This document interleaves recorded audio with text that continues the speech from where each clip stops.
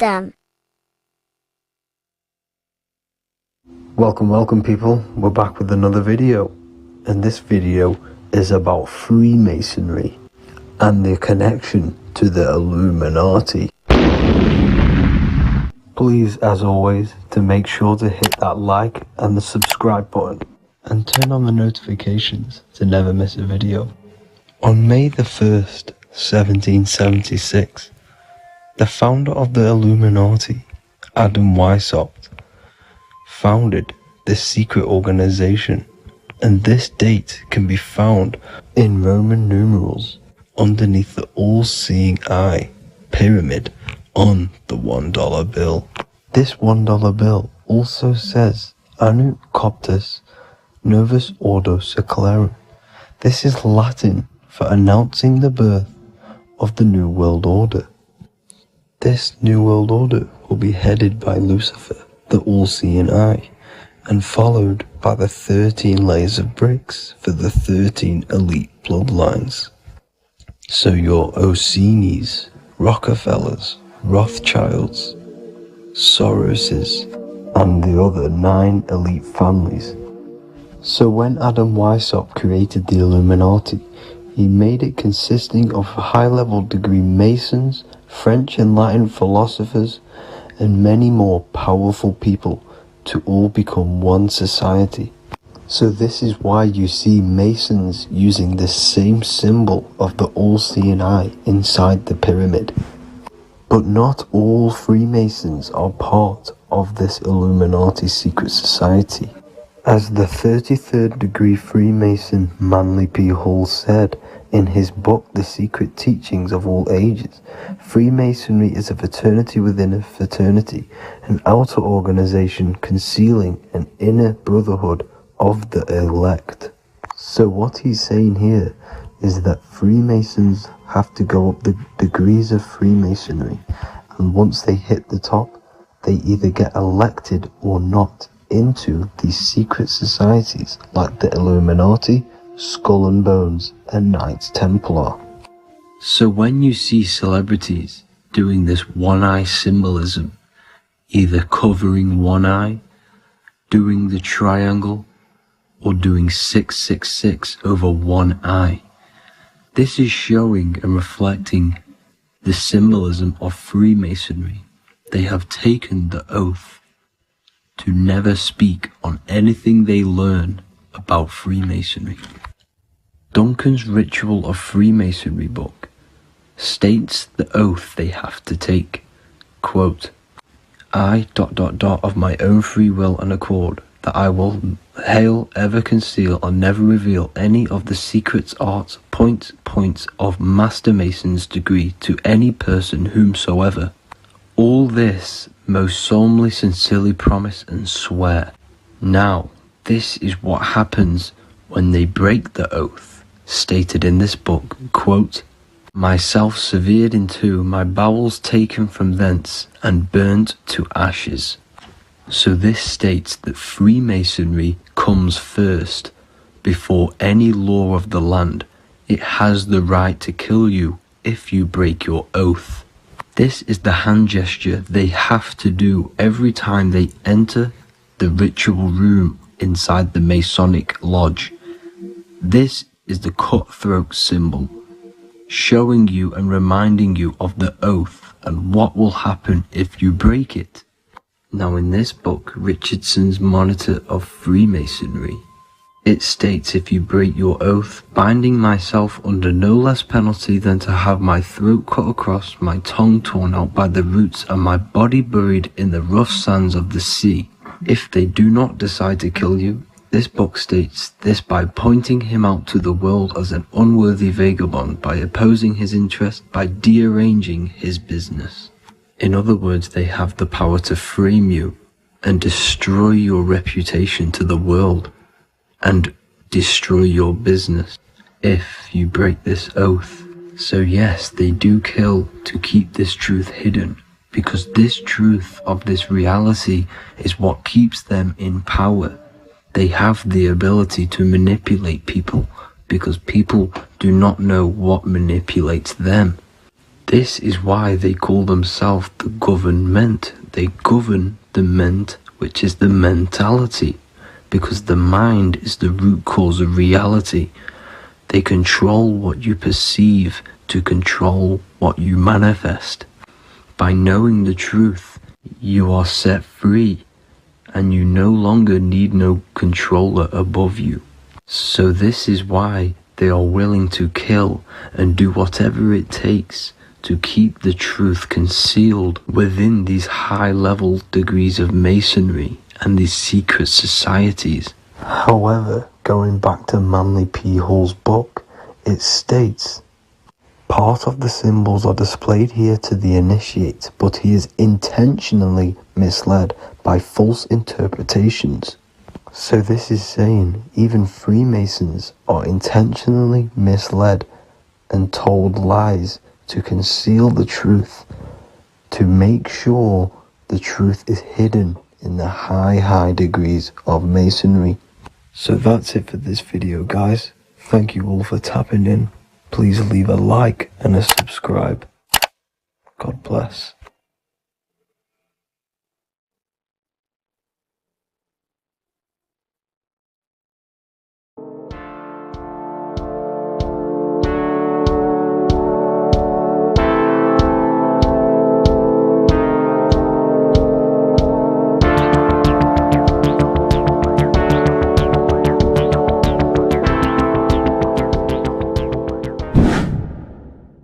Welcome back, people, to another occult lecture by Revival of Wisdom.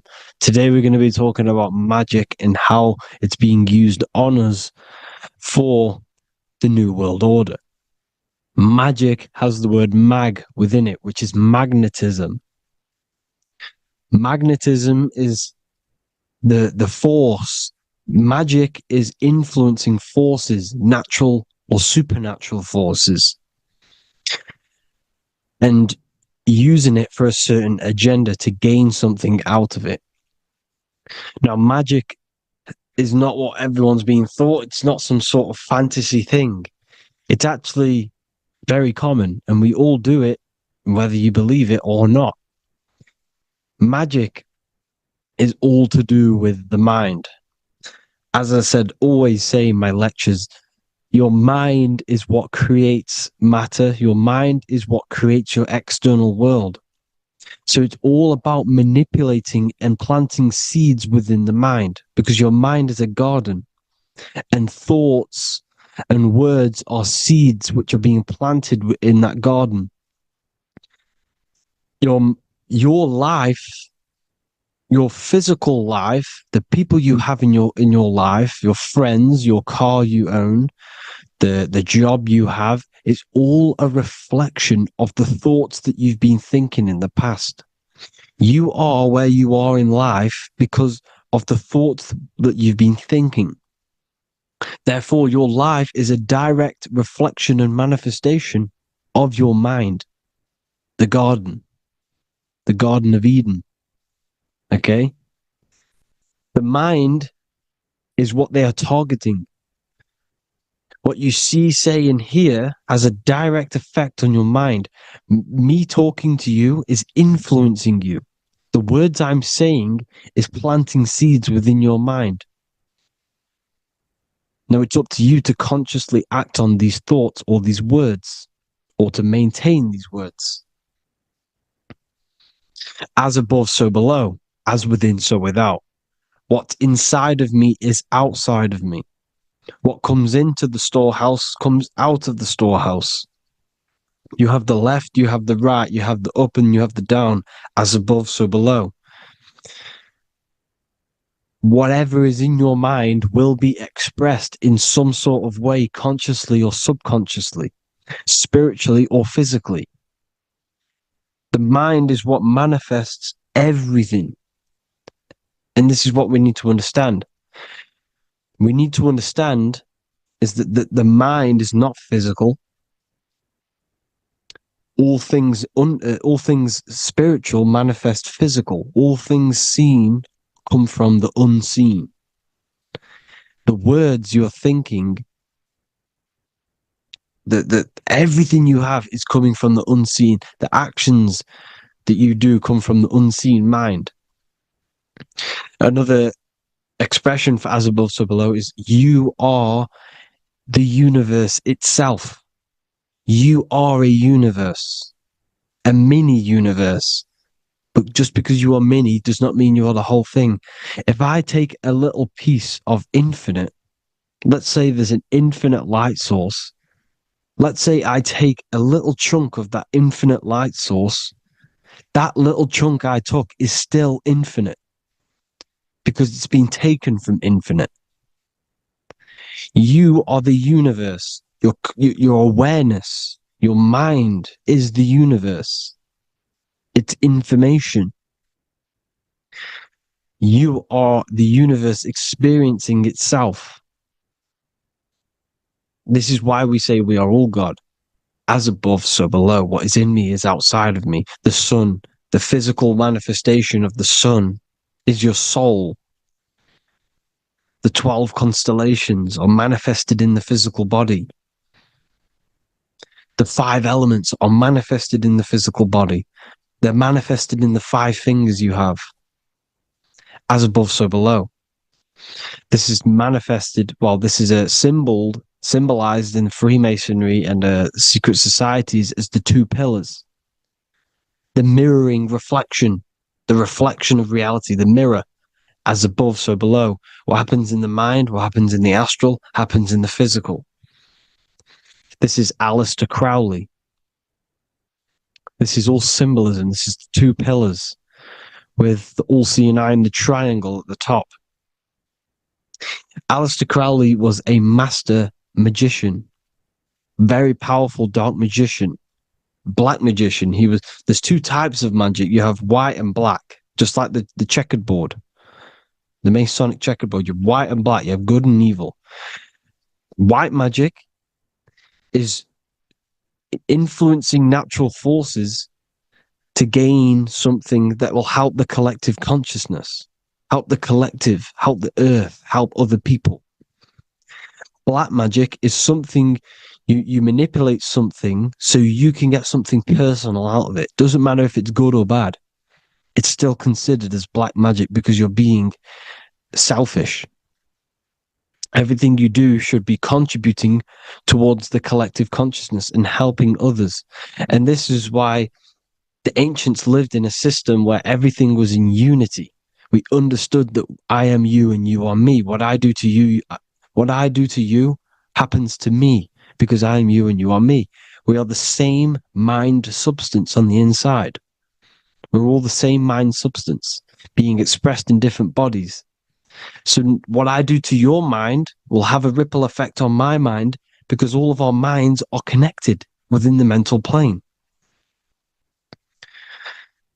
So this is why they know all this knowledge. They know all this knowledge. So yeah, this is the mirroring effect of reality, the 2 pillars, or symbolizes the number 11. The number 11. We'll go deeper into that. The technology we're using is magic. It's a form of magic. Television is tell-a-vision. They're telling a vision into your subconscious mind, into your memory.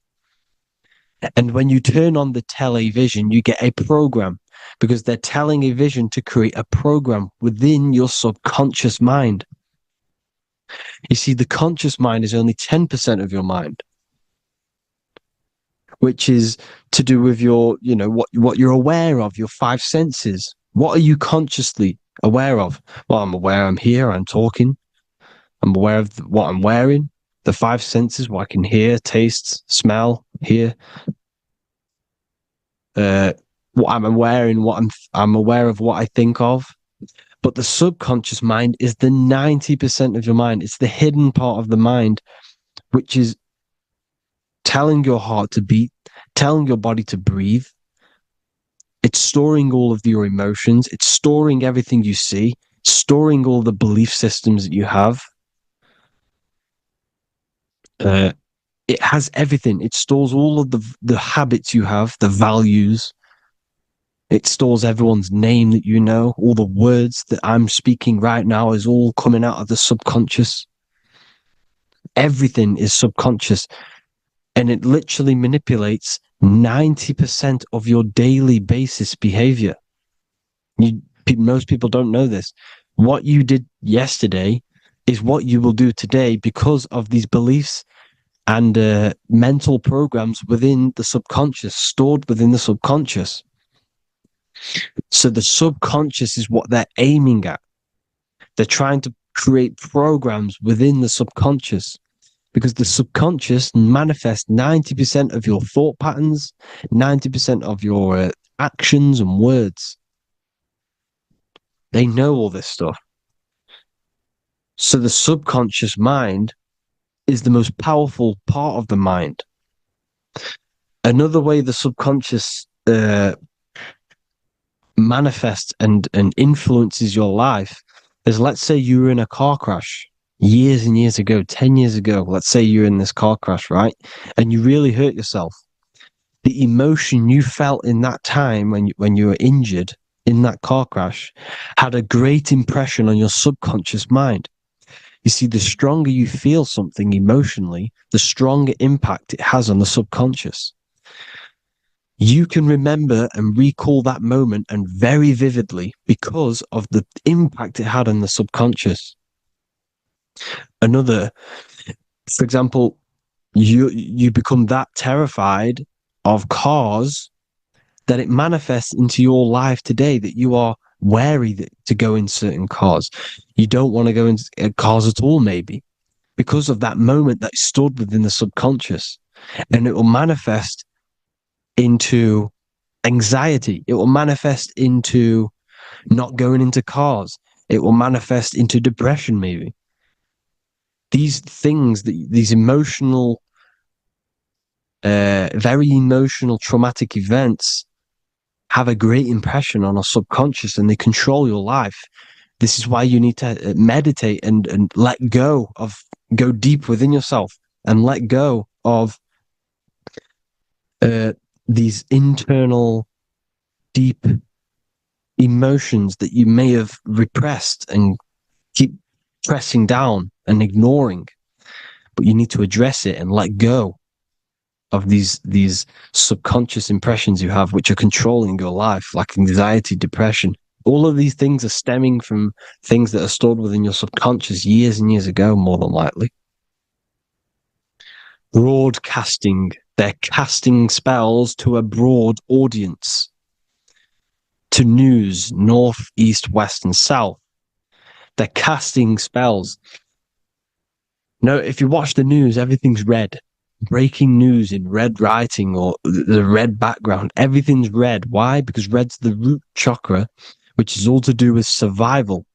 They want to stimulate this root chakra because they want you down there in survival mode. They want you in survival mode because you're easier to control. They control out of fear. And not only they're casting these spells as if, because most of the things they cast in the news hasn't already happened.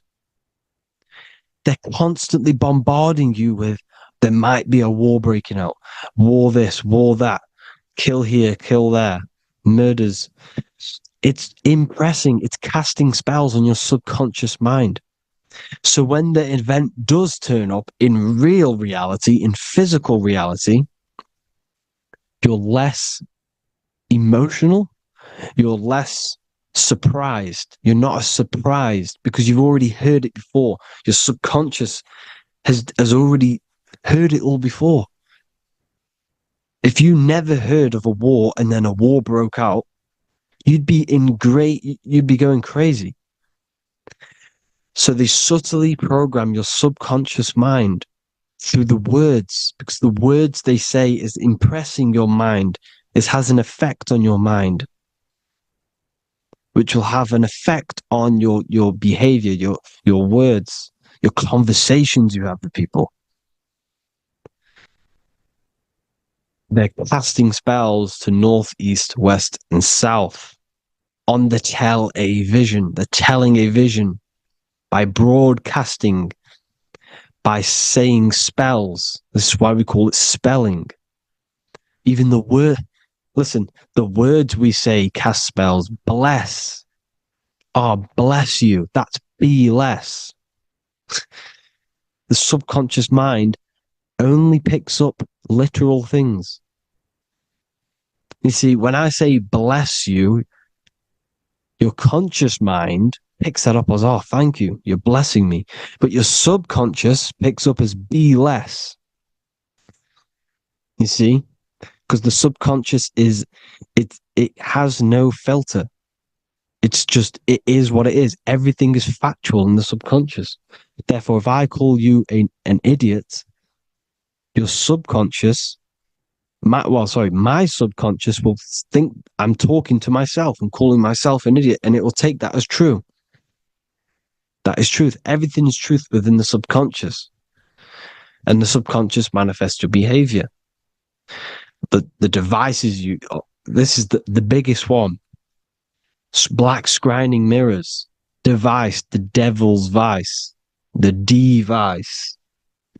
Okay? Black scrying mirrors, black screen. Screen is scrying. Black scrying mirrors were used to communicate with spirits within the astral plane in the medieval times. They're still being used now by black obsidian mirrors. And look at your phone, it's a black mirror. And there's some sort of, I'm not saying this is fact, but personally I believe these are portals for spirits and ethereal entities to come into your life, to come into your surroundings. So this is the next big thing. The TVs, your iPhone, your iPod, all black mirrors. And mirrors are very, very powerful. Even just a normal mirror. Mirrors have an effect. Whatever you say into a mirror, what you say is energy. And when you say something into a mirror, you're saying it into yourself. It's an infinite cycle of words, of energy, because it's being reflected infinite times. When you say something into a mirror, it has a massive effect. You're saying it directly into your eyes, into your mind. So what you say in a mirror should be said with precaution. Never say anything negative into a mirror, because mirrors are very, very powerful ways for you to reprogram your subconscious mind for the good. You can say very positive things into mirrors and it will reprogram your subconscious mind. Okay? Manifesting is all magic. It's all magic. Everything is magic. But consciously doing it is what they're doing. They hid this knowledge. Your phone is magic. It manipulates your mind. The iPhone. Okay? See, magic isn't all of this with wands and see, Harry Potter, okay, that was created to give you this perception of a mystical and amazing form of magic with magic wands and all sorts of stuff like that. Yes, that stuff was true when the collective conscious minds were on a higher level and our belief systems believed in these things, because the universal mind, all of our minds contribute to reality. If the masses don't believe in magic, if the masses don't believe in a certain thing, it's going to have an effect on physical reality. So when the collective minds are higher and have more open minds, things like Harry Potter can come true. See, it's all in the mind. The iPhone, the eye is the symbol for the mind, the invisible intelligence. The triangle is the ethereal plane. Okay? So the eye in the triangle is the eye that sees into beyond the ethereal planes. The square is the physical plane. So the iPhone, your phone, is a black box, just like the Saturn black cube. It's a black mirror. It's taking photos of you every 2 seconds. And it's your mind. Your mind is in that phone. Everything you like, everything you text, everything you type in Google, everything you say to someone, every conversation is all recorded on the phone. Therefore, it is a direct reflection of your mind. Your mind is imprinted into your phone because your mind, everything you think in your mind, you're manifesting into typing, saying, taking pictures into the phone, and it's collecting it and storing it. And what they're doing, and this is for all forms of magic, it's manipulating the mind. It's all manipulating the mind. Reels, Instagram, TikTok, this is all dopamine. It's all controlling the mind. Every like you get, every follow you get, every share that you get is dopamine within your brain. They're literally targeting your brain and mind. It's all manipulating, because what they're pushing through the phones, through the media, through the news, through the televisions is visions and programs. You are the one manifesting the New World Order. They're not manifesting the New World Order. They're giving you the information so you can manifest the New World Order. Everything they say is contributing to your mind. For example, digital money and all the information they put out for you to see is contributing to your enslavement. Your mind is manifesting the New World Order. They know this. They don't manifest it. There's billions of us.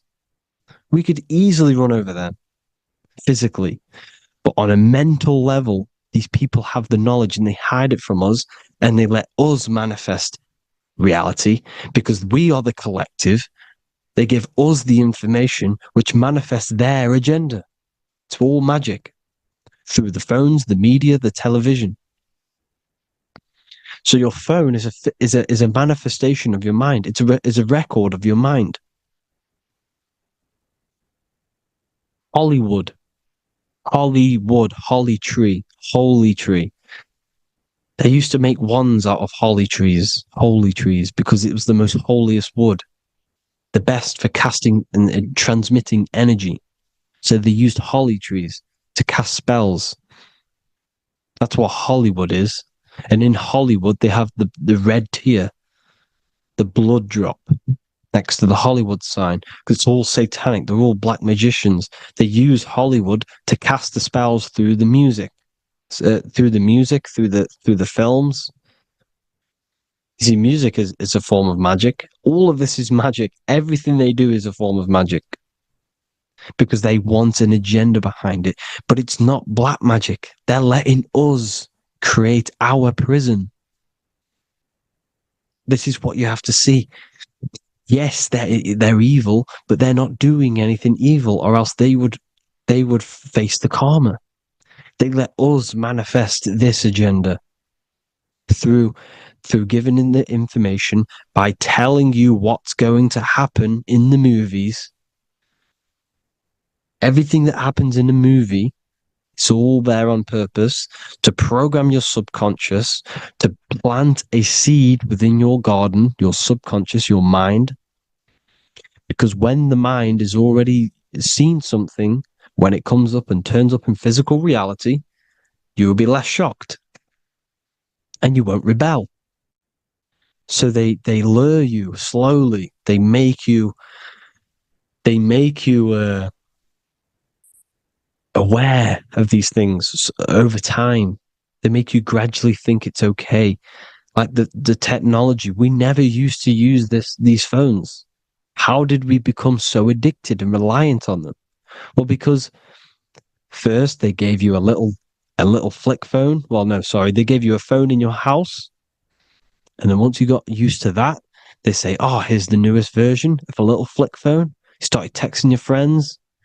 Everyone was loving it in high school. They could now meet up without saying, "Let's meet on the weekend at this point at this time," like your parents probably did. Or maybe some of you watching this, you probably had to tell your friend to to meet on the weekend at a certain time because you had no way of communicating. So everyone got these phones and got addicted to them. Then they slowly got addicted to the new iPod with the touch screen. Now they invented touchscreen. Then everyone got addicted to touchscreens. Then because all of this is producing dopamine in the brain, which creates you to become mentally addicted to things and physically addicted, chemically addicted.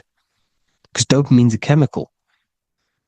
Your subconscious becomes a program within your subconscious, and your body becomes chemically addicted to these phones.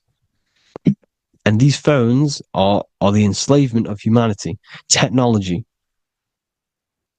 Without this, we wouldn't be in this mess, without technology. Because they're creating a hive mind. We're creating a hive mind. So back on track anyways, they program you. Look at the films, 9/11, all produced by Hollywood. Here's the 11, like I said at the beginning, the two pillars which reflect reality. What happens in the mind happens in the physical. What happens in the astral happens in the physical. Okay, what happens in the physical happens in the mind. It's the two pillars, the mirrors. 9/11. 9 + 1 + 1 is 11. Flight 11 was hijacked. New York is the 11th state. New York adds up to 111. This is not a coincidence. It's all a form of magic. It's a ritual, energy harvesting ritual, because your mind produces energy. Your mental attention produces energy, and they're feeding off this energy in the astral plane, these demons. Music is the most powerful. Personally, I think the music is one of the most powerful forms of magic they're using. Okay? Music is hypnosis. It puts your brain in a hypnotic state. It influences your electromagnetic field through vibrational energy. It reprograms your subconscious mind. Why do you think you remember the lyrics? You see, your subconscious stores all of the memories. Remember, the subconscious manifests 90% of your behavior. So therefore, the music you're listening to is manifesting your behavior.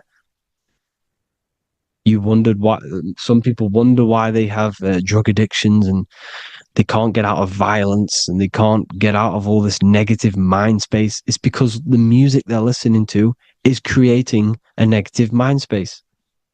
The words you listen to plant seeds within your mind. So the reason you remember the lyrics is because that song created a program within your subconscious. Yes, that is what happens. You can use magic to reprogram your mind, but you can use music to reprogram your mind because it's all forms of magic. It's using natural mental energy forces to manipulate the physical reality. You manipulate your mind, you manipulate reality, physical reality. Okay? So the music, another very, very big one. When you turn on the radio, it's just all talks about alcohol, drugs, and sex because they want you down in the lower three chakras. They want your mind attached to matter when it's mind over matter. Your mind's not physical. You see, the word spirituality is the new trend. It's not about your spirit. It's not about your spirit. It's about your mind. It's not about, spirituality and looking after your spirit. And they've got you focused on your spirit. Why? Because they hide your mind from you. You see, a lot of people think their mind is their brain, but the mind is everything. There is no physical reality without mind. You can have a brain. Imagine if you had no mind but a brain. It wouldn't work. The mind is everything. The mind controls your avatar. It begins in the mind before it happens in the brain. Then the brain manifests through the body. The brain's just an electrical computer. So that, they've got people scared, or do I have a soul or not, and all this stuff. Listen, if you have a mind, you have a soul, because you are not the mind. This is why everything is sort of an illusion, because beyond the mind is your soul. But what is the soul without a mind? You can't have a soul without the mind. But if the mind didn't exist, the soul doesn't exist. You are the person listening to your mind. I shouldn't say person, because you're not the body. You're the entity behind the mind. But if you didn't have that mind, you couldn't understand what you even were. You would just be an observer who couldn't think. So yes, we all have a soul. If you have a mind, you have a soul. Everything is mind. Everything has mind. Mind creates everything. God is mind. And then manipulating your mind through TV, your phone, every little thing, the school, it's all about the mind, people. Control your mind, you control your reality. Just the last thing, here you go. Aleister Crowley, the dark magician, Kanye West doing the exact same thing because they're implementing magic in the music. Here's the Beatles with Aleister Crowley in the background. Bet you never noticed that. Aleister Crowley was influencing music and placing magic within the music to influence the subconscious. This is what Baal worship was. This is why they kill children. They sacrifice these children. Why? Well, because in order to ascend, in order to raise your consciousness internally, godly, by being good, God, or being in order to be good and raise your consciousness and to get something in the physical world, you have to sacrifice yourself. And what do I mean by that?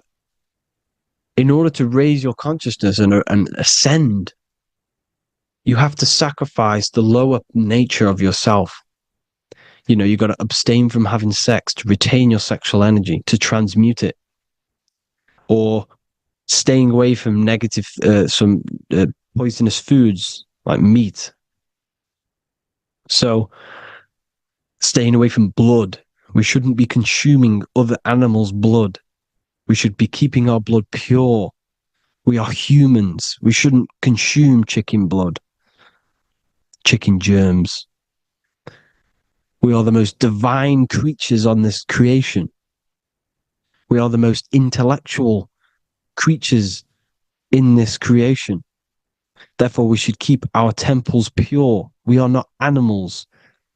If you want to associate yourself with an animal and go out in the wild, go and find a wild boar and go and try rip its guts out with your bare teeth, because you can't do it. You're not a cat. You're not a carnivore.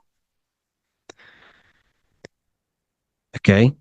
So in order to ascend, you have to kill and sacrifice your lower part of yourself to ascend up to your spirit self, your mind self, the highest version. And the elites don't want to do this. So they sacrifice other things like babies to kill them, to exchange their life over to the astral plane, so these demigods in the astral plane can give them something in return in physical. They don't want to sacrifice their lower self, so they sacrifice other things for exchange, for physical pleasure. But the godly person sacrifices their lower self for their higher self to do good and ascend. So this is what all the Baal worship is, people, and this is why they're doing it. Hope you all had an amazing lecture. If you haven't already, go and get the Book of Wisdom for more information. I don't go into dark stuff in this book, because all I do is enlighten people in this book. You can get it in Spanish, English, German, Italian, and French. Worldwide shipping. You can get the PDF or paperback. Or there is also a new one called the Human Health Guide 2.0. It gives you a list of all the foods, grains, oils, and nuts, everything that's alkaline and positive for the body and not man-made and hybrid. It tells you all the products to stay away from, how to fast, how to improve vision, how to improve everything, literally. So the Human Health Guide has been released. If you want that, I'll put all the links in the bottom of the description. Hope you all enjoyed the lecture, people. God bless you all.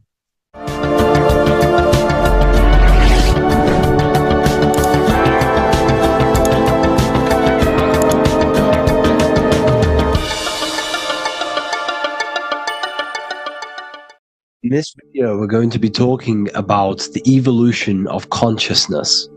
You are born human, however, you possess consciousness, which is the awareness behind your being, the awareness behind your thoughts, the experiencer behind your five senses, the experiencer, the observer behind your thought, emotions, and senses. You are an eye, an invisible consciousness looking through a lens, which is your body. Your body produces this physical world that you experience. Your brain produces this world. Your brain and body is a technological computer. However, you are an infinite, ever-expanding consciousness behind this physical body. And there is an evolution of a consciousness, a cosmic journey of expansion. And this is why we see so much pyramid symbolism in the occult and esoteric world, and especially within Freemasonry. Because the pyramid represents climbing, an evolution, a raising state of consciousness, a journey. Steps symbolize a journey upwards. This is the raising and the evolution of consciousness, our inner world. The transmutation of our inner selves, of our souls and consciousness and our minds. So when we see this pyramid, we're seeing a evolution, a way up to source consciousness. And the eye in the pyramid represents your source consciousness. It represents illumination. It represents divine guidance through this evolution of consciousness. This is why we see the ladder. Consciousness is ever expanding on an infinite journey of evolution. Each individual is a part of this cosmic process, contributing towards the ongoing expansion of both mind and awareness. As we evolve, we collectively explore deeper levels of existence, expanding the boundaries of thought and consciousness. The mind has the ability to expand infinitely into new realms of thought, into new dimensions of mind. The mind cannot be filled up. It is not a physical substance. The body can be filled up because it is a physical thing, but you cannot fill the mind. Therefore, the mind is constantly expanding, ever expanding into new fields of thought. So what we see in Freemasonry, the ladder, is again a journey, an elevation of consciousness. When we are born with an infant consciousness, and as we gain older, we gain an adult consciousness. Our inner world, our inner mind, and our emotional intellect changes and evolves. We are significantly different from when we were very young as an infant. It's because our consciousness evolutes, it changes, it alters like water. So, just like this evolution of your own consciousness as growing up, there is consciousness of beings existing in cycles beyond our own. And their consciousness is unimaginably different from ours. They operate on a higher level of understanding and knowing, experiencing reality in ways that transcend our current comprehension. Our minds right now cannot comprehend the highest states of consciousness. There are entities, there are beings beyond our own, existing in higher dimensions of consciousness that we cannot comprehend because they have expanded. They are on a further way up the ladder of consciousness. However, we are all on the same journey. None of us can take the same journey. There is one ultimate goal, reaching source consciousness. However, this is always ever expanding. However, we are all on a different journey. There is one truth, one source, one goal. However, there are billions in different ways of reaching it, and we are all on these different paths to source consciousness, to this ladder, this evolution of universal evolution. Okay? Their awareness is attuned to new dimensions of existence, reflecting a more advanced stage in the cosmic journey of consciousness evolution. So when you take DMT, you are shot into these higher realms of consciousness where you meet these beings who look similar to these images. They are not speaking to you physically. They don't speak to you three-dimensionally through vibration and words. They speak to you mentally. If you have done DMT, then you know this. And if you have met these beings, then you know this. You might have even met some of these types of beings on mushrooms or any psychedelic drugs. Because ultimately, when you take these mind-altering substances, it's altering your consciousness. It's merging your consciousness with the spirit of that substance.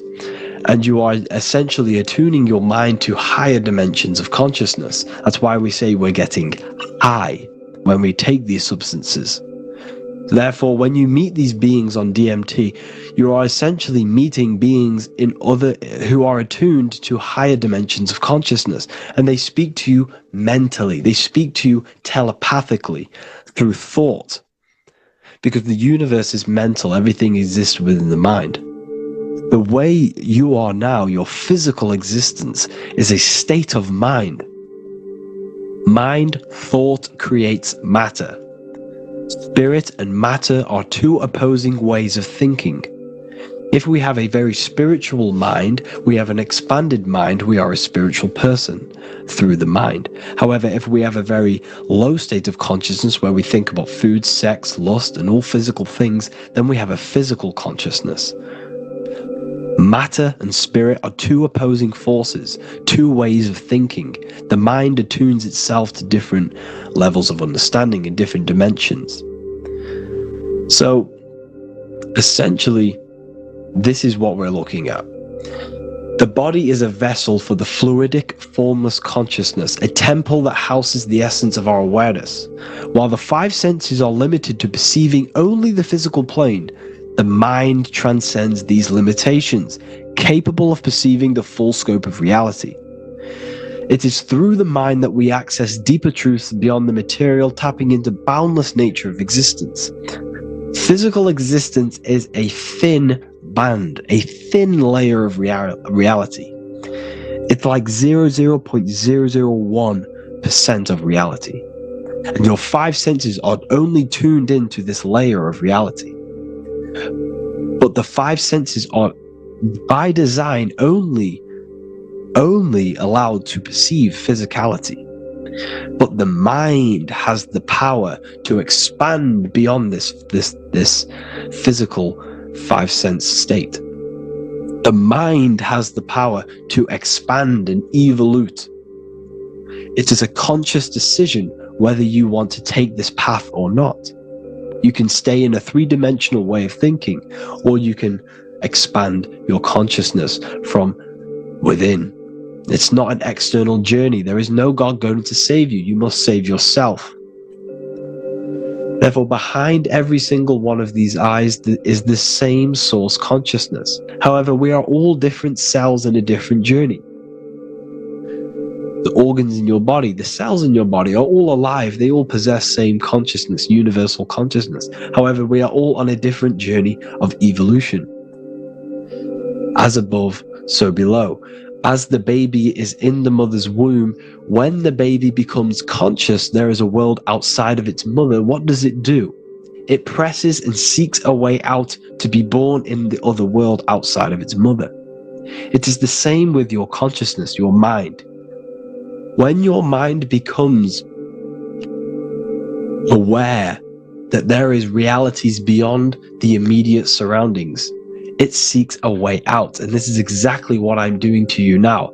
I am now expanding your mind and telling you there is other ways of reality. There is other dimensions of consciousness, which you can access through inner transmutation, through different ways of thinking, spiritualism, and meditating and connecting with yourself and detaching from external things. We can upgrade our consciousness. Your body is a womb. Why Jesus says you must be born again to see the kingdom of God, because you are born physically and then you must be born again spiritually, awakening your inner consciousness. So like I said, as the baby is in the womb, it's the same principle, as above, so below. You were a baby, you were in your mother's womb, and you figured out there is a world outside of your mother, so you seek to way out your mother to be born in another world. It's the same now. You must do this now. This is your spiritual evolution. This is the evolution of consciousness. It's ever expanding. When you die, this is a transition. You must learn to not fear death. This is another part of your spiritual journey. You must master death. Therefore, like I said before, the mind has limitless capacity to expand into new realms of thought, continuously exploring uncharted ideas and concepts without boundaries. The mind can ever expand. It can never be filled. It can never ever know everything. There is infinite fields of knowledge, infinite fields of thought. Your current state is just one stage on an infinite pathway. You won't remain human forever. The human experience is a crucial phase where we learn to balance polarities, master the fundamental laws of the cosmos. It is a period of growth and transformation, preparing us for the next stages in our cosmic evolution. The goal is to strive for perfection, yet the true perfection is unattainable. It's like a tunnel, and there is a light at the end of the tunnel. And as you walk through this tunnel, the light is ever moving backwards. You should forever seek to meet that light, but you will never meet that light because consciousness is ever expanding.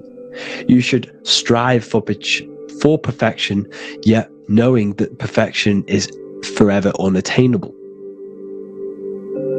The journey is endless, with each step revealing deeper layers of understanding and experience. The pursuit of growth and expansion is itself the essence of our evolution. You can find all of this knowledge in the amazing book that I have read for years. I have read this book, The Emerald Tablets of Thoth, the Atlantean, by M. Dorial, translated by M. Dorial. I'm telling you now, this book, now that I've told you this, you have some context on the book. The whole book is about evolution of consciousness. He's talking about higher dimensions beings. He's talking about how you can transcend this physical plane. It is truly the most amazing book you will probably read. One of the best spiritual texts you'll see. It's hard to understand, so you must read it over and over again. And the more your mind progresses, like for me, I read this every couple months, and the more I learn about consciousness, the more I expand my own consciousness. And every time I read this book, I pick out something new that just completely blows my mind, because you can only understand this book to your level of consciousness, to your level of understanding. So now that I've told you all this information, go and read this book and it will absolutely blow your mind. And so will the Book of Wisdom Volume 2, which is now available. I released it the other day. I'm just going to read a page out now. This page is called Spirit and Matter. The Earth is not merely a dense, lifeless rock drifting through space. It possesses spirit, a living essence that animates its form. But what do we mean by spirit? Spirit in esoteric terms refers to the energy, the life force, animating the principles infused in matter. So essentially, what this page is talking about is how everything has spirit, consciousness within it.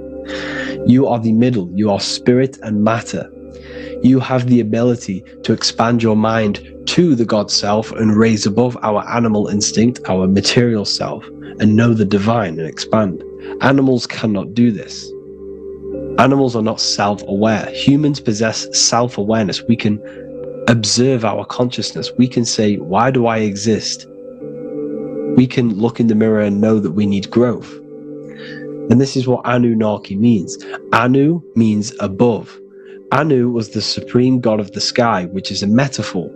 He represents spirit above, heaven. Anu came down to earth and married Ki, the goddess of the earth, which represents matter. It's a myth, it's an allegory. Anu married Ki and gave birth to the Anunnaki. Spirit came down and infused with matter and gave birth to the human, which is you. You are spirit infused in matter, Anu and Ki, Anunnaki. You are the Anunnaki. And this is just one of the teachings in my book. Honestly, this book is absolutely amazing. If you truly, truly want to expand your consciousness, give this book a read. And obviously, if you're inside the university, I give you this book for free. A paperback version. If you join the university, follow the steps inside of the general chat, you'll be able to download this book. Or, sorry, not download it. Order a paperback for free. All you have to do is pay for the shipping. You'll also gain amazing knowledge inside of my library, where your mind will just be overblown with the amount of esoteric books. There's over 45 rare occult books, plus you get a PDF of the Volume 1 and Human Health Guide. You get reoccurring updates where I expand on symbolism, occultism, where you will just feel absolutely amazing once you understand esotericism in yourself. You'll also learn how to create the dream reality that you want with the Manifestation Mastery course, where I teach you how your consciousness creates reality. You'll have a real lectures where I post lectures on symbolism, occultism, esotericism. There's a conscious community and live calls and Q&A where you can ask me questions and I'll answer your questions. I just want to say thank you to everyone who has joined the university. Thank you for even liking and watching this video. Any support I just appreciate every single one of you. Please, if you can, leave a comment and a like on this video and let me know any videos you want me to make in the future. And I will start uploading a lot more to the YouTube. So yeah, thank you all for tuning in today. Have an amazing day.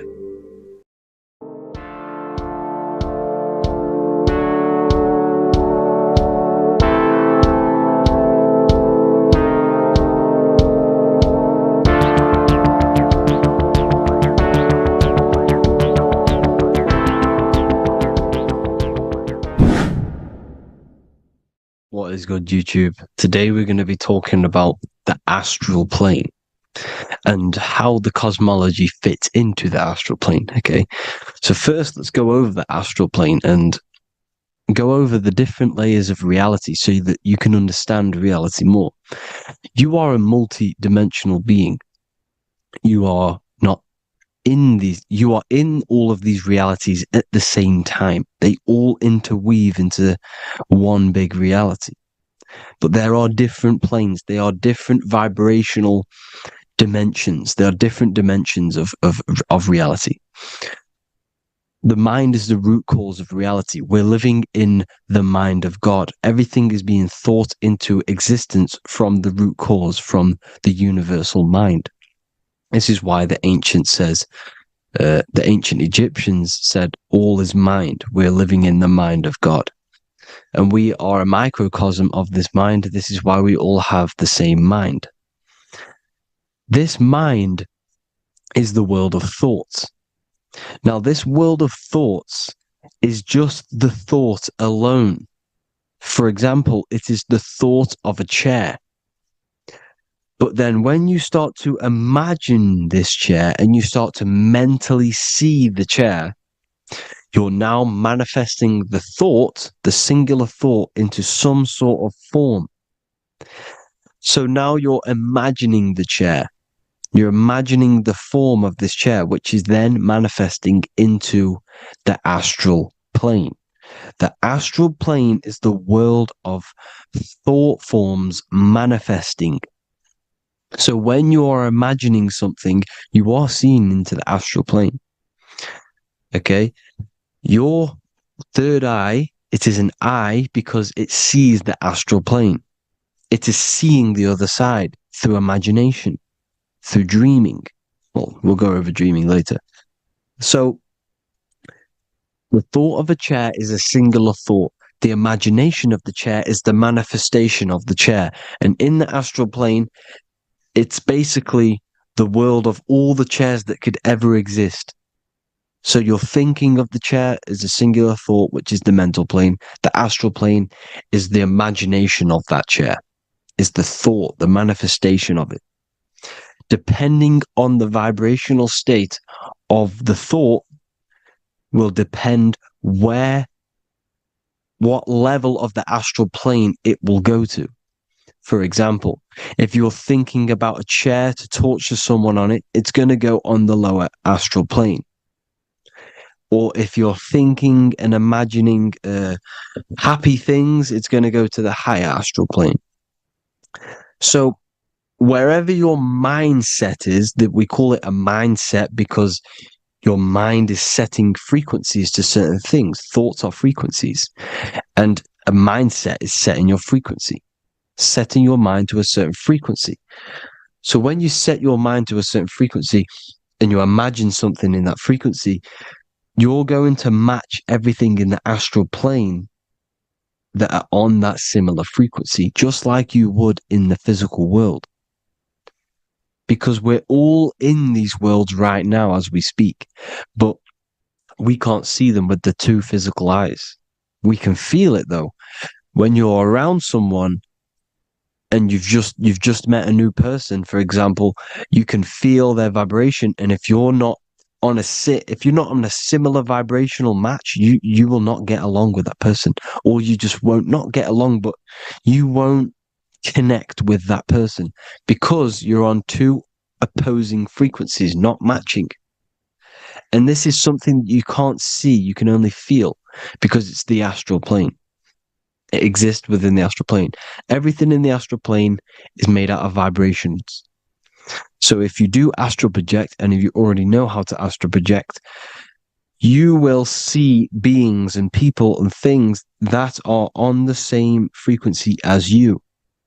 This is why before you astral project, you need to sort your vibration out before you astral project, because you are projecting your consciousness into this. It's the mind. The mind is the bridge. It can move between realities. You are a observer. You are a observing soul which observes different realities. And the mind is the bridge between all of these different realities. The mind can choose. If you want to project into the astral, you set your mind to it, you can. Okay? So let's not get off track. The lower astral plane is where demons are. The higher astral plane is where heavenly beings are. Heaven and hell are kind of a real thing. The etheric plane is a powerful substance, the ether, the fifth element that they don't tell us about. If you type in on Google the 5 elements, they will try to remove it with wood or metal, because they don't want you knowing about the ether. Ether is the energy double behind all physical objects. So the ether is very important. It is the 5th element. It is part of the physical world, but it's also part of the astral world. It is on either side. You see how they're showing you the truth in the language? Ether and either are the same word. The ether has 1 foot in the astral and 1 foot in the physical world. It's a substance that connects the physical to the astral world. It is the either. It's on either side of reality. It's on the other side. Other, either, same word. Ether is connecting the physical to the astral plane. It's the world of frequency. Frequencies, EMFs, torus fields are in the etheric plane. It is the energy plane. It's where energy moves through the ether. Okay? So then you have the physical world, the world of effect. Everything you see in the physical world is the effect of the higher planes. Each plane is a product of the plane above. So, and it melts into each plane. The physical plane is the lowest plane, it's the most densest, and the highest is the most fluid. This is the most fluid, this is the most dense. This is where we get the saying, as above, so below from. As above, so below comes from the different planes of reality. And magicians understand this. This is why magicians always say as above, so below. Because they understand if you manipulate the higher planes of reality, you manipulate the lower planes. Because the astral plane is a direct copy of the physical world, but in the astral plane. It is mirrored. The physical world is mirrored in the astral plane. They are both the same world, but just different vibrational states of the world. Kind of. It's hard to put this in words, people. So just try and understand. The astral plane is the double. It is whatever happens in the astral plane happens in the physical plane. This is why magic works. This is why demons work. This is why spirit communication works. Because if you manipulate the higher planes, you manipulate the lower planes. As above in the astral, so below. Leonardo da Vinci showing you to look up, pointing up. You got to look up. He's telling you to change the mind, you change the physical world. You change your emotions, you're on the astral plane, you change the physical world. You change your reality by changing the higher planes.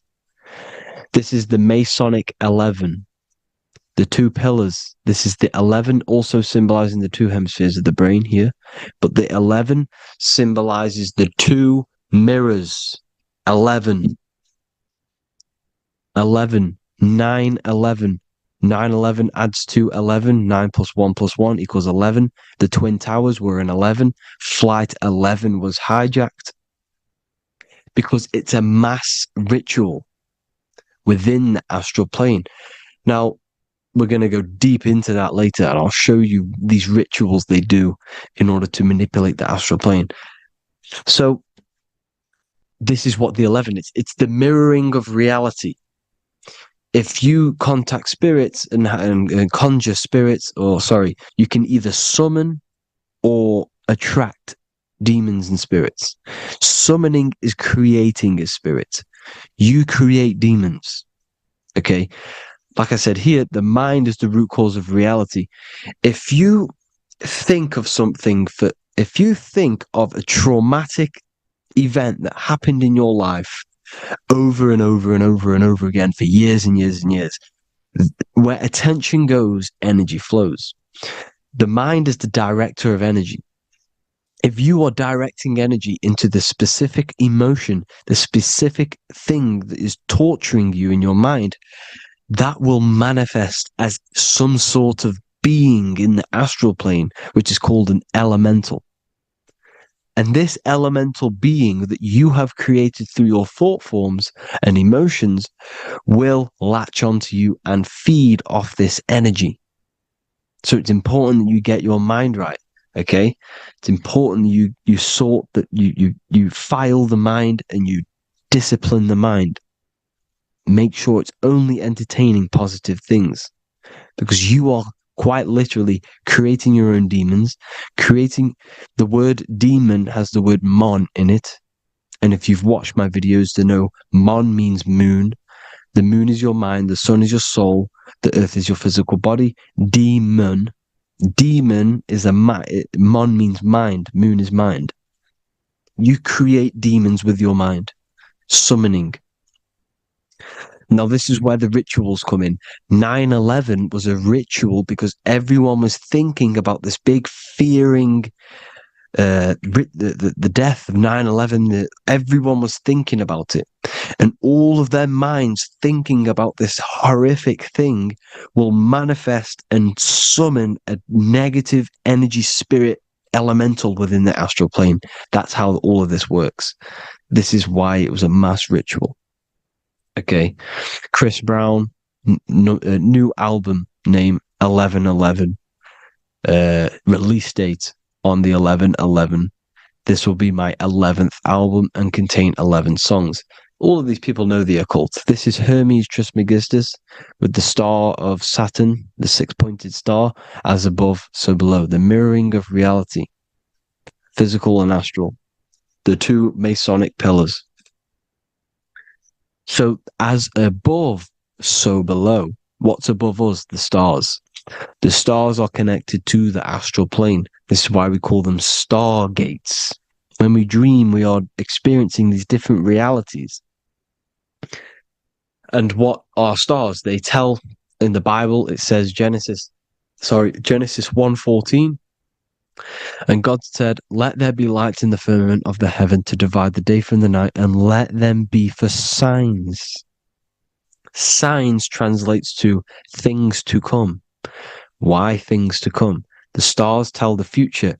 Why? And why do we say as above, so below? As above us is the astral plane and the etheric plane.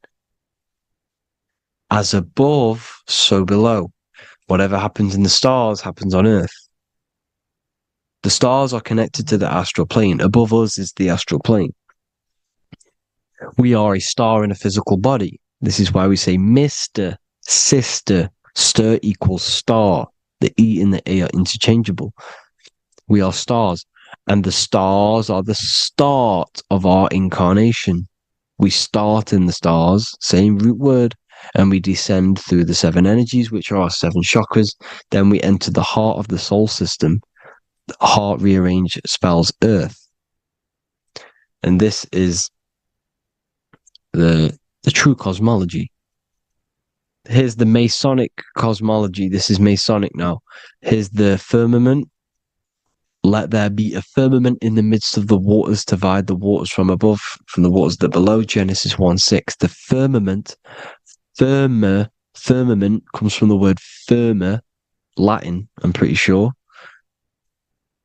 which means firm. When something is firm, meaning it's stable, it does not move, it is firm. The firmament is firm. So, is the firmament Genesis 1:6? What does he say? Genesis 1:3, sorry. Let there be light. This is before the sun and the moon was created. Let there be light. Before the sun and the moon was created, light was appeared. So what's that tell you? This is a holographic projection from some sort of light being, some sort of projector. And that projector is the all-seeing eye you see in the Masonic cosmology. This is the all-seeing eye projecting the light beams. Let there be light. Everything is made out of light. The universe is created out of light waves. The torus field is one unit of light. The light projecting this reality is Polaris. Okay, the famous all-seeing eye. Now, what else? Then we have after let there be light in Genesis 1:16, and God made the two great lights. This is the sun and the moon, electric, magnetic, male and female.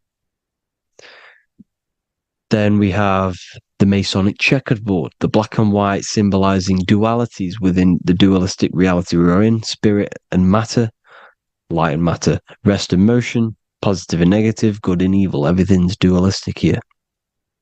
Okay? And it's a dance. The universe is a dance between flickering of white and black light, which is the torus field. We're not going to go over that, but this is all connected to the astral plane. This is the true cosmology. The astral plane cannot work on a spinning monkey ball in the middle of space.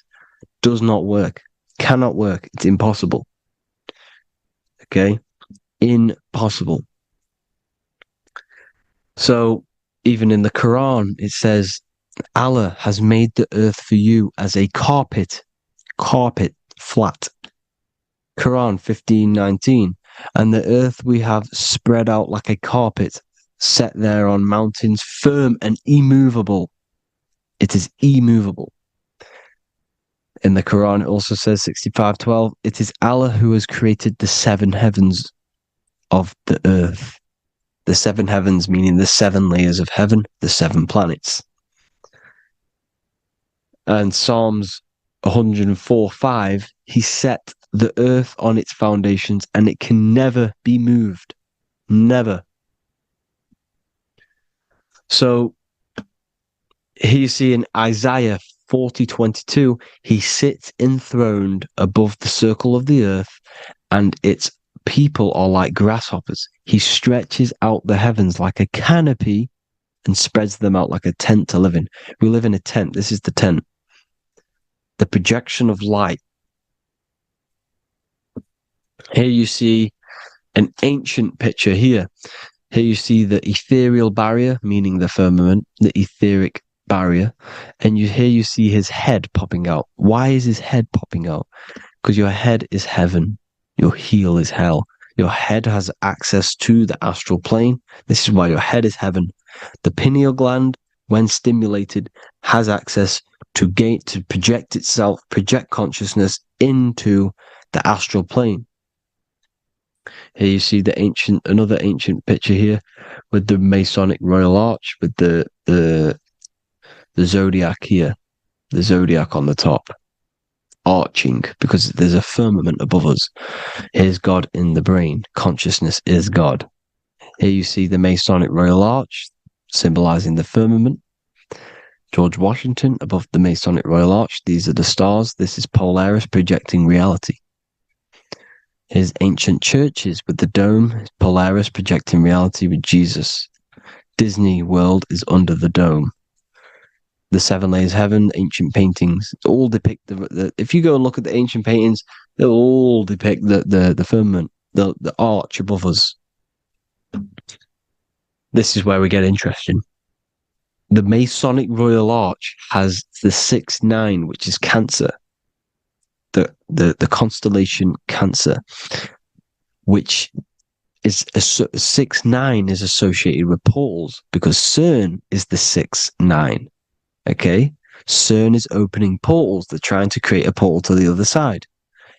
Cancer has the word CERN within it, so there is a link between Cancer and the opening, the firmament opening above us, to ascension. Here you see the Masonic art with the Royal Arch and the light and the opening.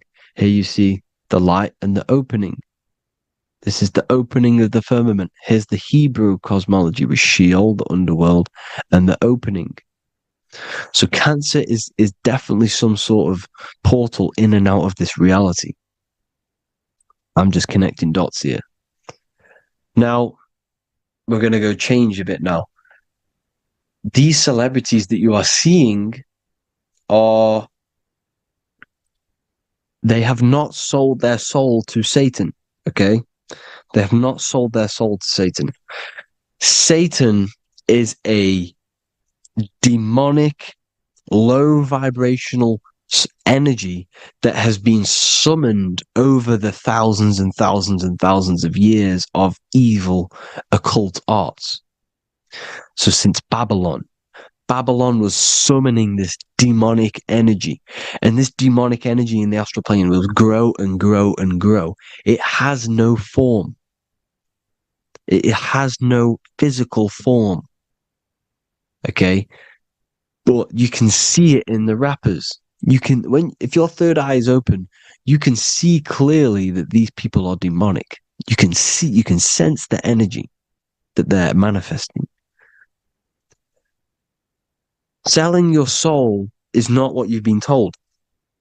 It is gaining, because your soul is pure love, okay? Your soul does not want to do anything bad.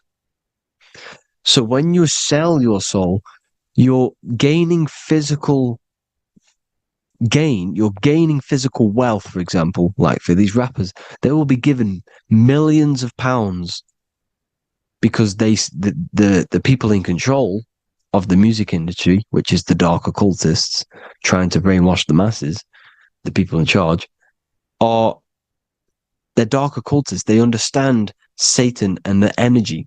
They are satanic energy, which has been summoned in the astral plane. They see that they have influence over the masses, so they will go to them and say, "I will give you this amount of money forever if you manifest this satanic demonic energy through the music and through social media to blind the masses, to brainwash the masses into this demonic energy. Because when you listen to music, music is frequency. Whatever you listen to, you become that frequency. So if you're listening to these people, they're throwing energy, this demonic, satanic energy that they sold out to. Soul, same word. When you sold something, you've got your soul involved. They have exchanged money, physical gain, so that they manifest this satanic energy within the astral plane and through the music, through the videos, through social media, to keep us in this vibrational frequency, in this low state of consciousness. This is what it actually is. It's not, you're not selling your soul to some sort of devil. This satanic energy has no physical form it is formless in the astral plane. It's a summoned energy. Now, the root chakra is red. This is why the devil is red, because it symbolizes the animal nature of man. When you are operating off your root chakra, you will kill, you will fight, you will do anything to survive, because it's all about survival mode in the root chakra. They want you keeping in that fighting mode, that surviving mode, so that you are manifesting this low vibrational frequency, this satanic energy, this demonic red energy. This is why the devil is red. And the devil has a tail with the red arrow pointing down, because it symbolizes your light body. This is your Merkaba. Your Merkaba is your light body. Mer equals light, Ka equals spirit, Ba equals body. Merkaba, this is the devil's tail pointing down, the descension, your heel, up to your heel, hell. Ascension to heaven, head. You see, this is the all-seeing eye with the illumination coming off it, your head, when you're illuminated. The Merkaba is your celestial sphere to portray different planes of reality. It is the vehicle of ascension. It's your light body. It's in the word Kabbalah, Kabbalah, Ka, spirit, Ba, body, La, light. Same thing, Kabbalah, Merkaba. Same thing, it's all about the light body. This light body sees different realities. So when you see the goat in the music industry, it's this satanic summoned energy that's been summoning for thousands of years within the astral plane. When it becomes to the physical plane, it will manifest through different things. A goat, an owl, Satan, Moloch, Baal, same deity, same demonic energy that's been summoning in the astral plane. And this is why the Baphomet has a goat head. Drake's new album is the goat. The Polo G, the Masonic G, with the goat. And here's Ryla Rodriguez in the mirror, with the goat in the mirror and him in his physical body. It symbolizes, the mirror symbolizes the astral plane, because he's manifesting the goat, the demonic energy. He's sold out to the demonic energy. And in the physical plane, he's his physical body. The mirroring, the Masonic 11, the mirroring of reality, the astral and the physical. And what do you call them when they're an amazing rapper, the best rapper? You call them the goat. Because the goat, you're the goat because you're manifesting the goat energy, the satanic, demonic energy within the astral plane. So Baal, Moloch, all the same thing.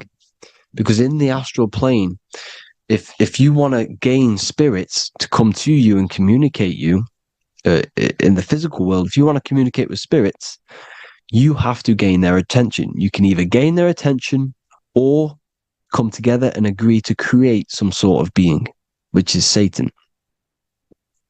Okay. You can, like I said earlier, you can create these beings, you can summon them or attract them. One way to attract them is sacrificing. In order for you to become God, man, to turn to God, you have to sacrifice your life. You have to sacrifice, not drinking, not doing things, not doing anything demonic, not doing anything bad, not eating meat. You have to sacrifice yourself to become the light. However, if you want quick, instant gains in the physical world, you can sacrifice something else to communicate with these spirits, because these demonic energies feed off demonic energy, your demonic energy. So these dark occultists will give away babies, they'll sacrifice, torture babies so that they gain, so that they can communicate with these spirits for physical exchange. Yes, you can do this. These powerful spirits, these powerful demons can give you powers. They can give you certain things. And this is what they are doing.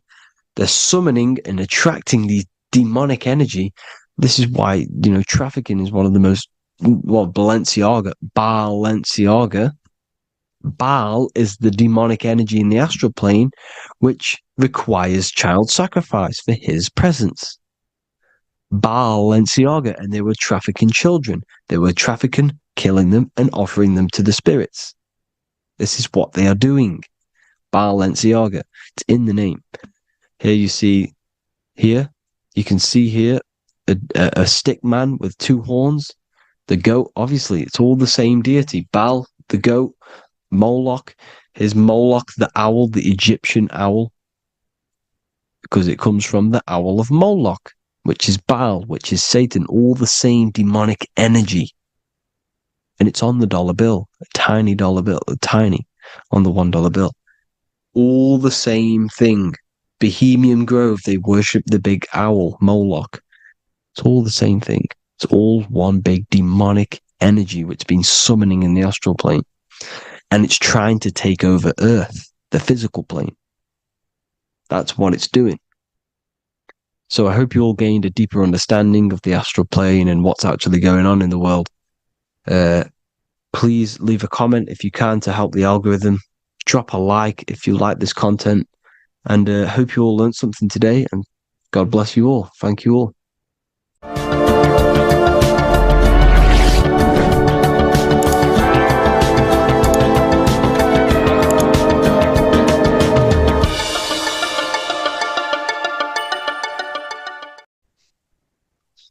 Matthew 21:1, Jesus went into the temple of God. Corinthians 3:16, do you not know that you are the temple of God? Now what is this telling you?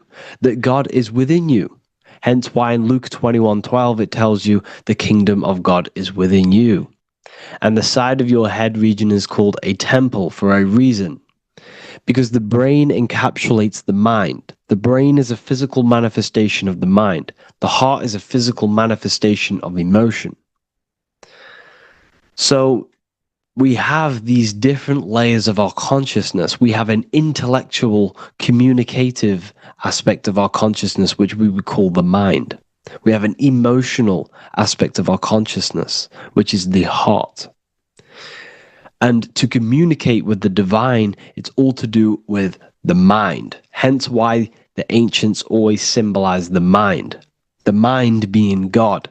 This is why Michelangelo always placed God inside of the brain on top of Sistine Chapel in the middle of the Vatican. He understood that God is in the brain. God is within you, not outside of you. The church tells you that God is in the sky because they are creating a externalization of the truth to create a business and a distraction so that you don't find the divinity within you, so that you don't find your power. Now you have Adam, the physical man, the physical body, the ego, the lower self. And he is resting. He's not trying to reach to God, but God is reaching because the higher consciousness within you is always trying to communicate with you. It's always trying to wake you up to your divinity. But the lower mind, the lower self, Adam, the physical self, is always in ignorance of truth, always in ignorance, and stays in a materialistic way of thinking, which is the lower animal self. And this is what we call a sleep or an NPC. This is the lower mind of man. But all you have to do is to move your finger to touch God. You have to look within yourself, within the brain, meditate, and you can find God. This is why in the Bible we see many references to the human body and anatomy to truly connect with God. Kings 6:8, the door to the middle chamber was in the right side of the house, which is the right hemisphere of the brain. The middle chamber is the pineal gland, where the seat of your consciousness is, where the seat of your higher consciousness is, the mind. And they went up the winding stairs, which is your spinal column, into the middle chamber, and out of the middle chamber into the third. So they went up the winding stairs. This represents raising your consciousness up the winding stairs. Your spinal column acts as a stairway of consciousness. Depending on what sort of consciousness you are operating in, depends on what part of the spinal column you are using. Because the spinal column ascends and descends consciousness. What do I mean? If you are in a reproductive way of thinking and you're always thinking about sex, you're jerking off all the time and you're always eating, all of your brain's power and your mind's power is being descended into the lower aspects of the spinal column, which represents hell, the physical state of man, Adam, the ignorant state. We're basically living off low-level pleasures like an animal. And the stairway to heaven is your spinal column. They went up the winding stairs into the middle chamber, which is your mind, your pineal gland, and out of the middle into the third stage of consciousness, physical, etheric, astral. When you meditate and you start to raise your consciousness during meditation, you enter the astral plane when you turn off thought. But this is the middle chamber inside of the brain. Here we see another painting inside of Sistine's chapel of God inside of the brain. This is the brainstem. This is the brain. This is the frontal lobe. This is the back lobe. This is the back lobe. This is the cerebellum. Here's the reptilian brainstem. Here's the claustrum. This is what we are seeing here. Anatomy. Here is another one in Sistine's chapel in the middle of the Vatican. This is depicting the brainstem. God's neck looks exactly like the brainstem. Here we see a real brain compared to God's neck, because the neck is just below the brainstem. And this is what they are symbolizing, because they knew that God is within you. God is a part of the human body. God is inside of the body, because the body is a vessel for consciousness, for universal consciousness. Inside of you, inside of me, is the same spark of consciousness. And this same consciousness is spread out into every living essence, because everything comes from the one source, the one God, the one consciousness. Matthew 6:22-23. The light of the body is the eye. If therefore thine eye be single, thy whole body shall be full of light.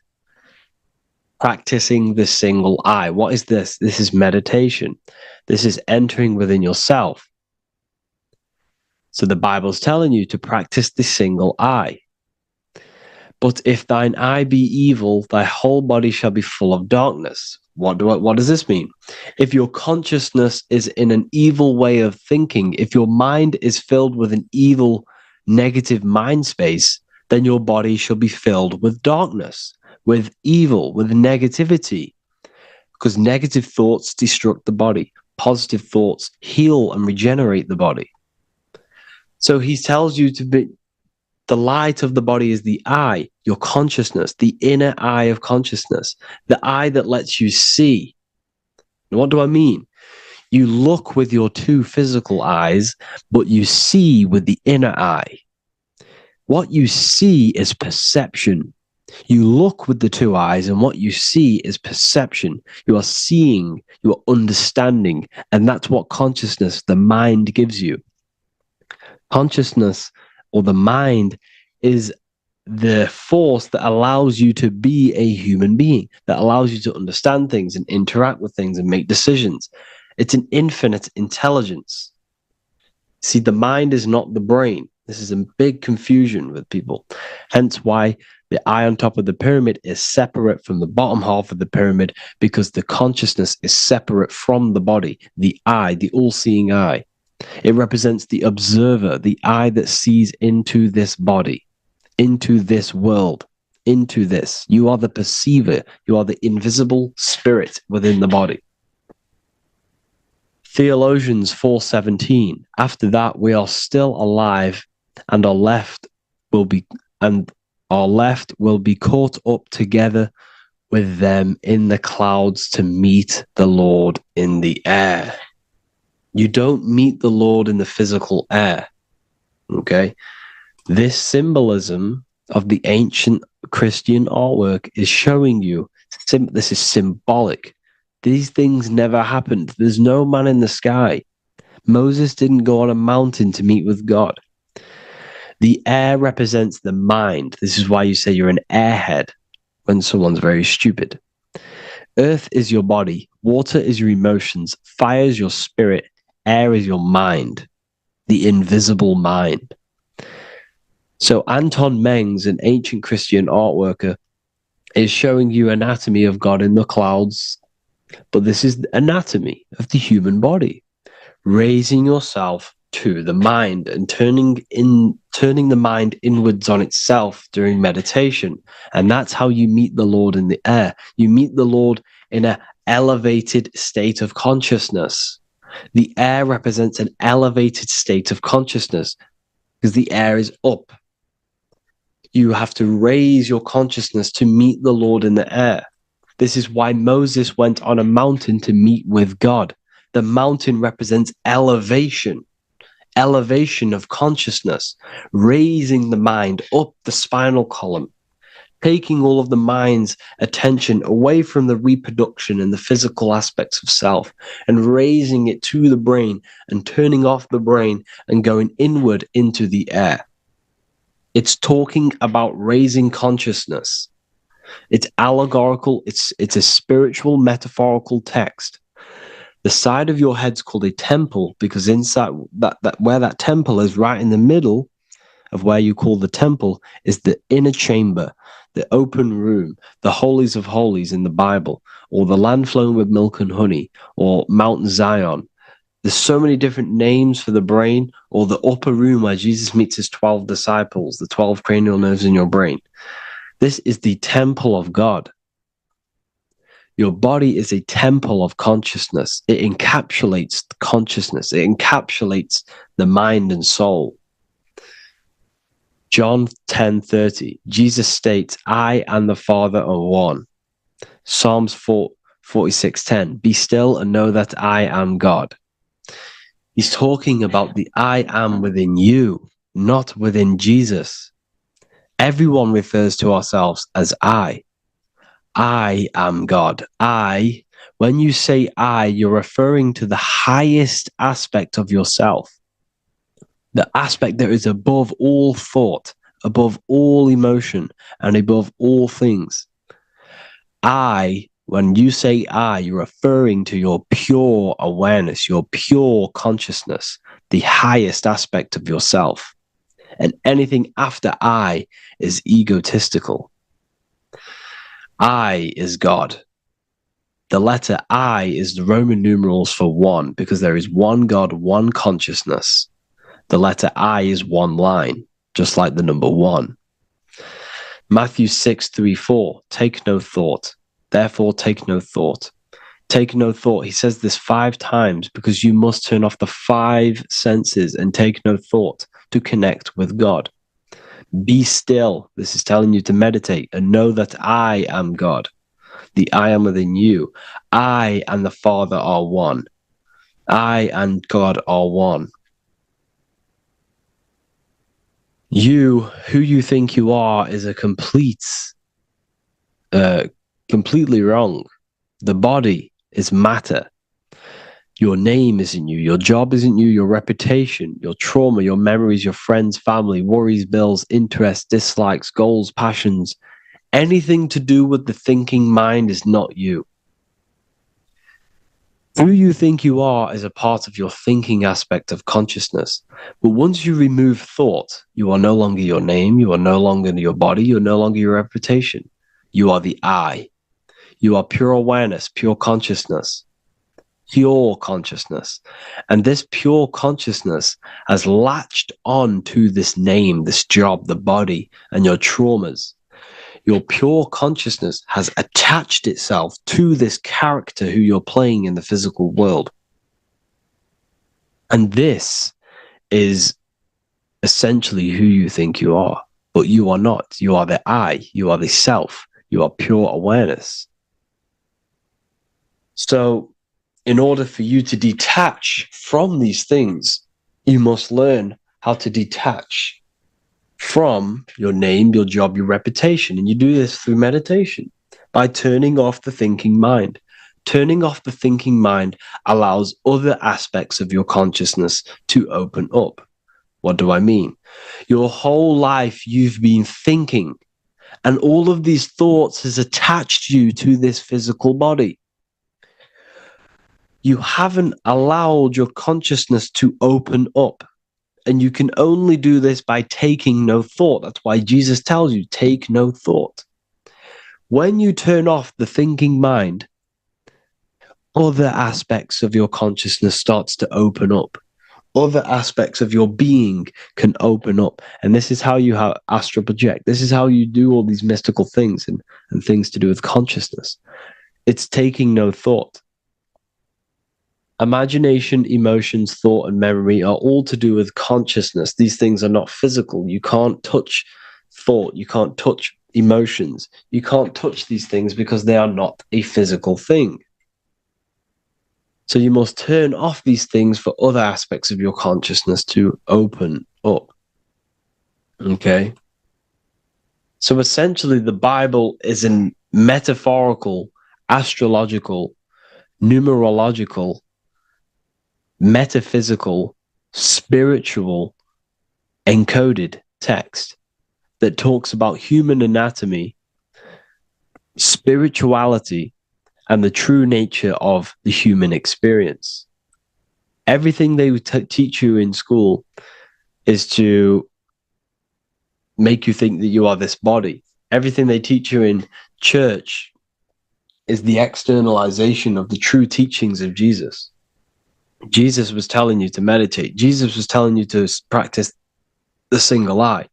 Jesus was telling you to look within yourself and find God. He wasn't telling you to pray to him. Mark 16:19, he was taken up to heaven and sat at the right hand of God, the right hemisphere of your brain. John 21:6, cast the net onto the right hand side of the boat and ye shall find fish. Fish is understanding. The boat is your body, your brain. Cast your awareness into the right side of your brain and you will find understanding, because the right side of your brain is all to do with the creative aspect and the intuition and the spiritual sides of your consciousness. This is why God is here.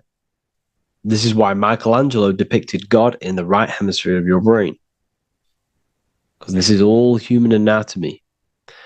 And I speak about all of this in the brand new Book of Wisdom, Volume 2. Which is now available. The start of the revolution has begun. This book is truly going to change the way people see the world. It's got so many more topics than the last one. It's truly a revolution. It's written in so much detail. It's very practical. I cannot wait to share this one with you. I just want to say thank you for the opportunity for me to create this book. Because without you, I couldn't have created this. And I just love sharing my work with you. And I thank every single one of you for the support, the watch, like the views and the likes, everything. Especially the people who have joined the university and stuff like that. And for people who have joined the university, you do get a free Book of Wisdom paperback if you just go to the general chat and follow the the description. Follow what the instructions that I gave you in the chat, and you'll be able to order a free book of wisdom if you are inside of the university. Plus, you get all of my other books, 2 books, and over 45 occult books on occult and esoteric things. You get lectures, live calls, a community, a manifestation mastery course, and a whole library and reoccurring updates every month, every week. So yeah, I hope you all enjoyed this video. Thank you all. Please leave a comment to help the algorithm, and leave a comment on what videos I should make. And yeah, I'll get to uploading on the YouTube a lot more now the second book is now released. I have a lot more time on my hands. No longer using my energy to create the book. I'm now going to redirect this mental energy into the YouTube. So there will be a lot more content coming. So I need some content ideas. So feel free to comment some ideas, some YouTube videos that I can create. Thank you all, people. Have an amazing day. Welcome to Revival of Wisdom. Welcome people, we're back with another video. In this video we're talking about how Jesus Christ and Christianity is all sun worship. The Holy Bible of Christianity is not meant to be taken literal for history. It is a story and has lots of metaphors. Starting with the symbol of the cross of Jesus. This cross originates from this ancient cross of the sun. This symbol has been used for thousands of years, way before Jesus was a thing, in Europe, America, Asia, and all around the world. In fact, this symbol is still being used by Christians today, not knowing it represents the sun. This is a 4,500-year-old artifact, a golden plate with an equal-armed cross found in England. The gold to symbolize the sun, and the equal-armed cross for the 4 equal seasons of the year. So this is why in the Bible you have Matthew, Mark, Luke, and John, symbolizing the yearly cycle of the sun and the 4 equal seasons. Also in the Bible, Jesus is referred to as the light of the world. So yes, Jesus represents the sun. He is a metaphor for the sun. Hence why in all of these pictures and images and paintings of Jesus, there's always a sun behind his head, and some even with the sun cross behind his head. Jesus also has 12 disciples, which represent the 12 zodiac signs and the 12 months of the year. This is the Last Supper by Leonardo da Vinci. As you can see, the sun, being Jesus, is in the center, because the sun is in the center of the zodiac signs. There are 4 groups which symbolize the 4 equal seasons. Each group contains 3 people symbolizing the 3 months and the 3 zodiac signs in that season. There is only 1 female in the painting, which is Virgin Mary, who symbolizes Virgo, the astrological sign. So yes, Jesus symbolizes the sun with his 12 zodiac signs and 4 gospels for the 4 seasons of the year. However, there is another phenomenon. The 25th of December is known as the birth of Jesus Christ, which is known as Christmas today. Jesus symbolizing the sun and is born on December 25th. This is the day the sun moves 1 degree northward, bringing back the warmth, the growth of crops, the life and light back to the northern hemisphere. Everything is springing back to life, as we call it, spring. So it is said that the sun is born again on the 25th of December, and Jesus is known as the risen Saviour, because the sun is our risen Saviour, because it gives life to the whole of this realm, the warmth, the crops, and without the sun rising in the morning, we'd all die in about 2 weeks. And we all know how Jesus died on a cross. The sun also dies on a cross in the southern hemisphere. It dies on the Southern Crux constellation. And on December the 22nd, 23rd, and 24th, the sun remains in the same position. So the sun dies for 3 days and it is born again on December 25th, when it moves 1 degree northward. And this is when the sun is born again, or resurrected, just like Jesus. Constellation Virgo is prominent in the spring sky in the northern hemisphere. So therefore, the sun is born a virgin, Virgo. And as you see in this image, you see Virgin Mary holding the sun. Us as humans do not own the sun, so therefore God owns the sun. So yes, the sun is the Son of God, and this is what Jesus is symbolizing. And just how Jesus sacrifices himself for humanity, that's what the sun does. The sun gives out all of its energy so we can live. There are many other Bible verses which represent Jesus as the sun. Now in Matthew 8:23-27, his disciples are in a boat and there is a massive storm. Jesus is asleep, meaning the sun has not arose. And the disciples say, "Save us, Lord, we are perishing." Quote, "Then he rose and rebuked the winds and the sea, and there was a great calm." End quote. Now this is a metaphor for the sun rising and calming the storm, because in the ocean, when the sun is down, that's when there are great storms.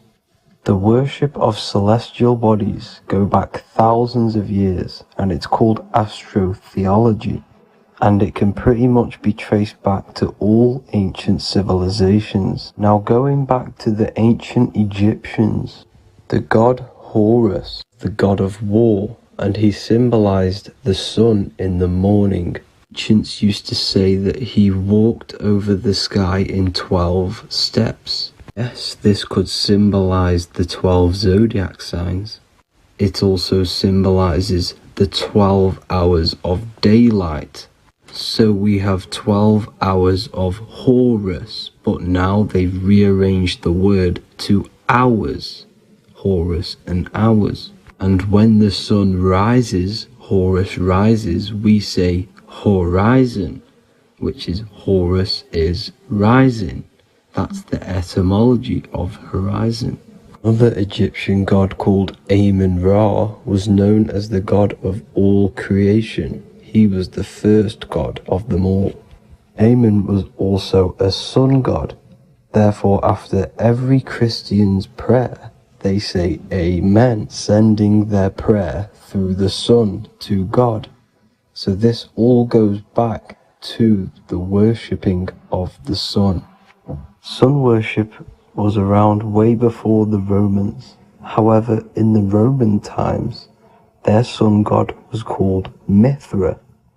Mithraism was the main religion before Christianity came into play. Mithra was the son of God. He died on a cross, and he was dead for 3 days and resurrected, just like Jesus. So the Catholic Church was not made in heaven. It was made by the Roman Empire. They mixed all the sun religions of Judaism, Mithraism, and other Arabic religions, and combined it into one, so Caesar, the Roman emperor, could gain his own religion. So yes, Christianity was a political move to gain more control over the masses, because it was a worldwide government at this point in time. So here is a Sumerian helmet with the rising sun symbol.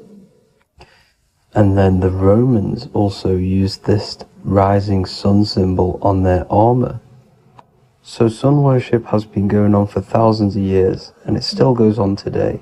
However, with all the programming and the low IQs, today we do not get the full interpretation of the Bible and these stories from the past. And Christians and other religions are all brainwashed to not question their religion and not realize their true origins and where they come from. I do advise you all to do your own research and come to your own conclusions. However, I'm just pointing out the facts and connecting dots for you all to see. That's it for this video, guys and girls. Thank you all for tapping in. God bless.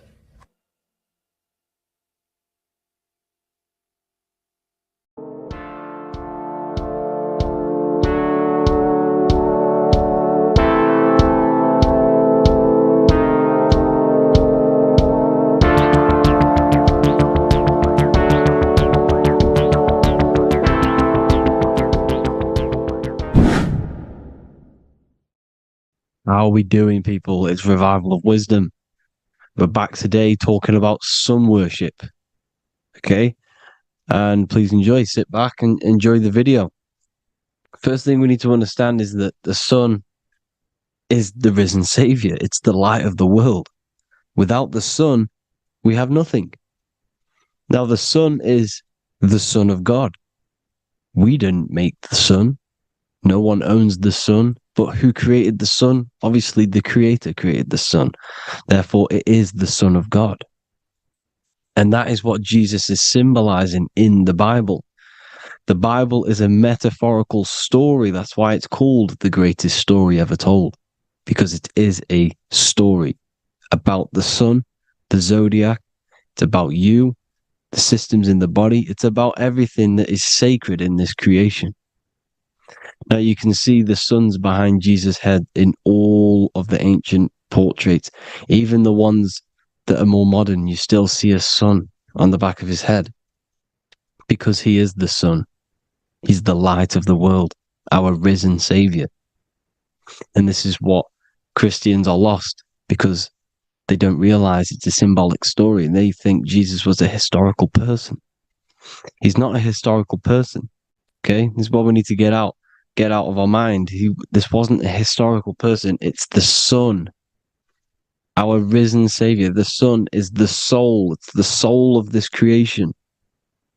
Because what is a soul? A soul is pure life force, pure energy. Whatever a soul inhabits, it gives life to. Like our soul feeds our body. The sun feeds the earth because the sun is a soul, and that's why the ancients called it Sol. Because it's the soul and it's in you and it's the light of the world. It's the light of everything. It gives life to all things. Here's Jesus and his 12 disciples. The 12 disciples symbolize the 12 zodiac signs. Aries, it rules the head region because the 12 zodiac constellations rule specific regions of your body. Aries, the ram, you have a cerebrum in your head. This is Aries on the head of the table. His Gemini rules the arms and the lungs. The two twins, Gemini. He's holding up two hands for the two hands and arms. The twins. Cancer has a knife in his hand. It's not so clear, but he has a knife in his hand. Cancer is the crab. Crabs have claws. And he's pointing at Virgo's Adam's apple, saying there's no Adam's apple there. It's a woman.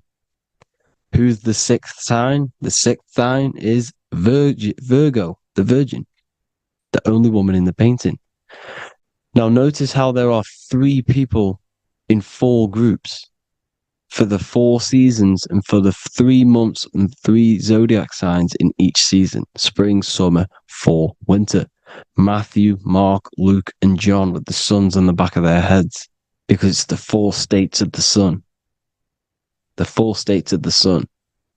Now, 6th sign, Virgo, the Virgin, the only woman in the painting with no Adam's apple.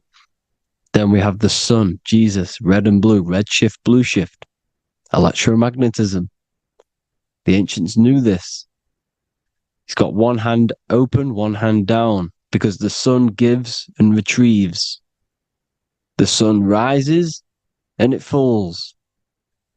It gives, then pulls away. That's what the sun does, and that's what he's doing. His arms are out, symbolizing the rays of the sun, casting down onto the earth, giving and then receiving. Libra His two hands are equal, holding his arms out equally, because Libra is the two balanced scales. Libra is when the sun is balanced between the summer and the winter. It's being judged. The sun isn't balanced. That's what Libra is, the two scales. Capricorn is the goat. Goats have two horns, and you can see the two horns on his head here. See?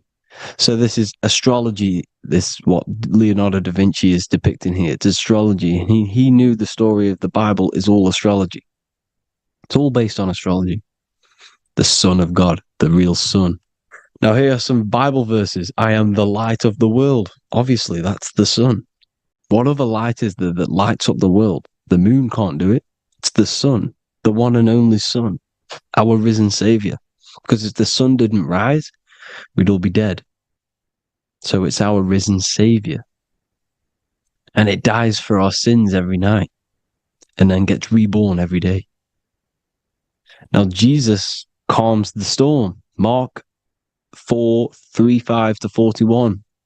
The disciples are all on a boat and there's a heavy storm. But Jesus is asleep. The disciple says, Jesus is asleep. We need to awake him. They wake up Jesus, and Jesus got up and rebuked the wind and said to the waves, quiet, be still. Then the wind died down and it was completely calm. Well, when Jesus was asleep, this is the sun not being risen. It's not risen yet. Because in the night times, that's when the storms happen on the sea, in the ocean. And when they awake Jesus, Jesus rises because he's the sun. He rises and everything calms. Because when the sun comes, the storms go. You see? So it's the sun. It's all about the sun. Here's another, Luke 22:10. A disciple asked Jesus, when will we know it's the end times? And Jesus says, as you enter the city, a man carrying a jar of water will meet you.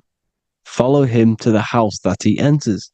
Well, this is clearly talking about astrology, the topic that Christians think is satanic, when they don't realize the whole thing's based on astrology.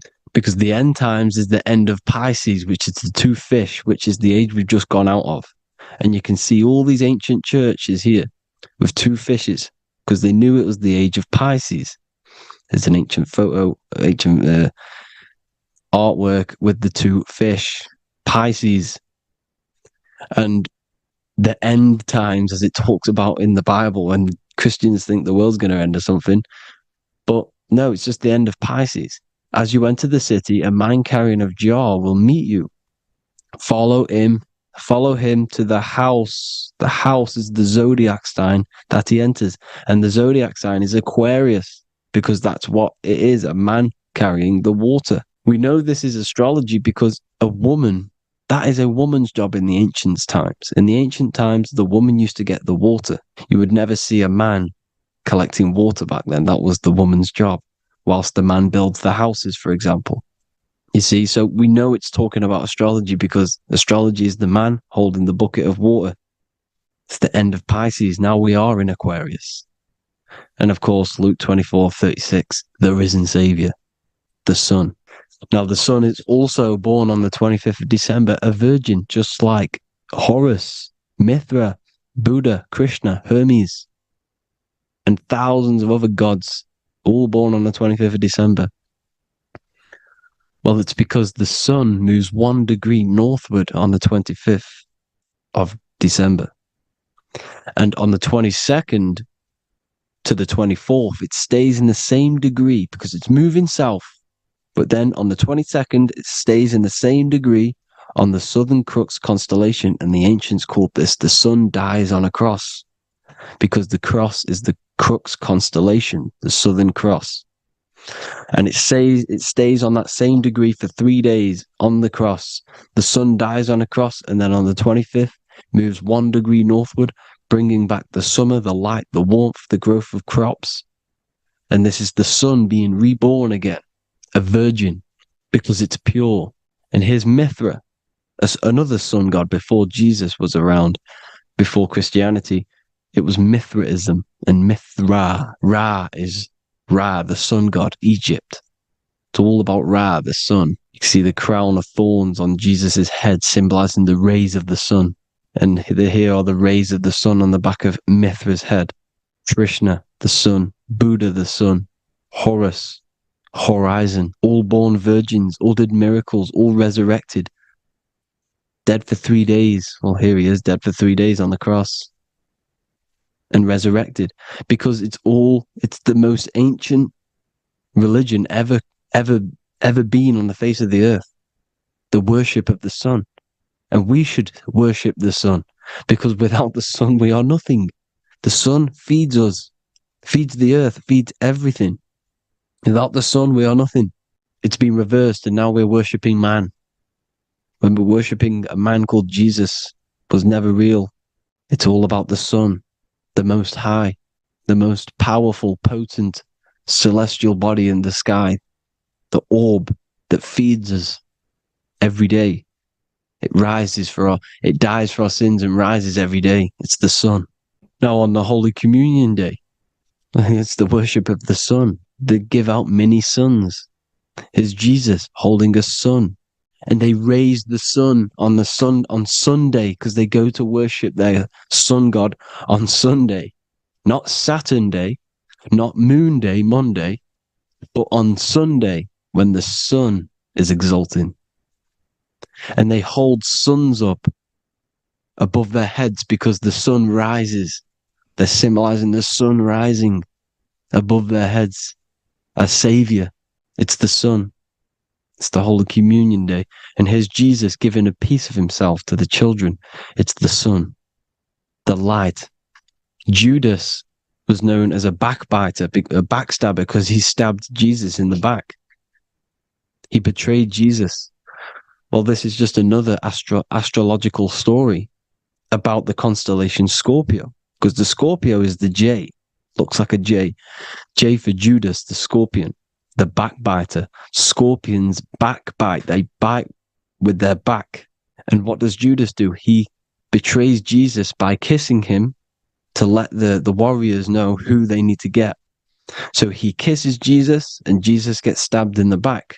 Well, when you get stung or bit by a scorpion, they leave like a kiss. So Judas kisses him and gets betrayed.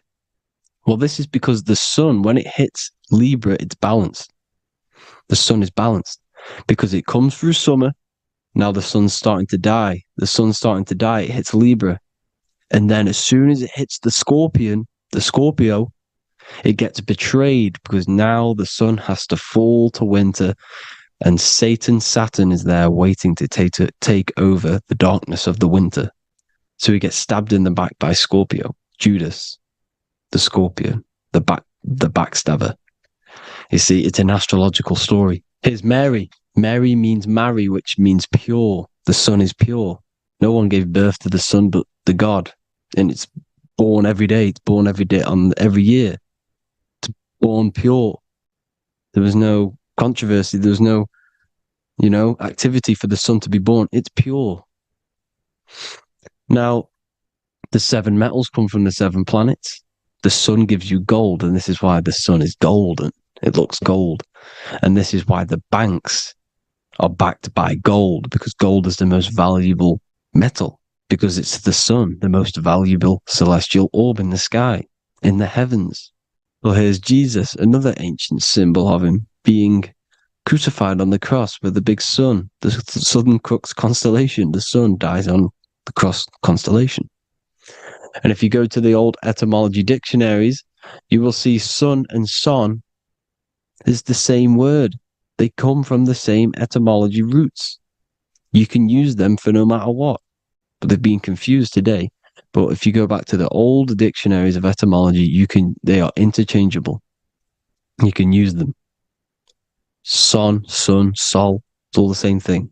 The 12 disciples, 12 brothers of Joseph, 12 tribes of Israel, 12 breastplates on the stones, because it's all the 12 astrological signs. They could have used any other number, but there's 12.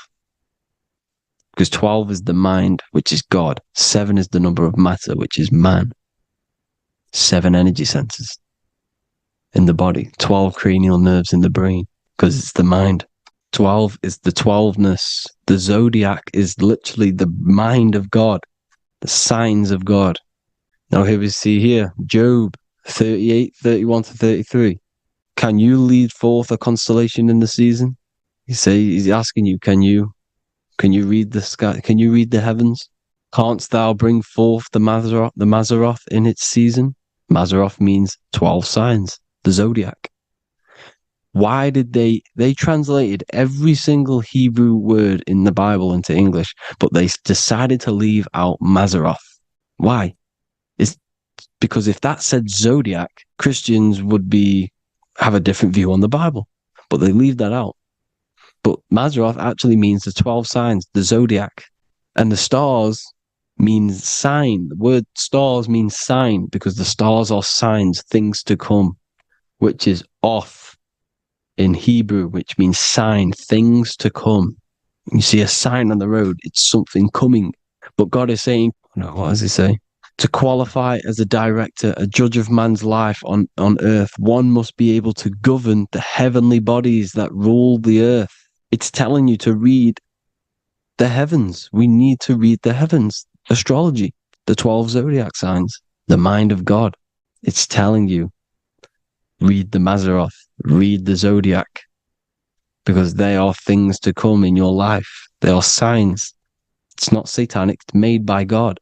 God said, let there be lights in the firmament of the heavens to divide the day from the night, and let them be for signs.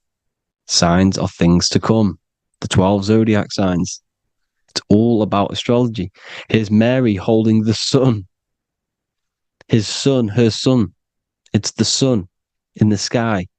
The one and only, the most high. The soul, the solo because it's on its own. The most powerful, Ra, radiance. Here's the Pope holding the sun. All three popes holding the sun because they're sun worshippers and they know the true meaning and origins behind Christianity. Sun worship. Here's the Vatican is a sundial.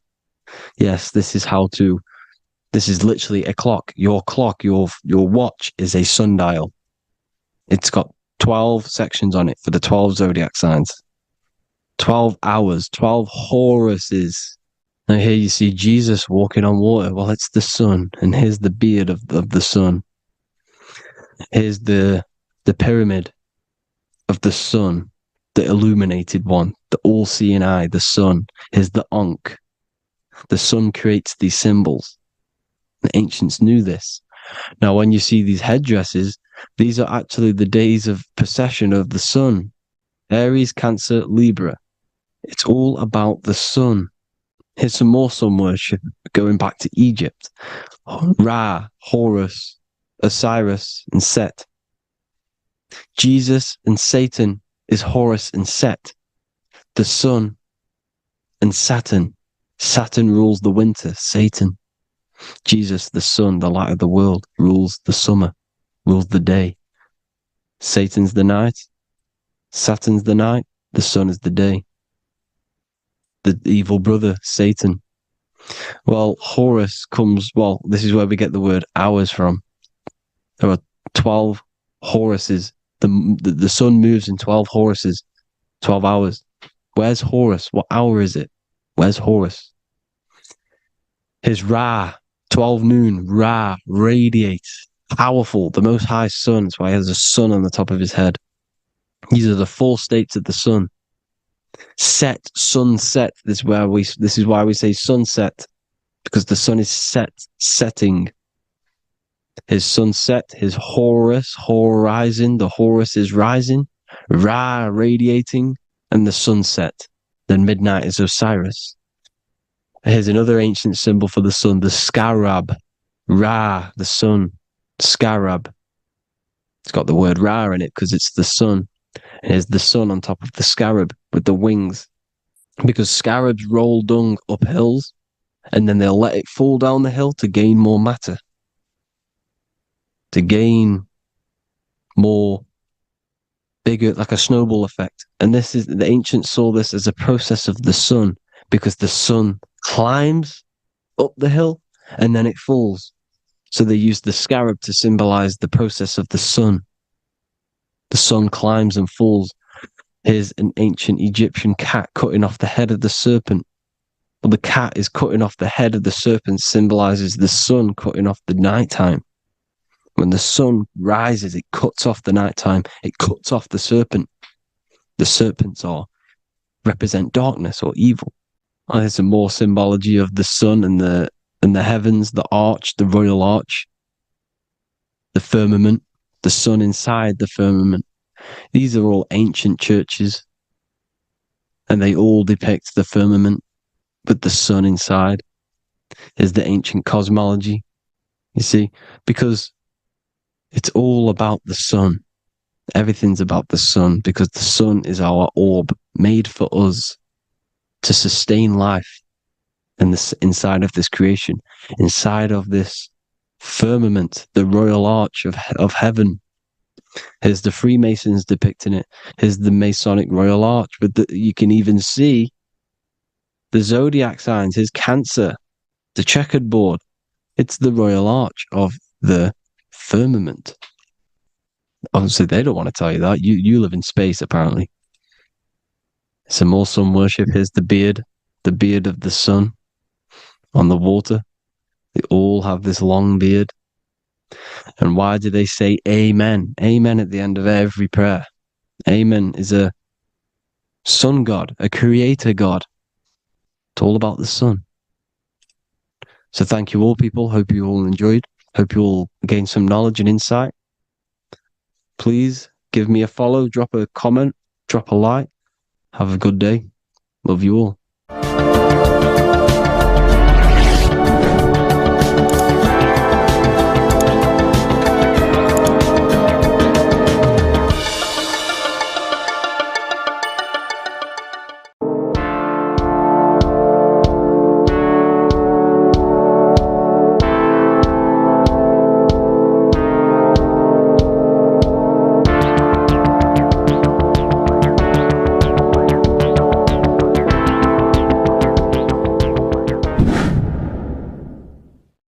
What is good, people? We're back with another video, and today we're talking about the chakras.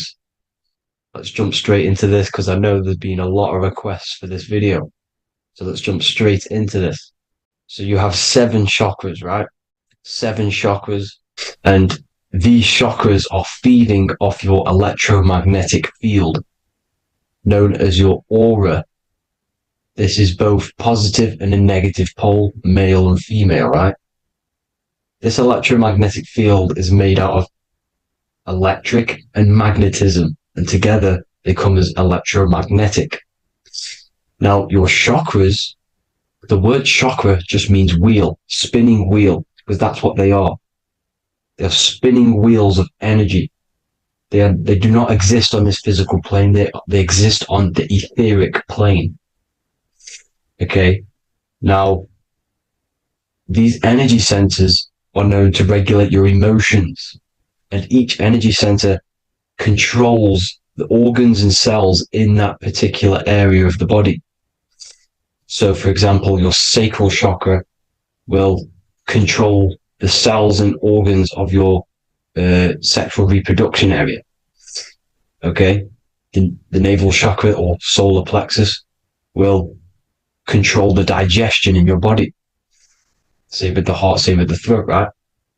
So they are like mini brains for each center of your body. They run along up the spine, but notice the crown chakra exists outside the body. It's just above the head.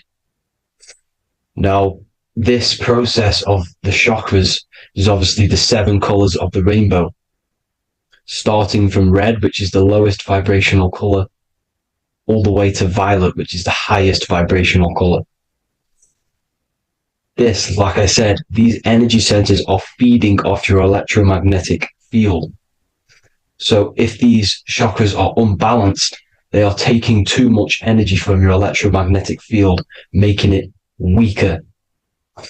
Now, this is the North Pole. As you all know, the Earth is flat, and we live inside of a giant torus field. And the North Pole is the Earth's heart chakra. And this is why the aurora borealis or the northern lights, whatever you want to call them. That's why they are green, and they are being emitted from this center point of the earth because it's symbolizing the heart chakra, which is green, right? Now, you do work your way up to these. However, this is a Taurus field. You are a Taurus field. You have different layers of this Taurus field, right? And you need to balance all of these chakras, but you can't move up these chakras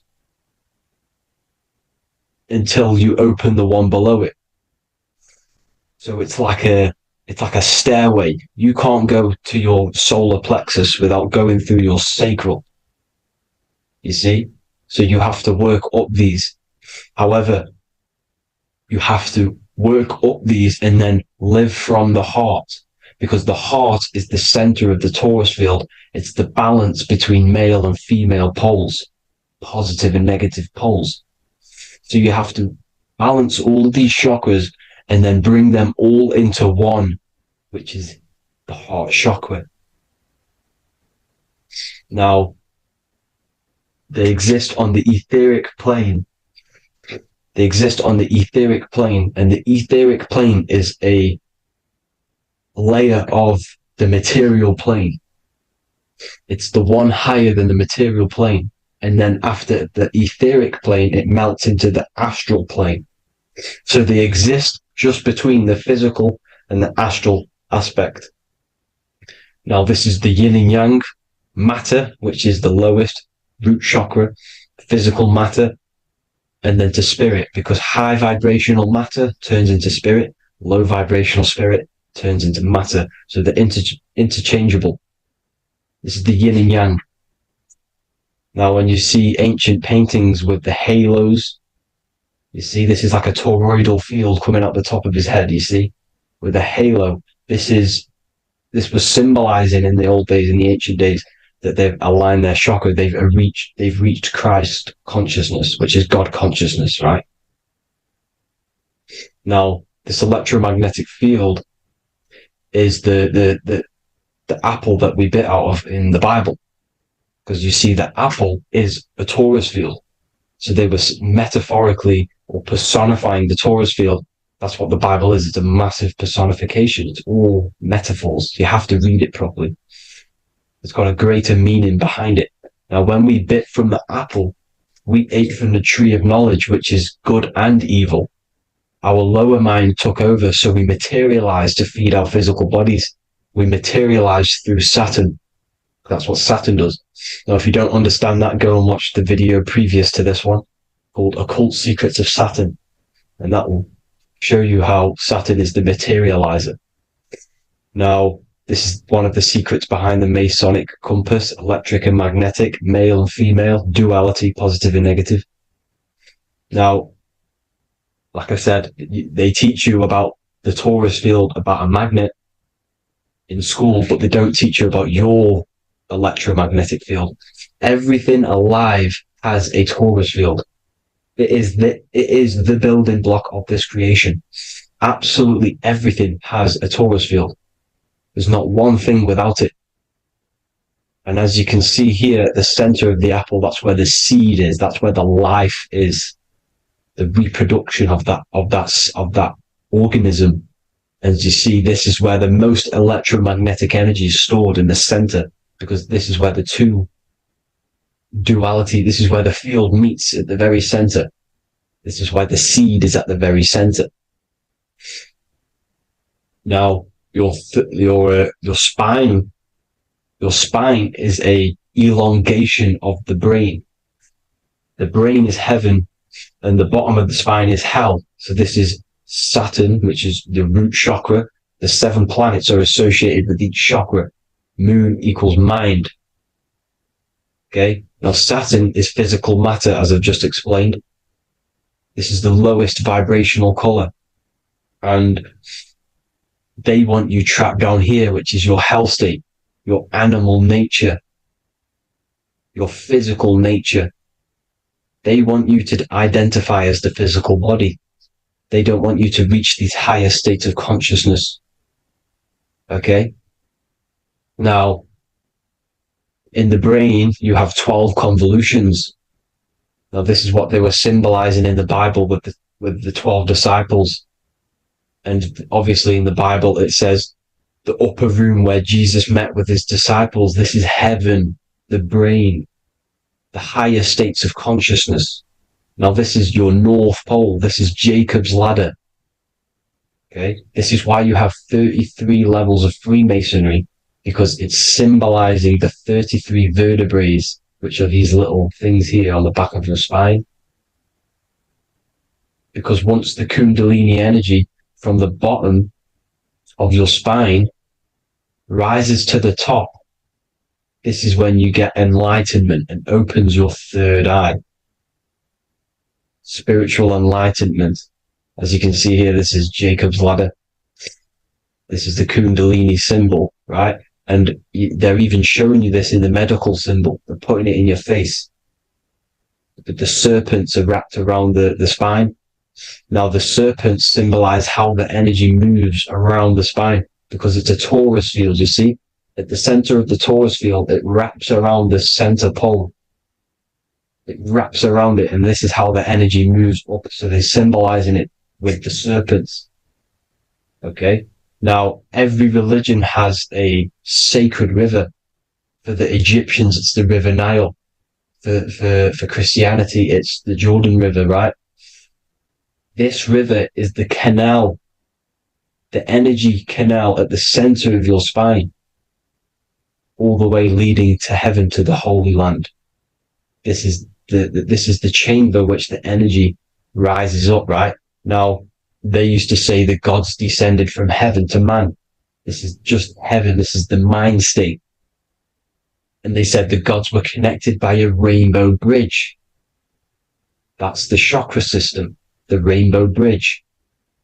Okay. Now, the ancients called this place Midgard, Earth, where both evil and good live, right? Midgard. But you can go to heaven, which is a pure mind state, because once you're in heaven, nothing negative can ever bother you. That's completeness, pure Christ consciousness. Now, this is why Jesus dies at 33. He didn't actually die, but it's symbolizing the death of the physical body. Not the death of the physical body, but his consciousness rising above the physical body to, as I said here, matter to spirit. Matter died off and he came spirit consciousness. This is symbolized by the 33 vertebrae, which is obviously the 33 levels of Freemasonry. And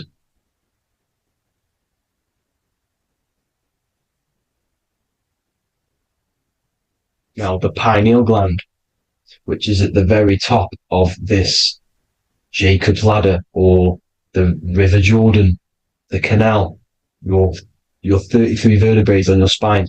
This is where the pineal gland sits, right? At the very top, at the center of your brain. Now, there's multiple ways this was symbolized. The Eye of Ra, which is used by the Egyptians. Now, this pineal gland is the seat of consciousness. This is where your consciousness is stored, right? And the ancient Sumerians used the pine cone, hence why it's got the word pineal gland, the seat of the soul consciousness.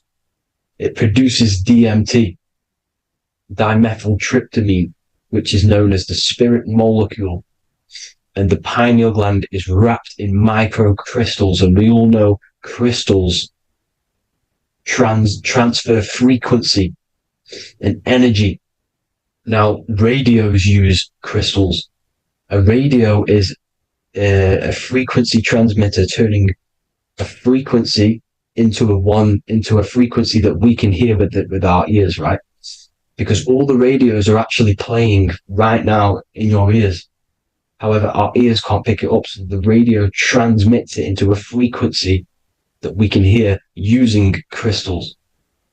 So this is the power of crystals, and this is what our third eye is wrapped in, crystals. Now, this third eye is not actually your third eye, it's your first eye. When you're being materialized in your mother's womb, this is the first gland that is produced and everything's built around it, because it is the consciousness. It is your consciousness. Your consciousness never dies, ever. It's an eternal essence. It lives forever. You never actually die. Only the mortal body dies. Now that's what we call life. Life is abided by time, and time is change. And change is what we call life, because everything's constantly moving and transforming into different things, right? Now let's not get off track. The pine cone is obviously, this is in the Vatican here. The pine cone is symbolized as the pineal gland, pine. And this is the opened pine cone. The opened pine cone means, or symbolizes, the awakened man, the awakened third eye. But the ones here, which the Sumerian gods are holding, these are shut pine cones, symbolizing the unawakened man. But let's not get confused, people. These gods were not gods. They are human beings just like you. They reached Christ consciousness. They are nothing more special than you. They just had the ability to reach Christ consciousness. And obviously their knowledge was far more intelligent than ours, far more advanced than ours. They knew the truth about this reality to the depths. Now, the ancient Hindus had a goddess called Kundalini, which is said that she descended by the means of a ladder or a cord from heaven, which is symbolizing the spinal cord. Now, this is what Hickory Hickory Dock, the mouse went up the clock and came back down. This is all these stories, like Santa as well. Santa comes up and then down the chimney. This is symbolizing the Christ oil. There's an oil which is produced in your pineal gland, right? And this oil travels down the spine. And once it's down on the spine, you must have to raise your consciousness, just like I said with the chakras. You have to raise your consciousness, raise your vibration to heat up this oil and turn it into a gas. And it travels back up the spine through like the serpents up the spine, and this awakens the third eye once it's coming back up the spine and hits the pineal gland. This is the secret behind Santa and Hickory Hickory Dock, because Santa comes down and feeds the presents and goes back up the chimney, and he lives in the North Pole, the positive pole. This is the North Pole, people, and the presence is your sacred oil. This oil, your physical body, is the furnace. It's the spiritual furnace, which you have to heat up this oil by raising your frequency and turning it into a gas to rise up this chamber, the River Jordan, to your third eye, right? Now, this is an alchemical process. Your body is the alchemical furnace. It says in the Bible, if therefore thine eye be single, thy whole body shall be filled with light. I shouldn't have cut that out, but that's what it says. The light of the body is thine eye. If therefore thine eye be single, thy eye shall be filled, their body shall be filled with light.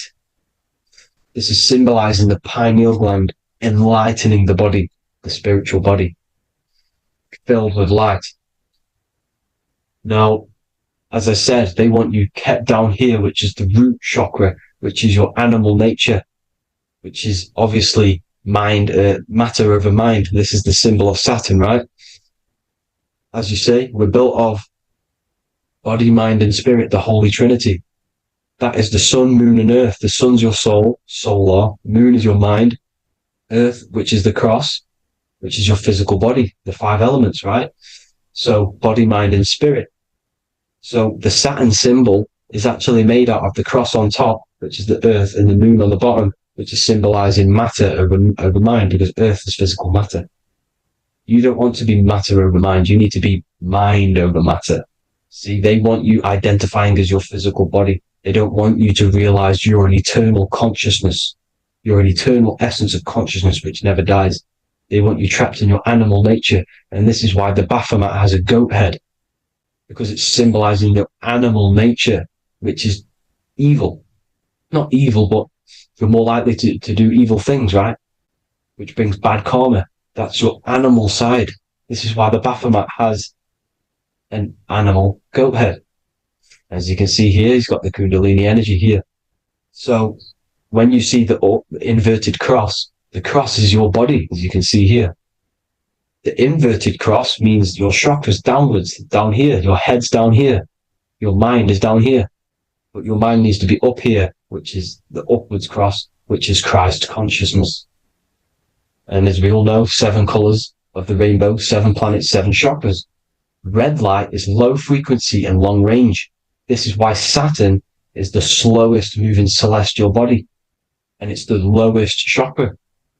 Because it's low frequency, long range. The moon being the crown chakra, which is high frequency. This is why the moon moves around the quickest. The moon is your crown chakra. Which moon in mind. See, so there are multiple ways of your chakras becoming blocked. Now, each chakra has a specific intelligence. It has a specific thing that it's doing for the body, right? Now, this can be overused. It can be abused. For example, masturbation. That keeps you down here in your sacral chakra because you're abusing that energy center. You're abusing your sexual energy, which is then becoming unbalanced. So this is how energy, this is why these centers are pulling more energy out your electromagnetic field, because these centers are wheels. The chakras just mean spinning wheel of energy. So when you're abusing these certain centers, you're pulling energy out of your electromagnetic field, which is making your field weaker, which is making your frequency lower, which makes you prone to diseases, prone to lower negative energy, right? So you need to align these chakras.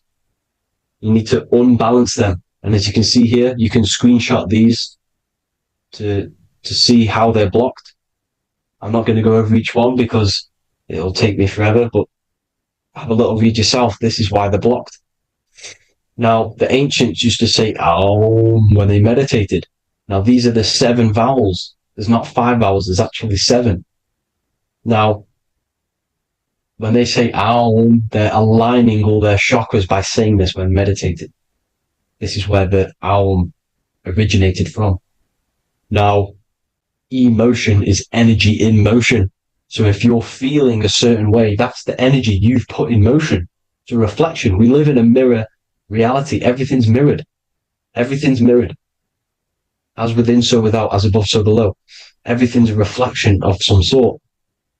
So whatever you're feeling, you're doing something wrong. It's telling you you're doing something wrong from the root cause. Because your energies are the effect. You're feeling the effect of something you've caused. The law of cause and effect. Nothing escapes it. Now, the Jehovah's Witness believe that exactly 144,000 faithful Christians go to heaven or be resurrected, right? This is not true. This is symbolic. 144,000 go to heaven. Now, the petals on the chakras, this is the root chakra, this is the crown chakra. Now, if you add up the first 5 chakras, the petals, add up the petals on the first 5 chakras, you get 48. And then you get to the third eye, which has 2 petals. 48 times 2 equals 96. 96 plus 48, which you got from here, equals 144. The last chakra has 1,000 petals. Times 144 times 1,000, you get 144,000. This is a frequency. This frequency is the frequency of the ascension up your chakras. This frequency is a high frequency, which turns that oil into gas, which rises up the spine, activating your third eye. Right? So this is all the religions are all symbolic for this sacred secret of Christ consciousness. As it says in the Bible, the kingdom of God is within. It's not out there, people. You must look within yourself. You are God. You are a spark of his consciousness. Infinite consciousness, right? So 144,000 is a frequency, and you must achieve this. Like I said, these people in the past, they're not gods, people. These were just humans. Nothing special. They just reached Christ consciousness. Now, they keep you in these lower vibrational states with the food, right? And as you can see here, all of these fast food restaurants are mainly are red and yellow, which are these lower states, these lower two chakras, lower vibrational colors, because they want you trapped down here in matter. And these foods are so low vibrational, they will keep you down here, because your gut produces, I think it's like 80% of melatonin. Melatonin is your feel-good hormone. These foods will not make you feel good. This is very low vibrational. Meat. It's not meat, it's raw flesh. These animals are stripped from their family, put on a conveyor belt, watch their friends be tortured, and then get slaughtered in a slaughterhouse. Think of all the fear that's running through their blood, all the hormones, all the fear, and you're going to go and eat that very low vibrational energy. As you can see here, this is the light photons within fruit. You can see the life force in this fruit.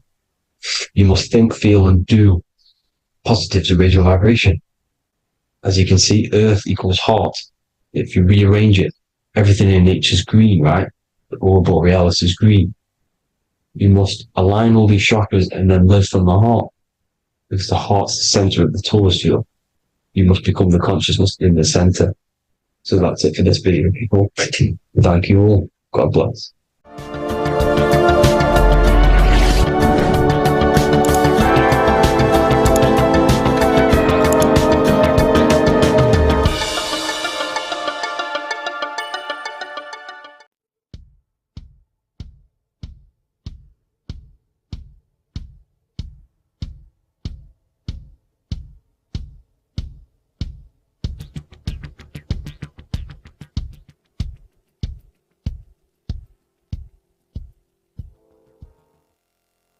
Welcome people, we're back with another video. I will now be keeping track of my YouTube and trying to upload every week. In this video, we'll be talking about the chakras. The chakras are the 7 attributes of God, and they are the 7 planets. These are literally vortex portals within us that connect us to these vices and characteristics of God. Each one of these energy centers are a spinning whirl of energy which controls the cells and organs in that particular area of the body. For example, it's literally a mini brain for that area of the body. Each chakra has a vice which you need to turn to a virtue in order to climb up through the system. They work like a stairway system. You have to go through each chakra in order to unlock the one above. This process is turning matter into spirit, as you descended from spirit to matter. Saturn is Satan, that's why it's the lowest chakra, and that's why the devil is red, because red is the lowest vibrational color. When you are in these lower states of consciousness, you are in your animal nature. This is your physical side of your nature, and you are mainly being driven by your animal instincts, or your ego. Moving back to your higher self or your spirit self is not an easy process, it takes a while. However, with discipline, consistency, and motivation, you can achieve this, and this is what the ancients called Christ consciousness. Once you have achieved this, it is basically a state of mastery of the mind. You no longer lust for the lower animal nature things. Now, let's start with the root chakra. This is located at the base of your spine, and you can feel this chakra by tensing your anus. This energy center is in control of your survival needs, your vitality, stability, and security. Now, if this chakra is unbalanced, you will feel insecure, fear, anxiety, unstable, low self-esteem, anemia, over or underweight, and constipation. In order to balance this chakra, you need to feel grounded, embodied, stable, calm, centered, a sense of safety, and trust in yourself and the world around you. The next chakra is the sacral chakra, which is located around the belly button area. You can feel this chakra just by sucking in your belly. This chakra is to do with relationships, self-worth, creativity, empathy, and most importantly, sexuality. This is the most important one in order to start to raise your vibration overall, is giving up the over-sexualized nature. In order to balance this chakra, you need to come into harmony with all the toxic relationships that you have. Get rid of the fear, the anxiety, the isolation, and 100% get rid of the over-sexualized nature. Lust is one of the most lowest vibrations you could possibly feel. It is literally manifesting hell. In order to work on this chakra, you need to feel self-worth. You need to do creative things, empathy, healthy relationships, and 100% being confident. The next chakra is the solar plexus. This is to do with personal power, will, metabolism, eating, happiness, and your self-esteem and self-identification. You can feel this chakra just above your belly, below your ribs, and you can suck in this area. If this chakra is blocked, you will feel lack of confidence, difficulty in manifesting your desires, low self-esteem, misuse of power, misuse of dominance, weak will, and shame in yourself. The biggest one for this chakra is overeating, as it's to do with metabolism. If you are overeating, you are literally unbalancing a lot of your lower chakras, not just the solar plexus. In order to work on this chakra and balance it, you want to have a positive self-identification. You want to feel happy, a happy self-esteem, effectiveness to people, not overeating, and a strong willpower. Now for the heart chakra, one of the most important chakras. Chakra is to do with love, understanding, trust, hope, openness, compassion, balance, and forgiveness. The most important because your heart is the tree of life in the body. It is the center of the toroidal field. It is the most powerful chakra. Your heart is 5,000 times stronger magnetically than your brain. Once you have hit the heart chakra and you start surpassing the heart chakra, you are now turning matter into spirit, as the lower three chakras are dense and physical, and the above the heart chakra are turning to spirit. As you can see already, this is a hard and long process of working on yourself physically and internally. The symptoms of a blocked heart chakra would be lack of love or too much love, difficulty to accepting or giving love, lack of compassion, loneliness, and lack of emotional fulfillment. Finally, a lack of connection with a divine or to nature. In order to balance this chakra, the most important thing and the most powerful thing you can do is loving people, accepting and giving lots of love. Second most important thing to balance the heart chakra is balance. You need a balanced life. You need balance in all aspects of your life. Now for the throat chakra. This is a very important chakra as it's to do with communication. A symptom of this being unbalanced is a lack of self-expression and putting on a front all the time, acting with the ego. In order to balance this chakra, you need to constantly self-express yourself. You can't be putting on a front. That voice inside your head, you have to let it come outward. Don't just block it off with a wall. Self-expression will lead to you gaining friends who actually like you for being you, and not these fake friends that you have to put on an ego for. In order to balance this chakra, you need to express yourself, express the word that's within you. Don't be lying to people, don't deceive or be deceptive. The next chakra is the third eye chakra. This is starting to get very advanced and you are coming very close to spirit. Just before we head on, I want to announce the PDF is now available, containing all the presentations I've ever made, all into a condensed 38-page PDF. The link will be below this video for you to access. And if you want to learn how to create reality using your mind, how to attract your desires, how to get out of the situation you are in, the link will also be there for the Manifestation Mastery course. Now for the third eye chakra. The third eye chakra controls the pineal gland, which is your first eye. It's to do with your psychic abilities, channeling, telepathy, astral travel, visions, and connection to the higher self. You need all of the chakras aligned to get the full potential out of your third eye or pineal gland chakra. For example, if you're astral traveling and you fear something, you will be instantly shot back to your body.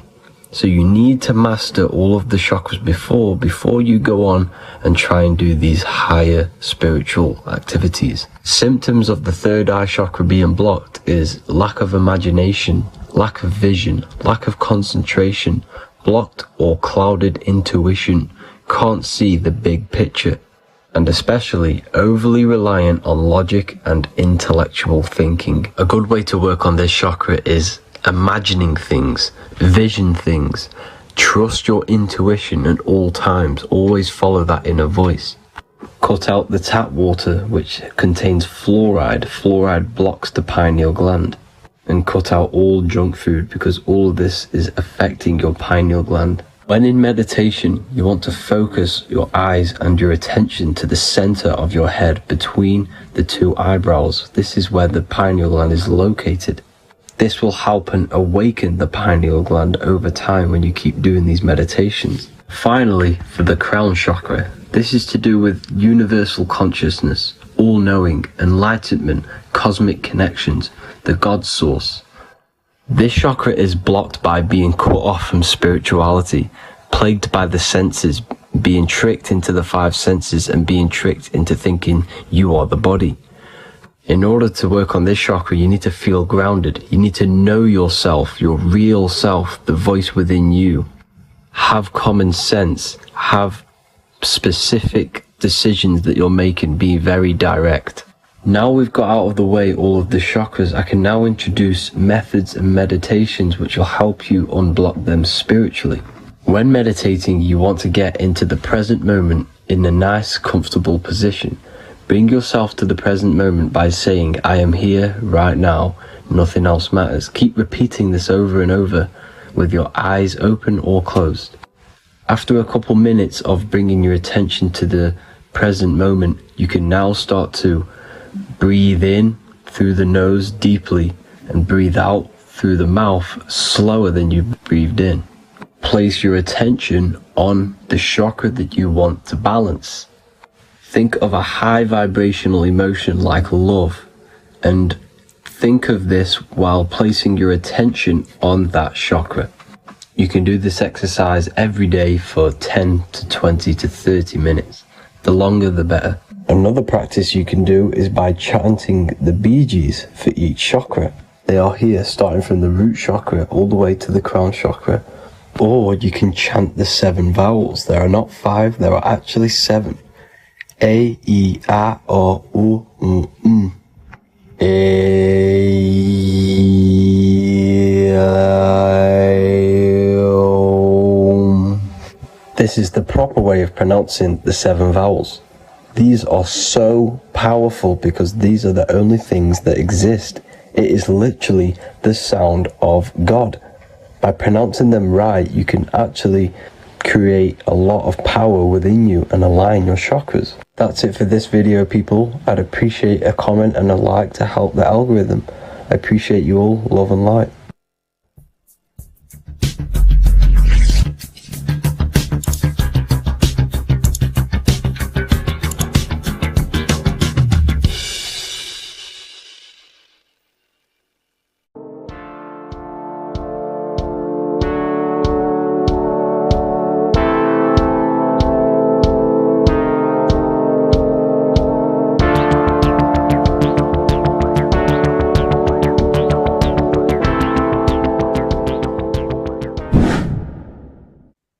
How are we all doing, people? It's Revival of Wisdom from the Wisdom Academy. Today we're going to be breaking down God, consciousness, and the higher and the lower self, and how to overcome the lower self. Now, the first thing you need to understand is that you are the invisible intelligence within the brain, within the body. This invisible intelligence is known as the mind. But you are not the mind. You are the observer of the mind, which is the soul, the invisible entity. The mind is your intellect, your intelligence. Now, the mind is, it's hard to put this in words, but the mind is something that gives you the ability to explore the universe. And this inner self is the I am. It's the quiet, the inner self, the voice you see in you hear in your head. This is why within spells high twin, inside, internal. The I is also the number one, which is one line. Because the one and only, is the inner self, which is the I am. This is why you say, my name is Harry. You are not Harry, you are the I, the inner self, the intelligence. Okay, this is why Jesus in French is I am. You look with the two eyes and you see with the inner eye. I and I, the same thing.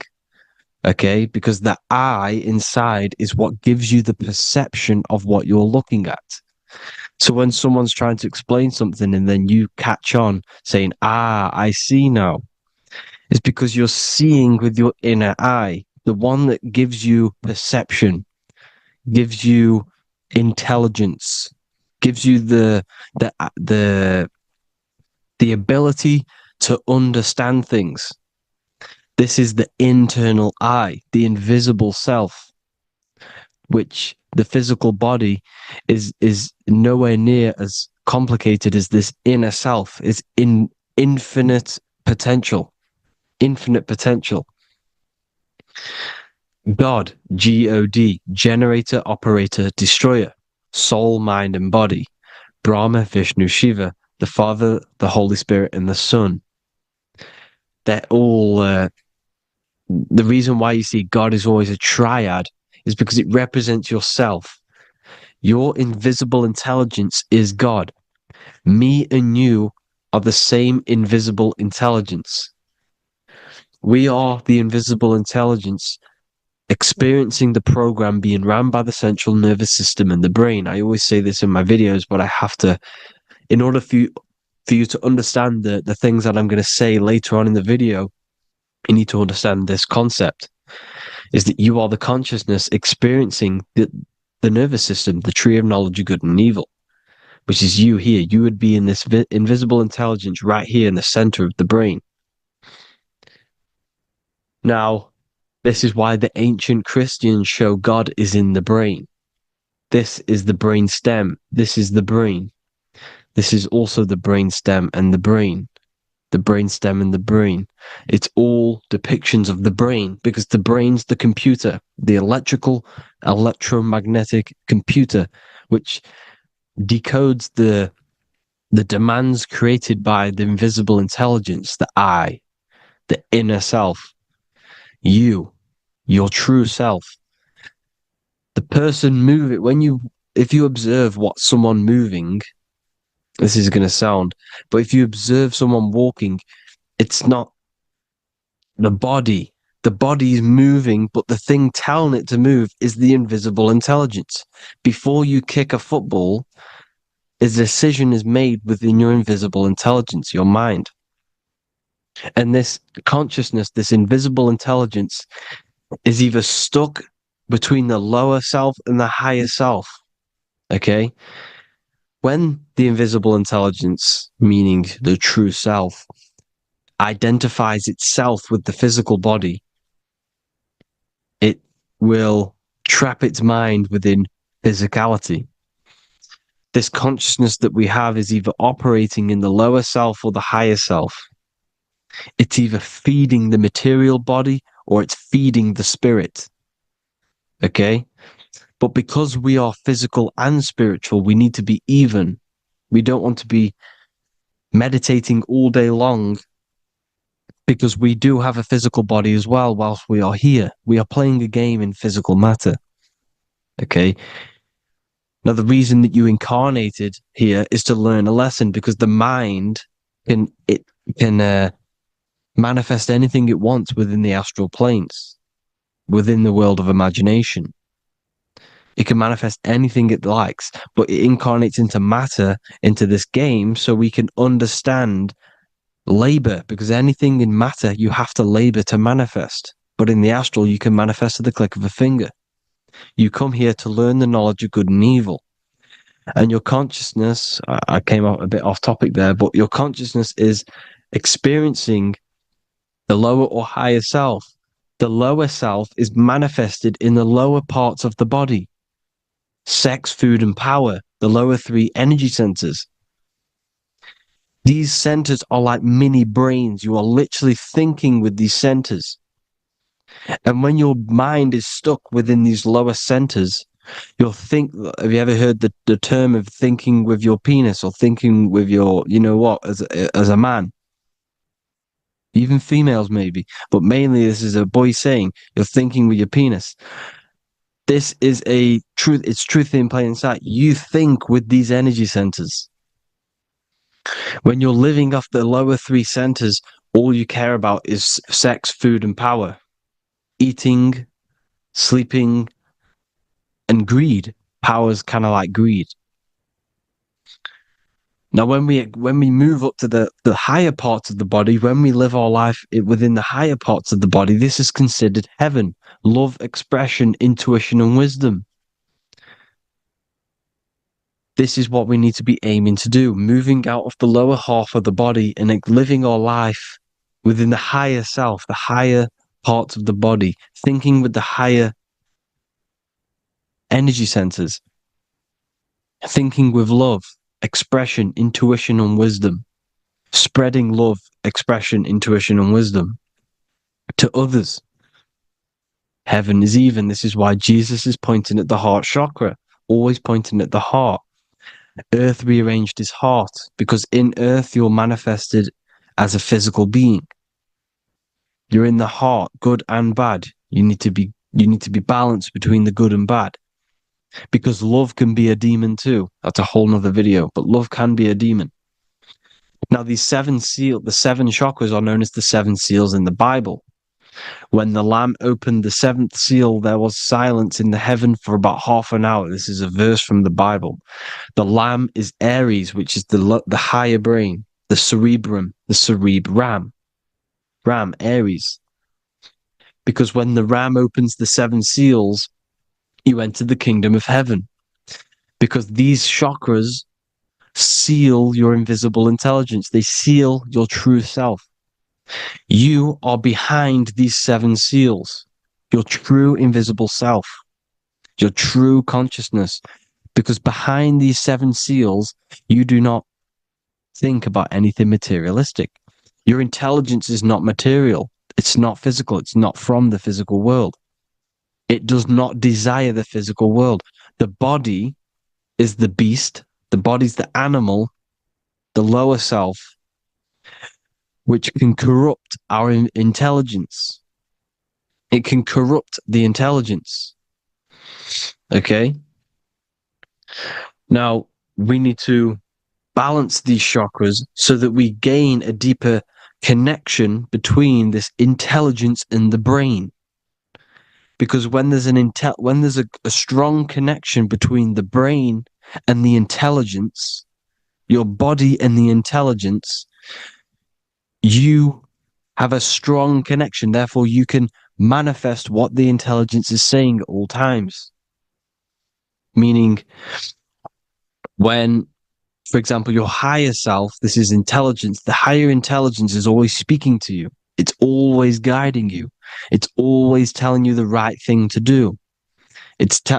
You can feel it. When you're doing something wrong, you can feel that you're doing something wrong. Because this higher self, this intelligence knows what it needs to do here. And when there's no connection between the body and this our intelligence, our true self, when we strip away, when you close your eyes for long periods of time, you will figure out you are this invisible, infinite, creative being. There's no words that I can't describe what it is. But it's the voice inside of your head that you can feel when you close your eyes. You are this being inside of the heaven, because this is heaven, this intelligence. And when there's a strong connection between the body, you can manifest everything it's saying. When everything is balanced, when you're no longer thinking with the lower centers, when they're all balanced, you're not thinking in particular with every center, you balance them all, you can manifest everything it says. Your body will act out what the intelligence is always saying. This is God in the brain, the intelligence, trying to touch Adam, representing the lower self. This is why they're not touching. Notice how Adam is resting, but the intelligence is always reaching out, stretching, symbolizing metaphorically saying it's guiding. I'm always reaching out. The intelligence, your intelligence is always guiding you. It's always reaching out to you. But Adam is ignorant of it. The lower self is ignorant of it. And that's why he's so relaxed and God is so stretching out. Because at our highest self, that when you think of when you want to better your life, that highest true version of yourself is God. When you're manifesting this, your highest self, this is God. Your truest form, your most perfect form, that is God. Your highest version of yourself, that is God. Emotions are not what you've been taught. Emotions are not something that should be reactive, okay? You should not let the emotion be you, except that you should experience them instead of letting them become you. You need to understand there's a separation in our consciousness. You have the soul, which is the person who is observing your thoughts. When you think a thought, who's the one observing that thought? The soul, you, the I am, the I, the inner self, the one and only. And inside of every single body, inside of me, inside of you watching this video, there is this same intelligence that is inside of me, inside of you. And it's the exact same intelligence, experiencing a different body. And this is what we mean by the universe is mental. We are all sharing the same ball of consciousness in a different body. The animals, the fish, the cells, all expressing this one consciousness. Me and you are the same. This is why the golden rule is treat others like others should be treated, because I am you and you are me in a different body. Now, going back, you need to identify that there's different levels of consciousness: soul, mind, emotion, and body. Okay? Your emotions are on a separate layer than the body, the mind, and the soul. So when you identify there's a difference between all of these, you do not let them become you. You do not let your mind rule you, because your mind can be corrupted.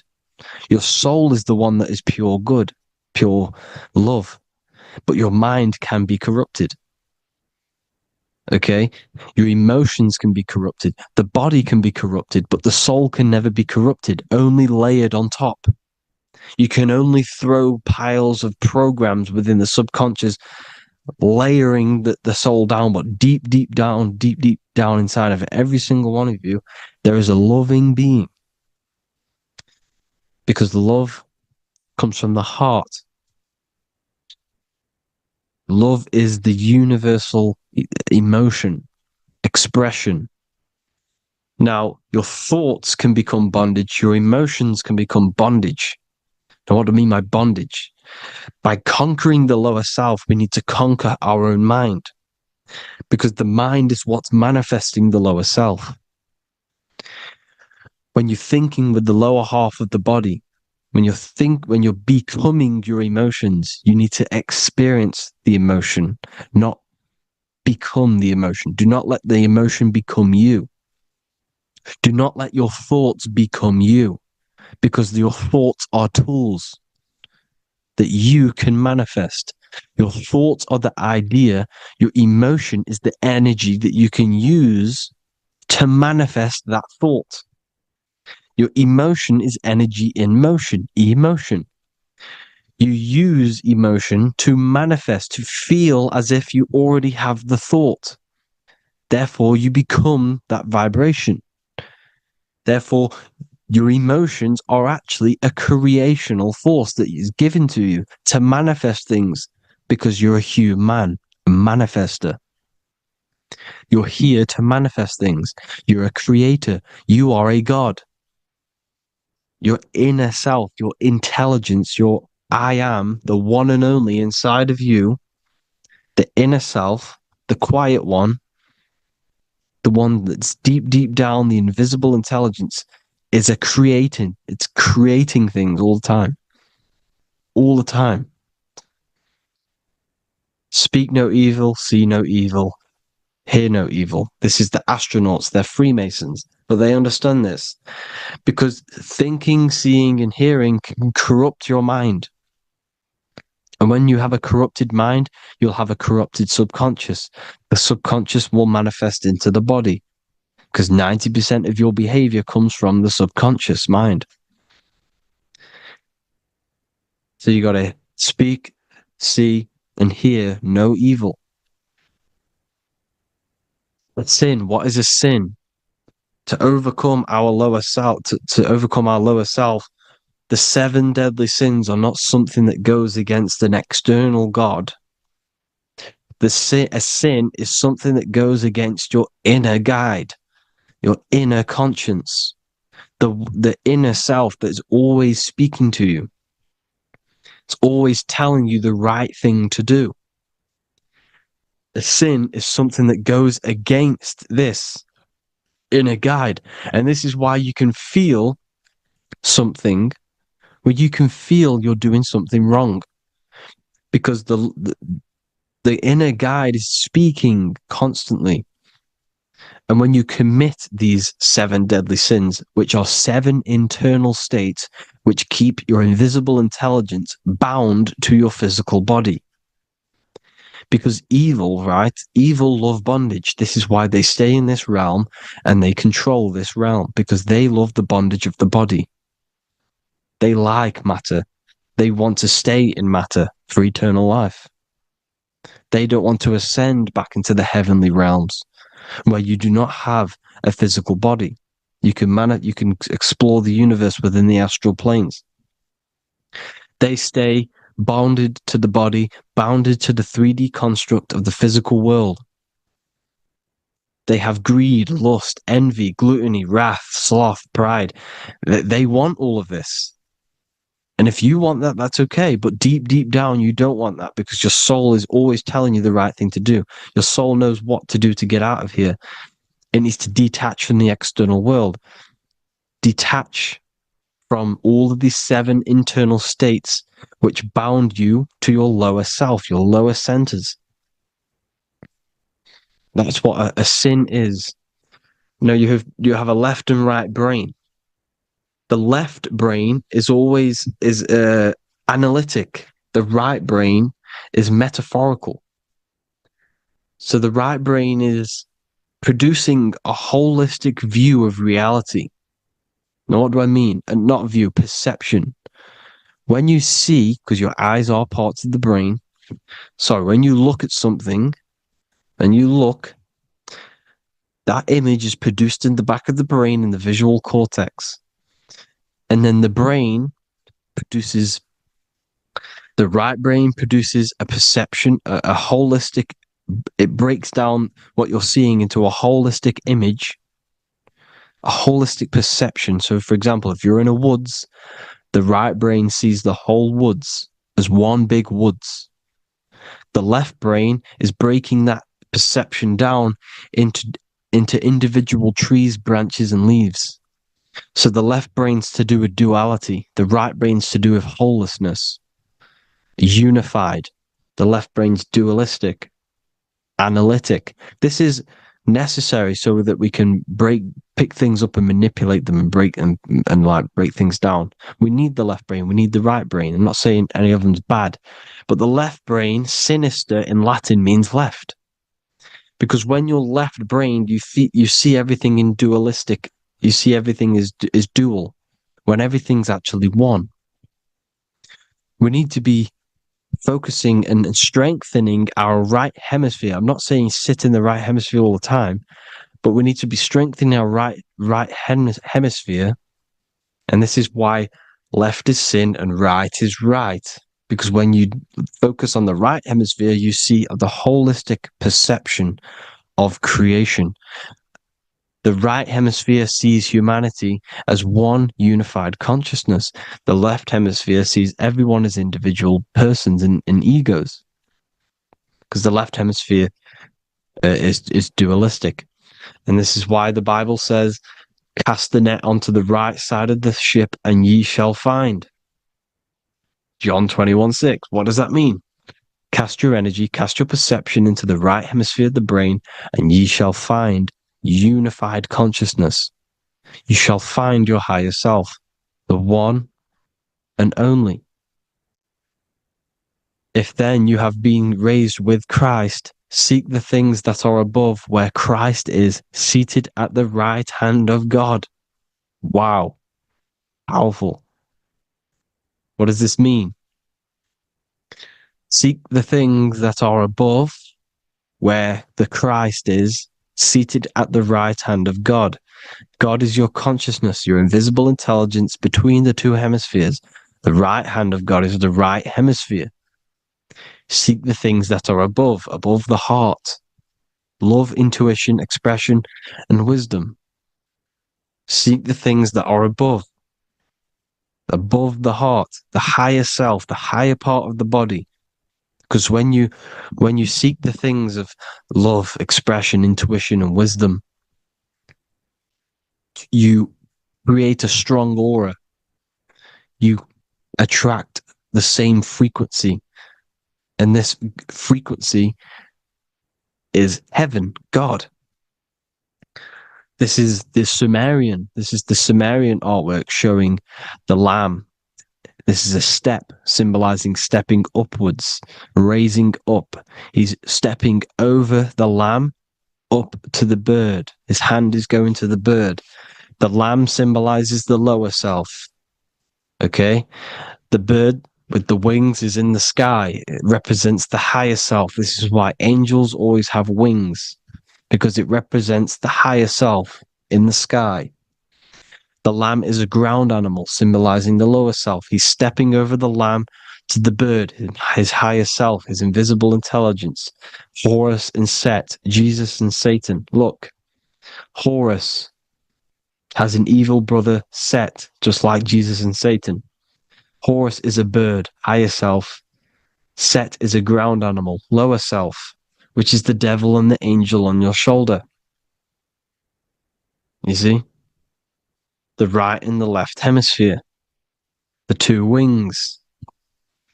So, the devil and angels always speaking to you. The higher and the lower self. It's the battle between the higher and the lower self. Between the invisible intelligence and the physical body, because the body's the one that wants the sugar, it wants the pleasure, it wants the sex, it wants the porn, it wants all of the materialistic things, it wants the 7 deadly things. Okay, it wants this. There's a battle between the higher and the lower self, your intelligence and the body.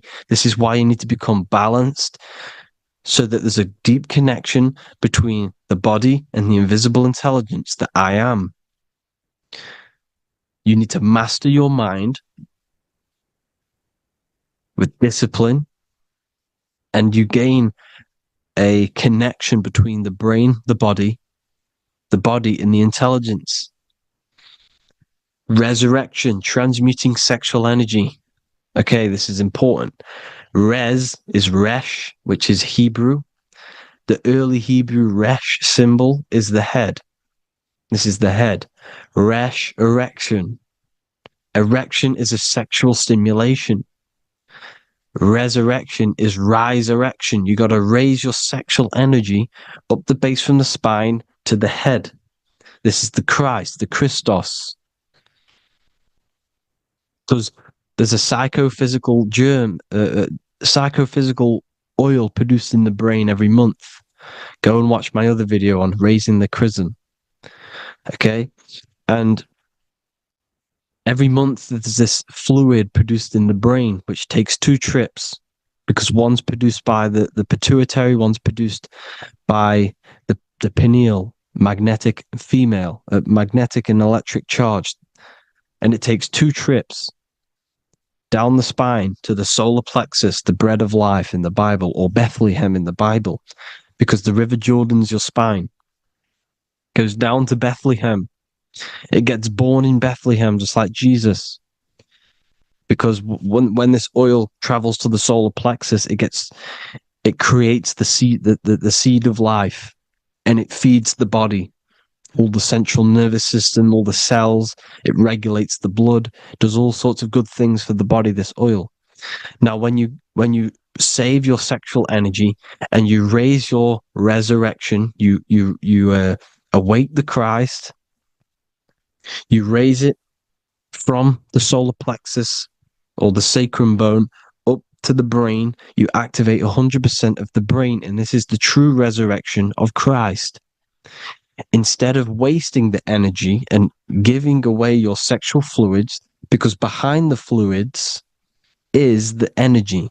So when you release that fluid, the energy is out there. You've released the energy. Your sexual energy is the most potent emotional force a human could possibly feel. Same with any animal or anything. The sexual urge, the sexual emotion is the most powerful, potent emotion that you can feel. It takes over the whole body. When you feel sexually aroused, it takes over everything because it's so potent. And when you fight the serpent, when you fight the sexual energy, which is shown here in the Egyptians, the cat cutting off the head of the serpent, or Hercules fighting the serpent, or in the Greek mythology fighting the 7-headed dragon, the 7 chakras. The serpent is your sexual energy because it symbolizes your kundalini. When you fight it and you transmute this energy, instead of releasing it, instead of acting sexually on it, you can transmute the energy, transfer it from the solar plexus up to the brain. You can also do this with other tasks. Instead of releasing it, instead of raising it from the solar plexus to the brain, you can use it for other things. So, for example, you want to think critically. You can use it for critical thinking. You can use it for going to do exercise. You can transmute sexual energy into anything. But you can do this. You can raise the sexual energy, and you can use this energy to push the cerebrospinal fluid from the solar plexus up through the spine, up the 33 vertebrae to the brain, and it'll activate 100% of the brain. And this is the resurrection of Christ. Jesus was never dead. Jesus was never rose from the dead. It symbolizes the Christ, Jesus Christ. Christ is Christos, which means oil in Greek. The resurrection of the Christ, the Christos, the oil. When it activates 100% of the brain when it's raised, and it can regulate all the systems, it can regulate all the blood, it can regenerate the body. And this is the true Antichrist. They don't want us doing this process. The Antichrist is not against Jesus, it's against the fluid in our body that makes us live hundreds and hundreds of years and makes us live as gods. This is the true resurrection. And when you fight the serpent, you fight your sexual urges, your sexual emotion, the most strong emotion that you could ever feel. You can do this process. And this is the true secret of transmuting sexual energy. Because when you transmute the sexual energy, you can become a god. And this is why Hercules is fighting the serpent. Notice how the serpent is low. He's reaching down to it. It represents the lower self. Because the lower self wants the lust. It desires sex. The body desires sex. There's a fight between the higher and the lower self. But when there's balance, there's even. Heaven is even. When there's evenness between these, this is the kingdom of heaven. This is when heaven is on earth. So at our highest levels of ourselves, the highest level of our intelligence, this is God. God is something that we manifest. We need to achieve Christ consciousness by battling the body. There is no battle outside of the physical body. It's an internal battle. Jesus and Satan have been externalized. Nothing exists outside of you, because I explained in the beginning how you are the consciousness experiencing the central nervous system. Therefore, there is nothing outside of you. It's all internal. Jesus and Satan have been externalized. Why? Because it's business. The church is a business. It's all a business. They've created these figures to be historical when they're not historical. The Bible's not historical. It's all externalized. It's called exoteric, when the truth is esoteric, internal teachings. So anyways, people, balance the chakras, balance the two hemispheres of the brain, balance the conscious and the subconscious. Balance is perfect, the yin and yang. You are spiritual and physical. You live in day and night. You need to be balanced. Oneness. Seek oneness. And this is the true kingdom of heaven. And when we all realize that we are all the same intelligence, the same consciousness expressed in different bodies, when we all realize this, we all realize we're all one. Doesn't matter what race you are. It doesn't matter what race you are, where you're from, your nationality, because none of you are actually from here. None of you are from the physical world. You're manipulating the physical world through the physical body. You are the I am. We all have a soul. Every single one of you has a soul. We all have souls. The reason why they say some people don't have souls is because they're trying to suppress your mind. They don't want you to know that you have a mind. That sounds crazy, I know. But a lot of people haven't realized that they have an infinite intelligence called a mind. And behind that mind, if you can observe your thoughts, the person who is observing the thoughts, you have a soul. Everyone has a soul. Don't listen to all these people saying some people don't have a soul, some people do. We all have a soul. Every single one of us. So anyway, you need to break the lower nature of yourself. At our highest levels, we are gods.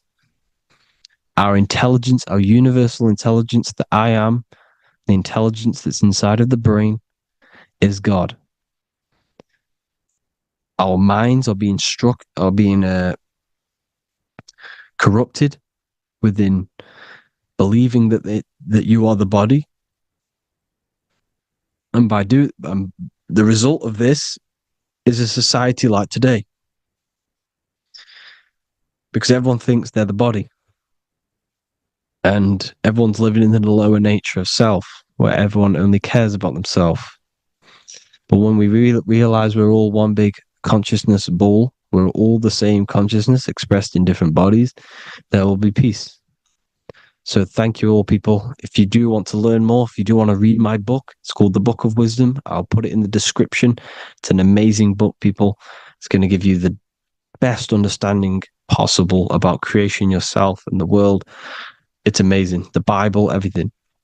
I have just launched a new cymatic library. A friend of mine has just added this to the website. He creates beats, and he creates the purest beats. So they are actually the frequency that it tells you. Most of the stuff on YouTube and Spotify and Apple Music it says it's a certain frequency, but we know these major platforms are all playing with the frequencies of the app. So if you want a real binaural beats, solfeggio scale frequencies to meditate on or listen to throughout the day. Join the Occult Library. You can get a 2-day free trial. I'll put the link in the description. Thank you all, people. Hope you all enjoyed this video. God bless you all.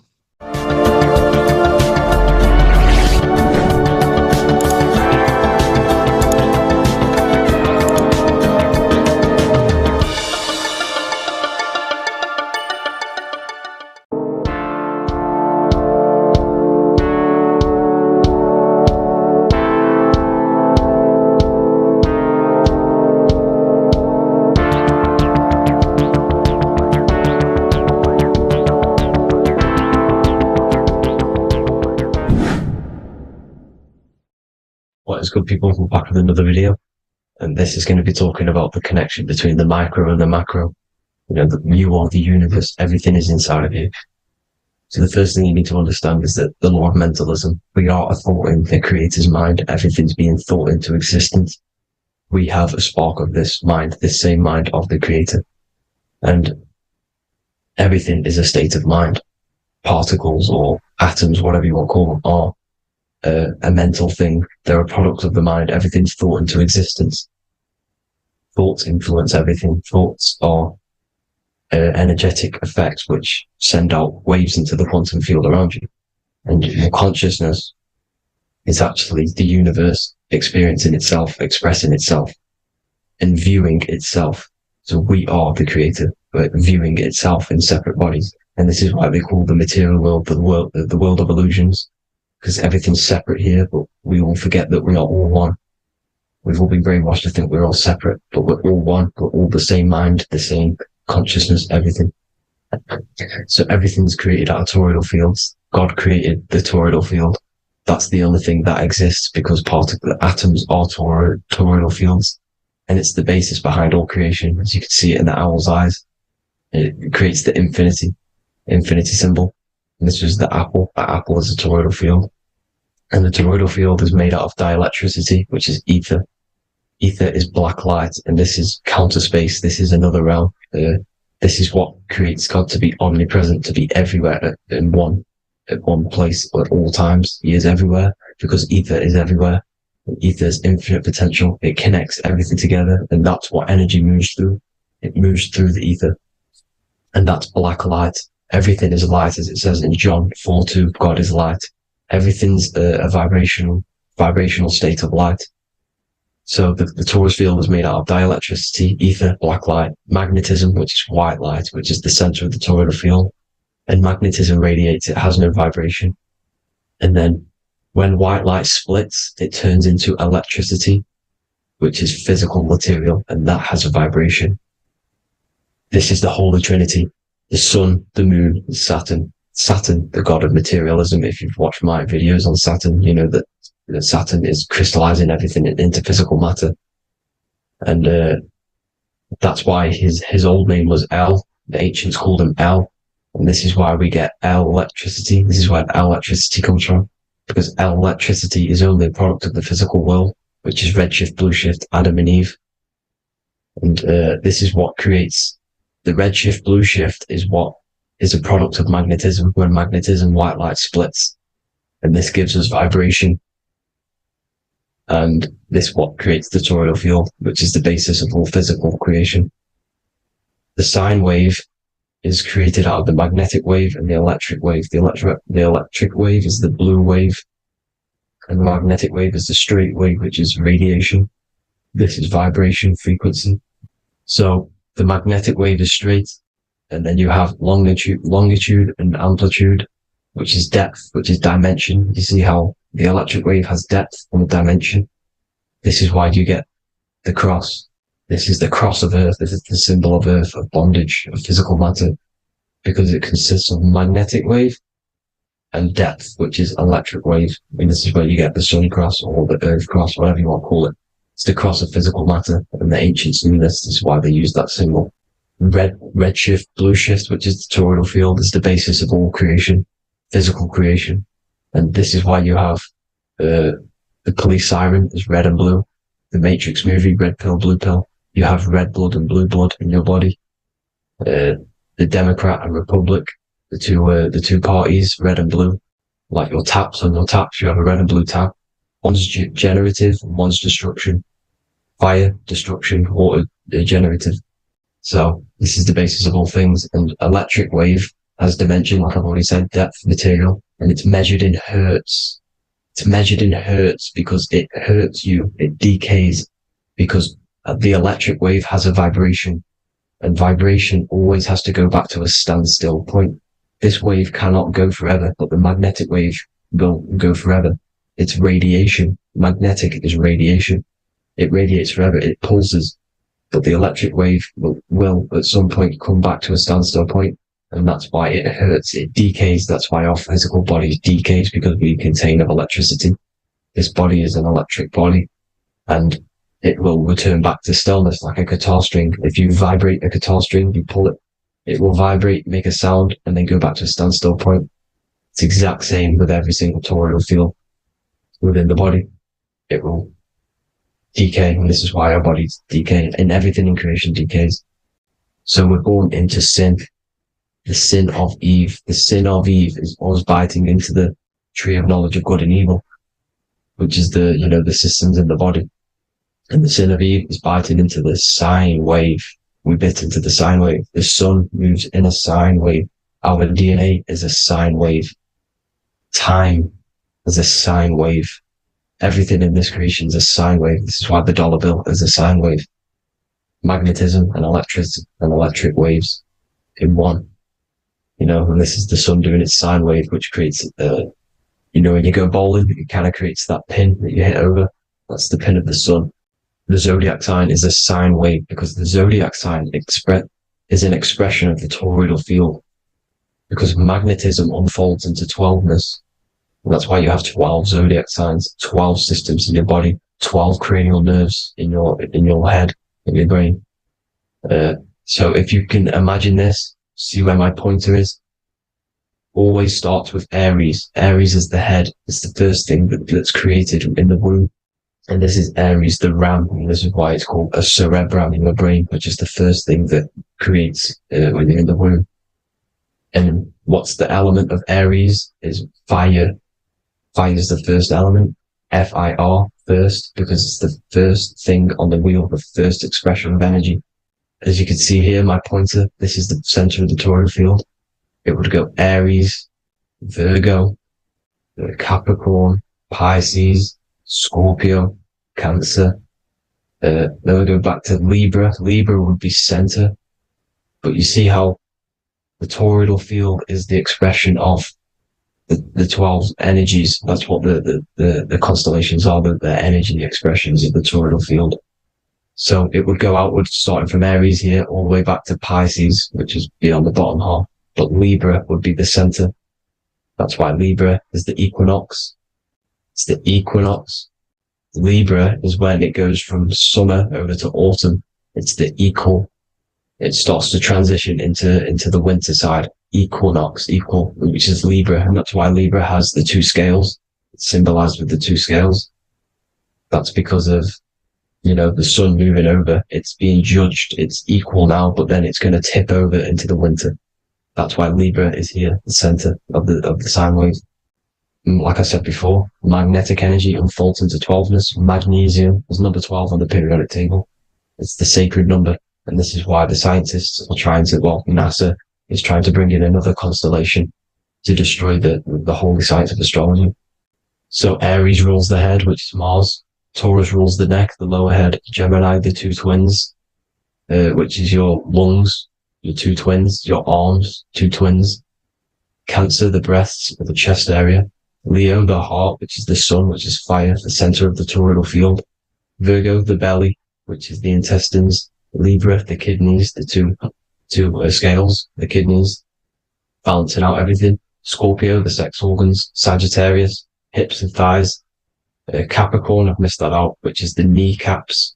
Capricorn, kneecap. Aries, which is the ram, which is the cerebrum in your brain. And then Aquarius, the calves and the ankles. And the Pisces, the two fish, the 2 feet.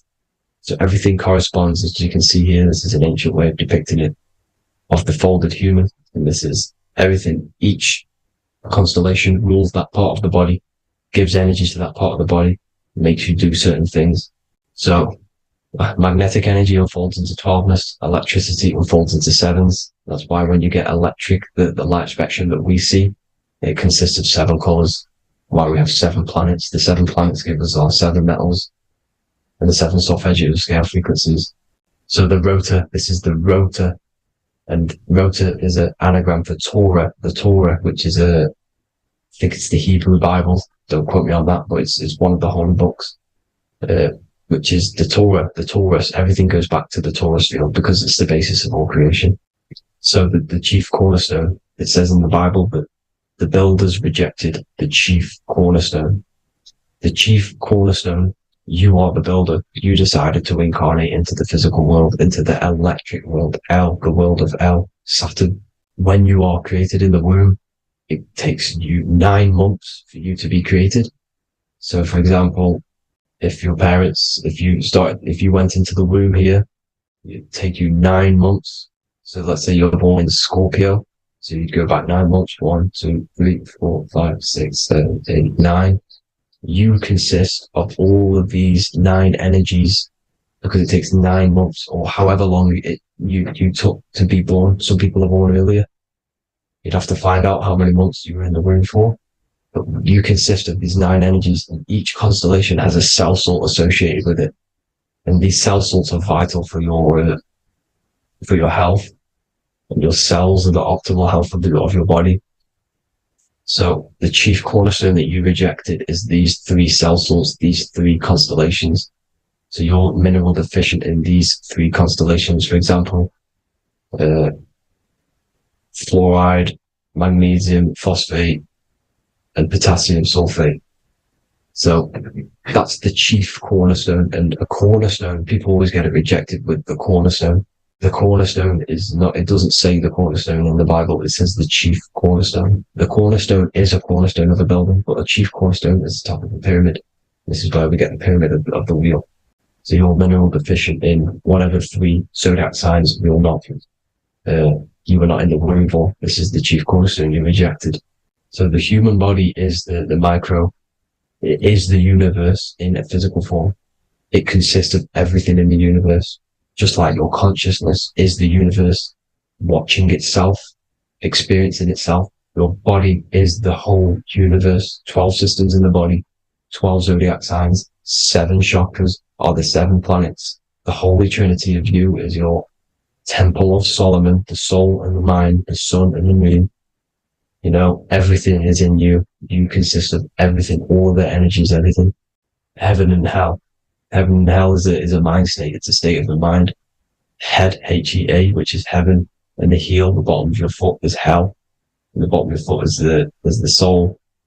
So they're basically saying, well, it's wordplay. They're saying that your soul is in hell because, you know, with the elites being in control. So they call the bottom of your foot the soul, trying to say that you're in hell. The Christ is in you. And this Christ is Greek for Christos.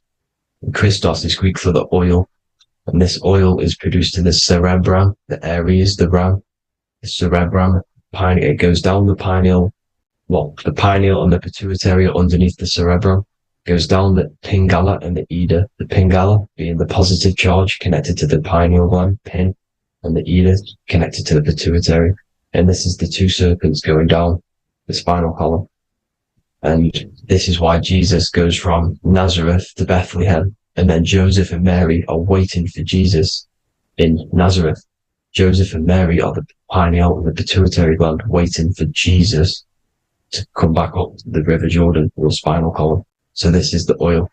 This is the story of Santa as well. Santa comes from the North Pole. Why? Because the North Pole of the Earth is the center of the toroidal field, and the North Pole of you is your spinal column, which is the North Pole of the toroidal field. The North Pole, he comes from the North Pole. This is the North Pole. This is the South Pole of the toroidal field. Comes from the North Pole, which is your mind. And he goes down the chimney and then back up the chimney. This is the chimney. And he drops off the present, which is the Christos, the oil. And this is why Jesus is crucified at 33, because he crosses over the vagus nerve at the top of your spine. When this oil comes back up, back up to 33 vertebrae. These are your vertebrae here. When it goes up to the 33 vertebrae, it gets crucified at 33 because it crosses the vagus nerve, and he's crucified on a cross at 33. This is the story behind Jesus and Santa. The Ark of the Covenant in the Bible is the two hemispheres which cover the vital parts of your mind, the brain side, which is the cerebrum, the pineal, the pituitary, etc. So the two hemispheres are the two angels, the Ark of the Covenant. This is the Ark of the Covenant covering the two vital parts of your brain. So these are the optic thalamus is another part, and it protects the Christ oil, which is inside at the center of the brain. See, the Bible is all a massive metaphor about yourself because you are the universe. You are a microcosm of the universe. Your consciousness has experienced itself, and the universe experiencing, and your body is the whole universe. Your head's heaven. So Moses crosses the Red Sea. These are the two hemispheres of your brain. This is the corpus callosum, the Red Sea. So he's pretty much saying that he's uniting the two hemispheres of your brain, because most people in this generation are stuck in the left brain, which is just logic, reasoning, science and maths, writing. You know, this is what school teaches you to do. It keeps you stuck in your left brain. And you want to cross over to you want to cross the Red Sea, which is the corpus callosum, to the right brain, which is awareness, creativity, imagination, intuition, insight, you know, using the higher mind, creativity, imagination. If you don't have intuition, then you can't read energy, you can't pick up on bad things. This is what Moses is symbolizing by crossing the Red Sea. And it's also the upper room where Jesus met the 12 disciples. 12 disciples are the 12 cranial nerves in your brain. It doesn't just represent the 12 zodiac signs. The 12 disciples symbolizes many different things. It's like I said, energy the universe consists of 12ness. So you have 12 cranial nerves in your brain, and that's the 12 disciples as well. And they want you stuck in your left brain, which is the five senses, materialism. So they say in the Bible that Satan blinds the mind. Satan is Saturn. If you've watched my videos, Satan is Saturn. And you consist of the whole Trinity, which is the sun, moon, and earth, the soul, the moon, the soul being your sun, the solar, the moon being your mind, the earth, your physical body. And Satan blinds the mind. Why? Because we enter a soul system. This is a soul system, not a solar system. And Saturn is the Lord of the Rings, which is the outer ring. When your soul enters the soul system, your soul starts to materialize. It hits Saturn. Why? Because Saturn starts to materialize you. You take on the 7 virtues, which are the 7 planets, which are your 7 chakras. And to get out of this soul system, you must get out of your lower nature, your animal nature, which is lust, desire, greed. You know, the number of the beast, 666, which is Saturn, Satan. So you enter the soul system, you take on the 7 energies, which you turn into physical matter. And this is your descension from heaven to say hell. And then you must raise back up from matter to spirit. They say Satan blinds the mind. Why? Because your mind gets materialized. Your soul and mind get materialized. And when you get materialized, it's an intense experience. You lose the divinity within you. You forget the divinity. So Satan, which is the first planet, the first energy you take on, the material body, he blinds the mind. He makes you forget everything, your divinity. Then you must remember, ascend up Jacob's ladder, the 33 vertebrae, to heaven. And this is a microcosm of the macro, because you will ascend back up to heaven if you do this, when you leave your physical body, when your body decays. So when it talks about in the Bible, completely destroy them, the Hittites, the Amorites, the Canaanites, all the ites, this is what God says to the Israelites. It says completely destroy them. It's basically symbolizing saying destroy your lower nature. The Canaanites, cannibals. We're under a Canaanite system now, which is cannibalism. And this is flesh eating, lust, greed, all the demonic stuff, all the lower vibrational stuff. You know, the lower nature, eating, sex, and survival, the lower 3 chakras. You must get out of these lower 3 chakras and return back to spirit, which is heaven, which is spirit, love, being holy, being truthful, being passionate. Going back to Satan blinding the mind, all of the planets are made out of these three symbols. Satan blinds the mind, and that's why Satan's symbol, this is the symbol for Saturn, Satan, the symbol of Saturn is the cross, which is physical matter, the earth, over the moon is your mind. So the Saturn symbol saying matter over mind, he blinds the mind, Satan blinds the mind once you enter the soul system. And you must remember, in the Bible it talks about the Genesis, which is Eve, the sin of Eve, which is biting of the tree of knowledge, with the serpent which wraps around the tree. It says the serpent placed himself on the tree. Well, the serpent is the spinal column. It's the serpent telling you eat from the tree of knowledge of good and evil, which is your nervous system. And eating from the tree of knowledge of good and evil is doing bad things. For example, over-sexualized, overeating, eating the wrong food. That's eating from your nervous system. It's decaying you, and it's preventing you from achieving the God self, the God consciousness. This is the symbolism of, the tree on the serpent, telling you to eat from the left brain, with the left brain being the sinister. Sinister is Latin for left. That's sin. Sin is left. And left is lefty Lucy, Lucifer, right, righteousness, right, God, godly. The tree of knowledge of good and evil, which is your nervous system, because it determines good or bad. That's the only thing you experience in this world is your nervous system. And then the tree of life is the cardiovascular system, and the Garden of Eden is your body.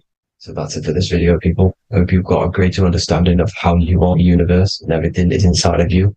Just keep in mind you are the universe experience in itself, and your body is a reflection of everything. The 12 constellations, the 7 planets, everything's inside of you. This world is an expression from the inside outwards. You can't affect the outside world to manipulate reality. Everything's inside of you. I hope you got a greater understanding of this. God bless.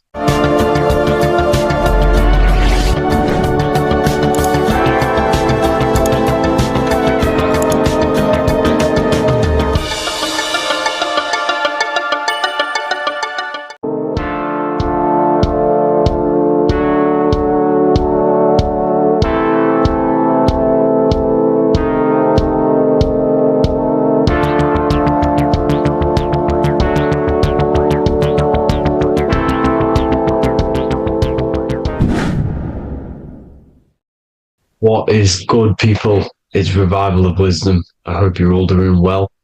And this video is how to raise your holy oil or your kundalini. Let's get straight into this. So this is a monthly cycle. Every month, when the moon is in your zodiac sign, this oil is released.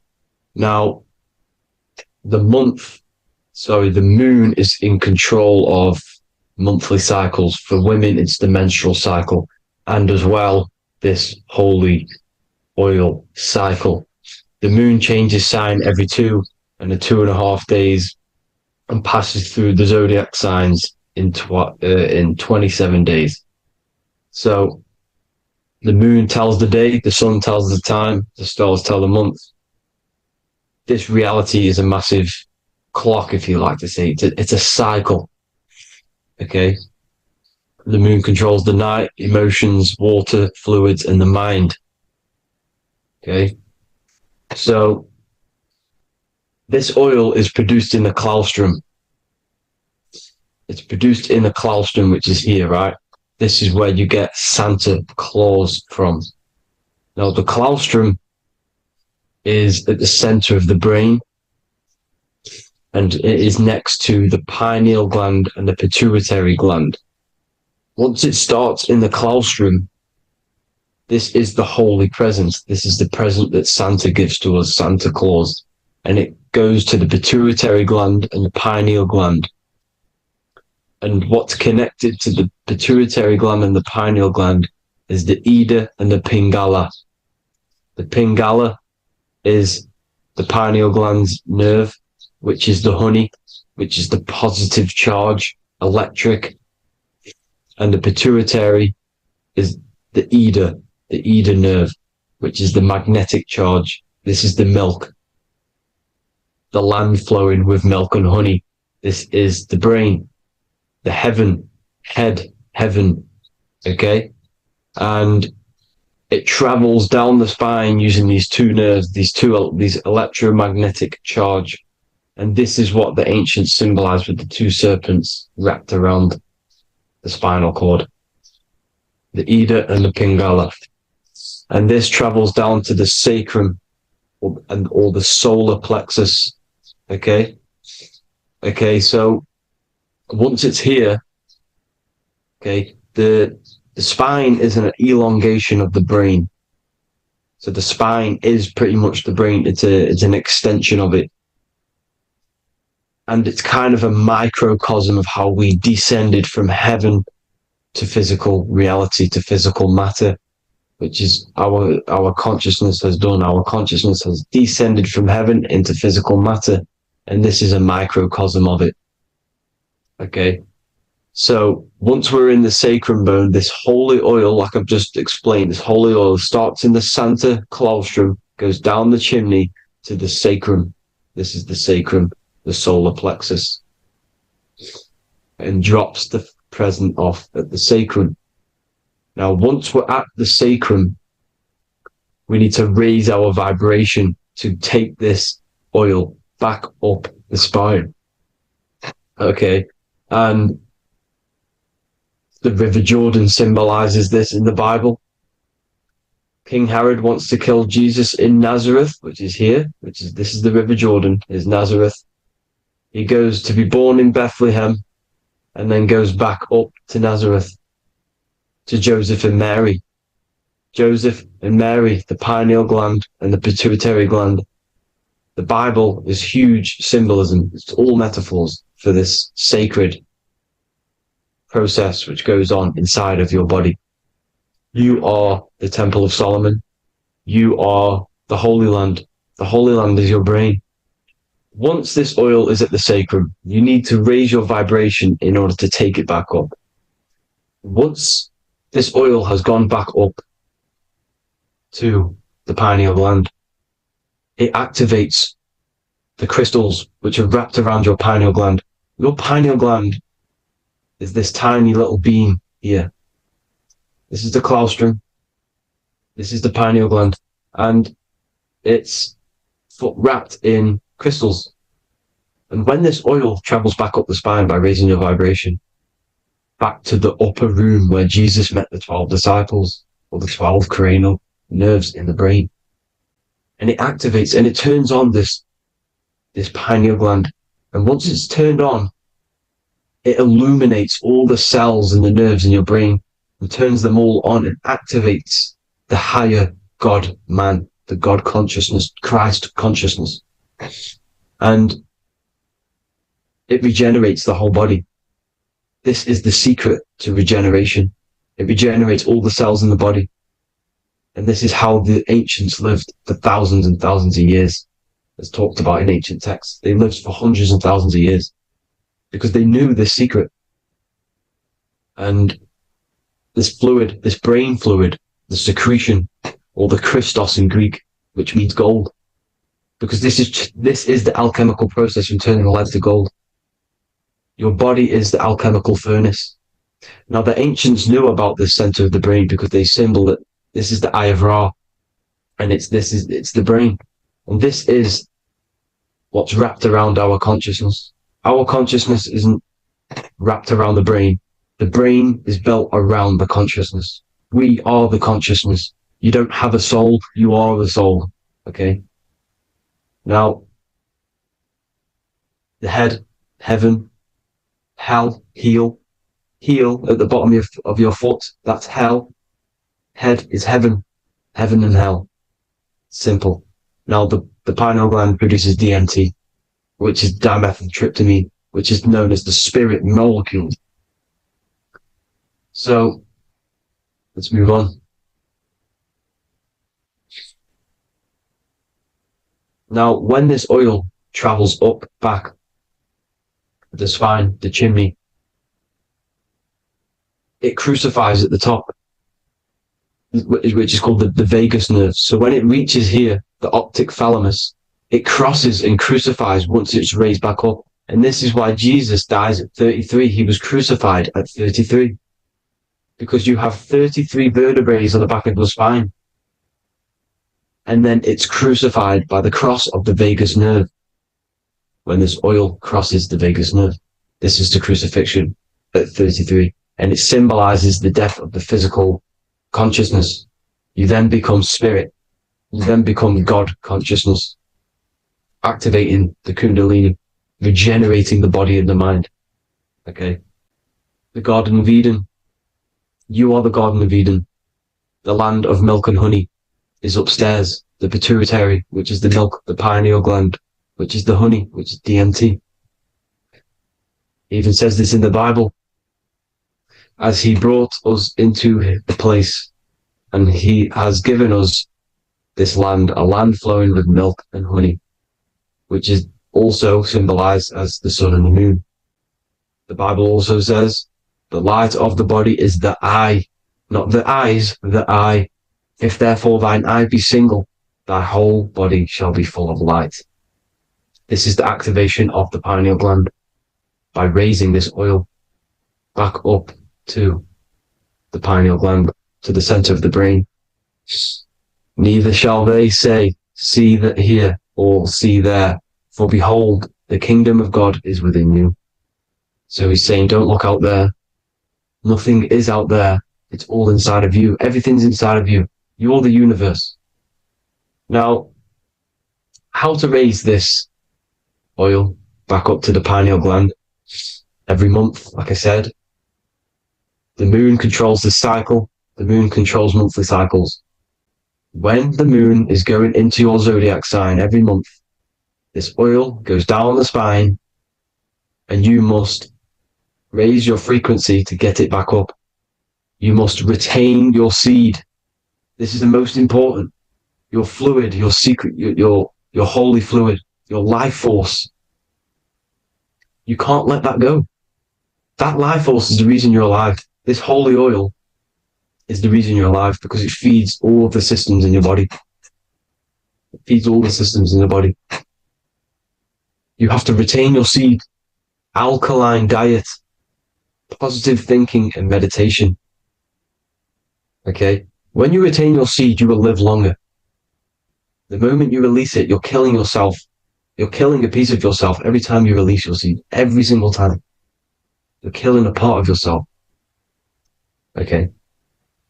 Now, this could be why this could be the illumination, the single eye on the Illuminati's symbol, the Freemasonic symbol, the illuminated eye, the triangle, which could symbolize the body, mind, and spirit, but the eye illuminated. Now, in the Bible, it talks about the two trees, the tree of knowledge and the tree of life. The tree of knowledge is the tree of good and evil, which is the most important system in your body, which is the nervous system. The nervous system, the most important. The tree of good and evil. And the tree of life, which is the cardiovascular system. Now, this oil, when it's released every month, feeds these two systems, and these two systems feed everything. Now, it's important you understand that. Okay? The ancients knew all of this knowledge. The Bible's telling you this knowledge. But it's in a metaphorical way. You have to understand the context behind it so you can read it properly. Now, eating of the tree of life, which is when it talks about in the Bible, eating from the tree of life is actually symbolizing a bad diet, ejaculation. Because you're eating from these two systems. You're killing yourself with a bad diet. You're killing yourself with an ejaculation. Okay? So, that's important to understand. Now, this is Jacob's ladder in the Freemasons. Jacob's ladder, which is the spinal cord. It's the stairway to heaven. And this is Jack and the Beanstalk when he goes up the beanstalk and finds the golden egg in the grey clouds. The grey clouds symbolize the grey matter in your brain. Now, the Garden of Eden talks about the 4 different rivers in Garden of Eden. As we see here, the North Pole map, the ancient North Pole map, because the center of the earth is the center of the torus field. Everything's the torus field. Atoms are torus fields. Everything's torus fields. You are the universe. Everything is within you. The North Pole is your spinal cord. This is why they say Santa Claustrum comes from the North Pole. This is the North Pole. And the Santa Claustrum is the center of your brain. Now, there's 4 rivers which come from the Garden of Eden. There's the blood, the Christ oil, which is the oil we're talking about, urine, and saliva. These are the 4 sacred oil, 4 sacred fluids in your body. And these are constantly abused in today's society. Also, these secret societies are targeting these fluids. Okay? This is why porn is free. They sexualize society through Disney. Go and look at some of the Disney movies. There's so many subliminal messages which sexualize these children because they want you sexualized, so you release your seed, which is one of the holy fluids in your body, especially your semen, your sexual energy. So important you retain this. So important, because it's your life force. It keeps you alive. Okay.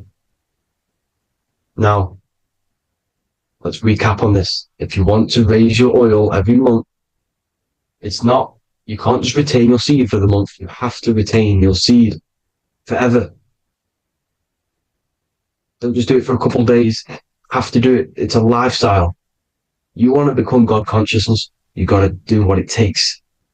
It's hard in this society because this society is made around, it's designed to kill you pretty much.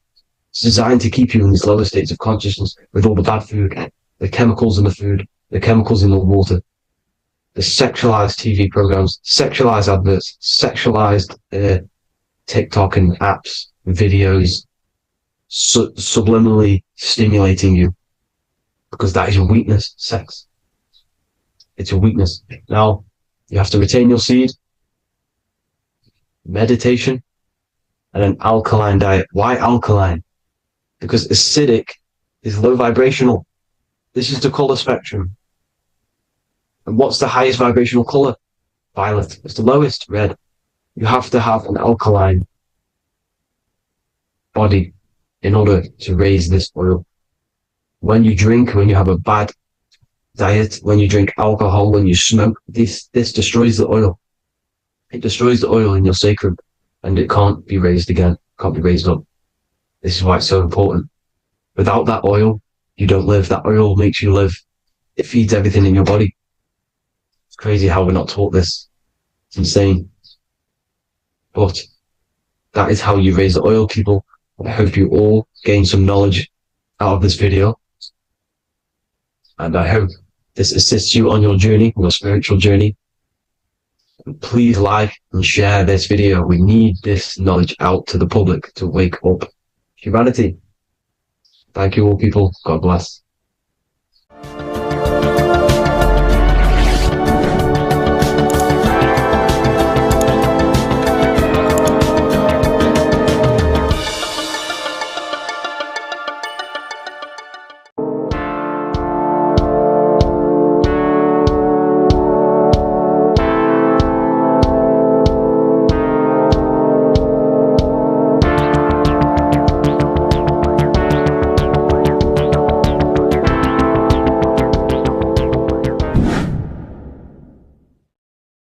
What's good, people? We're back with another video.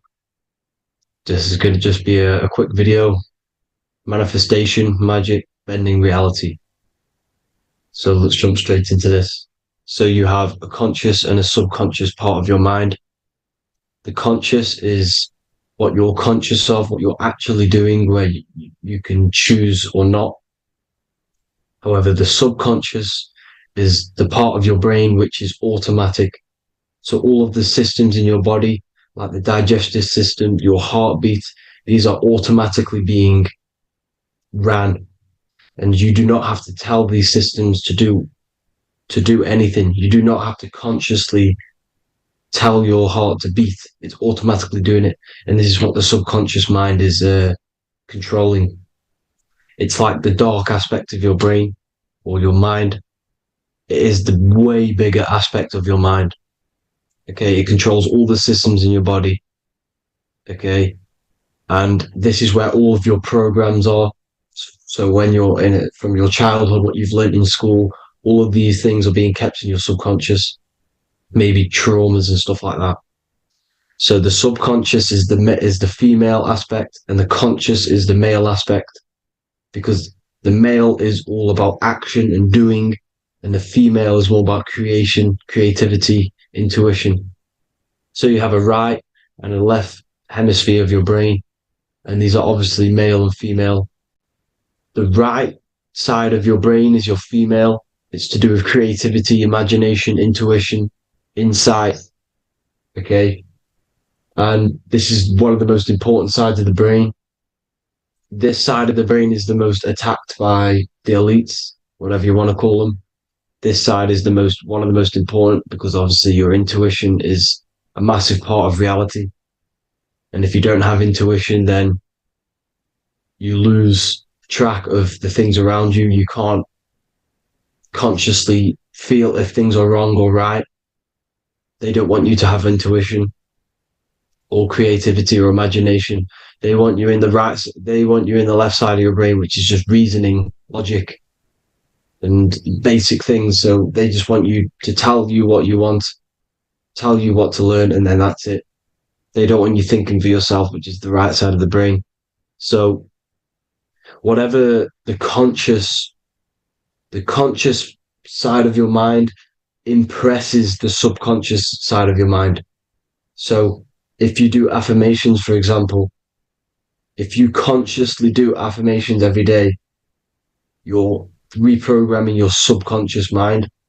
You're impressing a vibration and a word into your subconscious mind, and therefore it will reprogram it. So the male and female aspect are symbolized by the Star of David as well.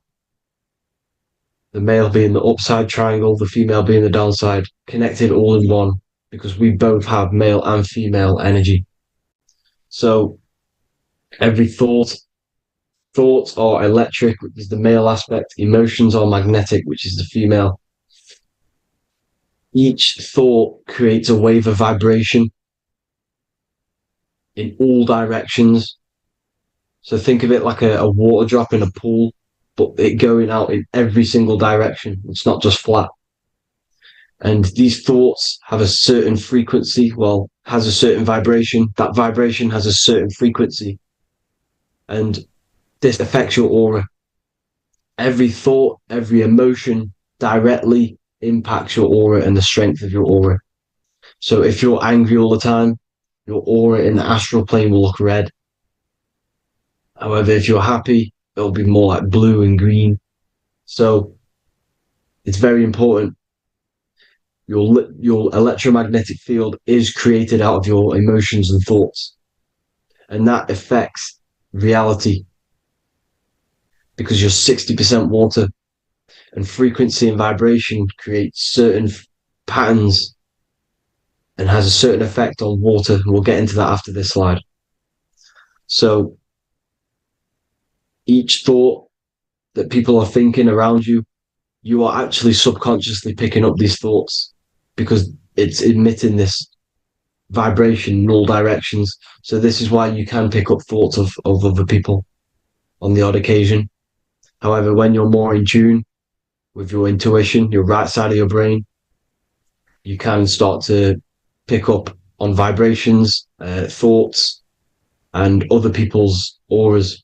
You can pick up on the energy once your third eye is open, and you know whether you should be in that environment or not. This is what we call an atmosphere. When we go into a room and you can feel the tension if someone's been arguing, for example, this is the atmosphere, this is the vibrations, these are people's auras emitting these certain frequencies and vibrations. Okay, so our aura is contained of multiple layers. Obviously, we have the physical body. This is the electromagnetic layer. However, you have the different planes of existence, the spirit, mental, astral, etheric, and then physical. The physical is the lowest plane of existence. And the physical plane is a product of all of the planes above. So the mental impresses on the astral impresses into the etheric, and then the etheric creates the physical object. So the mind is the root cause of reality. The mind is the cause of everything. Your consciousness is pure cause. There's no effect. Everything you see in this reality is the effect. Everything that you experience is the effect, because the root cause was the mind. The decisions you made you experience that certain experience. And that decision was created on the mental plane. And this is just pure thoughts. And thoughts are things. If it exists in your mind, it is a thing. It's a certain frequency. So if you have a certain level of thoughts, if you're thinking positive, for example, you're going to have a strong aura, you're going to have a higher vibration. And that attracts like. Like attracts like when it comes to thoughts and vibrations and electromagnetism. So if you're thinking positive all the time, speaking positive, doing positive, you're then creating a higher vibration, and that's going to attract people on that similar frequency to you. Everything is electromagnetism, frequency and vibration. Everything. You see, so this is why, for example, if I put my hand to a TV screen, if my finger was the same vibration as the TV screen, it would go straight through it. However, the particles in my hand and the particles on the TV screen are two separate vibrations, and this is what causes the friction to stop, and not my finger to go straight through it. So like I said, when you don't feel the vibe of someone, when you don't feel right, you don't really get along with someone, this is a vibration. Your vibrations are not matching, they're not similar, they're two complete different vibrations, and they're not aligning properly. So music has a massive part on this. Music is a massive, massive tool for the elites, because music is frequency. And in 1975, the musical instrument are all tuned to 440 hertz. So Spotify, Apple Music, most of the music on YouTube is all set to 440 hertz. And 440 hertz is not divisible by 3, 6, or 9. And when you can't divide a frequency by 3, 6, or 9, it's not a natural frequency. As you can see here, this is 432 hertz. This makes a nice geometric pattern. However, 440 hertz is a distorted pattern. So when you listen to this, this actually shuts off the whole right side of your brain. Like I said at the start, this is the most attacked side of your brain. It's to do with creativity, imagination, intuition. When you listen to 440 hertz, it shuts off the whole right side of your brain. And obviously shutting off all of these forms of your brain. Music is a very, very powerful tool for the elites, because it's the only thing which can enter your soul or your ears without consent, your body without consent. Everything else has to be through consent. You choose whether to eat something, you choose whether to drink something, but frequency, you're going to hear it no matter what. This is why it's so powerful. And music influences the body in many different ways. It's the most powerful imitator of everything. It directly affects all listeners. It directly affects intentions, gestures, movements, and actions. It stimulates your mind, and certain songs, certain catchy songs, can reprogram your subconscious mind, invoking certain emotions. This is why when you listen to slow beat songs, it makes you feel more sad. When you listen to upbeat songs, you feel more energetic. This is because these frequencies have a profound influence on reality and on how you feel. Because like I said, you are 60% water. And as you can see here, each frequency creates a different geometric pattern. And inside of you is 60% water. So like I said, 440 hertz is going to make a distorted pattern in your water. And this is going to have a profound effect on your emotions and your reality. So like I said, health health is not just the body. You are made of body, mind, and spirit. You need to look after what you put in your body. You need to look after your spirit and look after your mind. It's very important to keep all these in balance, because once one of these are unbalanced, it affects the other two. So if you're eating wrong, it's going to affect your spirit and mind. If you're thinking wrong, it's going to affect your body and spirit. These are all interlocked. You have to look after them all. So it's very important you understand music. Stop listening to low vibrational music. To be honest, you want to listen to music without any sort of speaking inside of it. You just want pure frequencies, which are the solfeggio scale, like one of these, for example, 432, 528 hertz. These are all good frequencies. It's called the solfeggio scale. And these frequencies make you more in tune with nature. 528 hertz is what the earth vibrates at. So it's very important. And the Rockefellers are the one who changed this to 440 hertz. The Rockefellers, one of the elite families. So if you want to manipulate reality, it's very important to have your chakras aligned and having a high vibration, because the higher your vibration, the more powerful your words and your intentions are on reality. So the lower your vibration, the harder it is to affect reality, because you're on a lower state of consciousness. Like I said, you have the mental, astral, etheric, and physical. Everything is a product of the one above. As above, so below. This is what Hermes Trismegistus was saying in the Egyptian days. This is where it comes from. As above, so below. If you affect above, it directly affects below. So like I said, meditation helps on this, helps align your chakras. Think positive, feel positive. Like I said, your feelings are magnetic, your thoughts are electric. So once you combine these two together, you're then creating an electromagnetic frequency, and that will have profound effect on reality. So the law of cause and effect. The law of cause and effect. Every effect has the root cause. Like I said, your mind is the root cause of everything. Every decision you make is having a different effect on reality. Everything happens for a reason due to the root cause, which is your mind. You choose everything that happens in your life. Okay? So it's very important you understand this and you constantly make the right decisions, the good decisions, to have good effects on your reality. You have to be very conscious of this law, because nothing escapes this law. This is the law of all consciousness. So think about it. Imagine a massive ball of consciousness. However, off this ball are different sparks, and each one of these sparks are in each and everyone's body. This spark is governed by these laws, the law of cause and effect, the law of correspondence, the 7 hermetic principles. It's very important you understand this, because this mass ball of consciousness is what is obeying these laws, and everyone has this spark of consciousness inside their third eye. And like I said, everyone is the same consciousness. This is why if you do bad unto someone else, that will directly affect your reality. So if you hurt someone, it's going to come back to you in one way or another, because you are that same consciousness. This is like a mirror reality. As within, so without. Whatever you feel on the inside, you're gonna see that on the outside. You're going to experience that reality, whatever you've impressed. So there's different ways to bend reality to your will. This is kind of a sort of magic. So obviously you have black magic, which is manipulating reality to harm and influence others, or to be very selfish. And then you have white magic, which is manipulating reality for the good of humanity. So you do have to be very careful with your intentions, people, when you're trying to manipulate reality, because this is nothing to be played with. If you are manipulating reality for the wrong reason, it's going to come and bite you in the ass in some way or another.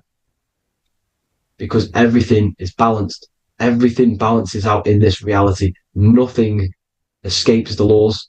Not one thing escapes the laws. So if you're stealing from yourself, because it's just going to come back in one way or another. Inside of everyone's heart, you know whether you're doing good or wrong. You know, you can feel it when you do something wrong. You can feel it when you do something good. The heart is the center of the torus field. It's balance. And this is why you say follow your heart, because it's the center of the torus field. It's very important to listen to this inner voice inside of you, because that is telling you the right things to do, the right the good decisions to make. And when you keep following that voice, that good voice inside of you, it takes you to your life path. Very important to follow that voice. However, don't let the ego get in the way of it. Don't care what your friends are going to say. It's very important to understand this. So you have different ways of manipulating reality. You have sigil magic. This is where you create your own sigil or symbol. You create your own sigil and symbol, and then you charge it. You behind that symbol, you have an intention. So, for example, if you want to manifest wealth, you create a sigil which represents what you want. You create that sigil, you draw it out, you charge it, because wherever your attention goes, energy flows. So whatever your attention is, you're sending energy that way. So what you do with your eyes and your hands, you place attention on the sigil.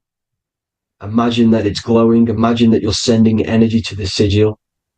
And then you burn the piece of paper once you've done this. And then after this, you meditate on that symbol. You constantly think about that symbol, because that symbol is the frequency, is the thing that you want to manifest. So that's one way. Or you can just meditate on your reality. So imagine yourself having already what you have. This is what they call a mindset. You must set your mind to the frequency what you want to manifest. Okay? So if you want to manifest wealth, for example, imagine yourself being wealthy. What would it feel like? What would you be doing? Imagine a scene in your mind. Constantly do this, and you're putting out that frequency. Like I said, you must think, because the thoughts are electric, and then you must feel, which is magnetic. Together, this creates an electromagnetic frequency, and this is how you attract things to you. You will attract the certain people to come in your life to bend reality to your will. Okay? Or you've got mirror magic. Stare yourself in the mirror, because a mirror reflects light. It also reflects energy. So you've got to be very careful with what you say to a mirror. You've got to be very, very, very careful, because whatever you send into that mirror is directly sent straight back to you. So if you're thinking negative, you're sending negative energy back straight to you, and that's going to have an effect on your reality. Affirmations are very important, because your words are frequency, your words are vibrations, and each word you say has a certain frequency. If it's positively charged, it's going to affect you positively. If it's negatively charged, because like I say, your brain and your mind is like the director of energy. That's what your brain is. And it directs energy into certain things. You can either positively charge it or negatively charge it. And this brain is creating your reality constantly. It's manifesting your reality constantly in the present moment. So this is what the government knows. The government know your mind is the root cause of reality. This is why they call themselves a government. Government. The New World Order is not being manifested by them. They are controlling the information. They are controlling your perception of this reality. And they know the mind is the root cause of reality. Therefore, if they control your perception of reality and your information, what you believe, you're going to manifest that information, that perception. So we, the people as a collective consciousness, are the ones manifesting this New World Order. You see, so this isn't black magic. They're actually tricking us into manifesting their own their plans, this New World Order. You see, this is how smart these people are. They know how to get around the laws of reality. They know how to bend reality to their will without facing the consequences. They're getting humanity to do it. You see, there is a collective consciousness. As like I said, we all have that same spark of consciousness, right? So as a collective consciousness, we are on a very low vibration at the moment. However, we are waking up rapidly. There are more and more people waking up at the moment, and light always chases away the shadow. Light is a lot more powerful than darkness, you see. So one person waking up has a massive effect than one person being asleep. It has a profound effect. Because like I say, the light always chases away the darkness. It's more powerful. The light is always more powerful. High vibrations are more powerful than lower. So that's it for this, people. I hope you all enjoyed. This is a short, quick video. God bless you all.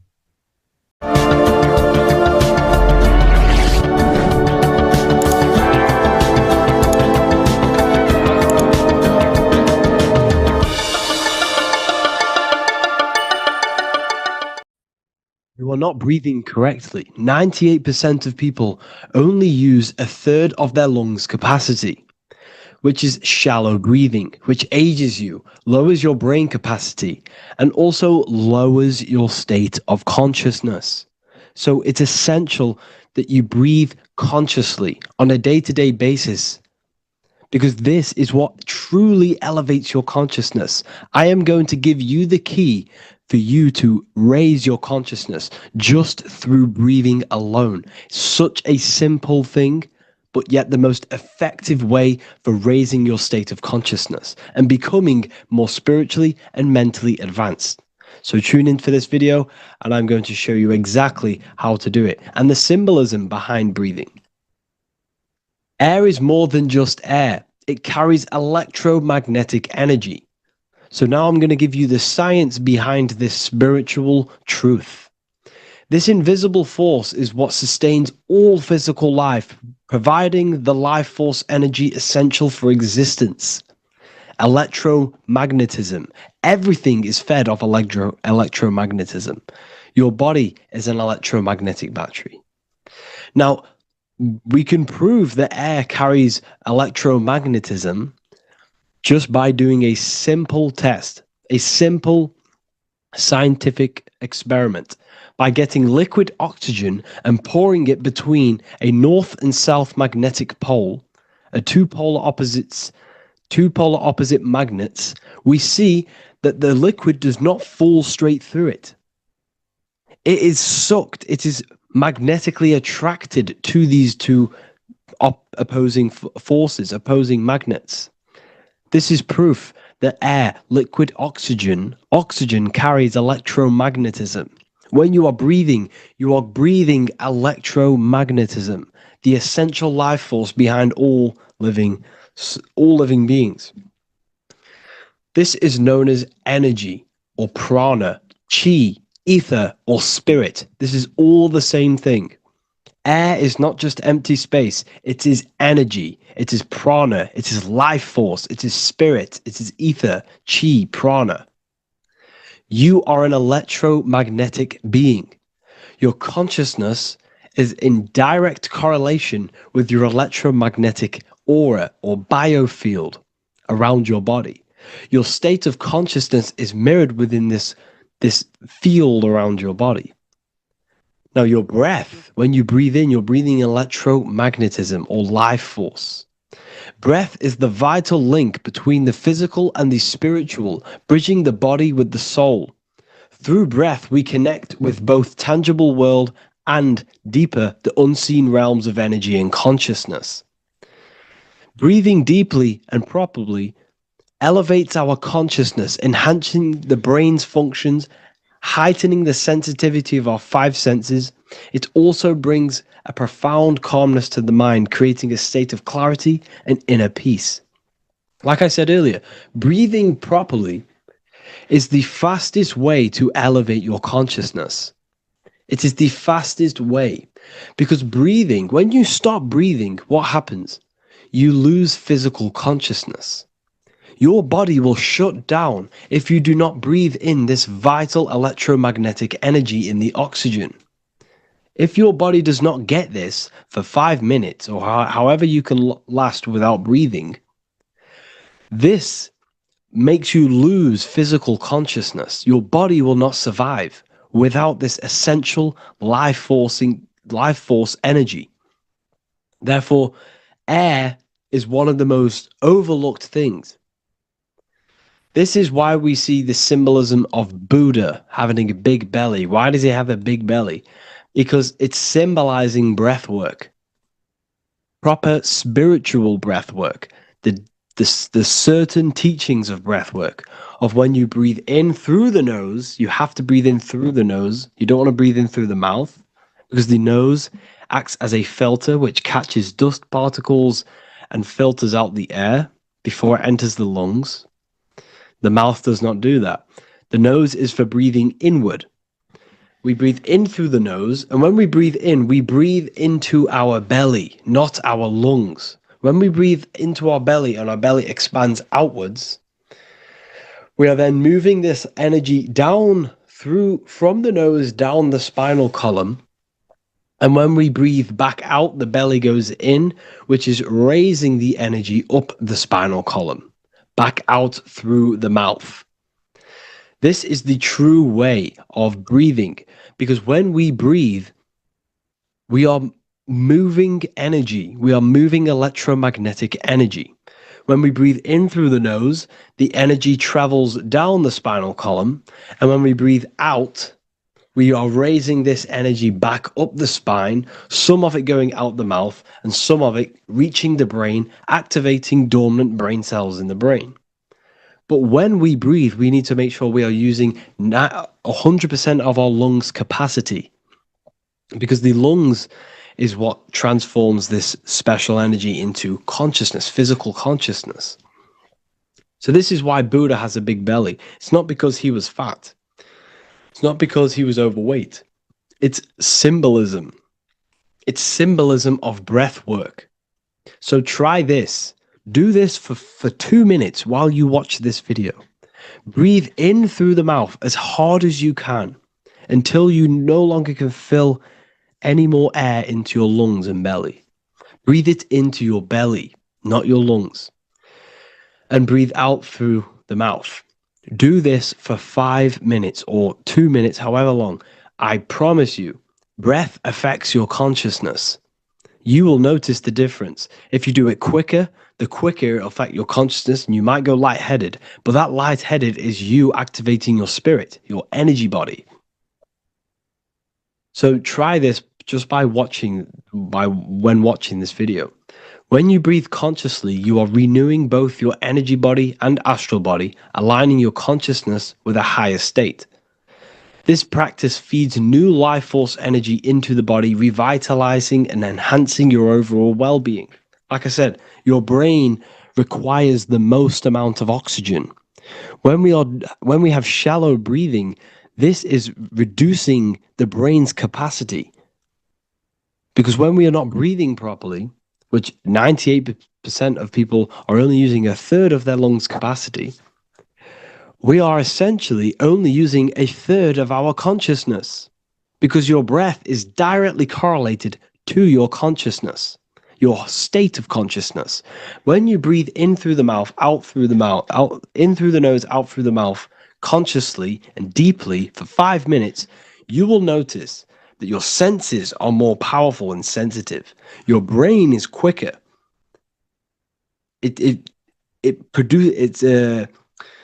What's the word?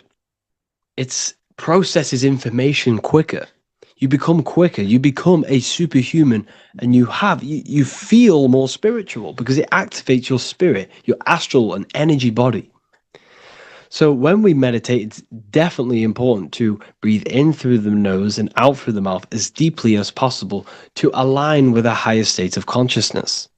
And this is the easiest way to separate your consciousness from the body. When you breathe in deeply for long periods of time, while meditating, while taking no thought, when no thought is present and you gain a rhythm of deep breathing, this is the gateway. This is the gateway to opening your consciousness. Because when you stop thinking, other aspects of your consciousness can open up. All of our lives we've been thinking, which has blocked off the higher states of consciousness. So breathing is very, very important. It affects our overall well-being. And this is Yahweh, the in and the out of breathing. When we breathe in, this is Yah. You can hear it. It sounds like Yah. And when we breathe out, that is Way. This is the name of God, apparently. But God is within you. You can connect with God. You can connect with source consciousness within you by breathing, by raising your state of consciousness through breathing and meditation.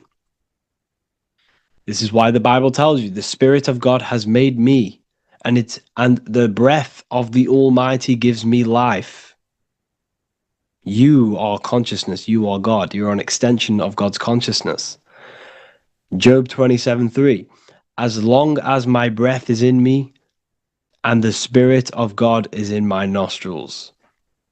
The Spirit of God is through breath. John 20:22. And when he said this, he breathed on them and said to them, receive the Holy Spirit. The word spirit means breath. In Greek, Hebrew, Latin, it all means breath or wind or air.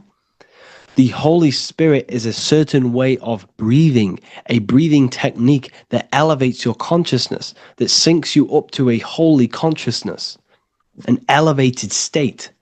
That is the Holy Spirit. That's why it tells you in the Bible, when he said this, he breathed onto them. He breathed onto them and said, receive the Holy Spirit. You must breathe to receive the Holy Spirit.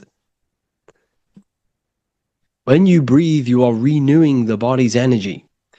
You're taking in new life force, which is regenerating your cells, regenerating your brain, nervous system, and also connecting with consciousness, pure consciousness. This is not something that we should be doing during meditation. Yes, it is. We should be doing it during meditation, but this is something that we need to apply all of the time. This is the fastest way you can raise your consciousness. I just want to say, all of this knowledge is inside of the Book of Wisdom, Volume 2. Make sure to give a like and a comment on this video to help the algorithm. And let me know what you think about the last book or this book if you have read them, to let the new people know what they're looking at with this book. This is truly life-changing, the Volume 2 and Volume 1 is truly life-changing. You can get them in a bundle also. Learn hidden knowledge inside of the Ethereal University. This is where truth seekers belong. I'm not here to try sell you this, but this is the place for truth seekers. And if you are serious about your spiritual journey and serious about gaining knowledge, which gives you the advantage of a life, join Ethereal University. This will definitely help you. Thank you for watching this video. Please leave a like and comment. Make sure to give me any suggestions on videos you want me to make in the future. Thank you all.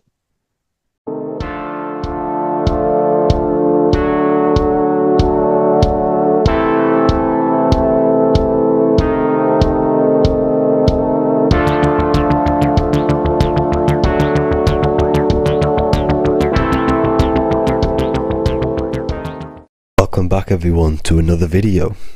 Today we're going to cover everything that you need to know about the mind, starting with the two aspects of the mind, the conscious and the subconscious. The male aspect of your mind is the conscious. This is the 10% of your mind. The conscious part of your mind is only aware of everything around you, your vision, your sight, your smell, your taste, your hearing, and your current state of emotion and thought. Every thought that you consciously think about has an emotion directly attached to it. That emotion is then impressed onto the subconscious part of the mind. The subconscious part of the mind is the female aspect of your mind. It is also a whopping 90% of your mind. Subconscious mind is controlling all of the subconscious processes which happen within your body. For example, your subconscious mind is controlling your heartbeat, your digestion of food, and all of the things that you do not have to tell the body to do. It is the hidden part of our mind which is controlling all of the hidden things. The subconscious mind is like a recording supercomputer. Everything that you have experienced in your life is all recorded and stored within the subconscious mind. One of the most important things about your subconscious mind is that it stores your mental programs. Everything in the subconscious mind manifests into behavior and actions within the body. Your daily basis routine and habits are all mental programs within your subconscious mind. These mental programs are created by mainly two ways. 1, repetition, and 2, emotional impact. The repetition is fairly simple to understand. The more you do something, the more it impresses onto your subconscious mind and becomes a program. that program will then manifest into your behavior. However, with the emotional programs, they work a bit different. The stronger that you feel an emotion, the stronger it is impressed onto the subconscious mind. And then that emotion becomes a program. For example, you had a very traumatic moment happen when you were a young child. The emotion that you felt was so strong in that moment that it impressed into your subconscious mind so hard that you can recall that moment like it was yesterday. That traumatic event that happened to you when you were young will still manifest into your daily basis behavior even to this day. However, it manifests subconsciously. For example, if you were in a car crash, you will be wary to enter cars with certain people. All because of that traumatic emotion that you felt and impressed onto your subconscious mind. Another example of the subconscious manifesting into our behavior is posting on Instagram. Most of the time, the reason why you post is because your subconscious mind is seeking gratification. So before you actually do something, question yourself and find out the root cause of why you are doing this. Another thing that you need to understand about the subconscious mind is that it takes everything you say and hear literally. So for example, if you go and say, "You are an idiot" to someone, your subconscious mind will only pick up the word idiot. It only knows yourself. It doesn't know anyone else. You are casting a spell on yourself just by saying that to someone else. This is why the golden rule is to treat others like you'd like to be treated. Now, you can rewrite these programs which are already in your subconscious mind. However, it does take consistency. You have to change these programs which have been running for years. And by changing these programs, you change your behavior, because these programs manifest into your behavior. The best way to do this, personally, is to listen to affirmations first thing when you wake up in the morning, and do this for 10 minutes every single morning. Then at night time, you want to think and feel that you are becoming the reality that you desire. The more that you feel this reality, the more it will become a program and impress your subconscious mind. For example, you're trying to gain financial freedom. If you trick your subconscious mind into creating a program saying that you are financially free, this will manifest into your behavior. You will start doing more work. You will start looking for ways to make money. Your mind will be set on the frequency of money and financial freedom. Therefore, you will receive thoughts based around this program. If you take enough action, your life will dramatically change because of this program that you created in the mind.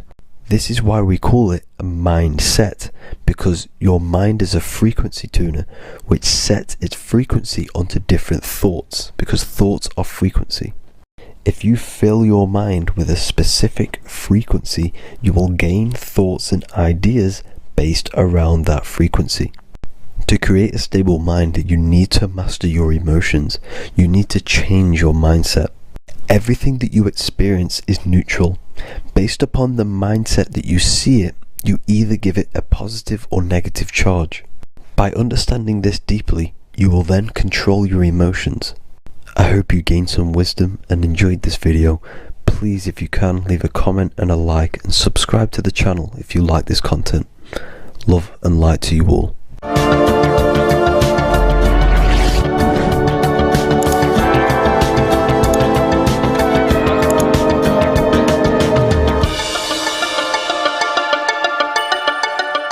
Welcome to Revival of Wisdom. This video is going to be about the flat earth and the breakdown of the whole cosmology. We're going to be digging very deep. I've got a lot of pictures and images to show you, and a lot of dots to connect. So let's start with the Freemasonry art. So this artwork we have here is the Freemasonic cosmology, as they know and believe. So what is it symbolizing? We obviously have to start off with the 4 pillars, representing the 4 corners of the earth, the four corners with duality. You see, there's everything on earth. There's good and evil. Good, evil, positive, negative. Good, bad. This is the checkerboard. This is what it symbolizes. Okay. Obviously, we have the sun, the moon. The sun gives you energy. It's the anode. The moon is the cathode. It's the opposite. It takes your energy. So therefore, you become sleepy when the moon comes out. You see, everything on earth, everything in the universe is balanced. There's complete balance symbolized by duality. There's always two opposites. We have the all-seeing eye, and obviously 7 stars representing the 7 planets, but not planets as in we know planets. They're not physical spinning balls of gas. They are energies. They are lights emitting from the realm above this realm. There are lights through the firmament, through the electromagnetic field. So let's go through that again. The 4 corners, duality, positive and negative, cold, dry. Everyone on earth has an opposite. Everyone, there's 2. Okay. And then we have the sun, the moon, the 7 planets with a 5-pointed star. What's the 5-pointed star? Of course, it's the 5 elements: spirit, water, earth, fire, and air. Okay. That's what the 5-pointed star is symbolizing, the 5 elements of earth. And then most importantly, we have the compass. The compass is very, very important, hence why it's in the center. The compass is symbolizing many, many things. And one of the most important things, but we'll get into that after. We have a boat with water outside of the earth. So we have a boat on water, symbolizing the waters separated by the firmament, the waters above, separated by the firmament from the waters within the firmament, the earth. So this is what it's symbolizing. So the compass, what's the compass? This is where the compass comes from. The Polaris, the most important star there is, because it's in the center of Earth. The sun, the moon, and the black hole, black sun. Because all creation comes from center, the seed center. Okay, but we'll get into this after. But also, this is a very important Masonic symbol because they use this symbol a lot. This is one of their main symbols, hence why Neil Armstrong has the Masonic ring with the compass on it.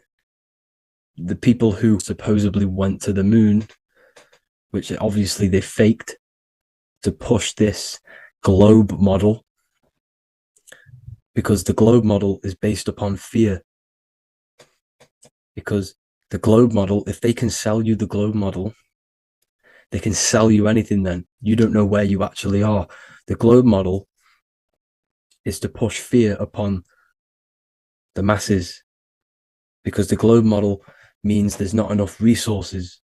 There's also risks of asteroids hitting the planet. There's also risks of space, extraterrestrial invasions, global warming, asteroids. You see, this is all the fear that they can gain of selling you the globe model. Okay, because they don't want you to know that this is an intelligent design. And also, they're hiding God, the creator, the source. This is why they are satanic. They are opposites. They are lefty, Lucifer, right, righteous, godly. Hence why they do the symbolism on their eyes. 666. This is another famous, famous astrologer.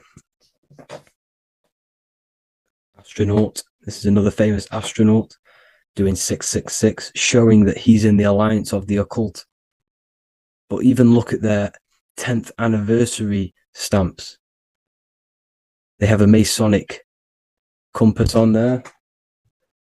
Also the Order Out of Chaos. Order Out of Chaos, double-headed eagle. Okay, the Order Out of Chaos ring, which they wear. So all of these astronauts are in the occult. They are lying to you. They are in with this order, this Masonic New World Order, whatever you want to call it. So let's break this compass down a lot more. Because as I showed you here, the center, okay, this is what the compass is symbolizing. Let's go into the North Pole map. This is from 1595. This is a rough estimate of where this map came from. It's from around the 1500s to the 1600s, maybe 1400s. There's not an actual set date on this map because obviously our history has been tampered with. But let's break down this map and the symbolism that they use towards this map, because this map is the map of the North Pole. Okay, so in the center, we have the black rock symbolizing the tower. The tower, the pole, North Pole.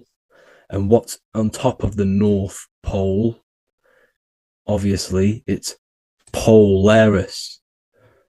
North Pole and Polaris. Okay, with the 4 islands around the center. Okay, 4 islands around the center. And this is what blew my mind, right? They say that Santa sounds similar. And if you look at this pole that's pointing to the North Pole, you see this line here. So this is obviously from the 1600s. What color is Santa? He's red and white. Just like this map pointing to the center is red and white. And Santa comes from the North Pole. So it's not a coincidence that they use red and white. They're mocking this map because obviously they took over after the 1500s, 1600s. They took over around the 1800s. So they're mocking this map with Santa coming from the North Pole with this red and white line to the North Pole. Notice the 4 islands. Okay.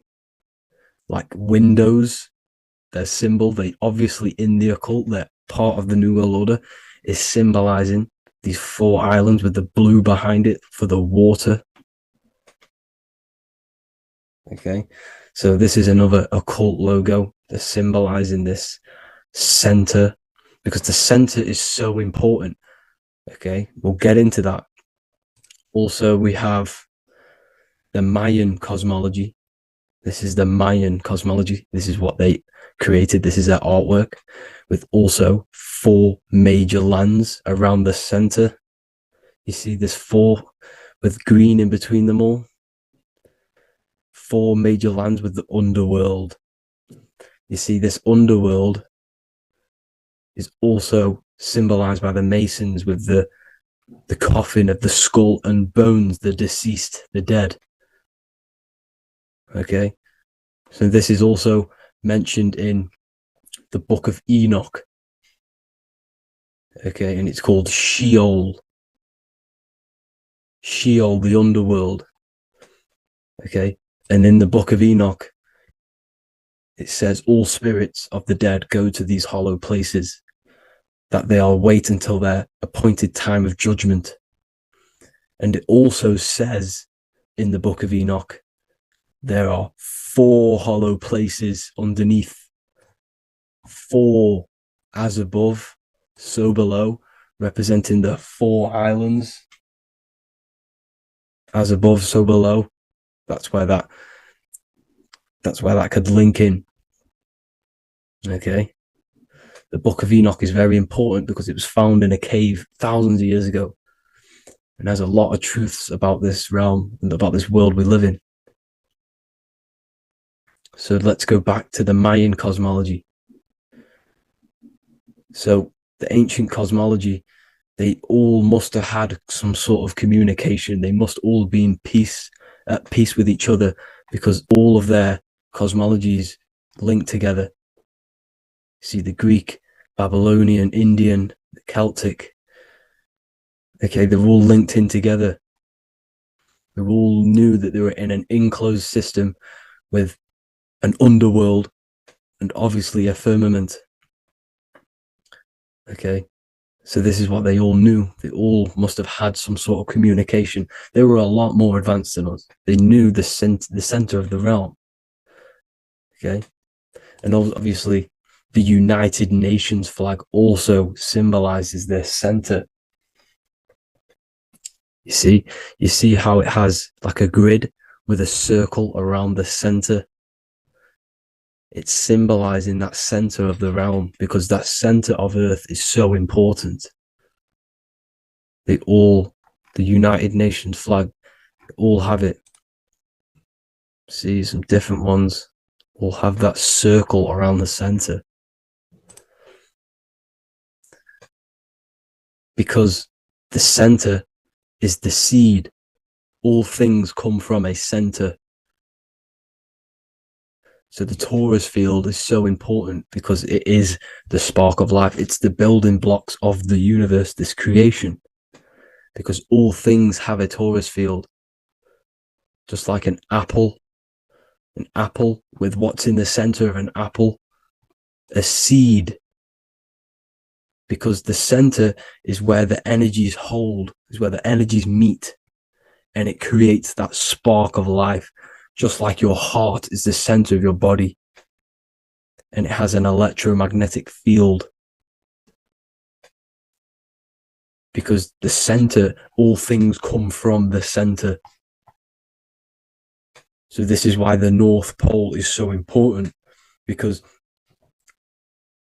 this is why it's so important, because this is where the creation sparked from, the center. This is where the most electromagnetic energy is stored. So this is why the northern lights come from the center. It's electromagnetic energy. This is what the northern lights are. It's being emitted from this black hole in the center. Okay? And obviously what else is on the center? Polaris.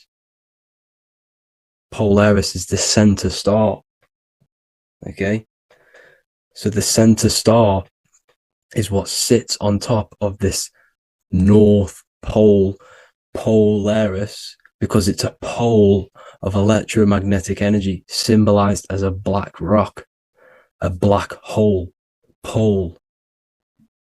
You see? Because all creation comes from void. Light is born from darkness. Without light, darkness can't be born from light. You see? But light can be born from darkness. This is why darkness is so important. And this is why there's a black hole in the center of our realm, like the black sun. The black sun. The Polaris star, the North Star. You see? So this is this North Pole, Polaris. This is what they're talking about. And this is why compasses are an 8-pointed star, because Polaris is symbolized as an 8-pointed star. This is where a compass will point you to. It will point you to that center. So notice how a compass has this black hole in the middle. You see? And it will point you to this meeting point, the north, because in the center is the center of the Taurus field of the Earth. This is where the most electromagnetic energy is. You see, everything gets sucked into the black hole. Okay, this whole reality is being projected from that center point, just like your eyes suck in light. It's a black hole. Your eyes suck in the light of this light being emitted from this center place, this electromagnetic energy at the center. which is the seed of everything, of everyone. You see, just like an apple has the seed in the center in darkness, because in the center of the apple, it's dark. It's black. It's pitch black. But that's where the seeds are. That's where the life is. But Polaris is so important because it's that center star which lines up. It is the pole. It's the top of the pole of the Taurus field. So Polaris would be here at the very, very top. And this is where the compasses point you to. And this is why the Star of Ishtar, the 8-pointed star of the Sumerians, also talked about this 8-pointed star. And it's called the Star of Ishtar. Okay. And who is Ishtar? Ishtar is the goddess. Okay. So she's not a male, she's a female, because every creation is brought through a female, a womb. Every single human on earth is brought through the womb, the sacred feminine energy. And the womb is pure darkness. There's no light in a womb, just like the center of our realm. It's a black hole. Okay. And guess what? She's the god of fertility and sexuality. She is responsible for all life. Okay. So the Star of Ishtar is the star of Polaris, which is symbolizing the responsibility for all life, the center of our realm, the black sun, the black hole. Okay. So this is what that god of Ishtar of the Sumerians is talking about. The goddess, the womb, the seed of creation. So this would be the portal, more than likely, the portal in and out of our realm, because it's the top of the Taurus field. And what's above this realm is the heavens. So this is where you get sucked in from the heavens. Your soul gets sucked in and brought onto this plane of existence called Earth. These are some space NASA symbols. Look how much Polaris symbolism there is. And notice how it's at the center. You see this circle? This is like a half circle. And at the center is an 8-pointed star of Ishtar. It's the same thing. It's Polaris. It's at the center. And notice on some of these, look, this one is a bear holding the key and an arrow pointing to the Polaris star, so that they hold the key to Polaris. And another one with like a demon holding a key to the what? Polaris on top of him. Also an eagle, which is a Masonic symbol. The eagle holding a key on top of the center. You see? And notice how there's an arrow going up to the Polaris and an arrow down, as above, so below, to Earth. So you can go out of Earth and into Earth through Polaris. And the eagle holds the key. You see? The eagle holds the key, just like this. This demon dragon holds the key to Polaris. And look at this one, Earth, with an arrow up to Polaris, an 8-pointed star. So Polaris is more than likely that portal which the Anunnaki used, the Sumerian gods used, because the Anunnaki symbol is also an 8-pointed star. Okay. And like I said, that center is the seed of creation. The center is the black hole. Okay. Just like your pineal gland is at the center of your brain. The pineal gland is at the center of your brain. And that's what connects you to that spirit realm. to the source. That's it for this video, guys. Thank you all for tuning in. I hope you all learned something today. Please leave a like, a comment, and please subscribe to the channel for more content. God bless you all.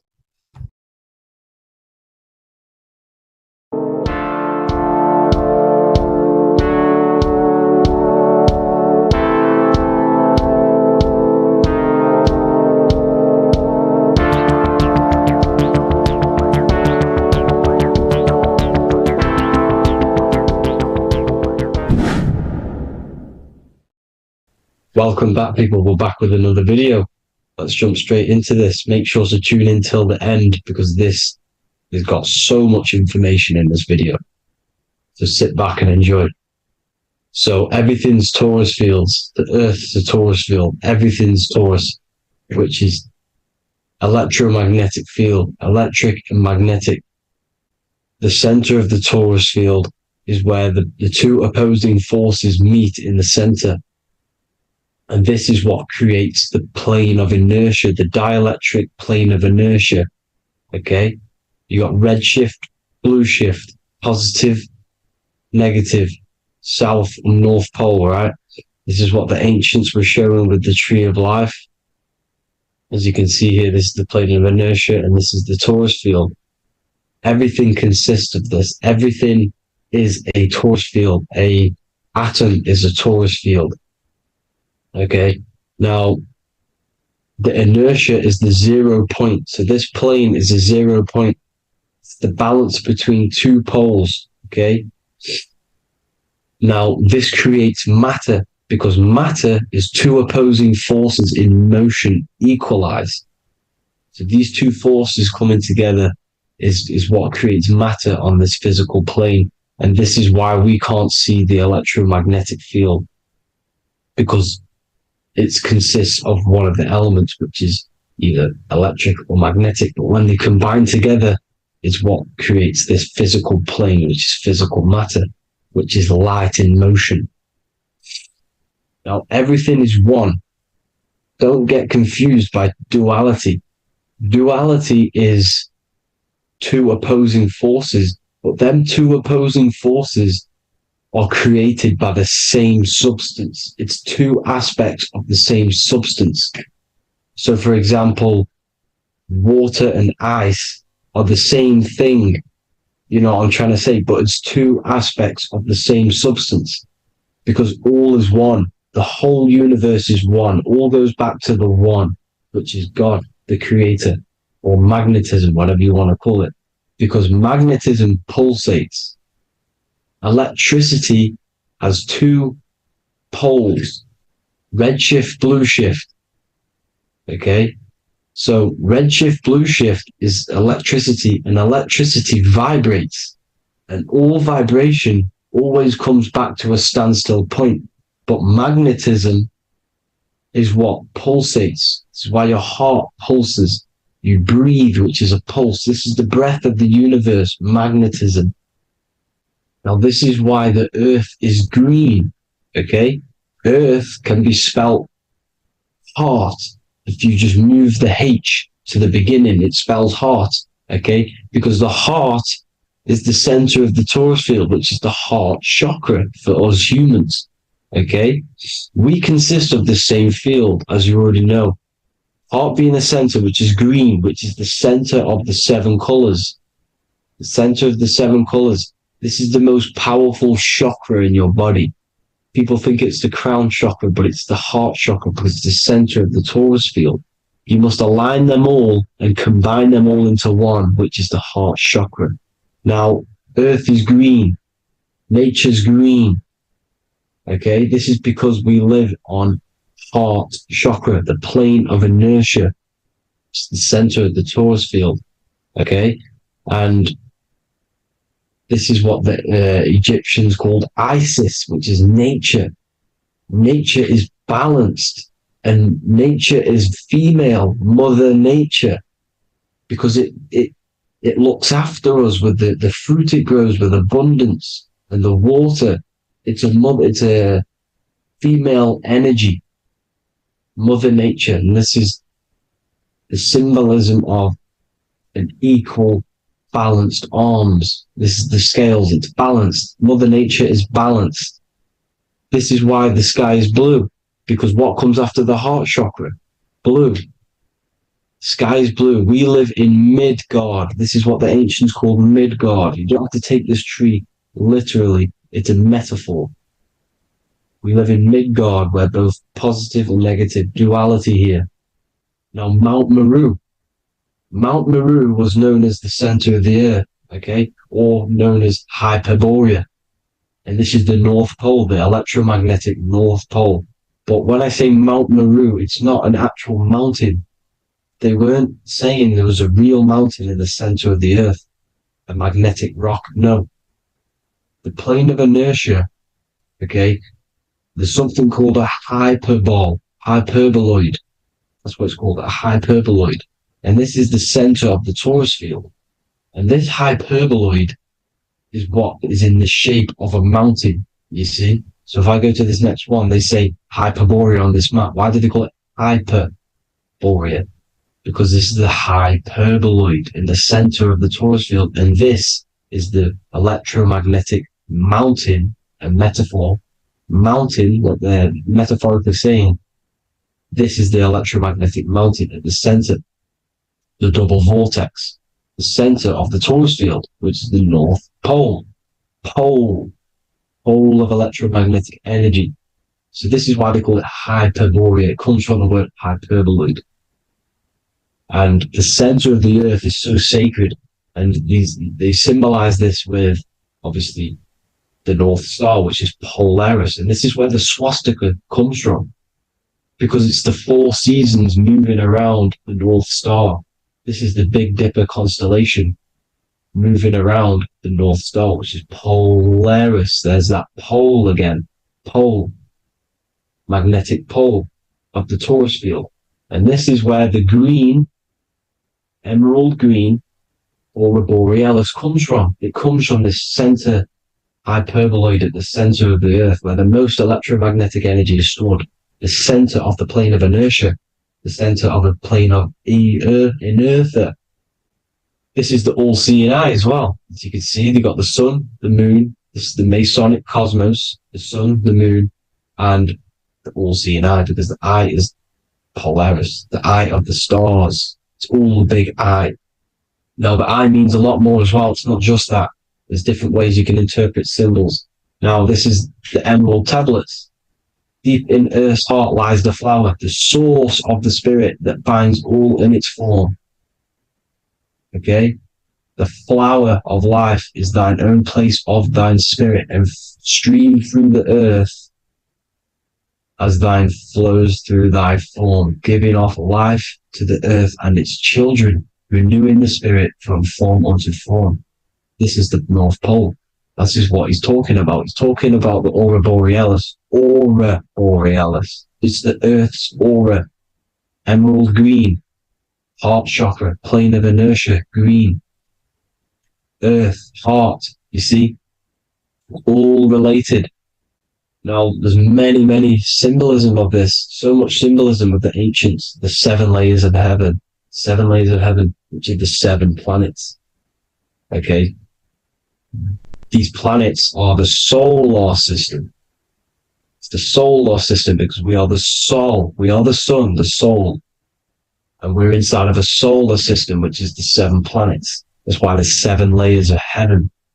Okay? The rings of Saturn, the rings of the planets are moving around us. Okay? So, this is what the ancients were depicting in their cosmology. Now, this is the Hebrew cosmology of the earth. This is the Mayan cosmology of the earth. You see, it's all an enclosed system. We live inside of a giant torus field. All is atum. It's what the ancients said, the ancient Egyptians said. All is atum. Atoms are torus fields. Don't be tricked by the modern science today with the current model of an atom. It's completely wrong.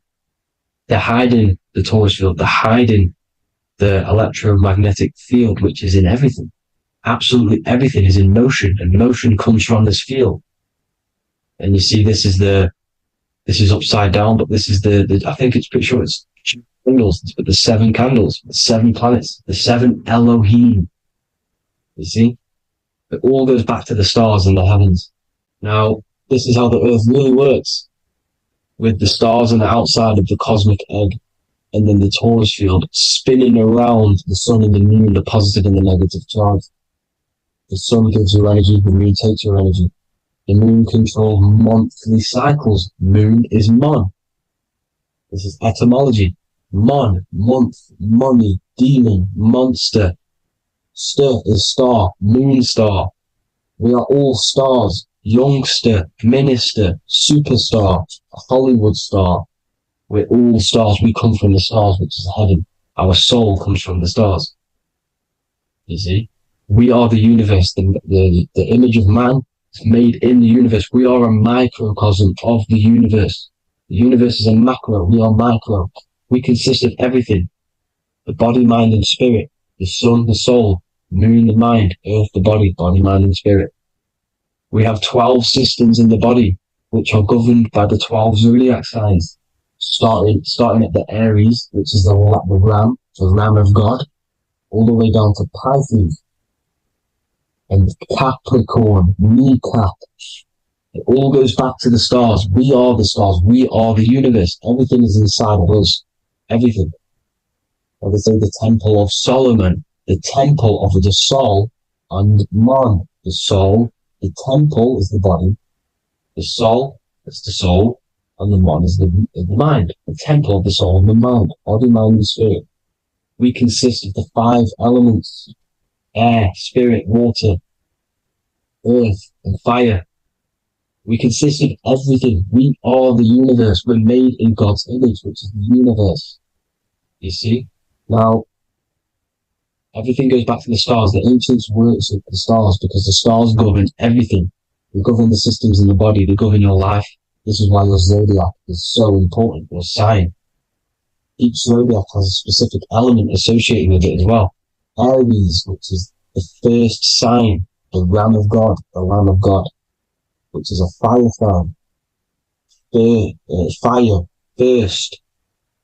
Fire, first. F-I-R, this is etymology. The cerebrum, ram, which is in the brain.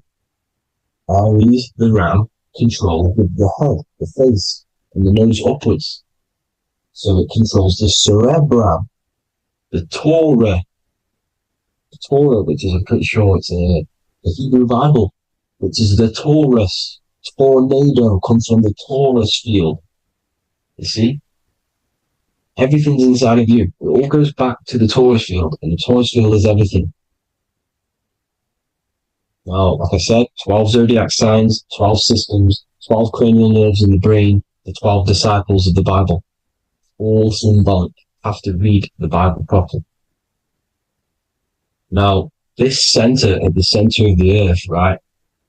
This is what's stirring the ether. And the ether consists of the 4 elements. Because there's 5 elements. Spirit can be called ether. People call it spirit or ether. Ether is pure potential, pure energy. It's what connects the astral to the physical. It's the dimension between the physical realm, which we're on, and the astral. So it has pure potential. It's pure energy. This is why we say either. I either want to go there or there. It's connecting 2 scenarios. That's what the ether is. It's connecting the 2 worlds, the astral and the physical. The center is like the cosmic womb. There's a black hole in the center. This is the center of the Taurus field. This is the womb of creation. This is the womb of creation. And inside of this black womb are the 5 elements, and everything's being stirred around. Everything's in motion. Light is motion. Everything's motion. Now, like I said earlier, light crystallizes into physical matter. They are the same substance. Spirit and matter are the same substance, but different variations, different aspects of the same substance. Low vibrational spirit turns into matter. High vibrational matter turns into spirit. or light, whatever you want to call it. Matter is light crystallized. This is where we get the 7 metals from. The planets are light, specific frequencies and vibrations of light. When these lights, or the planets, materialize, material metals materialize, they turn into the 7 metals. Saturn turns into lead. That's why lead is red. Saturn is red. The sun turns into gold. That's why the gold is yellow and the sun is yellow. You see, Saturn is the time god. What happens in autumn? The leaves turn red and they die. This is why Satan, time god, the reaper, everything is crystallized till it's death and then reborn again. You see, rust, when things rust, it turns to red because it's Saturn. Saturn crystallizes everything. He's the reaper who comes around in winter. You see, he's Satan. Jesus and Satan, the sun and Saturn. They say we live in a solar system. The solar system, I think I've already just broke this down. The 7 planets are the 7 chakras. Everyone already knows this. But I'm going through it anyway. But this is where we get the 7 planets from. And the 7 metals. You see, all the ancients knew it was an enclosed electromagnetic system. It's not a spinning ball in the middle of space, people. They want you to believe this so you get stuck in this material world. Because if you believe everything's material, you can never affect this plane effectively. You can never create your life effectively if you don't understand the planes of existence. Because the mental plane is a higher plane. And it breaks down and it controls the planes below it. The mental plane, hold on, I've got it here for you. The mental, the astral, etheric, and physical. Etheric connects the physical to the astral, but the mental is what's above them all. You see? Now, it's important to understand this. It's important. However, the ancients always talked about the enclosed system. Only NASA, which is introduced around the Roman times, not NASA, but the globe Earth was introduced around the Roman times. Okay? By these Masons. These Masons introduced this because they wanted to take over the minds of the masses and control them. These people worship the physical realm. They know how it works. They know the ins and outs of it. They know how to do the magic. They know how to do it all. They understand it all. That's why Masonry have to take the oath.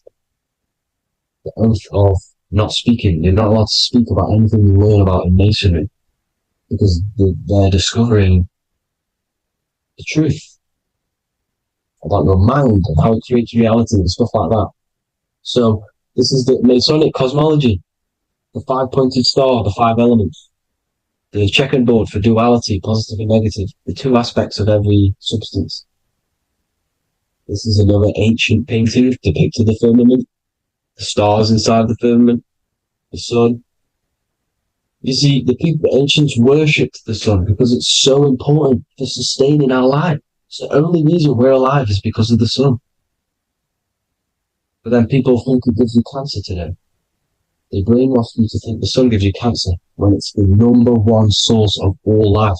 They want you to believe it's a big, spinning, dangerous ball in space. It's not. It's here to give us life. It's God's son. That's why Jesus is known as God's son. It is the son of God. God created that to sustain us. You see? So it's important you understand the true cosmology of where you are, because if you don't know where you are depleted of all of your morals. You're depleted. You're demoralized. You're lost. You don't know where you are. You don't know where you exist. Okay? Once you accept the globe model, the heliocentric model, you will subconsciously think that you come from nothing. This is why they implemented the evolution theory just after the globe model was introduced by Charles Darwin. Charles Darwin came in after the globe model He's a Mason, he was another Freemason, and implemented evolution where we came from monkeys, because they want you thinking less of yourself so they can manipulate your mind. You see? They want to manipulate your mind, and they have done since you got here. Since you came through that portal, you were manipulated from that day to believe this, believe that. The true cosmology, the truth will set you free. You'll understand things better. You will feel better in yourself when you know the sun's here for you. You'll feel better in yourself that you know that you didn't come from a monkey. You were created as a human, a manifester, a creator. You're so intelligent. Your mind is amazing. You can manipulate matter, mind over matter. See? Thank you all people for tuning in. Tap in with yourself. Love yourself. Find the truth. Spread the truth. Nothing dies. Nothing in this creation dies. Everything's energy. Everything's light. Light can never die. You're a light being. That's why it says Q. Q man. Q is light in Hebrew. Or Latin. Either one of the two. You are light. You're a light being. You never die. Ever, ever, ever die. Ever. Stop thinking you're going to die. This body will die because it contains electricity. And electricity always goes back to a standstill point because of vibration. Electricity vibrates. You are pure light. You will never ever die. Thank you all people. God bless. And the cathode with positive charge, and the moon being the anode with a negative charge. This is why the sun rules over the day, giving you lots of energy, and the moon taking your energy from you, making you go to sleep. Now, the plane that we live on is called the plane of inertia, and at the center of this plane of inertia is the North Pole. This is where the two electromagnetical energies meet. Now, this is where the most electromagnetic energy is stored. This is why all compasses will point north, because it's the most magnetic place in this reality. So the sun and the moon is spinning around this center point, which is stirring the ether of this reality and making everything move in circles, meaning this is a cycle. Everything's recycling itself. It's an organic simulation. The ancients also knew about this sacred land at the center of this reality, known as the North Pole. As you can see on this map from the 1500s of the North Pole, you can see 4 islands around this center black rock. Ancient civilizations like the Mayans, the Buddhists, and ancient Chinese also depict these 4 islands. The endless symbology of these sacred lands at the center has been going on for thousands of years. These sort of secrets are now kept by the elites, but as always they have to show the truth in plain sight, and this is what they are doing with the Windows symbol and also the Wizard of Oz. Now in the Wizard of Oz, as you can see, there's something called Munchkin Land. Munchkins are these unusually short people. Then on the ancient 1500s map it says Pygmy, and then the Pygmy people in mythology are also these unusually short people. Just like Santa and his elves, they come from the North Pole, and elves are these unusually short people. These stories that we are told about Santa and Munchkins are putting truth in plain sight about this sacred land. This sacred land at the center of the earth is where the aurora borealis comes from and is being emitted from this black hole in the center, also known as the black sun. The aurora borealis is the earth's aura, hence why it has the word aura inside of it. It is the life-giving essence to all life within this realm. As this dualistic reality we live in consists of both physical and spiritual, the black sun is like our sun for the spirit. It's our spiritual umbilical cord, connecting us to the spirit realm.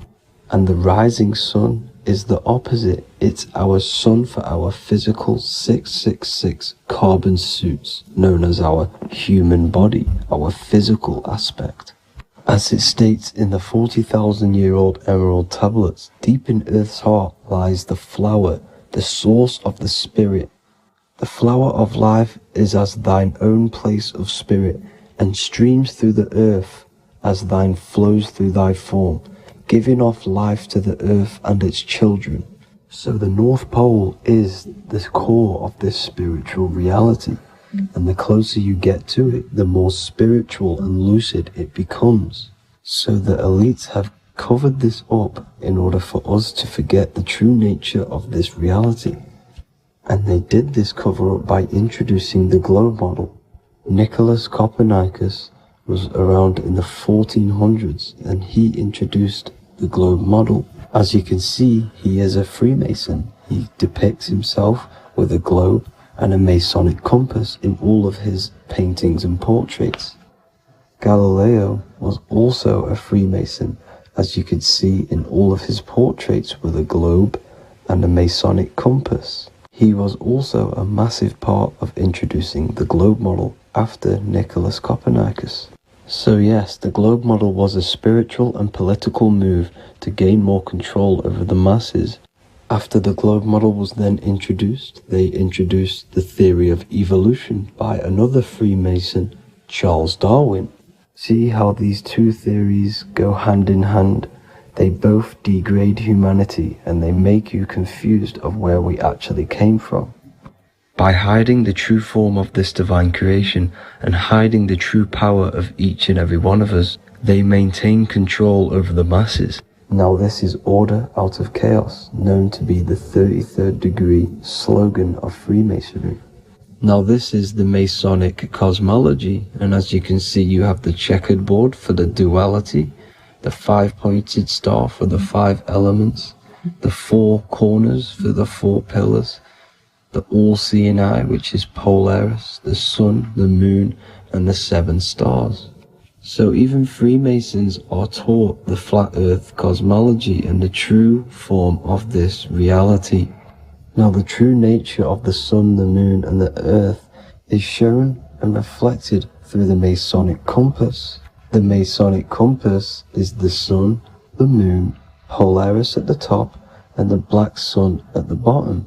It makes sense why all the scientists who introduced the globe model all used the compass and the globe together, because it's truth in plain sight. As I explained in my other video, all Freemasons have to take the oath, so it goes to show, why are we all learning these theories from Freemasons who can't talk about certain topics that they learn about? Why should we believe their theories when they're holding back the real truth about this reality? Now going on to NASA. NASA means to deceive in Hebrew, and they are also funded by the government. They are not a private company. The old owner of NASA, Werner von Braun, on his grave has the Bible verse Psalms 91. The heavens declare the glory of God, and the firmament showeth his handiwork. Now why would the owner of NASA put this on his grave?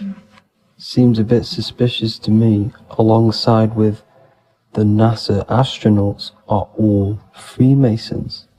And not to mention the countless mistakes they've made on their live videos in space stations, the moon landing, and the CGI footage of the Earth, which is obviously photoshopped. Just by tricking the masses that they live on a spinning ball, the elites gain the perception of the masses. Not only does it hide the divine creation we're inside of, it hides the divine spark within you. It hides the creator, the source. And by believing in space and we live on a spinning ball, it makes people come to the interpretation of that we are a coincidence and we do not have any purpose. And of course this is false. When you come to realization that we are all a divine creation and we can create our own divine life in this reality, life becomes more sacred and you start to enjoy little things. The elites want you to believe everything exists only in the 5 senses. They want you constantly looking outside of yourself because they know that will keep you on lower states of consciousness. Now this brings me to our next point. By tricking the masses into the heliocentric model, the elites started to advertise aliens in the movies, in cartoons and magazines in the late 1940s.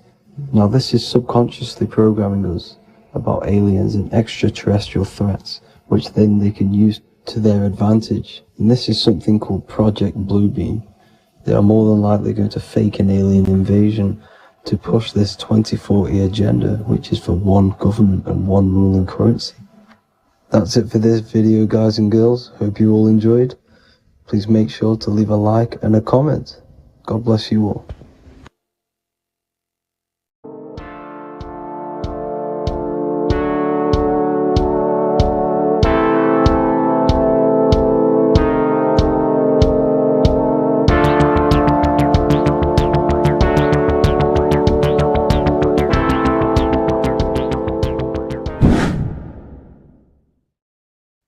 What is up, people? How are we all doing? Today, we're talking about the flat earth cosmology. So let's jump straight into this. Please drop a follow and leave a like to help the algorithm. So we live in a torus field. Everything's made out of torus fields. And every torus field has motion. It's what it is. It's the motion of energy. And every torus field has a center, which is the black hole. It's a womb of creation. It's counter space. Now, this is why the North Pole is magnetic, because the center of this torus field is the most magnetic part, the strongest part of the field. So this is why all compasses will point you to the center.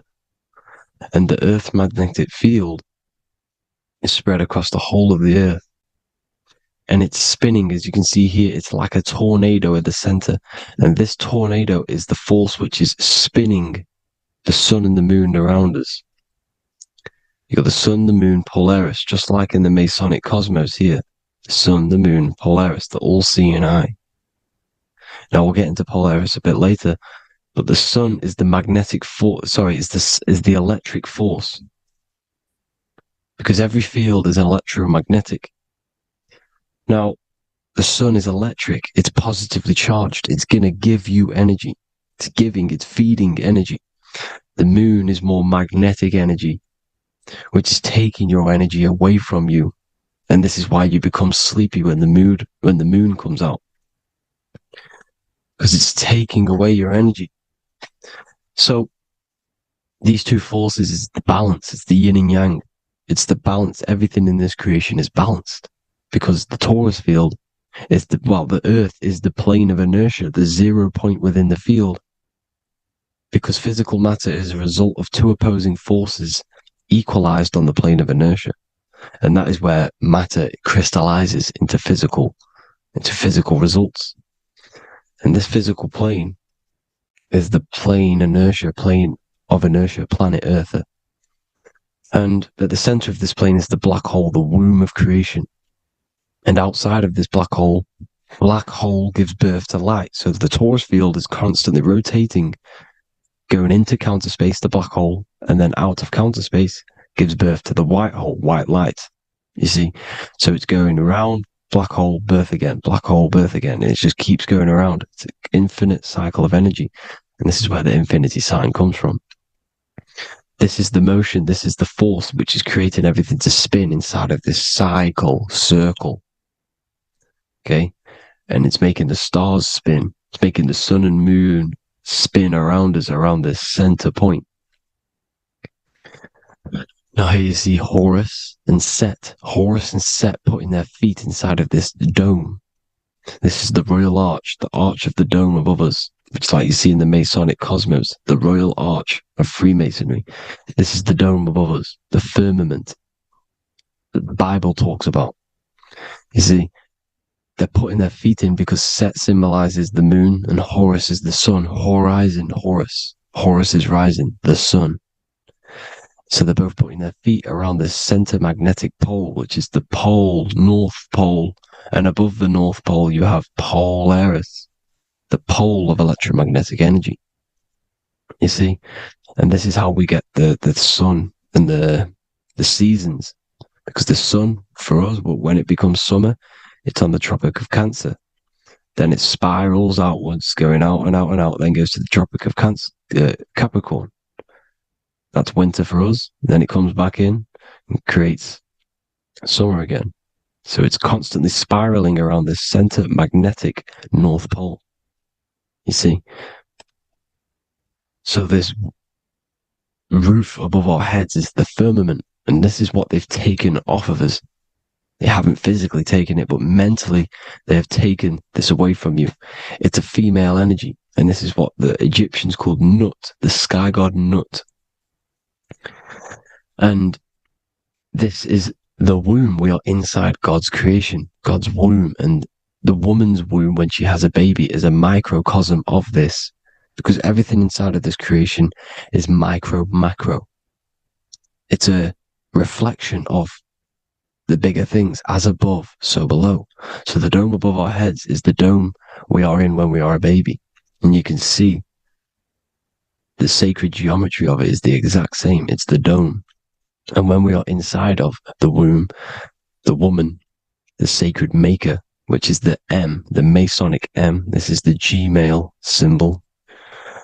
The Masonic M is maker, mason, matter, male. She delivers the male, you see.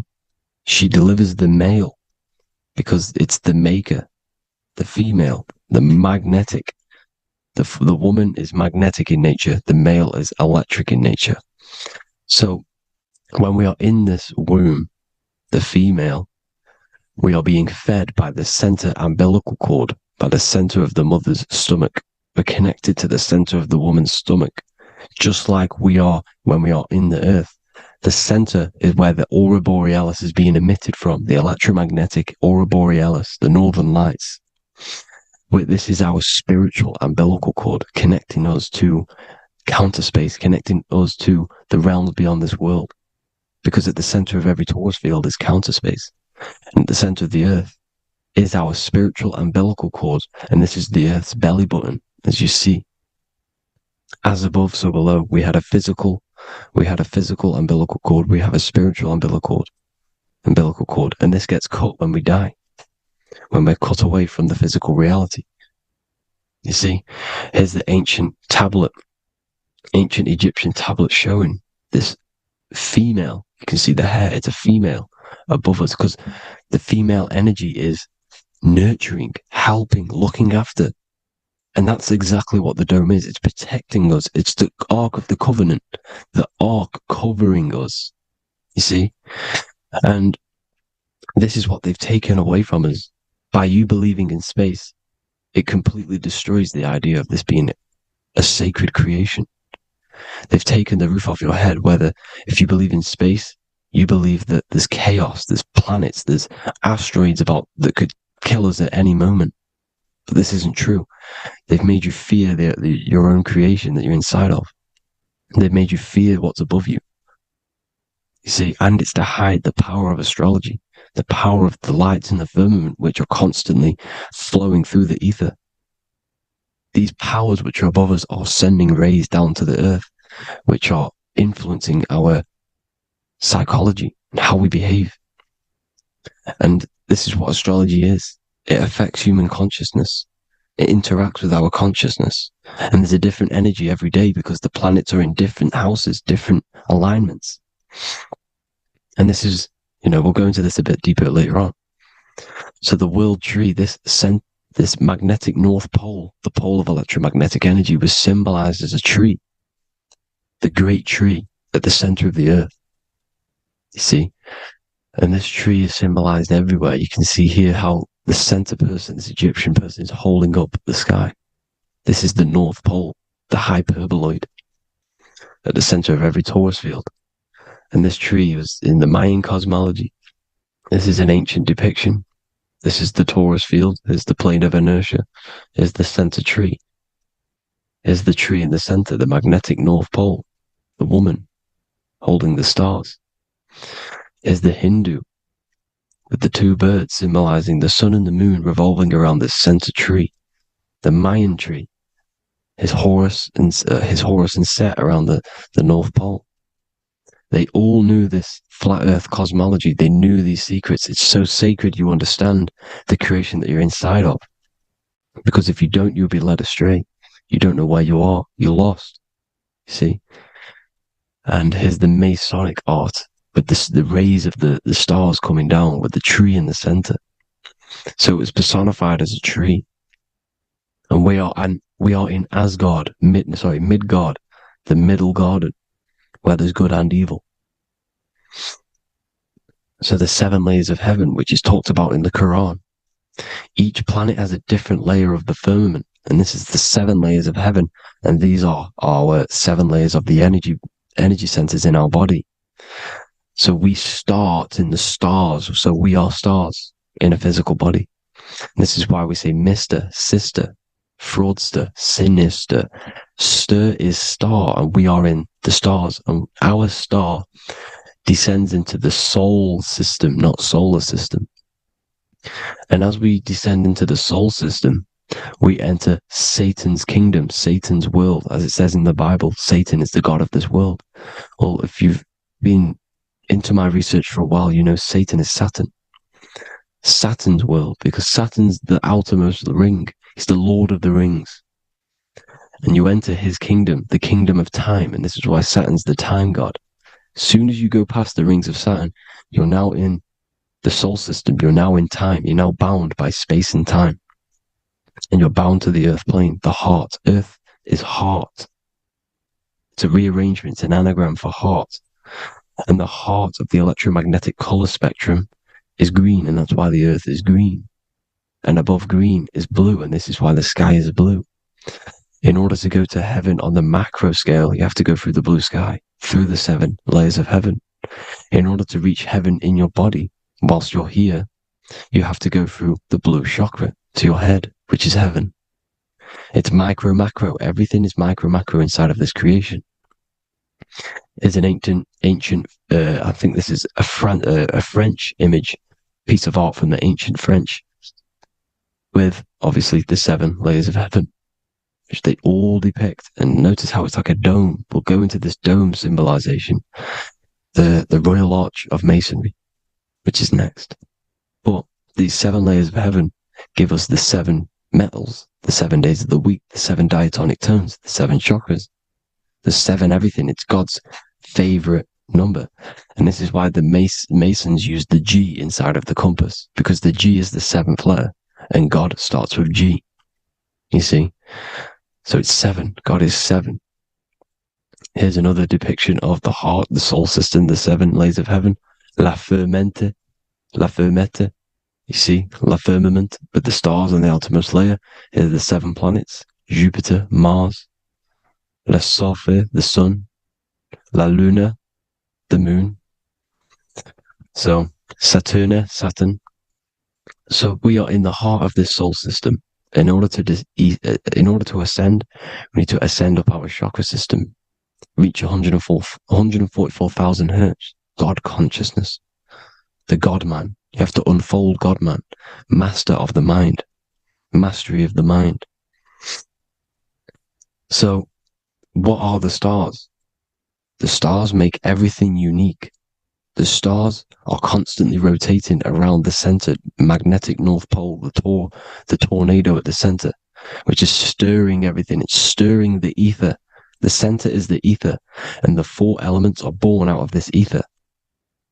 There's 5 elements: ether, spirit, water, air, and earth. The ether gives birth to the 4 other physical elements, which the whole of creation are made out of. About them 4 elements. 4 is the number of stability. You know, a chair, a table has 4 legs. It stables things. It's a foundation, and these 4 elements are the foundation of this creation. You see, and this magnetic North Pole is stirring this, and the 4 vibrational states of the ether are the 4 elements. Now let me get back to the stars. I just wanted to give you that. The stars are being stirred around this center point. Center. It's stirring everything. And they're always in different alignments. Every millisecond they're moving in different placements of the stars. And the planets are called the 7 wanderers because they're not fixed. The stars are fixed. But the planets are called the 7 wanderers, the 7 layers of heaven, because they move faster and slower than each other. Each planet is slower and faster, has a different rate of speed it's moving. So these alignments are mixing in with the energies of the different 12 constellations. And this is why you have a unique characteristic. You have a unique look, a unique energy, a unique personality. This is because when you were born and you took your first breath, that energy which was in the ether, because the ether is all around you, and energy travels through the ether. The energy that the stars were casting down and the energy that the planets was mixing in with the 12 constellations was in the ether. So when you came out of the womb and you your first breath, because breath is spirit, okay, so that first breath you took, that is the energy that is imprinted within your DNA, your soul, and you reflect that energy, you emit that energy. That's the energy that is with you forever until you die, till this physical body dies off. And that's what the stars are. The stars are giving a unique energy, characteristic, personality to every living thing. Every dog, every cat, every animal has a unique personality because it was born at a different time and place in the sky. Okay, the stars are your destiny. Now, the stars are constantly changing as well. If you look at stars through a telescope, they're constantly changing and forming different forms. You can see here, it looks like water. It looks like light through water because it's the ether above us, a sea of ether. And this light is being emitted through it, and it's just constantly changing, giving different energies, each star. So this is why this is what the zodiac is. It's the expression of energy. It's the expression of the stars. And each constellation has many different personality, different energies, different traits. Each planet has different traits, depending where your planets are, depending what energies you hold. No same person, no two person have the same energy. There's no one. It could be similar, but no one's the exact same. It's because of the stars. The stars are never in the exact same split place. The planets are always in different houses. So here's some Royal Arch symbolism. Here's the Royal Arch of Masonry, as it says here. The sun and the moon, the constellations. Here's Cancer, the 7 planets, the 7 stars. Here's the Royal Arch. This is the firmament. Here's the duality. Black and white, duality, good and evil, rest and motion, dielectricity, magnetism. See? So this is what the Royal Arch is. It's symbolizing the cosmic dome above us. The womb we're in. We're inside God's womb. And here's George Washington, the Freemason, inside of the Royal Arch. You see? With the G, the Masonic G, God, 7. Here you see another depiction of George Washington with the stars in the dome above his head. His Polaris, the sky vault, Polaris. We'll get into that later. Go inside of all of your ancient churches, you will see the dome. Go to the Vatican, you'll see the dome. All of your ancient churches have this dome because it's the dome above your head. The ancients knew this. This was known. We did not live in space. It was known back then. They all knew. This is Crown Court, which is one of the most important courts in the UK. You can see it's clearly so much Masonic symbolism. You've got the 4 pillars of Masonry. The Royal Arch is like an arrow pointing upwards to Polaris. His Disney World is under a dome. In his Polaris, the sky vault. You see? And also 666 in the symbol. There's more 7 layers of heaven. Here's an ancient depiction. The firmament. Here's the astral plane outside of the firmament. The Royal Arch. You see? It's everywhere. Here's Polaris, the 8-pointed star. Polaris is in between the sun and the moon. It's at the center of the Taurus field. And Polaris corresponds with the pineal gland as well because it's the all-seeing eye. See? So, is Polaris, the 8-pointed star, which is at the very top. It's the very center. It's on top of the North Pole. And it's an 8-pointed star that's always symbolized as an 8-pointed star. Here you see the Vatican. The Vatican is a giant key with an 8-pointed star.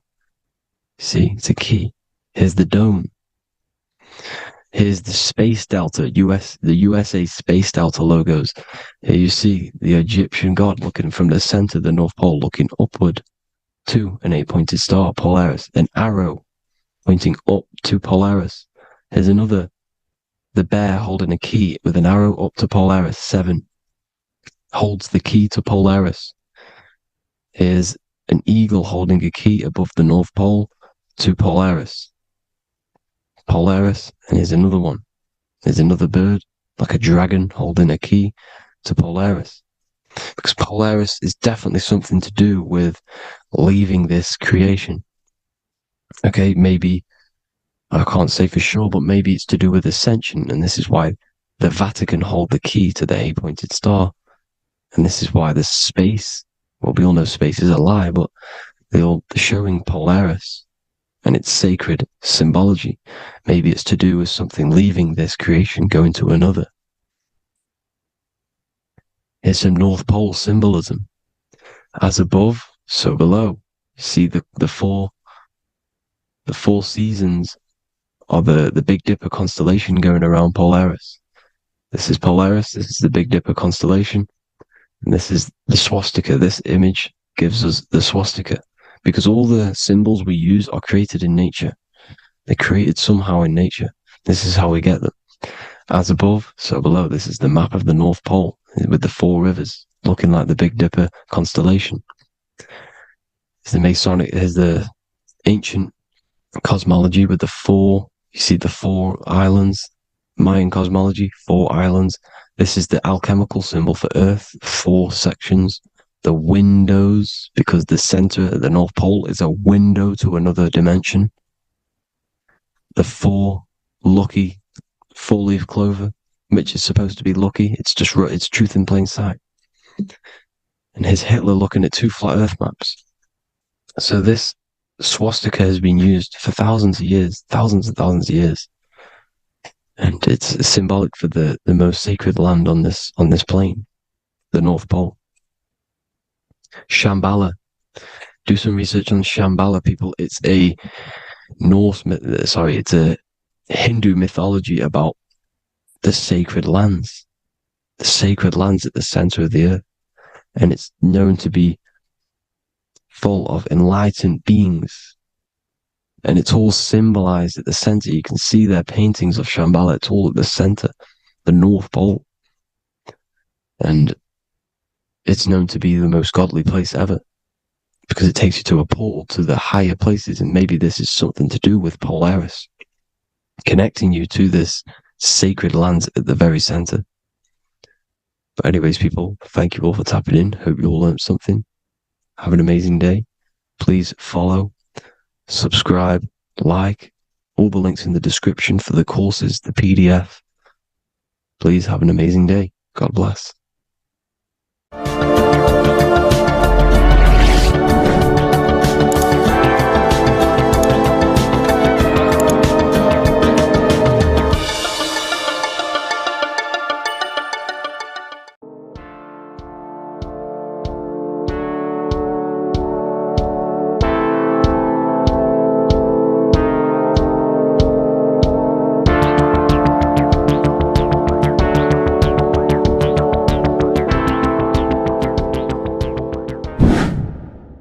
Hello and welcome to another video, people. Before we start, please like, comment, and subscribe if you wish to see more content. Today we're going to be talking about the mental universe and how everything is mental. This is the #1 law on the Kabbalion. If you've never read that book, it's called The Kabbalion. A very good book. It's the first law, because this is the most important thing you need to understand, is how everything exists within the mind. Behind every single one of these eyes is the same consciousness expressed in different bodies. The mind is what gives perception to what you're experiencing. Behind every single one of these eyes is the exact same consciousness, but the brain that they inhabit is giving them a different perception, a different being, a different body. Now, this is the difference between humans and animals. Humans possess a advanced consciousness, an advanced mind that gives us the ability to be aware of ourselves mentally, physically, and spiritually. We can reflect on ourselves. When a dog looks in the mirror or an animal looks in the mirror, it doesn't know what it's looking at. It doesn't realize it has a consciousness. It can't reflect on itself. It can't say, I want to improve in this area. It doesn't have that consciousness. We have a divine consciousness. Take away the N for divine, and you get with a D, put it with a D, you get divide, because we have a divided two-way consciousness. An animal only has one. However, it's still the same mind. We're all mind. We're all mental. We all exist within the mental plane. Look at this person walking. The body, the brain, is sending electrical signals through the 12 cranial nerves, which the 12 disciples that spread the gospel of Jesus, right? You have 12 cranial nerves in your brain. There are 12 disciples which spread the gospel of Jesus. Jesus represents the mind, the intelligence, the invisible intelligence that we all are, the same intelligence, the same exact consciousness, which then sends a command into the brain. Then the brain sends these 12 electrical signals through the 12 cranial nerves to control the rest of the body through the nervous system. This person walking is not, the body is not walking. The mind is telling it to walk. And the brain is it's a supercomputer which is decoding these demands given to it by the mind. Because the pineal gland will have something to do with the ether, because the ether is physical and non-physical. The mind is sending the commands through the ether to the pineal gland, which is then getting broken down into electrical codes within the brain and sent throughout the nervous system to control the body. And this is why in the Sims simulation, because the body's the simulation, it's a false reality. It's the fake reality. It's not the real you. You are formless. There is no form. But the third dimension is a dimension within your mind that is in the world. Your consciousness isn't in the world. The world exists within you, but the body is a vehicle for that realm that you land in. When you have a dream, your mind transcends this body into another body, duplicates your body into another universe, unite. Unite is one. We're all one. It's all one universe, expressed in many different ways, infinitely. And the vehicle that you land in is the body to operate in that realm. This is the all-seeing eye, as you see here. The eye, this is all the intelligence. This is the ball of consciousness, God, expressed in different bodies. We're all this same one in different bodies, as you can see here. And this intelligence is expressing infinitely throughout the universe. An infinite universe. There's no beginning, no end. There was no beginning of the universe. There is no end. It's infinite, always has and always will. But the mind is what gives you the ability to explore the universe, to make perception of it. We are God in disguise. We are God in disguise. We are God in flesh. But the body can become attached the mind can become attached to the body if the mind is not aware of itself. When the mind is that blinded by matter, and we lack knowledge and understanding of what we truly are, a formless, infinite being, a traveler. This is why Freemasons are called Freemasons. Mason means traveler, free. You're a free traveler because your consciousness is a traveler of the universe. When we lack understanding, our mind bounds to the body because we don't separate the body with our different layers of consciousness. When we separate them and identify that we are mind, body, emotion, you then can apply this knowledge to when you want to astral travel and explore the different realms of your mind, because the mind is the universe. People, this is what we need to understand. The mind is the universe. I am you and you are me. This is the Egyptians showing you this. The Ankh is the symbol of life. This is the one ball of consciousness, mind, giving it the Ankh life to all the different life forms.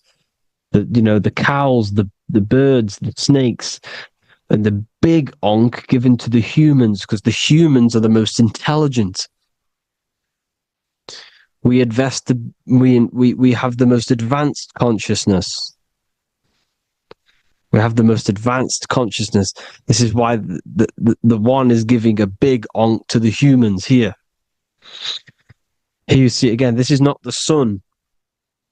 This is also showing Ankh giving out its life to all things infinitely. And this is the Most High. We are the Most High in disguise. When we strip off the body, we strip off the desires for the physical world, we strip off all of these fake identities that the mind gets attached to. That is God. The universe. You are the universe experiencing itself. I and I. The letter I and the number 1 is just one line. The letter I is the number 1. Because your I am, when you refer to yourself as I, every single one of you who's watching this video refers to yourself as I, which is the one. We are all the one. We are all intelligence. We are all invisible. We are all the one. 1 is the only number. 1, 2, 3. Everything goes up in ones because there is only one. Doesn't matter how far you go down the line with numbers, all of their numbers are created by 1 because there is only one. It's me and you are the exact same consciousness expressed in different bodies. Mind. Cause. There is only one cause. There is only one mind. There is only one being. But because we lack understanding of this, we think we are the bodies. And this causes division because the physical world is the most illusionary world. It's an illusion. It's all an illusion. Now you see with the two, you look with the two eyes, but you see with the inner eye, the mind. Okay, the mind is the mental plane is a shared plane, and it gives perception to what you're looking at. The mind. I'm affecting you when I speak because the mental plane is shared. We all share mind. We all express mind. When I'm speaking to you, I'm affecting you because we are mind. So the words that I'm saying, which are being manifested from my mind, are being manifested through my body into vibration, is affecting you. I'm affecting you with what I'm saying. And these words are having an effect on your mind, because we're all mind. This is why you need to be careful what you're listening to, music and all sorts. Because music can also create thought loops within your mind. Because the chorus, we shouldn't be listening to choruses. Choruses are loops. And what they're saying in the chorus is being looped. And this can create thought loops within your mind. Go and listen to an old song that you used to listen to about 5 years ago, 10 years ago, 20 years ago. Go and listen to an old song, and you guess what? You will get nostalgia. Why will you get nostalgia? Because that song will trigger the thoughts that you were thinking in that time of listening to that song. So songs with choruses create thought loops. And they reprogram your subconscious mind. It's important why music is very powerful. Mind and mind, same word. See, language is the truth, people. This is why I use language in all of my presentations, especially the English language. It's riddled with occult truth. I is my me, I, you, and me, or I, one. We are not the name, we are I. Every single one of you is I, because we are all the one, all mind. Now, the only thing that is truly mine is my mind. When you say something is mine, it's an illusion. It's not yours. The only thing that is mine is mind, my mind. Okay? It's my mind. It's the only thing. It's the same word, mind and mind. Like I said before, everything's one. Hot and cold is different degrees of the same thing, of the one substance, of degrees. The 7 colors are different frequencies of the one white light. Everything is one. There is only one. We are all one. Everything is one. Hot, cold, day, night. It's the same degree of one, which is mind. The mind's perception is what's giving it, labeling it hot or cold. The mind's perception of colors is what is giving it red or purple, hot or cold. There is only mind. The mind gives things perception. There is only one, that is mind. The conscious and the subconscious mind. The male and the female, these are married. The subconscious mind is your hidden part of the mind. Okay, it's hidden. You can access it through different meditations and Reiki teachings. And dreams are manifestations of your subconscious. This is how you know mind and matter are one, because your mind creates matter in dreams. Your subconscious manifests everything in a dream, in the astral realms. The conscious is what you're conscious of, what you're consciously thinking of. So me, I am conscious that I am speaking into this mic and creating this video. My subconscious mind is the hidden part of the mind, which is speaking to my heart, telling it to beat. It's telling my food to digest. It's regulating all my blood. It's doing everything in my body without me being conscious of it. Without me being conscious. The subconscious is the feminine. The conscious is the male. The Bible, of course. Proverbs 12:4. Helpful, not helpful, an excellent wife is the crown of her husband, but she who brings shame is like rottenness in his bones. In the same way, husbands should love their wives as their own bodies. He who loves his wife loves himself. You can take that physically, you can take that literally, or you can take it metaphysically. See, the Bible's written in such a way where you can take it as your level of realization. He who loves his wife loves himself. If you love your subconscious, if you love yourself, you speak good about yourself, because your subconscious takes everything literally. If you say, I hate you to someone, your subconscious does not know the difference between me and someone else. It only thinks me, me, me. Why? Because mind is the only thing that exists. You are mind, I am mind. If I say, I hate you, you're saying that to yourself. Your subconscious picks that up and says, I hate myself. And that's telling your subconscious that's what you want. Because your subconscious manifests 90% of your behavior. The programs within your subconscious. Tying your shoelace is a program. You don't need to be conscious of it. You can just do it because it's a program. It's deeply interwoven in the subconscious. Driving your car, texting on your phone. You don't have to think about what letter. You just do it because you know where the letters are. It's a program. Therefore, if you look after your subconscious, they are a married couple. It's your wife. Your subconscious is your wife.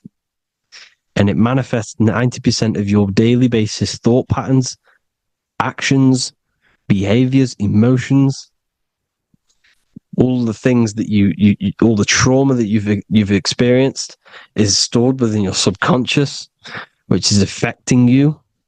So let's say you were in a car crash 10 years ago and you had a really traumatic event, you really hurt yourself, and you had a very, very, very strong emotion that you felt of pain. That will still affect you today. And why? Because it will manifest into your behavior. How? Well, you'll be cautious of what cars to go in and who.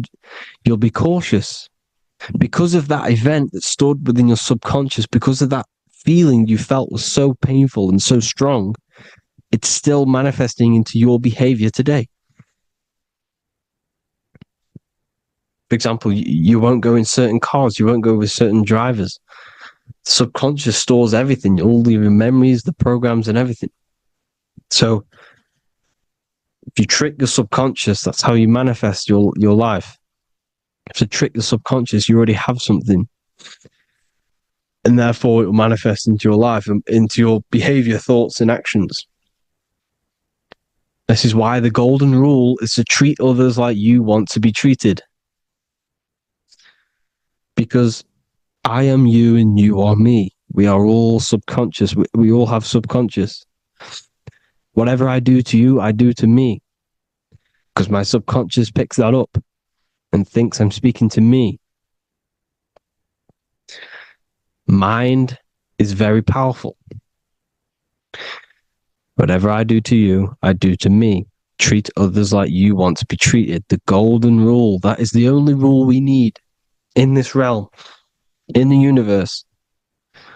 If everyone understood this rule and how the subconscious works and how karma works, we'd live in heaven on earth, the Garden of Eden, the golden age. As a man thinketh in his heart, so is he. Proverbs 23:7. Where your heart is, there will be your treasure.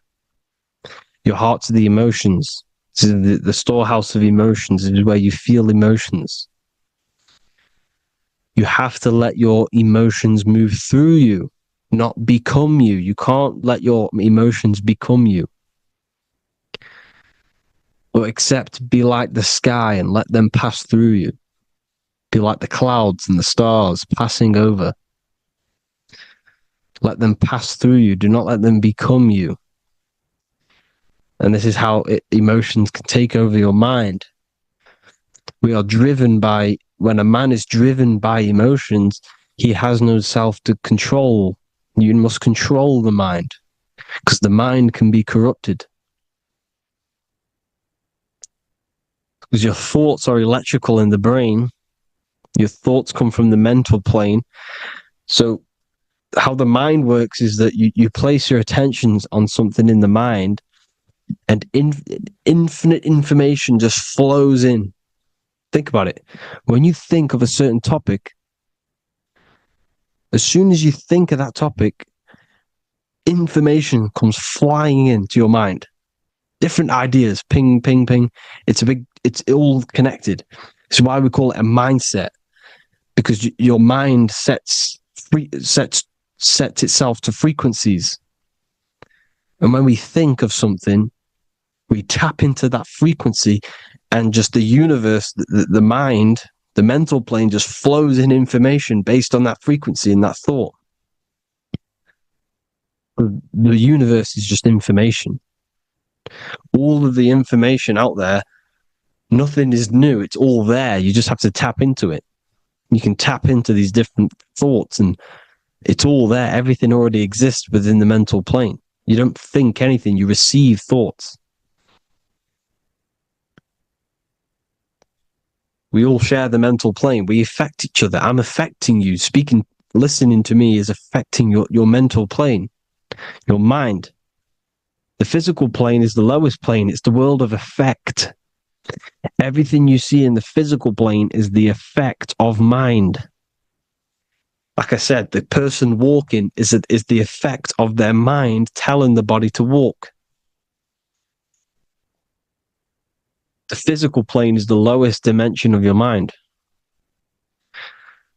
Mother Earth, we are in a mother. We're in the womb still. The Earth is feminine. It looks after you. It provides you with food for free. It grows on trees with water. It's Mother Earth. It's the womb. The dome above your head is your mother's belly. Okay? Is your mother's belly. You're in the womb still. You're forever in the womb because your mind's constantly expanding. Because when the baby's mind figures out that there is a reality outside of his mother, starts to hear the people on outside of its mother, what does it do? It figures a way out of the mother, and it becomes born again in the water, in a hospital, into the other world. It's the same with our minds. When our minds figure out there is other worlds beyond this physical, we explore them. The astral plane, for example. You figure a way out of the body. Because when you're the firmament, look at the word firmament, meant at the end. Firm is firm, something strong, something like a rock is firm. If your mind is firm like a rock, you will be stuck under the firmament. So, for example, people who are very programmed and can't think outside the box, they have a firm mind and they'll be stuck under the firmament because your mind is the only thing that's keeping you under the firmament. It's the only thing. When you're doomed, doom is dome. This is the dome, which is your head. Your head is the dome. Above your head, above the earth is the dome, the ethereal barrier. But that's just an external manifestation of your head. You don't leave the earth, you leave your body to leave the earth, because your body is the earth. It's a dimension within your mind. So when you're doomed, you're domed. Your reality is your level of realization. You realize something, or when you have an idea, the mind, and the EYE or I, same thing, mind, it's all mind. Reality is your level of realization. You realize there's other worlds, That's your reality. Your perception's your reality. Mind in Latin is mens. Jesus was known as the fisher of men, which is the fisher of minds. He was fishing minds worthy of knowing the higher truth, the deeper occult knowledge. Jesus figured out that we are all God. And he got killed for it, because in that age they were trying to suppress this information. Jesus figured out he was God because we are all God, every single one of you, and they killed him because we're all mind. We are not the body. We're the invisible intelligence, which is God. But you are not God if your mind is attached to this physical world, to the worldly pleasures.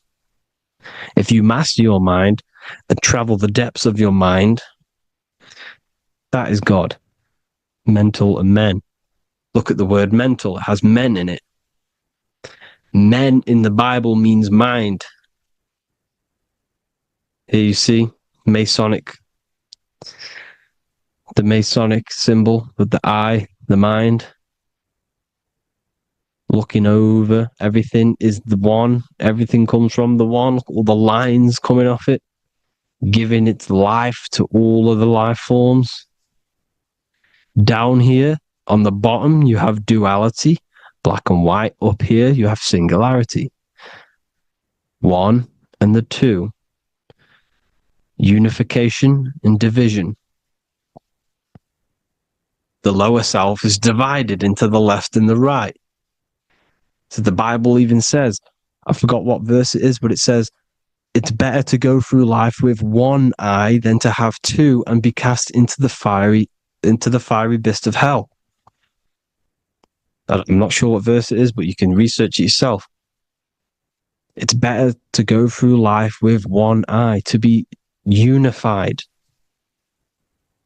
Unified consciousness. Dimension. No-brainer. No-brainer.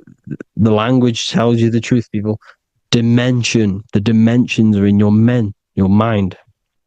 Entertainment. Entertain the mind. Disappointment. It's all in the mind. Environment. The environment that you are in is a product of your mind. Within, rearrange spells high twin. Within is your mind, and your external world is mirrored from the decisions you make in your mind. Advertisement, commitment, it's all meant, it's all mind. Everything is mind. Everything. So, this is important. The collective thoughts and collective beliefs. The collective, because we all share the mental plane.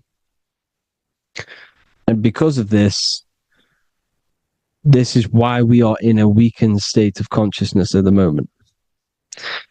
Because the collective thoughts and the collective minds overall are asleep. And they don't believe in anything. You see, everything is true within the mind.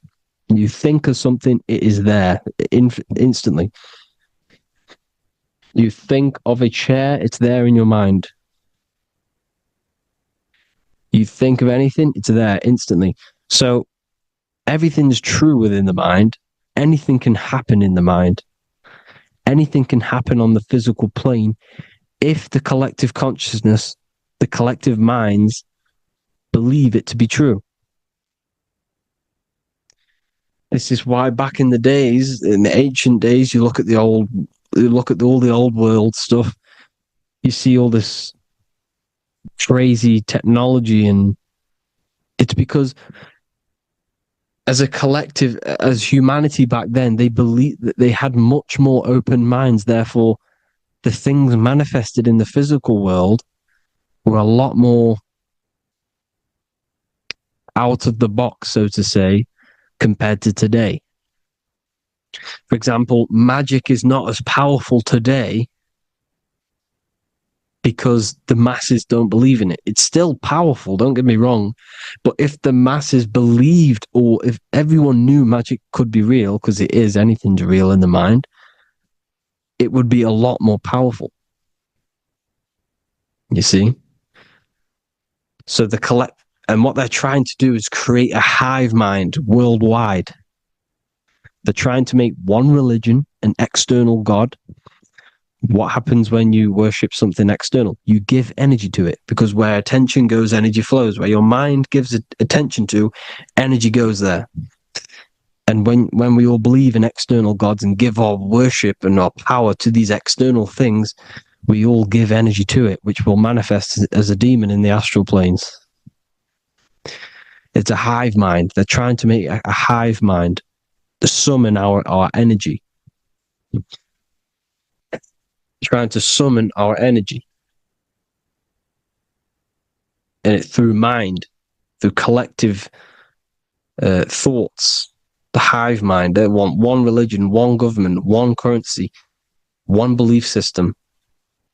And that will create a hive mind, which will limit our consciousness, which will limit what we can do in the physical world. Because if everyone doesn't believe in certain things, it cannot happen, because it's all in mind. Mind is so powerful. I am you and you are me. I hope you all enjoyed this video, people. If you haven't already, join the Wisdom Academy. The Wisdom Academy, we have many occult lectures just like this one. Also, we have just launched Mindwave Hub. If you want genuine frequencies, genuine binaural beats, because the ones on YouTube, the ones on Spotify, Apple Music, they're all tuned to A440 hertz, which shuts down the right hemisphere of the brain. If you want to gain access to your true consciousness, your mind, you need to balance the two hemispheres and balance the chakras. You can do that externally by listening to binaural beats. If you want true frequencies, true binaural beats to hemisync the chakras, hemisync the brain, to gain access to the different dimensions of your mind, well, you can gain access anyway, but it's going to help you if you're trying to learn this. Join Mindwave Hub. The link will be in the description. Listen to the binaural beats, meditate to them, listen to when you go to sleep. They'll massively benefit you. Thank you all, people. Hope you had an amazing, lesson. Hope you learned a lot. And please subscribe. God bless you all.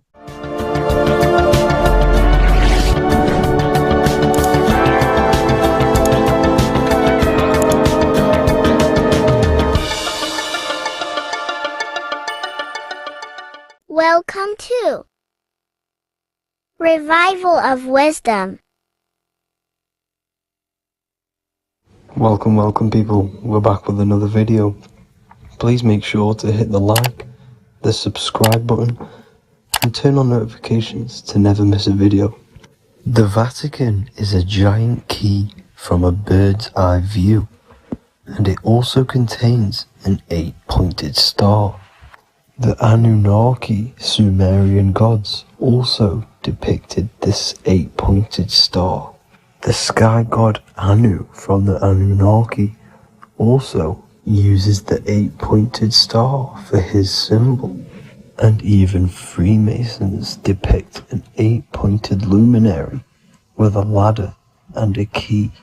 This is symbolizing the key to ascension up to the 8-pointed star, which is Polaris.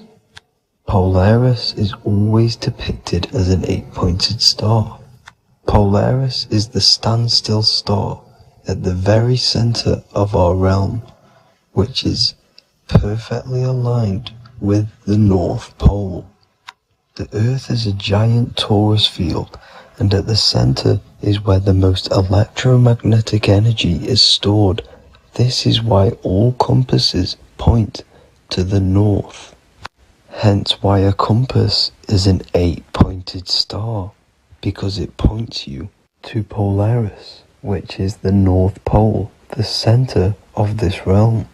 The 8 points of the 8-pointed star symbolize the 8 points in space and time. So yes, Polaris is the portal which you ascend through if you outgrow this consciousness by aligning your chakras.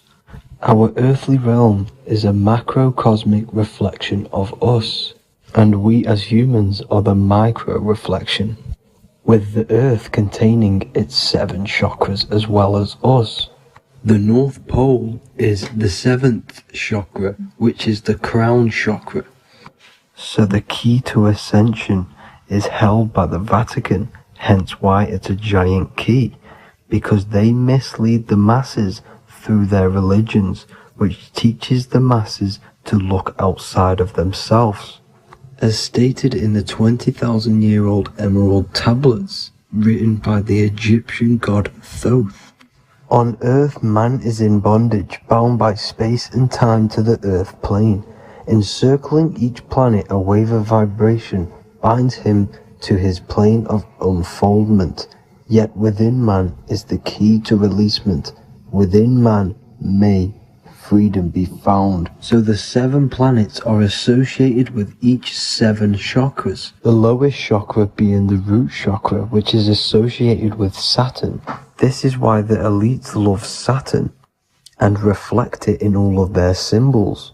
Because the chakras are an ascension of spiritual principles, starting from the material and ascending up to the spiritual, the crown chakra. However, evil love bondage, and they are trapping souls in the physical realm by stopping and provoking the ascension process. They do this by abusing the energy of Saturn, and Saturn is associated with the lowest chakra. The lower 3 chakras are associated with survival mode, which keeps the consciousness in a constant state of fear and only aware of its surroundings. Once you start to ascend up your chakras, you become more consciously aware of spiritual deeds. And this is the process of returning back to your true spiritual form. Going back to Polaris and its connection to Ascension, Kanye West symbolizes this on his music video 24. As you see him rise up into the sky, you see an 8-pointed shape around him, which symbolizes the 8-pointed star, as you see the beam of light. And even NASA symbolize this in their Space Delta logos, a bear holding a key with an arrow up to Polaris, the 8-pointed star. Here's another NASA logo of an arrow from the Earth to Polaris. The series Lock and Key on Netflix is all about portals and doorways, and they have the Kundalini energy as one of their keys. Kundalini energy is the energy which rises up the spine, the 33 vertebrae, and activates the third eye. The third eye is the spiritual gland which connects humans to other spiritual realms. We are not the body. Our spirit, our soul inhabits the body. We exist physically, spiritually, and mentally. Therefore, we are multidimensional. The intellectual and spiritual inhabit the body. Therefore, this is just an avatar within this timeline. However, within each and every one of us, we all have the key to releasement, as says in the Emerald Tablets. This releasement is ascension, up until higher states of consciousness. As stated in the Emerald Tablets, man is in process of changing to forms that are not of this world. Grows he in time to the formless, a plane on a cycle above. And another one saying, man is a flame bound to a mountain, but we in our cycle shall ever be free. Know ye, O man, that when ye have progressed into the cycle that lengthen above, life itself will pass to the darkness, and only the essence of the soul shall remain. That's it for this video. I hope you all enjoyed. Please feel free to leave a like, subscribe, and comment any subjects you want me to talk about. God bless you all.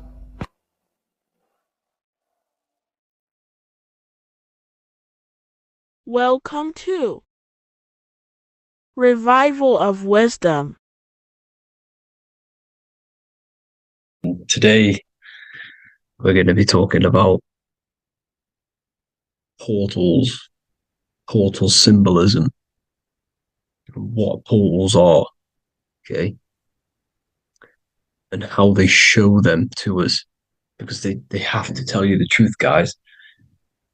This is the thing with the universal law. They have to tell you the truth.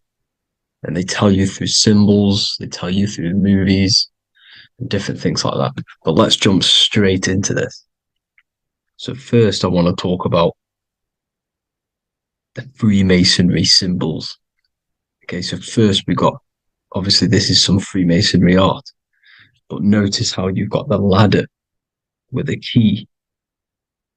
Okay, so this is ladder symbolism with a key. So maybe this is talking about ascending.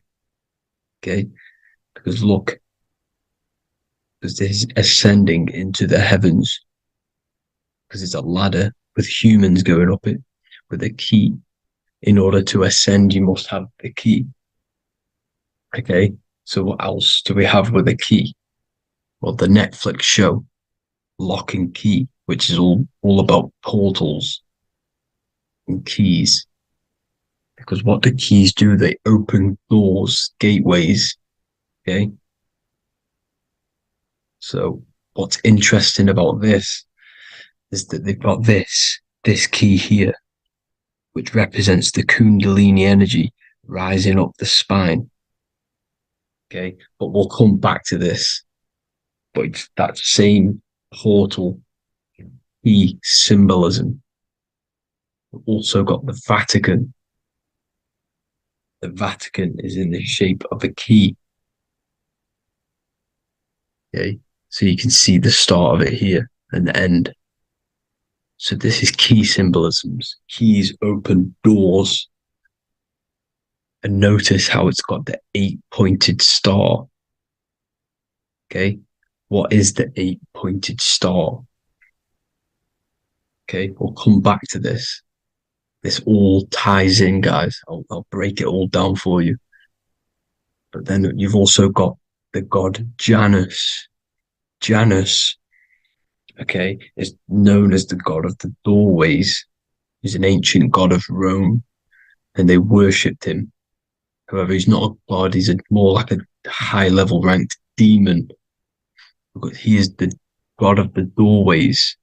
And notice how he's got two faces. Because doorways always have two sides. You're going into somewhere, there's always two sides of a door. And he's always depicted with two sides of a face and a key.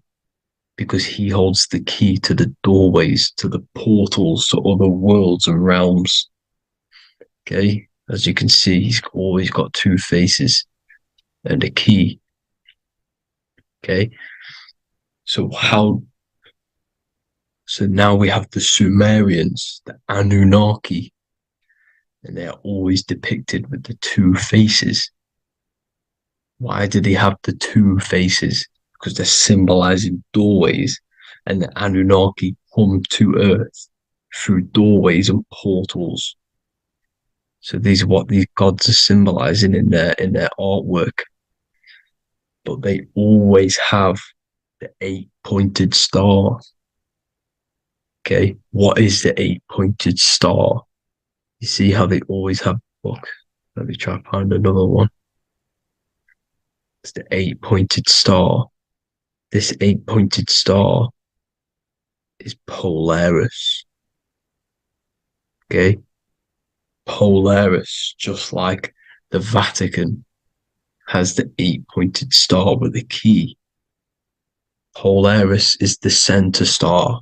Polaris is a fixed star. It doesn't move. Okay?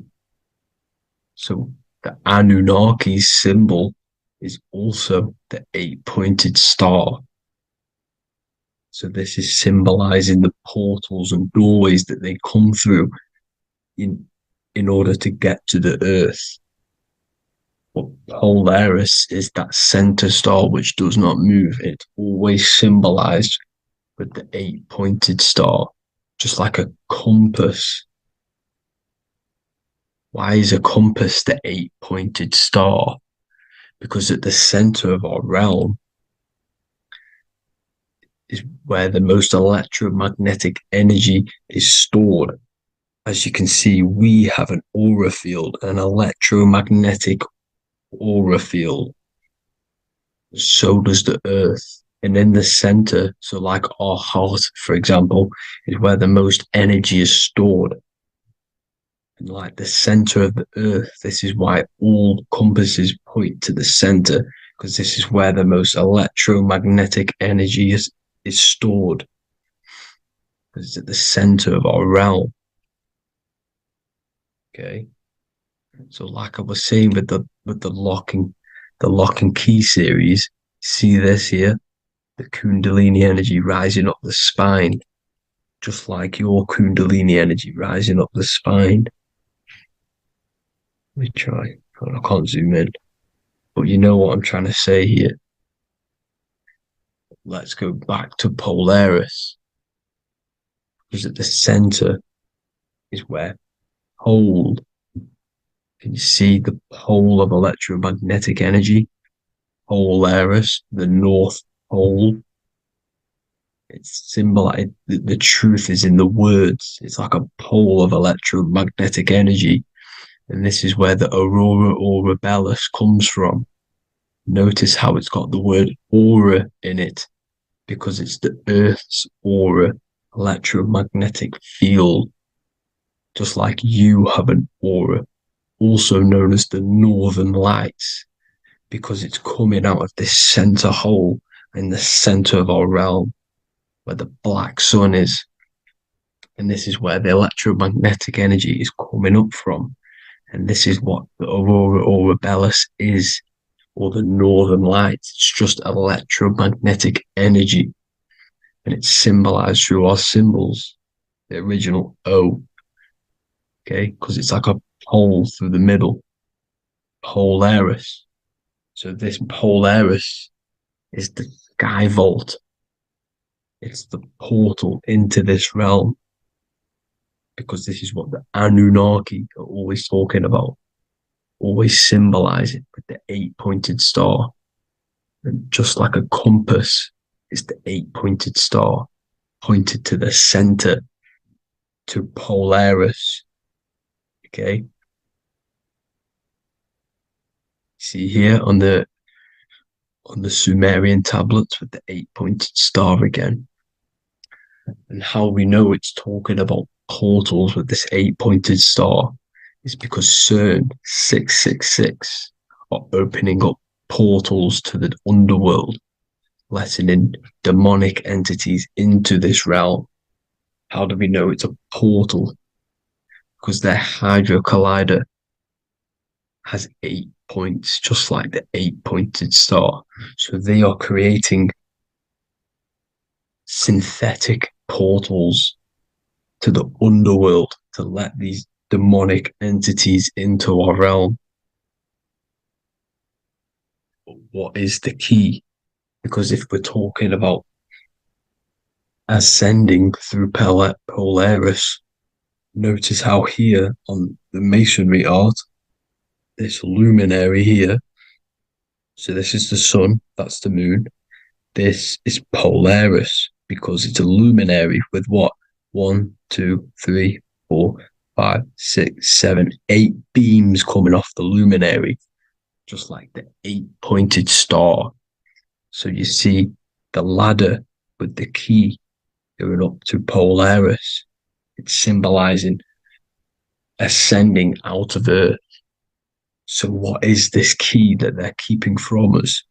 Because it's a human holding a key going up the ladder to Polaris. Well, chakras. We have 7 chakras. Okay, so this is what they are telling us in the lock and key symbolism, the Kundalini energy rising up the spine. Okay, just like they have 33 vertebrae on the back of your spine. Okay, this represents the Kundalini energy going up your 33 vertebrae, just like in Masonry has 33rd degrees. Okay, so what is the key? Your chakras. Your chakras have to be unlocked. Okay, you have to unlock your chakras, and you can't unlock this one without going through this one. You have to go through them all.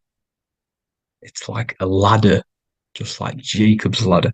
You can't go from the bottom to the top. You have to unlock each one. Okay, just like you have 7 chakras, you have 7 layers of your aura. Okay, you have to unlock your chakras to the highest point in order to reach Christ consciousness. And this is the key that they're talking about. They're symbolizing the organic portal within each and every one of us to ascend out of this realm. Okay, so this is the key that they're talking about, and they're holding back this knowledge to keep us trapped in this 3D realm. Okay, so like I was saying with the 33 vertebrae and the Kundalini energy coming up the spine, 33 vertebrae, you can see this sort of symbolism going up to the light, because it's the light. You see here, your crown chakra turns on and becomes enlightened, just like the Illuminati symbol. Can you see it? But also, Jesus also died at 33. So this is symbolizing, okay, they're symbolizing the death of the ego, the body. So once you open up your chakras and reach Christ consciousness, which is your 33rd vertebrae, once your Kundalini energy goes up your 33rd vertebrae, your body technically, not physically, but spiritually dies, because you then become formless. You reach Christ consciousness. So then you can travel other worlds. Okay. This is what they're talking about with Vatican, 8-pointed star, and the key. Janus with the key. The Sumerians with the 8-pointed star. Anunnaki, the 8-pointed star. Polaris, 8-pointed star. So Polaris is the way out of this realm, which is at the center. Pole, North Pole. Okay, so the key is that they're hiding from us is the knowledge to unlock our chakras. Okay, and without this knowledge that they keep from us is trapping our souls in this reality to keep reincarnating. Okay, well, thank you all for tuning in. I'm going to leave you all there. Make sure to leave a like and a comment in the comment section. Let me know some topics to talk about so I can break it down for you. God bless you all.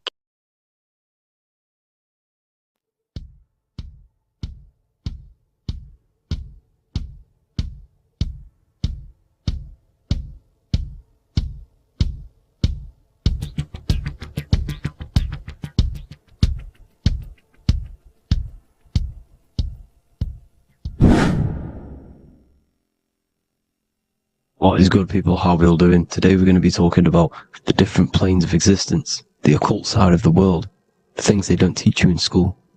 And of course, you can only find that on this channel, so welcome. So you need to understand is that your consciousness moves through these different planes of existence, these different states of consciousness, which make up all of you. Okay? They are all interlocked planes. They are all interpenetrated into each other. They are all one. They melt into the plane above and below. You see, each plane is a product of each plane. As above, so below. Now, the higher you go, the more fluid, the more dreamy, the less dense it becomes. The lower you go, the more denser it becomes, the more solid it becomes. The lowest plane is the physical plane, which you are obviously aware of. You are inside of the physical plane now. But while you are in this inside of this physical plane, you are indeed inside of all these other bodies which you have not awakened yet. You have to awaken these different bodies. You have these bodies. Okay? It's like a ripple effect. And the center is the most dense, the most solid. This is Earth, heart, the heart of the ripple. And the lower you, the further you go out from the center, the more dreamy, the less fluid, the more fluid, the more less dense it gets until you're one with the all. You see? And this is what it's like. This is what this system is. It's like a ripple effect. Now, let's jump straight into the planes. First, you have the physical plane, made out of 4 elements. 5 elements.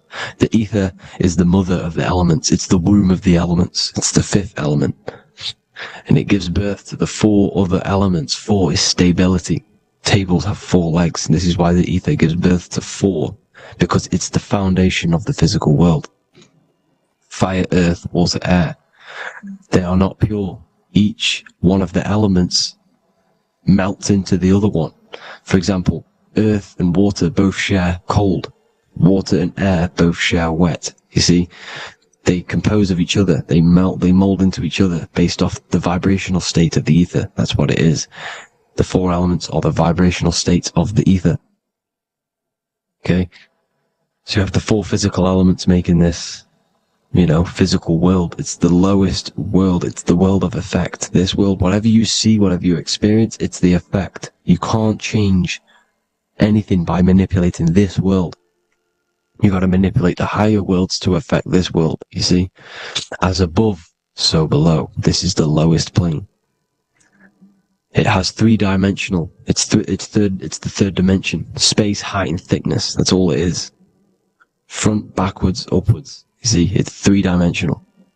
We cannot perceive the hidden side, which is the interior of this existence. We cannot perceive the interior from our exterior view. We are looking into this world. Okay? This is the exterior view. We can't see what's inside of that. That's the 4th dimension, which is the next one. It's the most gross and dense plane. 4 states of matter, the most slowest vibrational molecules exist in this plane. Above this plane, you have the ether. Okay? The word ether and either are the same thing, because either connects 2 scenarios in languages. I either support Manchester United or Liverpool. Either is connecting them 2 scenarios. The ether is doing the exact same, as you can see here on the planes of existence. It connects the astral world, which is very important, to the physical world. It's connecting these 2 worlds. So it's the ether. It's the ether. The ether is pure potential. Energy flows through the ether. It is pure energy, pure potential. Okay? The physical body is an exact copy of the etheric counterpart body. So every physical object has an etheric energy double. It's like a blueprint of that object. Every single object has an energy double, and that's the etheric double. Okay? The etheric body determines the shape of our physical body through its lines of force. All through life, it rebuilds and restores the physical body.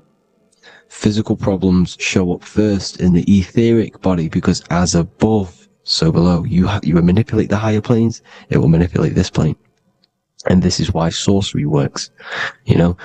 Contact with astral plane entities. We'll get into that a bit later.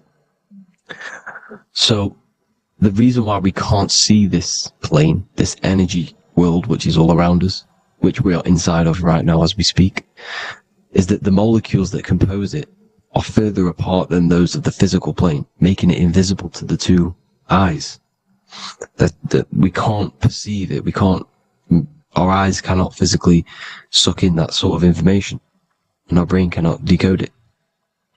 This is why, they brainwash us with all these programs to keep us asleep, to keep these other bodies we have asleep, so we don't find out about these other bodies, and it's to make you believe that everything's just a material. Only the material world exists. They don't want you to know is that everything that you see is a result of something you cannot see. As above, so below. There are realities within this reality. This is what I'm breaking down now, these different planes, on how this reality works.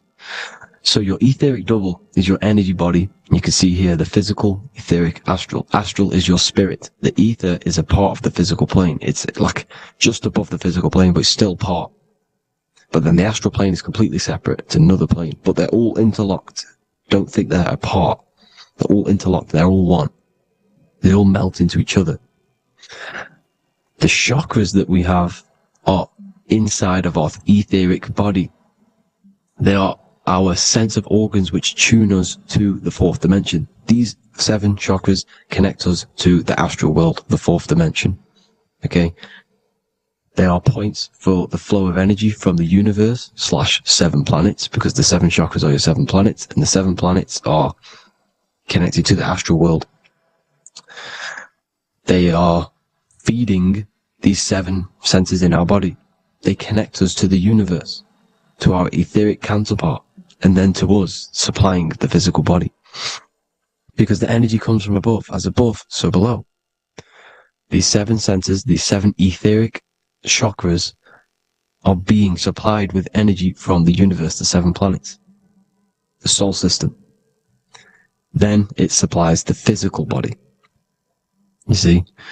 So, the ether is very important. And this is, that the ancients understood the science of the ether, and they could, harness free electricity from it, because it's all around us. The ether is all around us.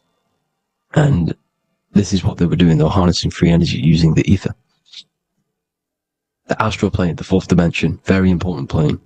Very, very important. We've all been there. Every single one of you has been there. Okay? The fourth dimension is unseen of what we see. It's the interior of the exterior that we see. We see the third dimension, but we cannot see beyond what's making this third dimension. This is the fourth dimension. Okay? It's the dream world. This is where you go when you dream. Okay? This is where you go when you dream. It's the place of disembodied spirits or ghosts, entities, whatever you want to call them.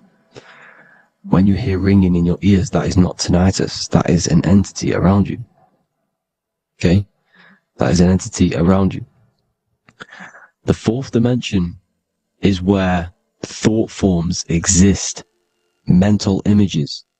Thought forms as in what you see in your mind when you think of an image, because the mind is the highest plane of existence. Mind is the highest plane of existence. And it manipulates all of the planes below. So it goes the mental plane, then the astral plane. So the thought is in the mind, the mental plane.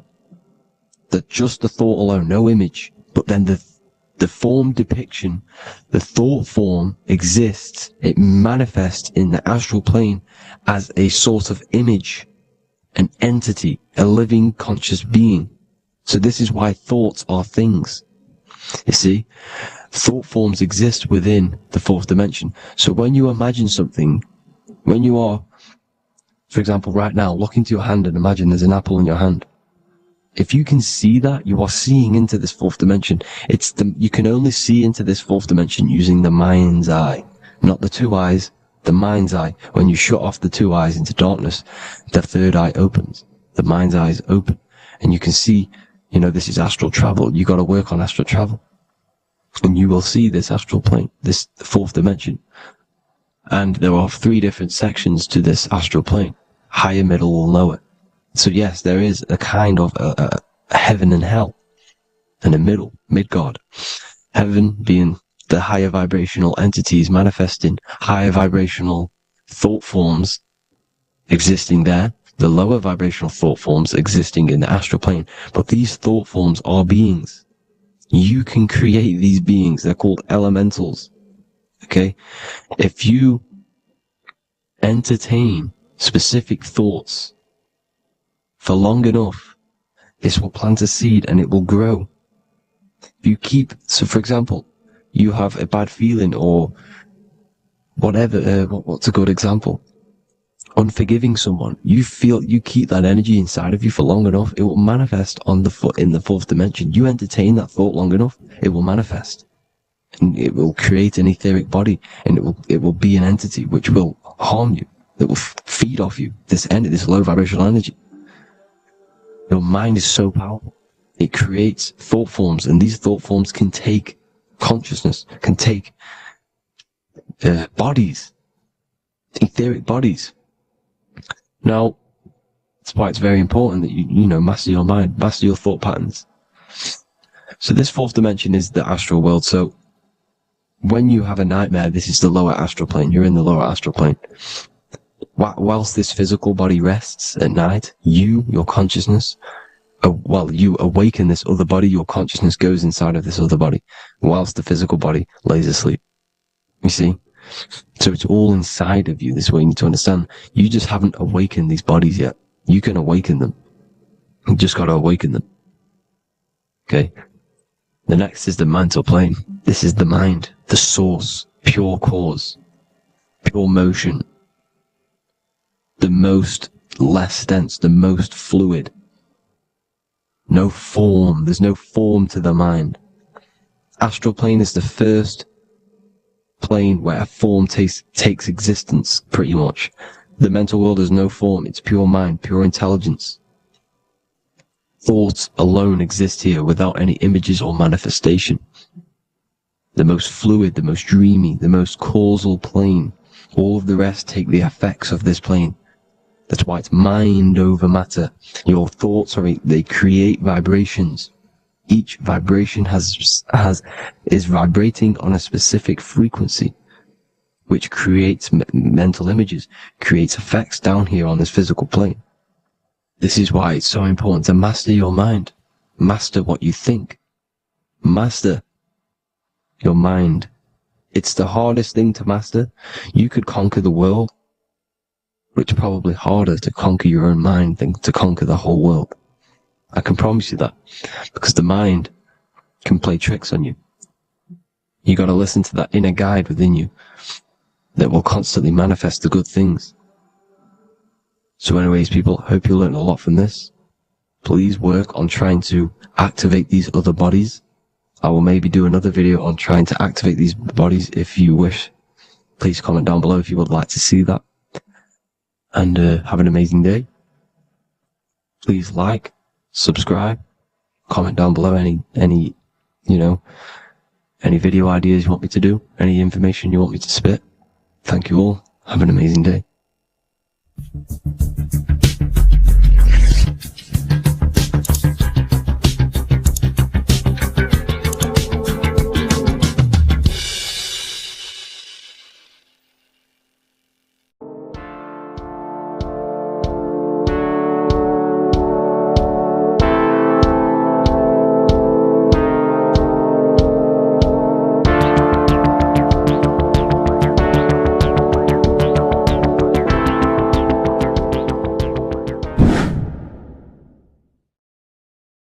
How are we all doing today, people? It's Revival of Wisdom, and today we're going to get real deep. This video is going to get real deep. A lot of people are not going to be ready for this sort of knowledge. Okay, you really have to do is to really deprogram the mind, because everything we've been taught is a complete lie, is to keep us trapped. Okay, this is really advanced knowledge. Now, let's get straight into this. All of the ancients depicted other worlds, and they called this place Midgard. Midgard is the mid-garden, the middle garden. This is why the Masonic symbolism on the floor is always a black and white checkered board, symbolizing the polarity here, the good and bad, because we're in the middle garden, the heart. Earth rearranged spells heart, because we're in the heart of this system, or whatever it is, a super quantum computer, whatever you want to call it, simulation. Now, In the Quran, it talks about the 7 layers of heaven. All of these ancient artworks are depicting these different layers of reality. Okay, and look at the Egyptians here with the boat outside of the firmament.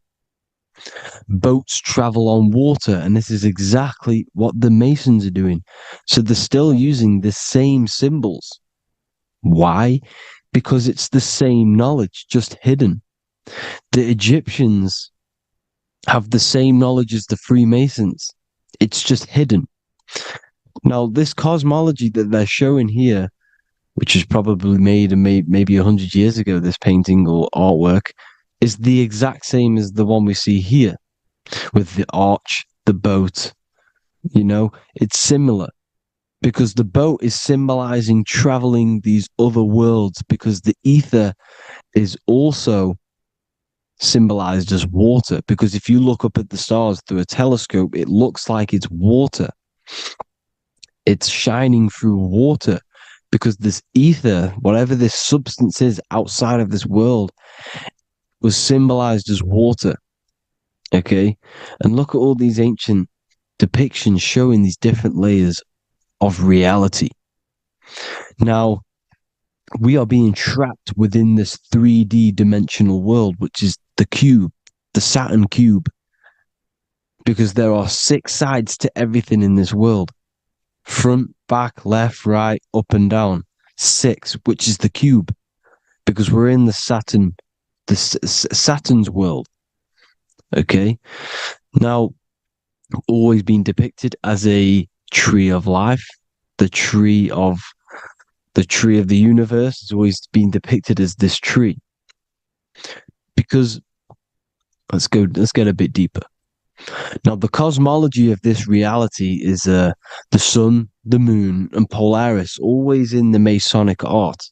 The sun, the moon, and Polaris, the all-seeing eye. If you go inside of the temples, of the Masonic temples, they always have this star in the middle, shining light beams. Okay? Look here. The light beams coming from the big star in the middle, which is Polaris. This eye is God. It's God's light shining down from his abundance. Now, when you astral travel, you will see this big ball of light above you, and this big ball of light is God. But you cannot travel towards it until you are pure. It doesn't work like that. You have to become formless. You have to become pure before you can become one with the light.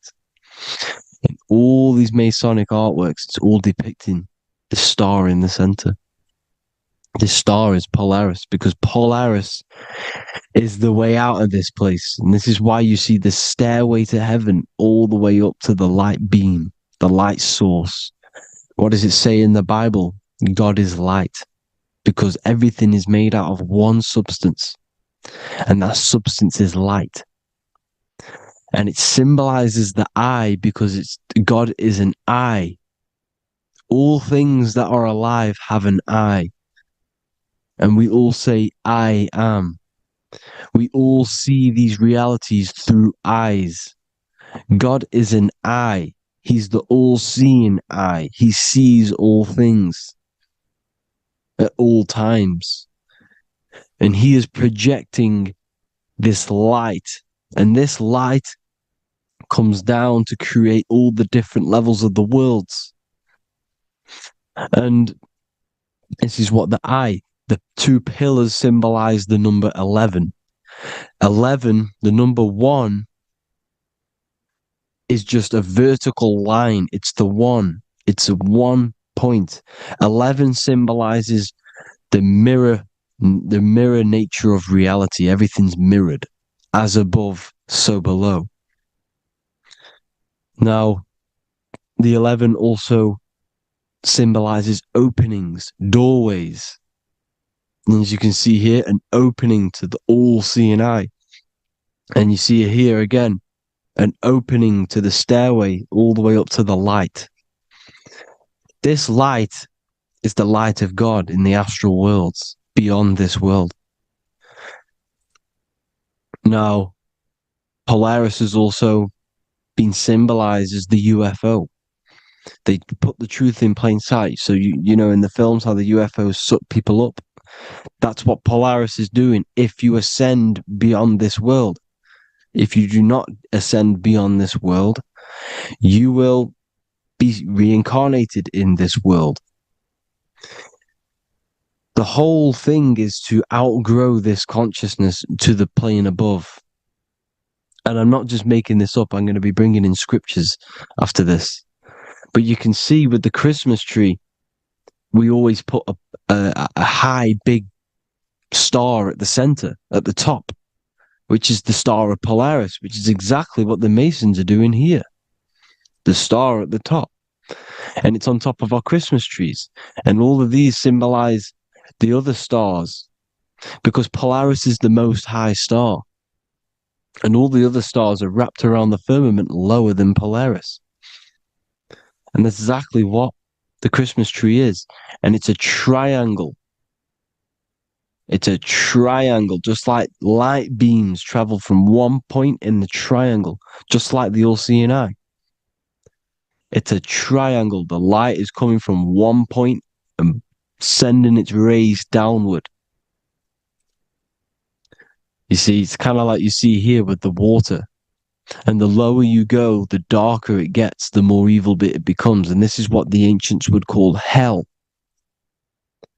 Now, this all-seeing eye is Polaris. And below Polaris is Mount Meru, the North Pole, the magnetic North Pole. The Tower of Babel, which is in the Bible. The etymology of the word Babel, Ba meaning spirit, which gives the ability to move the soul through the worlds, which is that's the ancient Egyptian description of the word Ba, meaning of the word Ba. You have the Ka, the Ba, the Ak, but the Ba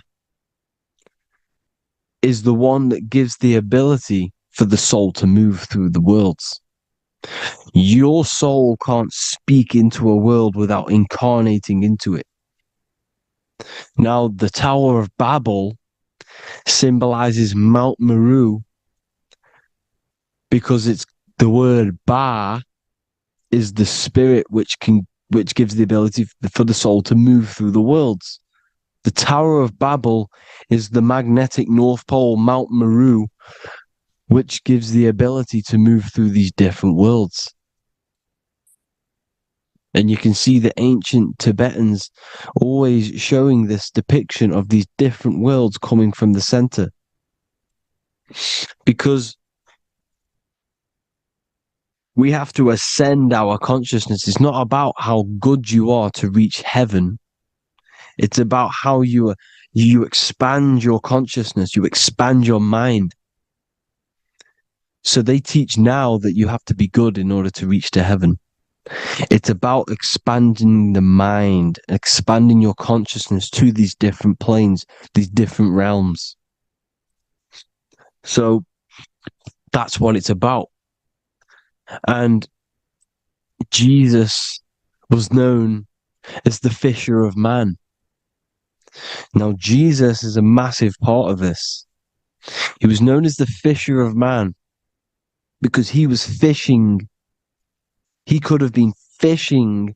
He could have been one of these deities that had come down from these different higher realities and pull people up. So they would so they called Jesus the fisher of man. And he says unto them, follow me and I will make you fishers of men. So these deities that we see in the past, like Buddha, Krishna, Hermes, Thoth, Jesus, could all be these entities who were coming down to pick up the minds that were worthy enough to see the higher planes of reality. And this is why they called him the fisher of man. Now, when Jesus walks on water, there is a parable with Paul. And he says, but Jesus immediately said unto them, take courage, it is I, don't be afraid. He's talking about astral travel here. He's talking about leaving the body. Because when you leave the body in astral travel to see these alternative realities, you can't be afraid because fear is a bondage, which is what the Emerald Tablets talks about. Lord, if it's you, Peter replied, tell me to come to you on the water. The water. Come, he said. And Peter got down from the boat, walked on the water, and came towards Jesus. But when he saw the wind, he was afraid and began to sink. When you become afraid in astral travel, you sink back into your body. Lord, save me. So this is talking about Jesus pulling people up into different realities. And you can see the fish is the symbol of Jesus, is another symbol of Jesus, a fish. Because fish symbolize deep occult knowledge, because fish travel the depths of the ocean. And they symbolize us because we are fish underneath the ethers. And Jesus was pulling people up. You see, so the Bible is a people today believe the Bible is a book telling you how to reach to heaven, how to become godly and reach heaven. But you've got to become the Jesus Christ to see these alternative realities. Now look at the Emerald Tablets is a massive part, and it speaks so much about these different realities. Look what it says here. This is in Emerald Tablet 3. Then in my heart grew a great longing to conquer the pathway that led to the stars, which is exactly what the Masons depict in all of their art. Look, the ladder to the stars. And then he goes on to say, years after years, I sought after wisdom, seeking new knowledge, following the way, until at last my soul, in great travail, broke from its bondage and bounded away, broke from the bondage of the body. Free was I from the bondage of earth men. Free from the body, I flashed through the night. The stars. The stars are a massive part in the astral world. Each star is a different reality. And the true astrology is the star that you came from. You came through a star to reach this, to reach here. There is a reason why you are here. There's a reason why you have the personality traits, because your soul came from a specific star. This is why we call them stargates, because they are gates in and out of this reality. And Polaris is the way out to the higher worlds. Now look, far into space, my soul traveled freely into the infinite circles of light. Beyond knowledge were some planets and great gigantic beyond dreams of men. Then he goes to say, lift up your flame from out of the darkness, fly from the night and ye shall be free. Lift up your flame. Your flame is your soul, because it has to be lifted up out of the darkness. This is the darkness, this world, this body is the darkness. Because it's a bondage. You need to break free. You need to learn how to astral travel, people. You have to learn this. If you want to get out of this world, you have to learn how to astral travel and see the other realities. Traveled I through space-time, knowing my soul at last was set free, knowing that now I must pursue wisdom until at last I pass to a plane hidden from knowledge, known not to wisdom, extension beyond all that we know. So he's talking about he went to a place where we cannot even comprehend here, a place that is not even known to Earthmen. He's telling you he's ascended out of this world to the planes that are beyond. And it says here in the Emerald Tablets, man is in process of changing to forms that are not of this world. Grows he in time to the formless, a plane on the cycle above. Know ye must be one, ye must become formless before ye are one with the light.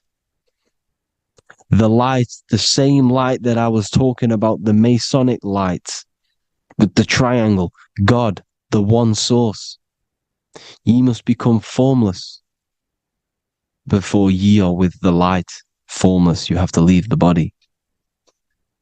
You have to leave the body. You have to gain the ability to leave this body and travel to these other worlds. Now, it says here, not as man am I, for free have I become of dimensions and planes. In each I take on a new body. In each I change my form. Know I now that the formless is all there is of form. You see, all things created come from the things that, all things that you see come from the things that you cannot see. All of us have the same spark of consciousness, the same I am. Every dog, every animal, every human has this same I, this same thing which sees through the eye. It's formless. It takes, this formless entity is the same entity of us. We are all the same entity in different bodies. And this entity it was represented as the flame, the cosmic flame, which is inside of all of us. And this is why the Masons depicted your spine as a candle or the Holy Grail. You would either see this or a candle with a flame on the top, because the Holy Grail is your consciousness, which is on top of your spine, which is the candle. Now, Jesus, Thoth, Buddha were all these deities which were coming down to lift people up because they were fishermen of men. And he would lift you up to the higher worlds, out of this world, to the ones above. Now, Thoth, you can see him here, he's leading the way. He's holding someone and he's leading the way with knowledge and power. He was leading the way to other worlds, out of this world. There's no point trying to change this world. This world will stay the same. It will stay the same. You have to get out of this world. And that's what they're telling you. That's what they're keeping you from. They're keeping you stuck within this thin layer of reality. So what the Masons are doing, they have the ability to astral travel. They're living not stuck and bound to one reality, but living within the different layers of reality. And this is what Morpheus was doing in the Matrix. Morpheus was going into the Matrix to go and get Neo, which is exactly what Jesus was doing, pulling up people out of this world to the ones higher. And that's exactly what Morpheus is doing in the Matrix. If you haven't watched the Matrix, go and watch it. It will blow your mind. Everything I'm saying in this video, you will see it. Except that you don't need to use a machine to enter the Matrix. You just use your body. Well, you use your consciousness to leave this body. You see, Neo was also uploading himself into the simulation to pull people out of the simulation. And this is exactly what all of these gods were doing. The Fisher of Man. Look, he was pulling people up out of this reality with the knowledge. Now, Jesus was always depicted with the mushrooms. Look at all this mushroom art. Mushrooms were literally the origin of Christianity.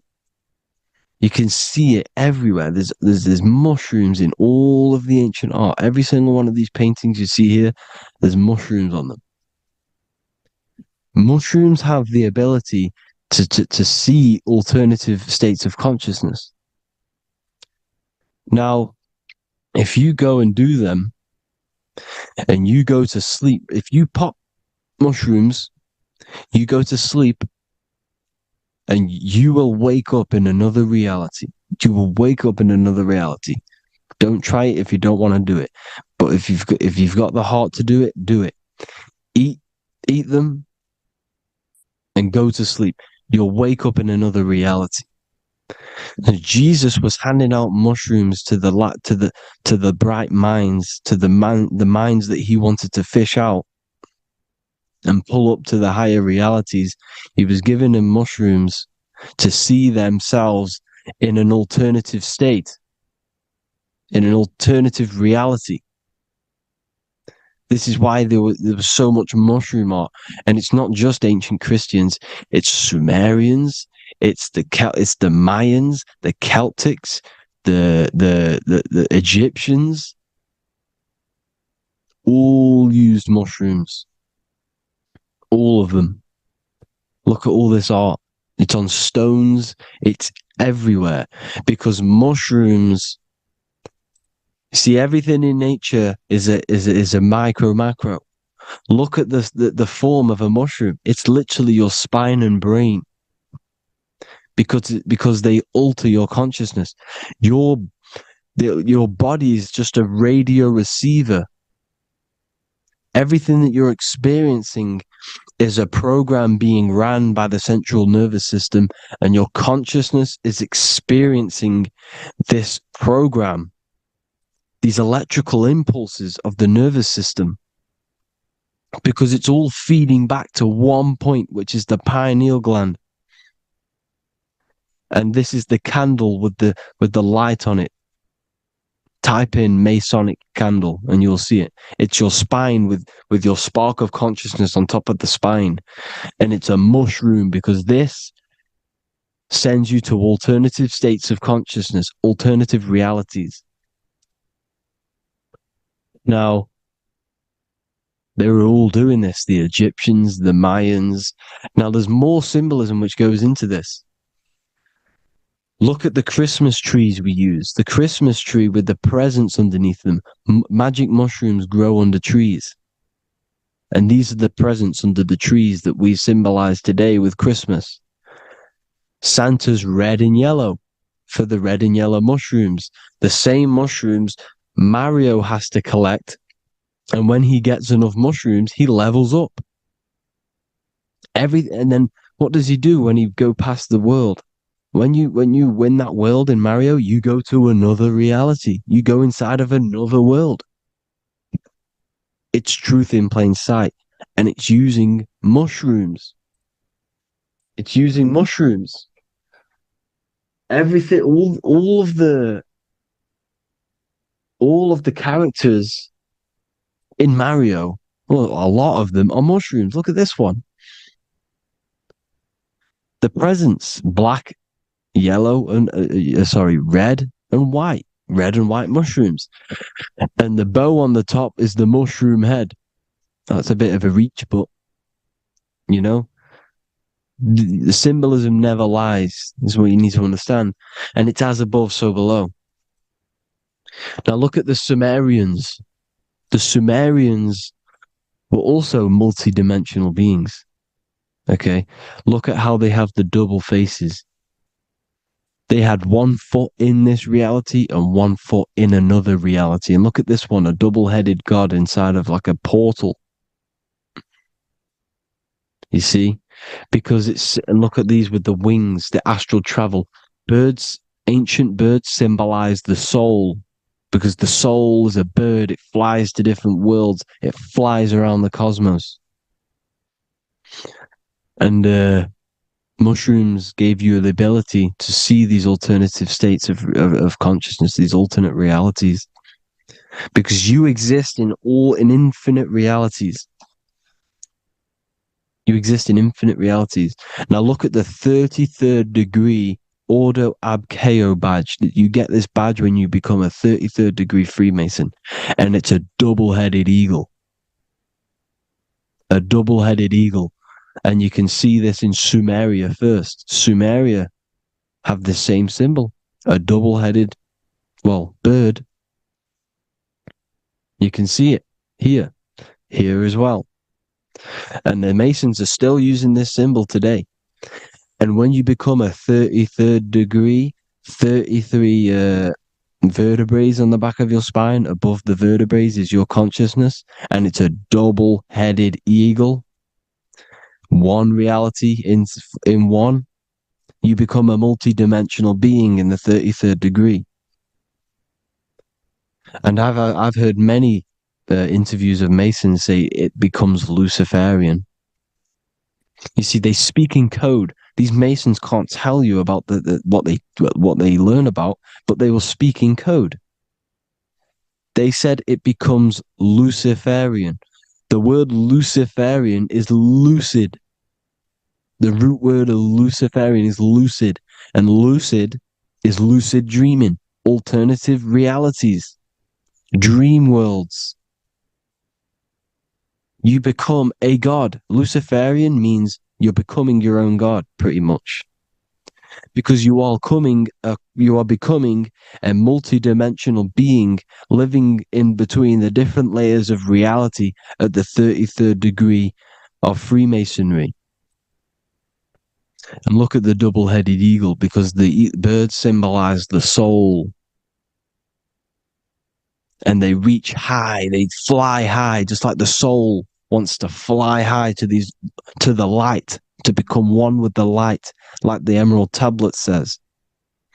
Now look at Janus. Janus was another god, and he's known as the god of doorways. Janus always depicted with a double head. Janus is why we say janitor or January. And January is entering a new year. Janus is known as the god of doorways with keys, always got a key, because keys open doors. That's why the janitor holds all the keys. And Janus always has double heads, because he had one foot in this reality, one foot in another. He was a multi-dimensional being, a Luciferian, living between the different layers of reality, instead of being stuck in one like we are. Well, a lot of people. And that's the whole point. You see, all of this stuff is about like changing the world and stuff like that. This world will probably never ever change. It's probably been like this forever. Well, forever, for a long time. But it's about moving out of this reality to the higher states. And the Masons always depict the ladder to the luminaries, the stars, with a key, the same key of Janus.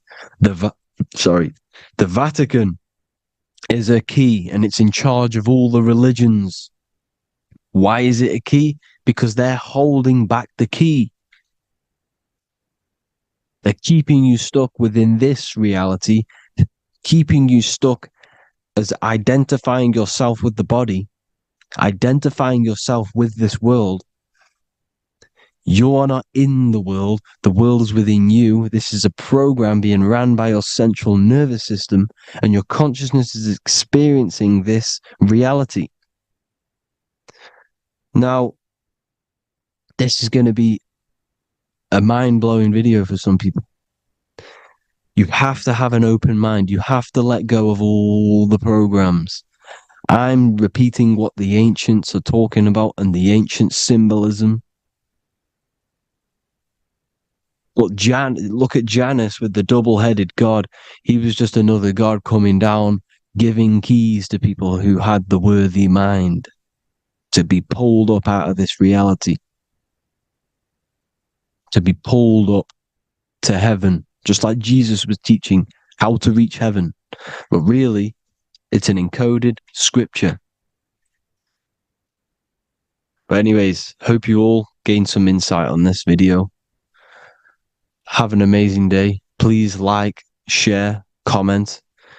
All the links are in the bio for the PDF, for the Manifestation Mastery course, and all the other amazing stuff. And if you want to support the channel, I'd greatly appreciate it if you became a Patreon member. Hope you'll have an amazing day, people. God bless.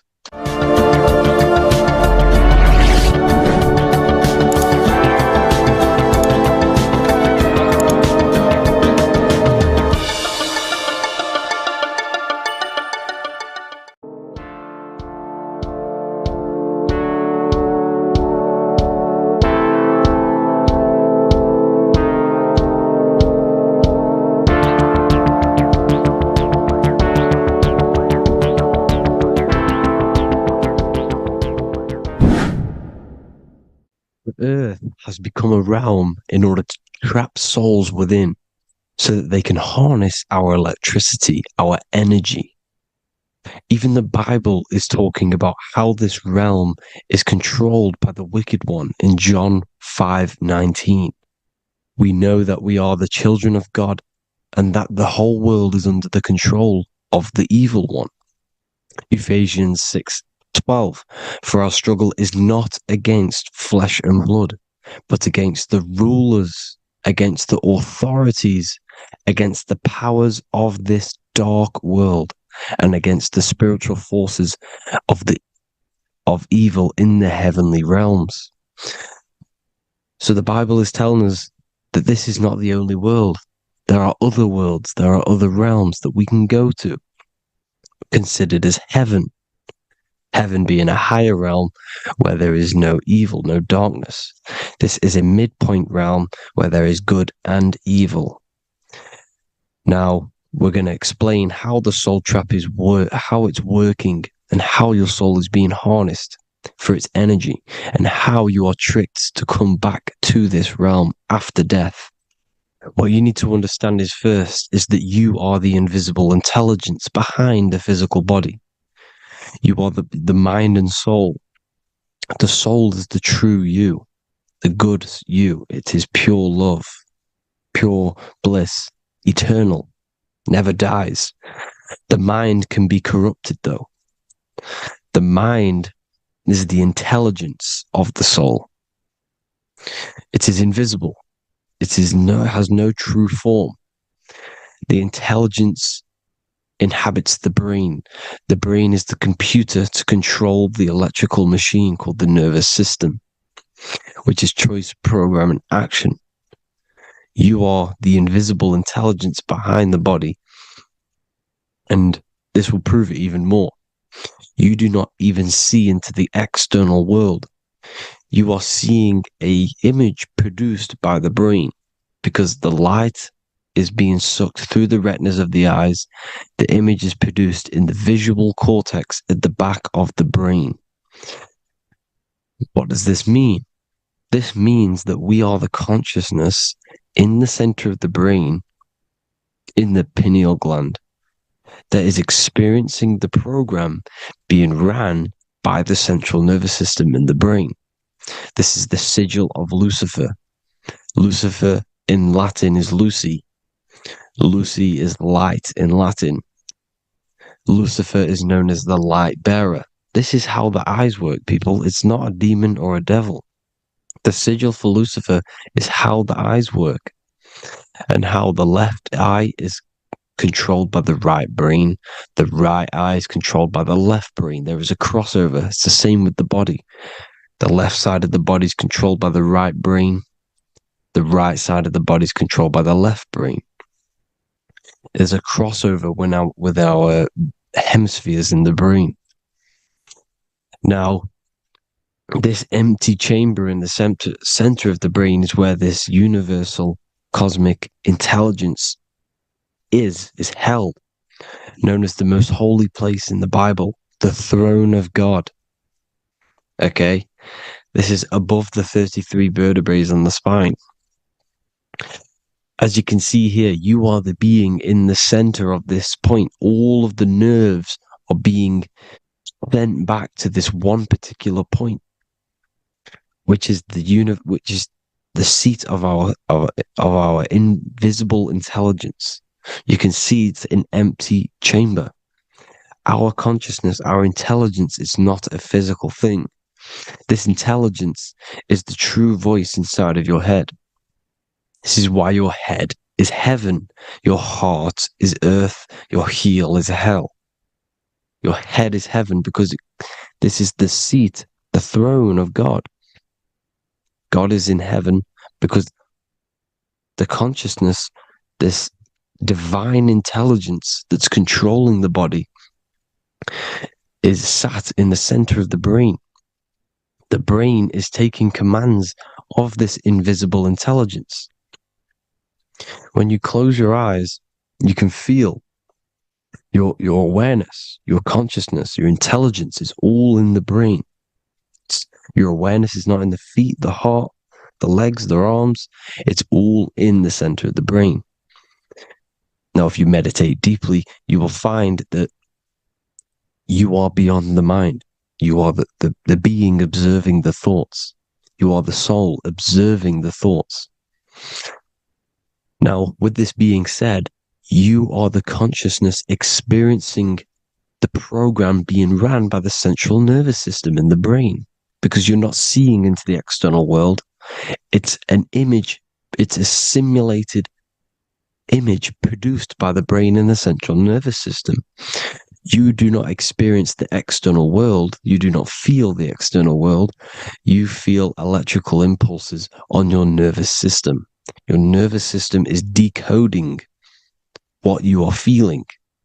So the only thing that you truly feel is the electrical impulses on your nervous system. This is why the nervous system is the tree of knowledge of good and evil, because it gives your invisible intelligence, your mind, the knowledge of good and evil. It can detect good things. It can detect bad things. If it's hot, if it's warm, if I need to go, the nervous system is doing this. It is the tree of knowledge of good and evil. Okay. Now this universal intelligence is known as, is symbolized as the single eye. Okay.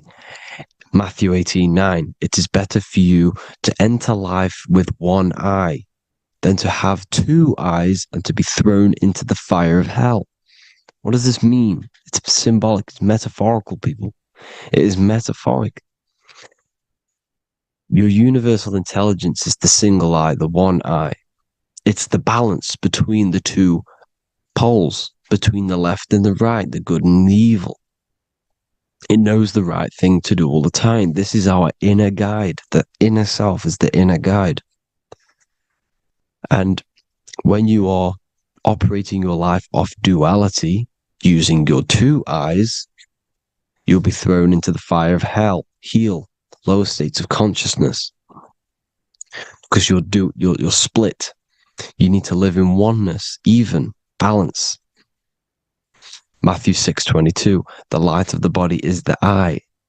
The light of the whole body is the eye. You are a light being. Human. Hue means an attribute of a color. Man is the word manifested. We are light manifested into physical form. Depending on your vibration is depending on what color that you are vibrating on, which is a hue, a human. If therefore thine eye be single, thy whole body should be full of light. Again, it's talking about the single eye, oneness, completeness. When you balance the hemispheres of the brain, we'll go over that later. But anyways, the body is the earth. This is what we need to understand, people. The body is running the simulation, the program that our consciousness is experiencing.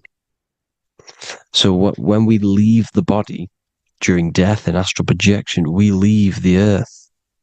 This is how it works. The body is the vehicle for the earth, for this realm. Everything exists within our mind. You have the soul, mind, and body. The soul is the observer, the watcher, the true being. This is why she has many different heads, because the soul inhabits different bodies. This is the serpent, which means knowledge, which is the mind, wisdom.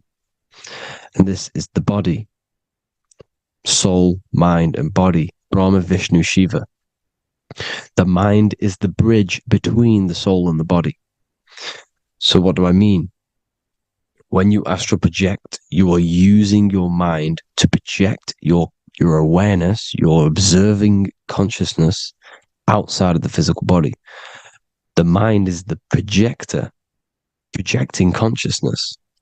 By using your mind, you can project your consciousness outside of the body, which is known as the astral realms, which is known as walking on water. Jesus was never walking on physical water, people. It's metaphorical. Believing the physical body. The water is the ether, which is the veil between the physical and the astral realm. It's a fluid substance. It's on either side. It's physical and astral. The ether is the fifth element that they hide from us. Why? Because they're trapping you in the physical. They are hiding all of these realms. Etheric, astral, and mental. People think their mind is their brain. It's two separate dimensions. These are completely different dimensions. The mind is way more intelligent. The mind is formless. There is no form to the mind. You can think anything you want. You can manifest anything you want within your mind. It is not a physical object. The physical realm is being controlled by the mind. Everything's being controlled by the mind. Everything exists within the mind. This is why the Egyptian says the universe is mental. So when we project our consciousness outside of the physical, we go to the astral. The ether is the water that Jesus is walking on. This is the veil between the physical and the astral world. The word together has ether within it because it joins the two worlds together, together, the astral and the physical. The word either is ether because the ether is on either side, physical and astral, physical and spiritual, physical and non-physical. In the astral realm, the mind can manifest anything we want. We incarnate to restrict our minds. This is why Saturn, if you go and watch my video on Saturn, how Saturn is this simulation, okay, our minds can manifest anything we want in the astral plane in the click of a finger. However, when we incarnate in matter, we now have to labor for our manifestations. This is why Saturn's known as the great teacher in astrology, because he teaches you a lesson.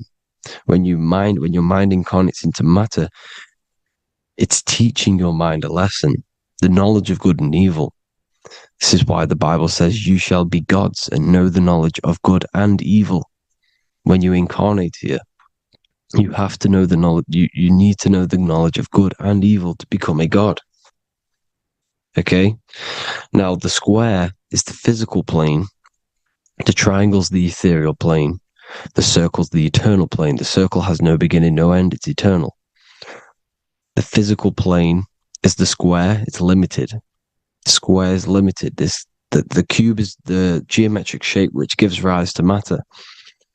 Now, the term think outside the box has truth in plain sight. You have to think outside the box to project your consciousness, use your mind to project your consciousness outside of the box, the physical plane, into the astrals. The astral realm is the realm of the stars. Above us is the stars. Through the stars is the astral plane. This is why astral has the word star within it. The devil is the de-veil. When you sell your soul to the devil, quote unquote, it's metaphorical. The devil exists in the physical plane. It's the lowest state of consciousness. The de-veil, you de-veil yourself into the physical when you are the devil. The de-veil. The ethereal plane. Now, we all know what the famous symbol of the all-seeing eye, right?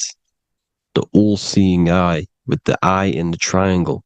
Look at the Masonic artwork showing you the triangle above in the sky. This is symbolizing the ethereal planes. The eye in the triangle symbolizes your invisible intelligence, your mind, which has the ability to see on either side. Because the triangle's the ethereal plane. The eye is your consciousness, your intelligence. And this intelligence has the ability to see in the physical plane and to see in the ethereal planes, in the astral planes. This is why it's above the earth. It's above the ground. Because it can see here, it can see in the heavenly realms. Now, the stars are, well, this is known as heaven, the realms of the astral planes. This is some quotes from the Emerald Tablets of Thoth.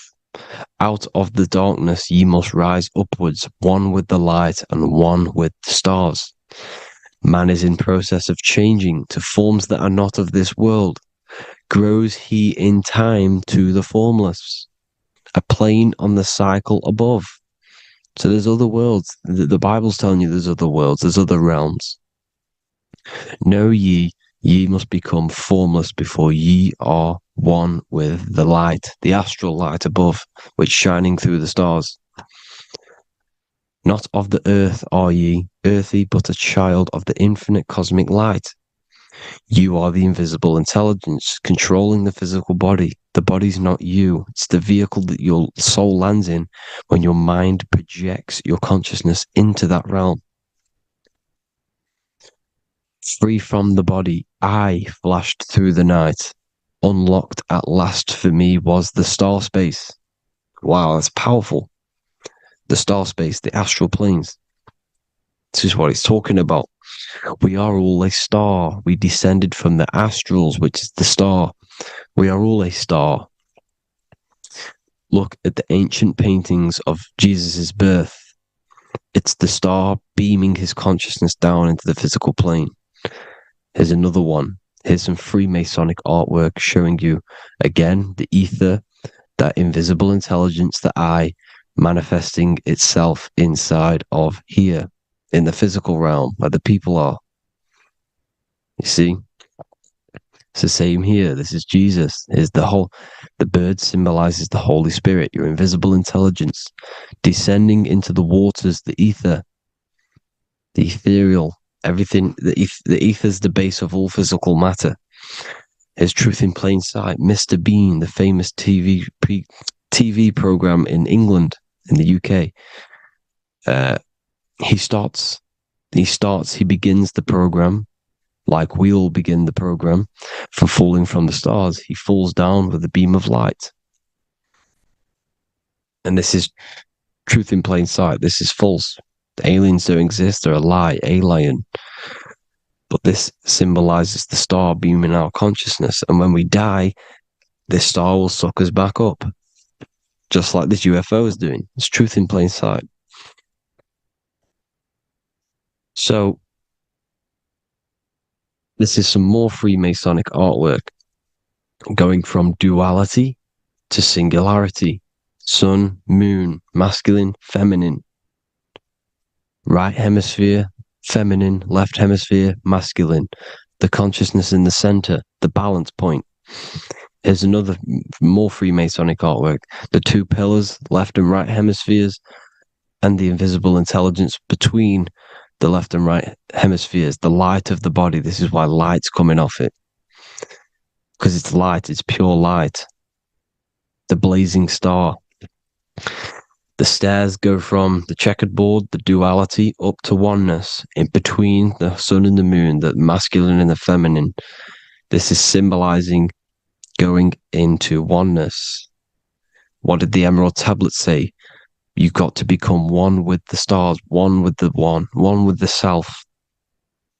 Balancing the two hemispheres so that you can gain, because when the two hemispheres are balanced, you can gain a more deeper connection with your invisible intelligence. Same with the chakras. When the chakras, the 7 seals in the Bible, these are 7 seals because when you conquer the 7 chakras, when you balance the 7 chakras, you then gain a more deeper connection with your internal self, because your mind is not filled, it's not being ran, it's not being dominated by these 7 deadly sins, the 7 seals, the 7 chakras. These are 7 energy centers which are concealing our true form. Balance makes us have a stronger connection with our true cosmic intelligence. Heaven is even. This is why Jesus is pointing at the heart. The even point is the heart. You got to balance the chakras and live from the heart, because the heart is the earth. You're in good and evil. The body manifests the lower and the higher self. The higher self is in the higher parts of the body. Wisdom, intuition, expression. The lower self is in the lower parts of the body. Sex, food, and power. This is how they are trapping your soul, people. Like I said, The mind is the bridge between the soul and the body. So by tricking the mind, not giving it the right knowledge, and keeping the mind stuck in the lower three centers, thinking about power, food, and sex, this is low vibrating energy. It's going to keep your mind addicted to the physical realms. Okay? This is why you need to go even, balance, heaven. Okay? I will explain the soul trap in a second, how it fully works. But I'm telling you all the science behind it so you can understand. When you are doomed, you are domed. This is the dome, the firmament, the firmament, the mind. Ment is mind, firm is firm. A firmament is doomed under the firmament. You must have a loose mind, an open mind to expand your consciousness beyond the stars, beyond the ethereal barrier. You have to vibrate higher than this world. Your consciousness must be expanded more than the physical plane. You need to learn how to astral project. You need to learn how to leave the body, how to operate outside of the body, so that you, when you do leave the body, you will have recognition. You will have knowledge. You will have practice. But this is as above, so below. The woman's belly is the earth. It's as above, so below. It's a microcosm of the macrocosm. We are the children in the womb.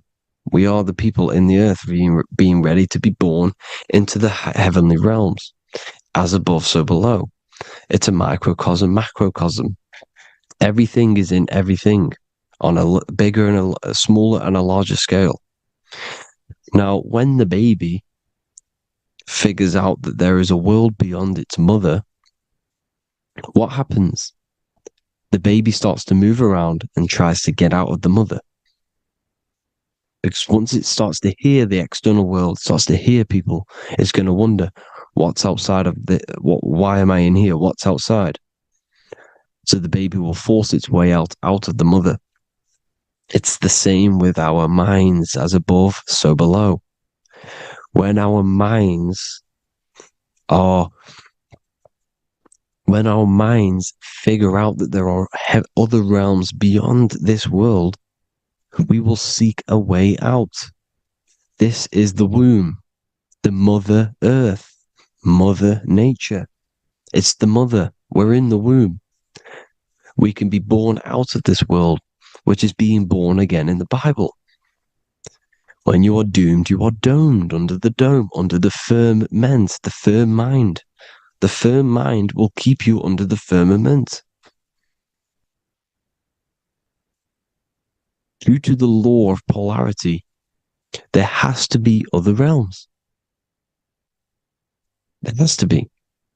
Because the law of polarity works in this world, and it will work on every scale possible. It's universal laws. These are universal laws.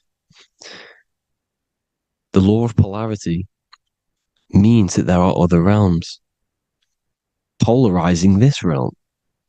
There is a hell, there is a heaven. There is a midpoint, which is Midgard, which is the one we are in now. Earth, heart. Earth is the heart. Heart is the center, good and bad. The balance between good and bad. Your reality is your level of realization.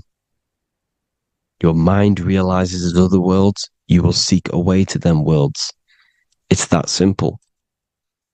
The soul trap is to keep you stuck in this physical body, which is the earth. This body is the earth. It's running the program, like I said at the beginning. It's running the simulation that your consciousness is experiencing. You are an electromagnetic being, and you're hidden in a cage, your rib cage, and you're stuck in cells, a prison cells. Look, you're in cells. We produce electromagnetic energy. Your soul produces this energy. And by trapping your consciousness inside of this physical realm, they harness this energy within the astral realms. They're using you to manifest demons, because your mind creates demons, through emotions and mental thought energy, which is a whole nother video. I can make a video on that. You're manifesting everything for them because they're trying to create a hive mind. This is why they want everyone to believe in one belief system, one government, one belief system, one religion, because they're creating a hive mind. This hive mind will manifest and be summoned within the astral planes, because the mind manifests the astral plane. The astral plane is the realm of imagination. The mental plane is the realm of just thought alone. The etheric plane is the energy. The physical plane is the matter. So all of our minds together are manifesting these demons within these subconscious realms, the astral. Now,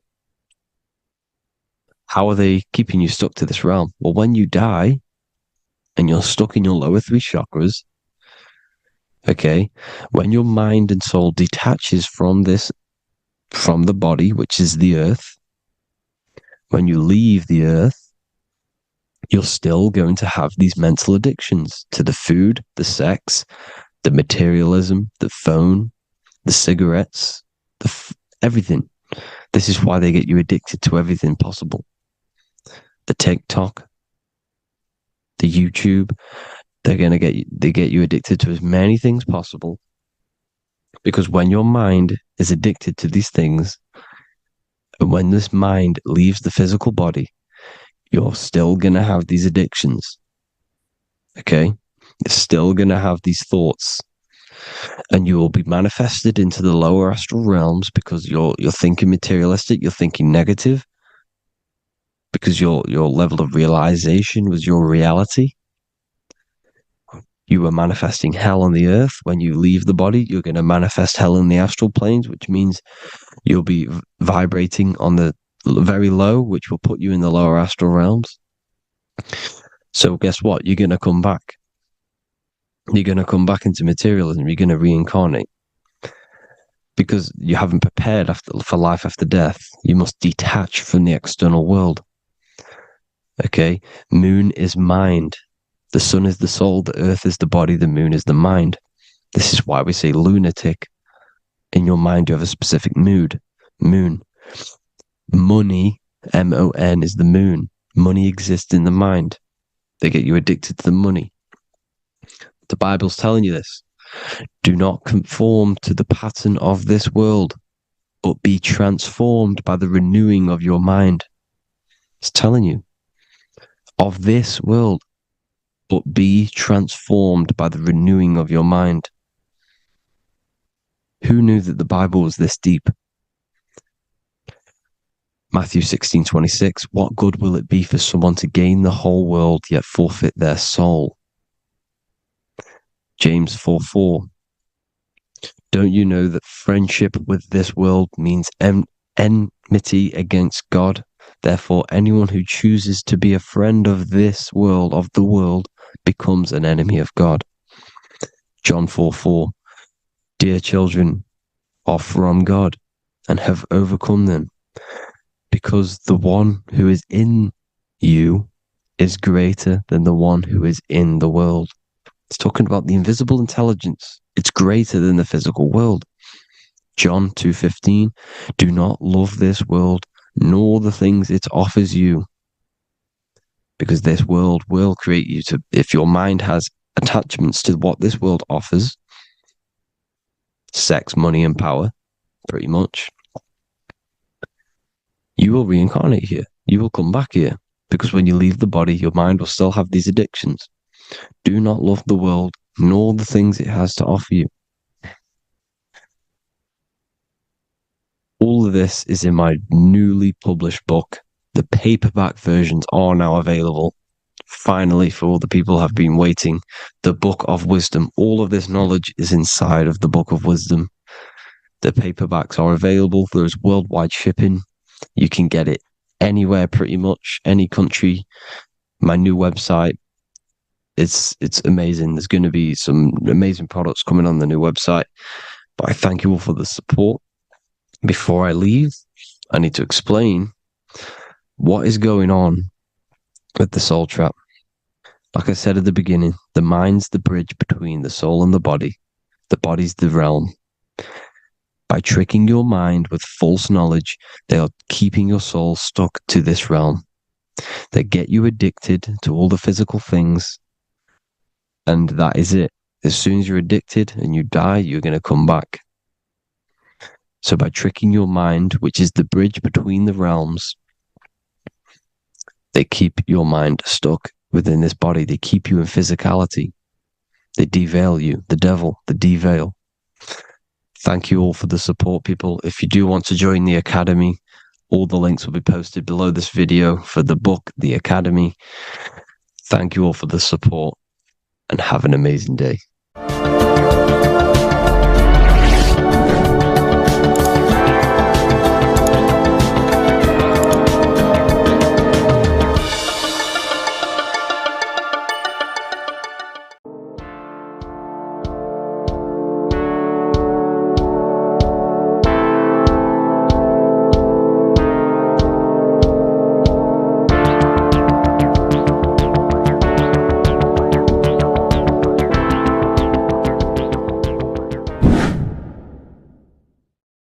People, how are you all doing? It's Revival of Wisdom, and today we're going to be talking about your birth certificates and how we are slaves to a system and how they have trapped us into this system.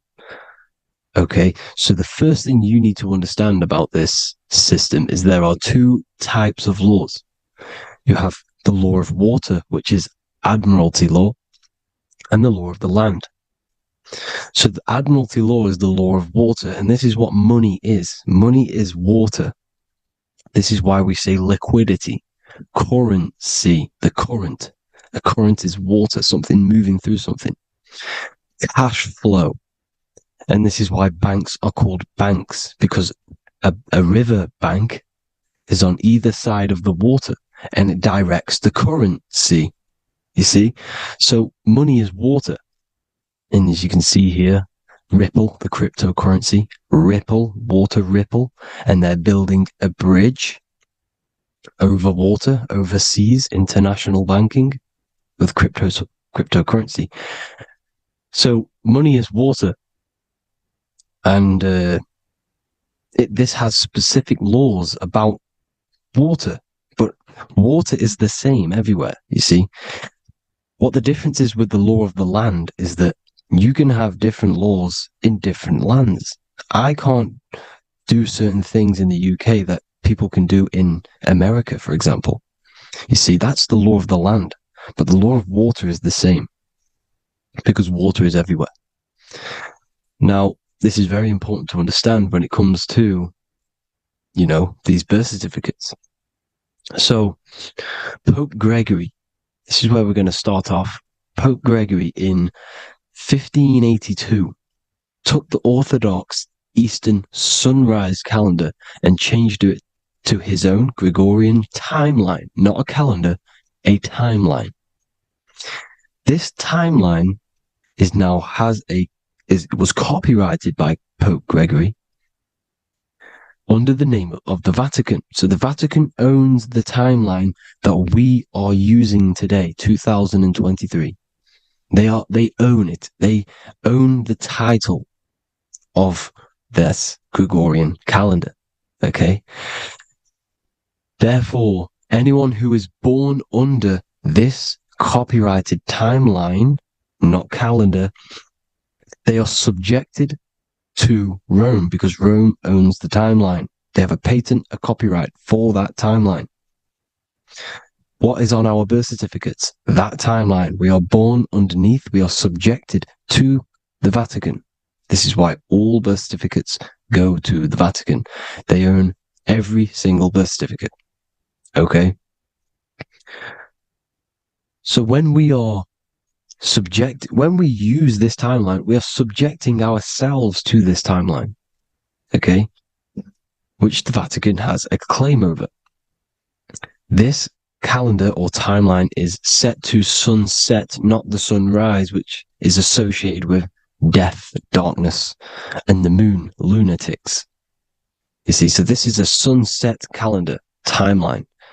Okay, this is now, they've changed a couple things, right? They say that the new year is January the 1st. Okay, when we know this is in winter. January is winter, which is associated with darkness, death, the death of nature. So this is a death cult, people. These people are evil. They're so evil. The Vatican. And this is why we use April Fool's Day, because April is in Aries, and Aries is always the start of the zodiac. This is why Aries rules the head region. 12 zodiacs, 12 systems of the body.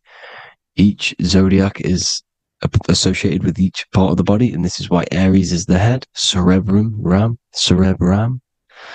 But we're not going to talk about it in this video. But yes, that is what April Fool's Day is. They're putting it in your face. April Fool's Day is the real start of the year, when the sun starts to rise again, when the risen Savior is resurrected, when it's born again. This is when the Jews celebrate the Passover. This is when the Christians celebrate the resurrection of Jesus, and they eat lamb. The Jews eat lamb because we're in Aries, the new year. The sun is now born again, our risen Savior, the light of the world. So yes, this is what April Fool's Day is. It's the first day of the year, which they changed. Pope Gregory changed. So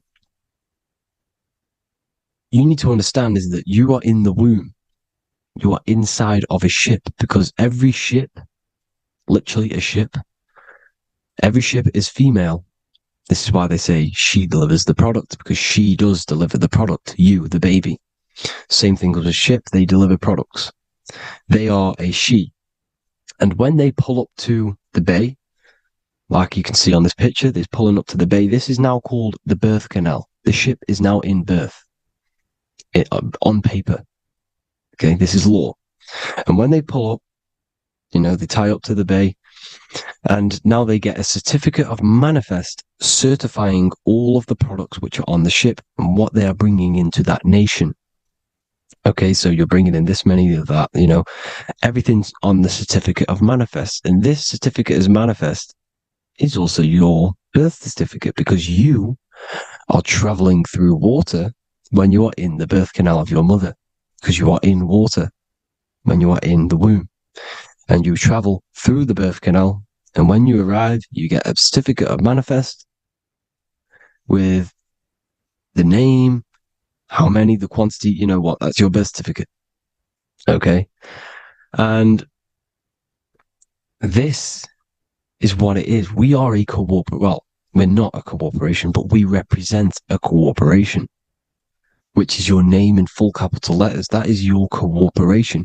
You cannot physically tax a body, but you can tax a corporation. This is why we get charged. This is why we get taxed, because it all goes down to the corporation, which our name represents, which we are subjecting ourselves to. We are my name, I am subjecting myself to this name, and that name has a corporation which I represent, which I subject myself to. You see, this is how we are attached to this straw man, this character that they have built on paper. So it's a character which is on paper. This is what we represent. So when the woman gives birth, she delivers the baby, and then she has another substance. Now I'm going to break down how they attach this name to us, how they do it. Okay. Our mother is carrying us the product in the womb, the water. And it goes from the United Kingdom into a state-owned, corporate, federal-owned hospital, which is government-owned. She does not declare the package when she enters the building. So keep that in mind. When she delivers the package in the federal territory, she does not declare the package either when she leaves. Therefore, there is no evidence that we exist when we arrive. On paper. On paper, there is no evidence that we came into the building or left the building. We have not been declared. So we do not exist on paper at this point. When the woman gives birth, she delivers the baby, and then she has another substance, which is called the afterbirth material. Okay? This afterbirth material has the same DNA as our physical body, with the body, mind, and spirit. Okay? This is how they get this cooperation. Hold on. The afterbirth material does not get claimed by the mother nor anyone. Therefore, they salvage that substance because we are under the Vatican. Every state is all Catholic. Your birth certificate is Catholic. No matter what religion you think you are, every single birth certificate is Catholic because we are subjected to Rome. All roads lead to Rome. Rome runs all of this. Okay? We're still under the Roman Empire. Okay, so Rome are Catholic and they believe in salvation. This is how religion comes into this. This is how they use religion to get this. So they salvage the afterbirth material and they claim it and they salvage it and give it and charge it to Rome. And they give it a name.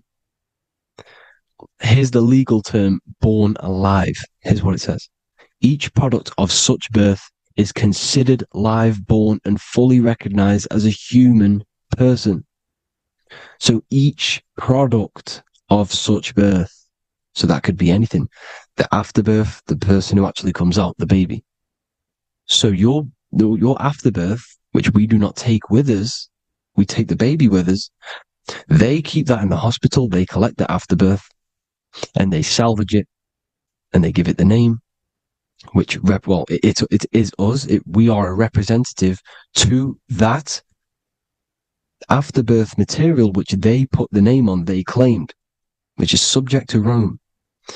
So we are walking around our whole lives as a representative to that claimed salvaged afterbirth material, which the federal state have. Okay. We are under the Catholic Church, Vatican. Therefore, the afterbirth material is a child of God. See, on paper, therefore, they believe in salvation and salvage the afterbirth material. This material has no mother or father. The state pick it up. It becomes a war to the courts and gets charged to the state. So we are a representative to that character they salvaged because it is the exact same DNA as you. Subject is the name or the title, and the matter is the physical aspect left behind in the hospital, which represents us. You see? So now we're moving on to Unum Sanctum. Unum Sanctum was in 1302, a very, very important year. Very important year. Unum Sanctum says this is basically how they claim everyone in the world. So the Vatican had all this power, all this gold, all these people under them. They need to get a claim for them so then they can rule over them and make them slaves. So what they did, they created Unum Sanctum. Pope Boniface VIII did this.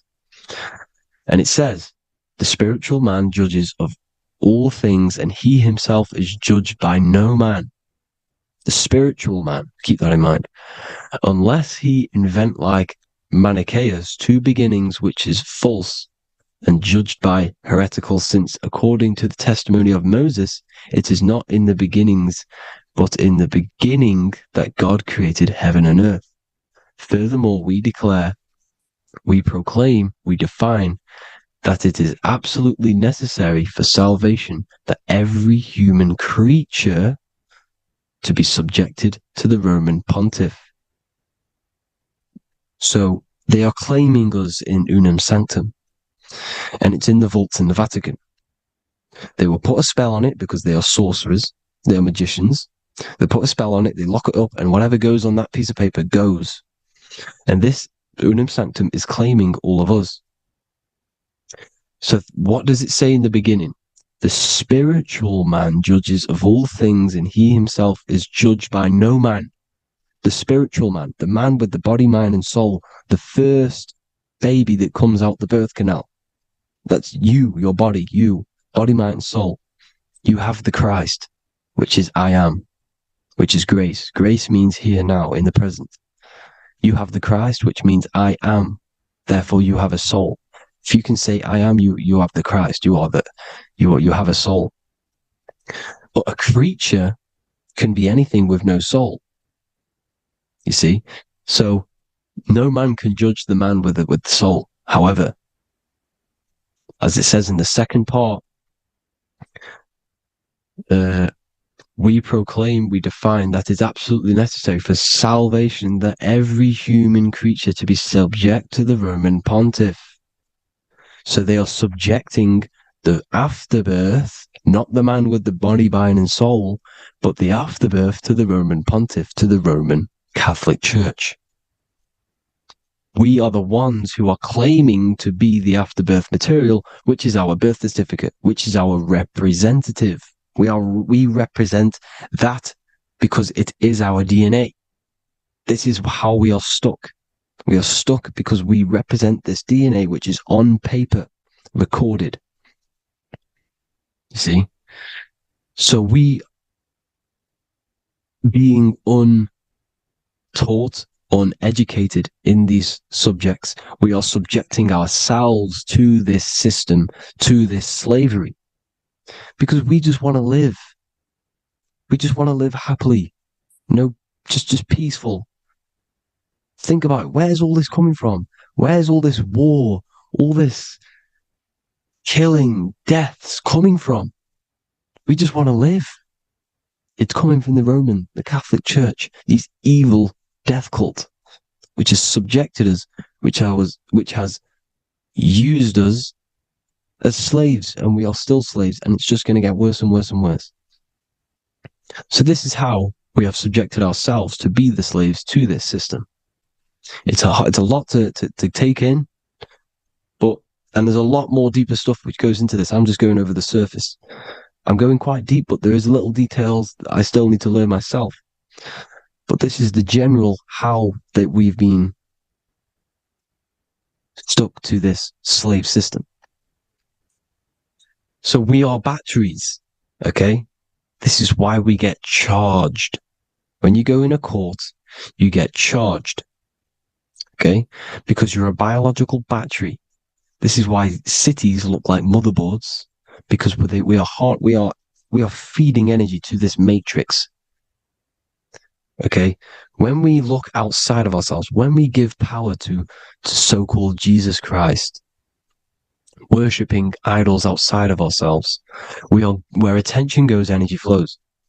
We are feeding the matrix with energy. By looking within, placing your attention within yourself, you are taking back your power. Because the I am is Christ. The you, the soul, is Christ. It's God. The awareness is God. Okay? However, we are subjecting ourselves to this system. We're subjecting ourselves to this system, and the feeding of our energy.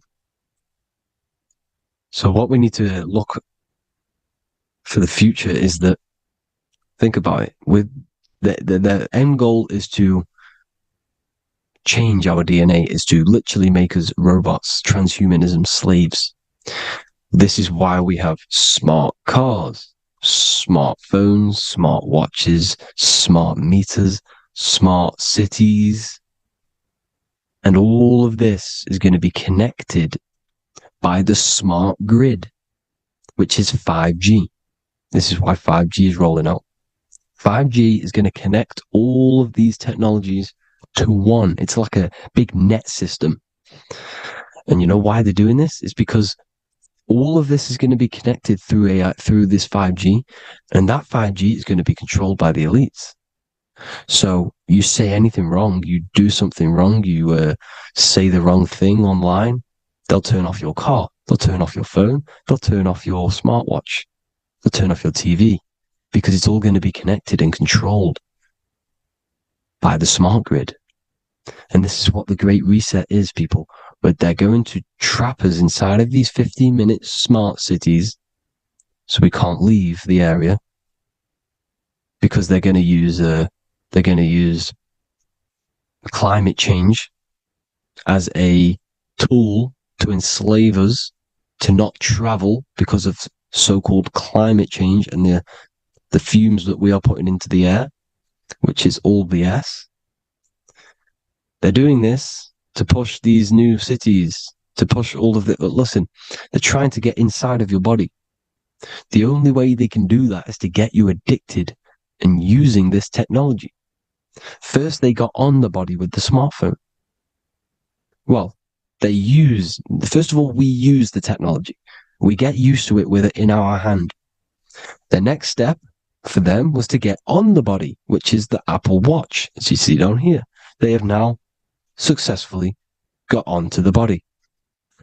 The next thing is to get inside of the body. This is the brain chip.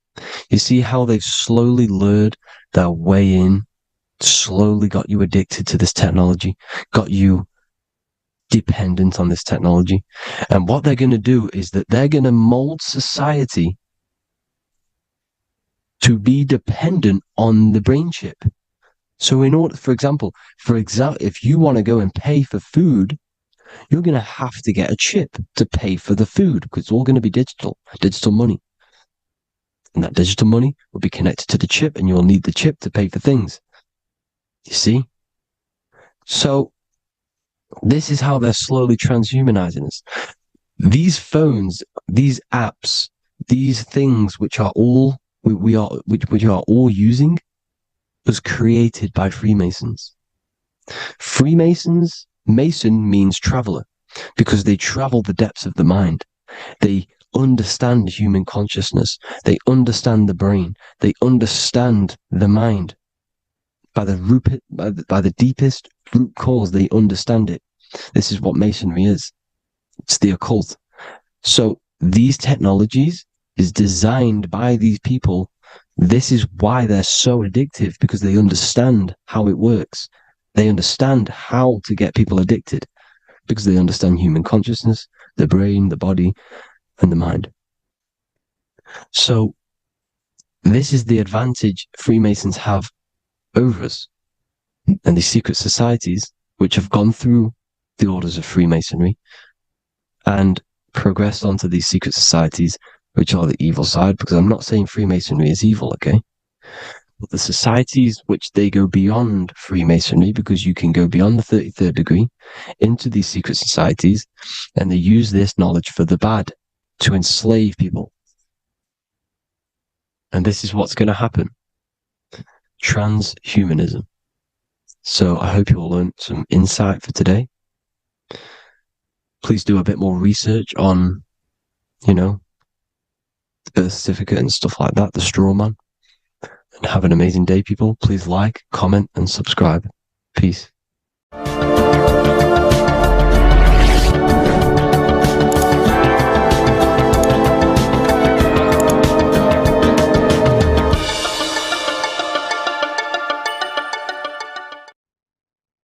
You don't just have a physical body. You have a physical, mental, spiritual, and emotional body. Each one of these aspects are a body of its own. Body does not just refer to a physical substance. You have a mental body for thinking, an emotional body for your emotions, a spiritual body for your energy in your astral form, and a physical body to encapsulate all of these. Each four of these aspects are essential for the human experience and essential to balance. Now, today we're going to be syncing the four aspects of your consciousness with the four seasons and the four elements, and how this ties into the Bible. So we have four physical elements. We have 5 elements in total, spirit being the most important, but spirit is pure invisible. We have 4 physical elements. We have air, fire, earth, water. Earth and water are feminine. Air and fire are masculine. Air and fire are active. Water and earth are passive. The air corresponds with the mental body of consciousness. This is where your intellect, this is where your communication, this is where your thoughts, intuition all comes from. This is the mental body of consciousness that allows you to think, allows you to process, figure things out, and have intellect and gain knowledge. This is your intellectual aspect of your consciousness, located in the head region. We have a fire nature, a spiritual nature. This is our astral body. Our astral body is all to do with the subconscious realms, the higher realms of consciousness. This is the body that allows us to be free from the physical body. Our spirit is more of our energy. Water is our emotional body. This is what allows us to feel things, that allows us to gain intuitive feelings of conscience. So emotion allows us to understand what is right and what is wrong. When we feel something bad, we know that this is wrong. When we feel something good, we know that we are doing good. Emotions are a creational force that allows us to feel certain things to bring them into existence. Our emotional body is a creational force and should not be reactive, and they should be controlled. Most actions are stemmed from emotions. Actions bring thought into physical existence. Emotions are the driving power. They are what drives your actions. The thought, then the emotion, then the action. Earth is your physical body. This is your physical state that allows you to take mind and emotion into action, into fruition, into physical matter. This is what your physical body allows your consciousness, your soul, to interact with the physical world and bring things into physical existence. The physical body, the physical world, is an outcome and an effect of the thinking mind. All physical substance comes from the thinking mind. The pen, the phone you're holding, the microphone I'm speaking into, all began as a thought in the thinking mind, then it was brought into physical reality. Earth is the most dense. So it goes in this order: body, emotions, spirit, mind. The higher you go up, the more lucid and fluidic it becomes. The lower you go down, the more dense and dull it becomes. Air is the mind, fire is the spirit, water is the emotion, earth is the physical body. So this is why you are a microcosm. You have these four things within you. You contain of these four elements, which correspond to the four bodies of your consciousness, the four bodies of the soul. You are the soul. You are the spirit. So this is why in Theologians 4:17 it says, "Caught up together with them in the clouds to meet the Lord in the air." You don't meet God or the Lord in the physical air, in the clouds. This is clearly a parable. A human being cannot go up to the clouds and meet a mystical man in the clouds. This is obviously a parable, a metaphor. The air is your mind.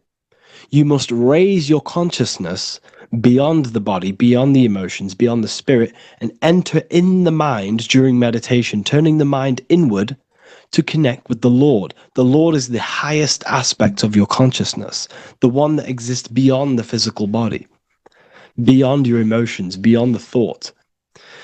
So you meet the Lord in the air, in the mind. The mind represents the air. This is why in America there's a saying called an airhead. You're an airhead. This means that you are stupid, or you don't think, or you have nothing in your mind. You have nothing in your head. When someone's very stupid, you call them an airhead, because air represents the mind. The air is elevated. The air is invisible. The mind is totally invisible to the human eyes. It is a metaphysical substance. In fact, it's not a substance at all. It's so fluidic. It's everywhere. The mind can be everywhere at all times. It can be anything. Nothing is impossible within the mind. Now, this is synced with the 4 seasons. The 4 seasons represent the 4 aspects of human consciousness, the 4 bodies of your consciousness, the 4 bodies of your soul. The sun is your soul, okay? And the sun travels around 4 seasons. Summer, when the sun is the most hottest point. Autumn, when the sun starts to move away from the hottest point. Things start to die. Then it goes to winter. This is when everything dies. This is when things enter in within itself. This is when darkness occurs. Then spring. This is the reignition of the sun. This is when the sun starts to bring back the warmth back to the summer. You have 4 seasons which correspond to the 4 bodies of consciousness. Fire is the spirit. This is when you are passionate. This is when you are taking action. This is when you are fiery. The sun is blazing. You're taking action. You're very passionate. You're very spirit. You're in the spirit. Autumn is water, emotion. This is when you start to become very reflecting. This is when you start to feel emotional. Because in autumn, there's lots of water. This represents the emotional body of consciousness. Winter is the mind. This is air. Winter, what happens in winter? Everything enters within itself. The leaves die. The trees die. Everything dies and goes within. This is the mind. The mind is the darkness, remember. You close your eyes to enter within the mind. The winter represents meditation. In the winter, what do people do? They stay inside of their house. They research more. They read more books. They become more intellectual. They think more in the winter because we are so we're stuck inside. So we're more reflective. We're thinking more. We're more communicative. We're more intellectual. In the spring, this represents the earth, the body. This is when we start to come out of the mind and we awaken to the body. And things start to grow again. The plants start to grow. The earth is growing again and reborn again.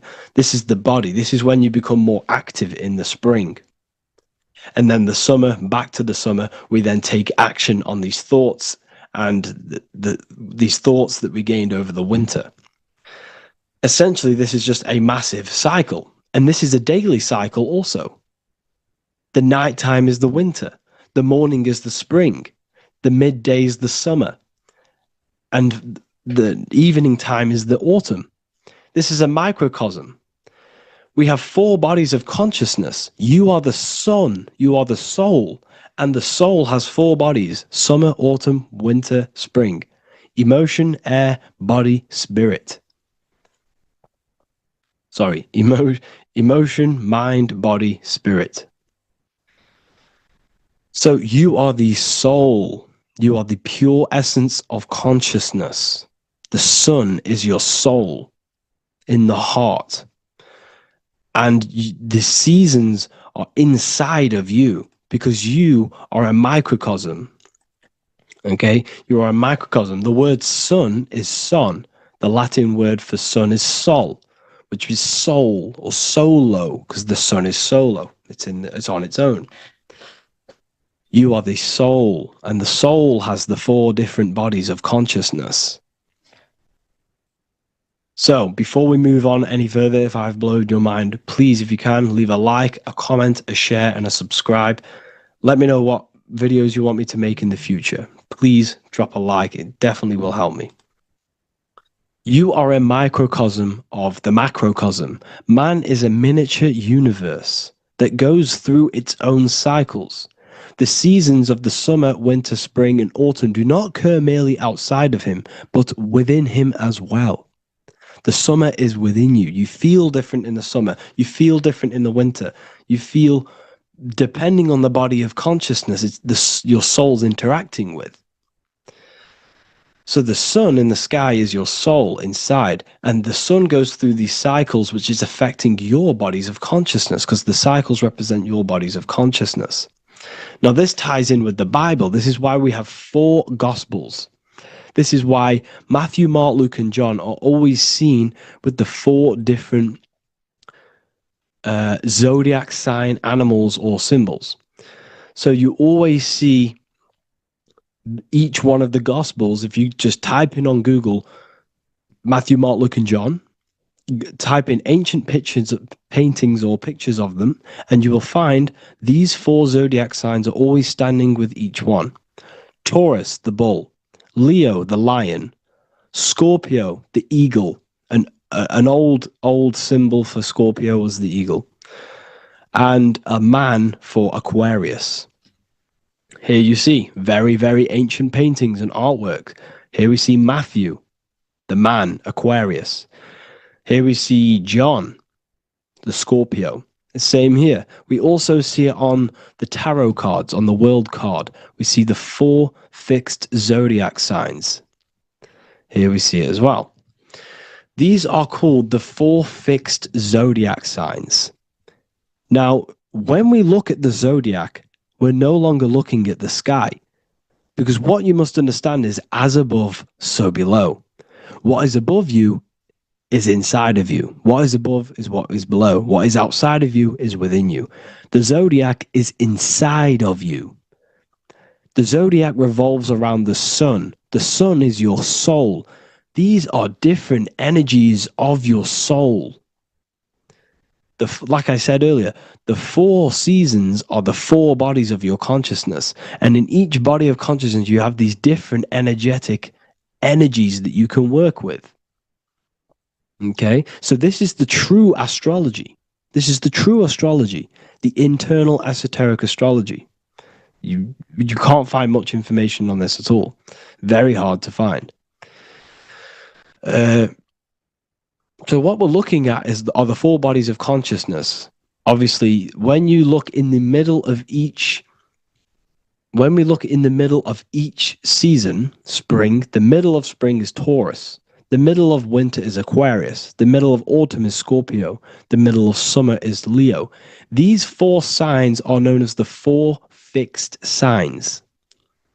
Okay? Scorpio is fixed. It's the middle of autumn. Scorpio is a water sign, emotion. Aquarius is the air sign, the mind. Taurus is an earth sign, the body. Leo is a fire sign, the spirit. This is why we see Matthew, Mark, Luke, and John with the 4 fixed signs of the zodiac, which represent the 4 bodies of consciousness. Leo, the spirit, fire. Luke, Taurus, earth, body. Matthew, Aquarius, air, mind. John, Scorpio, water, emotion. Each gospel is depicting Jesus and showing Jesus in each gospel. Each one of these gospels is showing and depicting Jesus according to the different body of consciousness. In John, this is when Jesus starts to turn water into wine. Water is emotion. Wine is transmuted emotion. This is when he does miracles with his emotions, water into wine. Aquarius, which is Matthew, air, the mind. Inside of the Gospel of Matthew, this depicts Jesus as an intellectual person, a person who's communicating and using his mind, his mental body a lot inside of the Gospel of Matthew. Go and read it, and you will see this. Luke, Taurus, earth, the body. Luke shows and depicts Jesus according to the body of consciousness, the physical body. He shows Jesus as a human, being a human being, helping people physically and helping people's physical needs, like giving away food and doing all sorts of good things for other people. Leo, Mark, inside of the Gospel of Mark, this shows Jesus as a spiritual teacher, a passionate person who is taking action. Each gospel is showing Jesus according to the different body of consciousness, and Jesus represents you, the sun. That's why it's called the Son of God, the light of the world. Jesus represents your soul, and your soul has these 4 gospels, the 4 bodies of consciousness, the 4 fixed signs, the four elements, and the 4 seasons. These things all correspond to your consciousness. So this is Leonardo da Vinci showing you the exact same thing. Jesus is the I am, the sun, the soul, in the middle, on his own. Luke, spring, earth, body. There are 3 people in each group. There are 4 groups and there are 3 people in each group. 1, 2, 3. 1, 2, 3, 1, 2, 3, 1, 2, 3. Fall, winter, summer, spring. These are according to the 4 bodies of consciousness. Here we see Aries, which rules the head region. He's on the head of the table. Gemini, he's holding up the 2 hands because Gemini rules the 2 hands, the 2 arms. Gemini is the 2 twins, which is the 2 arms and 2 hands, and the 2 lungs. Here we see the beginning of summer, which is Cancer. You see the big knife here. Cancer, him here, this grey-haired guy, holding a knife for the crab. Cancer, they pinch. You have a knife, symbolizing the crab. Leo, the middle of summer, showing dominance. The sun is very dominant.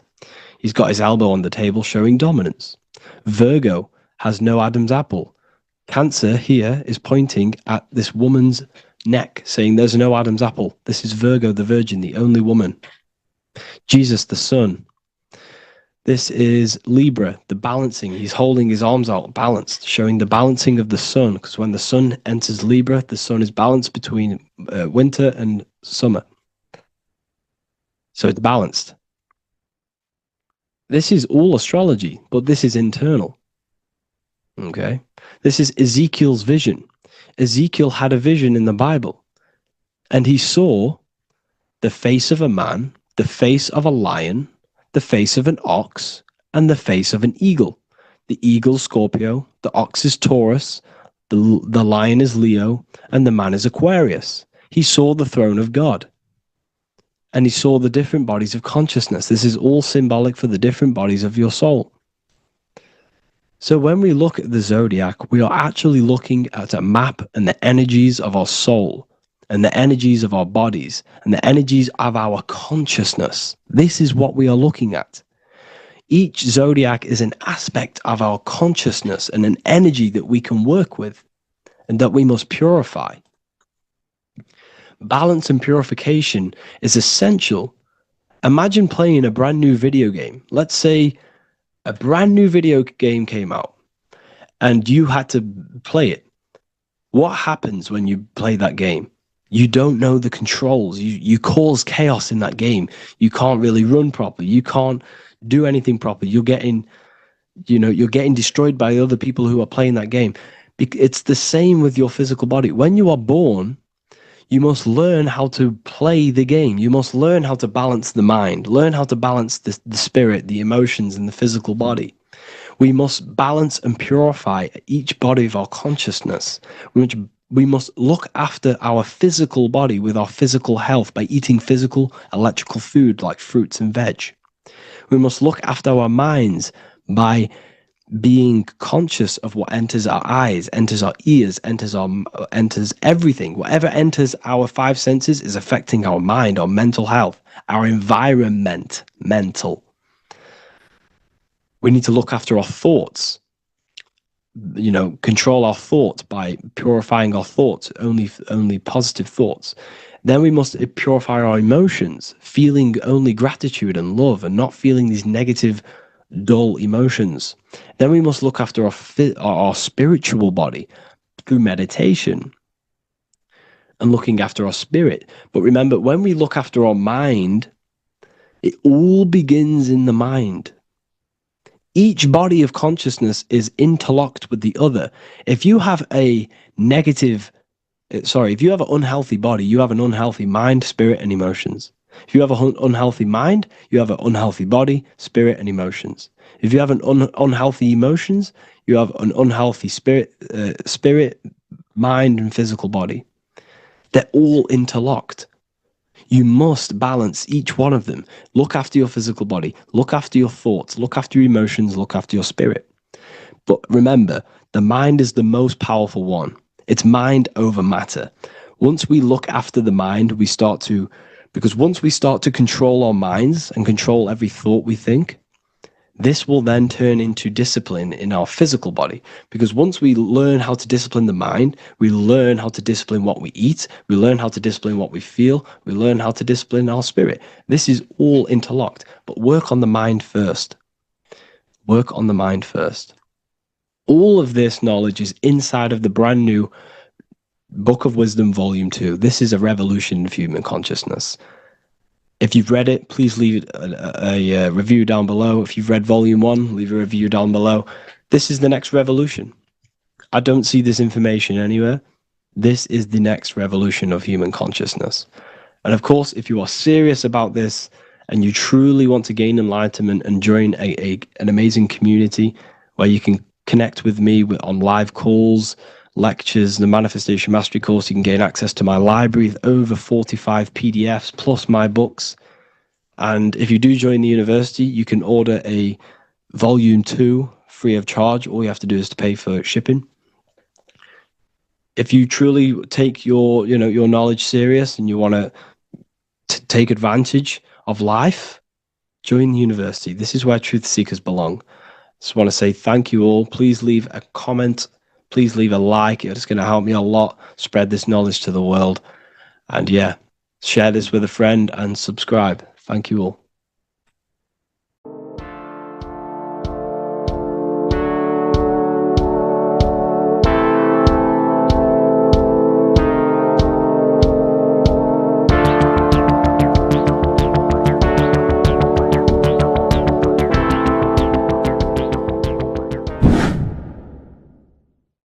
What is good, people? It's Revival of Wisdom. Today we're going to be talking about Saturn.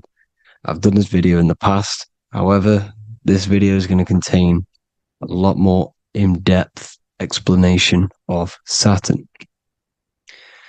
So the 33rd degree Mason, Manly P. Hall, said, Saturn is the key to crystallization, physical matter.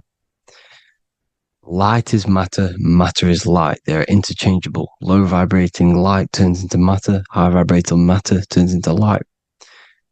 And Saturn is the god of this world, this physical world. He crystallizes light into matter. This is symbolized as the Masonic checkerboard, matter and spirit, matter and light, light and matter. He's also the god of time, destruction, justice. He creates and destroys, because all things in time die. He creates and destroys you. So, because we live in this physical world, which is the electric world, this is why we say electricity, because it comes from the root word of El, Saturn. They used to call Saturn El, E-L. This is why we used to say Elohim is God. The real God of this world is Saturn, but it's being hid. This is being hid. Jesus is Saturn. All of this is Saturn.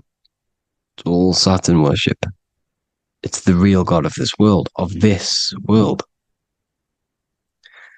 So, physical matter is a result of two opposing forces equalized on the plane of inertia, because everything is created out of electromagnetic toroidal fields. And these two poles equalize on the plane of inertia, which gives you planet Earth, plane of inertia. The plane of inertia is what Saturn is. It's the ring around the center of the plane of inertia. Thank you to Walter Russell saying, physical matter is a result of two opposing forces on the plane of inertia. This is what Walter Russell says, so please check out his work. He's got many books, many books on light and electromagnetism and stuff like that. So I advise you to check him out. So the torus field gives you the binary code 0 and 1, the female vagina and the male phallus. This is the code for this world. Saturn crystallizes physical matter. Now Saturn is the most outermost layer of the 7 layers of heaven, where it says in the Quran, it says, Allah, it is he who created the 7 layers of heaven. Saturn is the outermost layer. He's the top. He's the most high. So when we say the most high, we're referring to Saturn. He's the most high before the firmament, before the stars.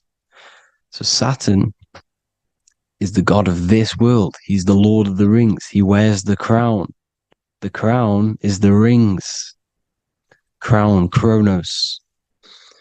So the planets are luminaries. They are lights. They are beings. They are energy, conscious energy. And we're in the heart of the solar system. Saturn is the outermost layer. He is the one of this world. He's the god of this world. Now, on the North Pole of Saturn, you have the hexagon. Add up all the sides. It creates the six-pointed star. Or it can be created as a cube. The cube is very important. The six-pointed star is very important. 6 points, 6 triangles, 6 side, 6, 6, 6. Black cube adds up to 6 in gematria.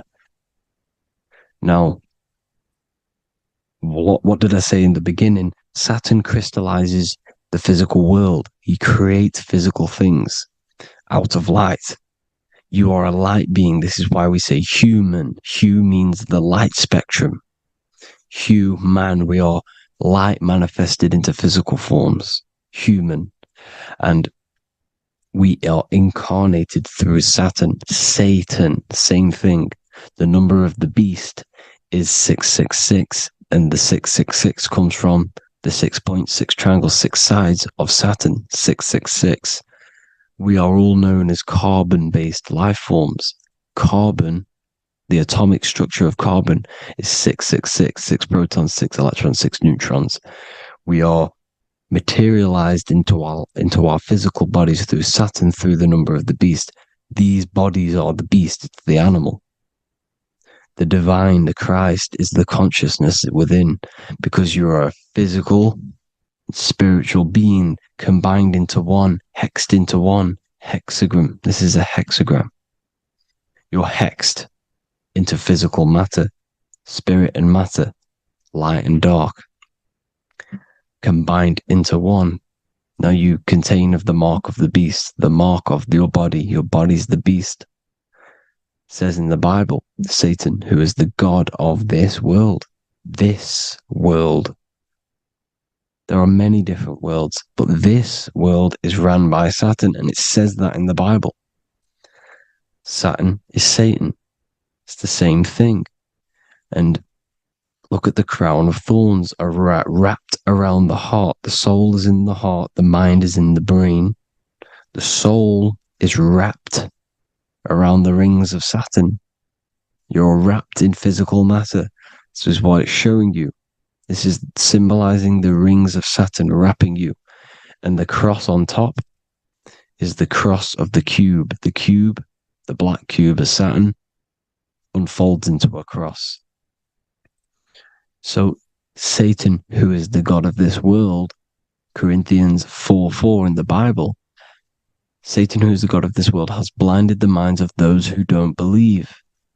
Saturn blinds your mind, because the god of this world materializes you, and he blinds your mind when you incarnate into physical matter. When you enter this soul system, not the solar system, you hit Saturn first. He materializes you. And look at the symbol for Saturn. This is the symbol for Saturn. All of the planet symbols are created out of the Holy Trinity. The Earth, Moon, and Sun. Body, mind, and soul. The sun is your soul, the moon is your mind, the earth is your body. Your body's made out of the 5 elements.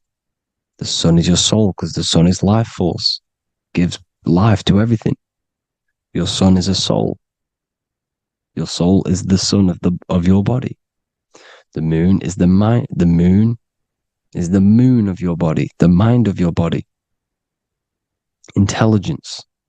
So all of the symbol of the planets are created out of these. The Saturn symbol is created out of the Earth cross, matter, and the moon crescent, moon, mind, matter over mind. This is why Satan, who is the god of this world, has blinded the minds of those who don't believe. He blinds your mind. Look at the symbol, it's showing you. The Saturn symbol is matter over mind when it should be mind over matter. So we descend into a soul system, into our 666 Saturn carbon suit bodies, and we are matter over mind. Then we have to move up the spine to go back up to spirit, to mind over matter, where you manipulate your own reality. Now look at this. It creates the number 5. 5 is the number of change. You're moving from this side of the number sequence over to the right side. You're moving from the spiritual into the physical world. You're incarnating into the 5 elements, the 5 senses. So the cube, the black cube of Saturn, is another major symbol. Very important symbol. Here you see the cube, and the color black is associated with Saturn because Saturn's associated with death. He creates and destroys. Light and dark. Death is associated with black, spirit, because you can't see spirit, which is blackness. So the black cube is black because Saturn rules the nighttime, which is dark, blackness, and he rules the winter, which is death, blackness. So Saturn is the black cube. Cubes have 6 sides: up, down, right, left, back, and forward. Cubes are 6-sided. Everything is 6-sided inside of this creation because you're incarnating, you're materializing, crystallizing into the cube, the world of the cube. Everything's a cube. Everything's got 6 sides. Here's Leonardo da Vinci showing you that you're in the cube. Leonardo da Vinci did this famous painting. You're in the cube, you're hexed into physical matter, where you're incarnated into the 3rd dimension, the 3-dimensional world, which is a cube, 3D. And black cube adds up to 6 sides of the black cube.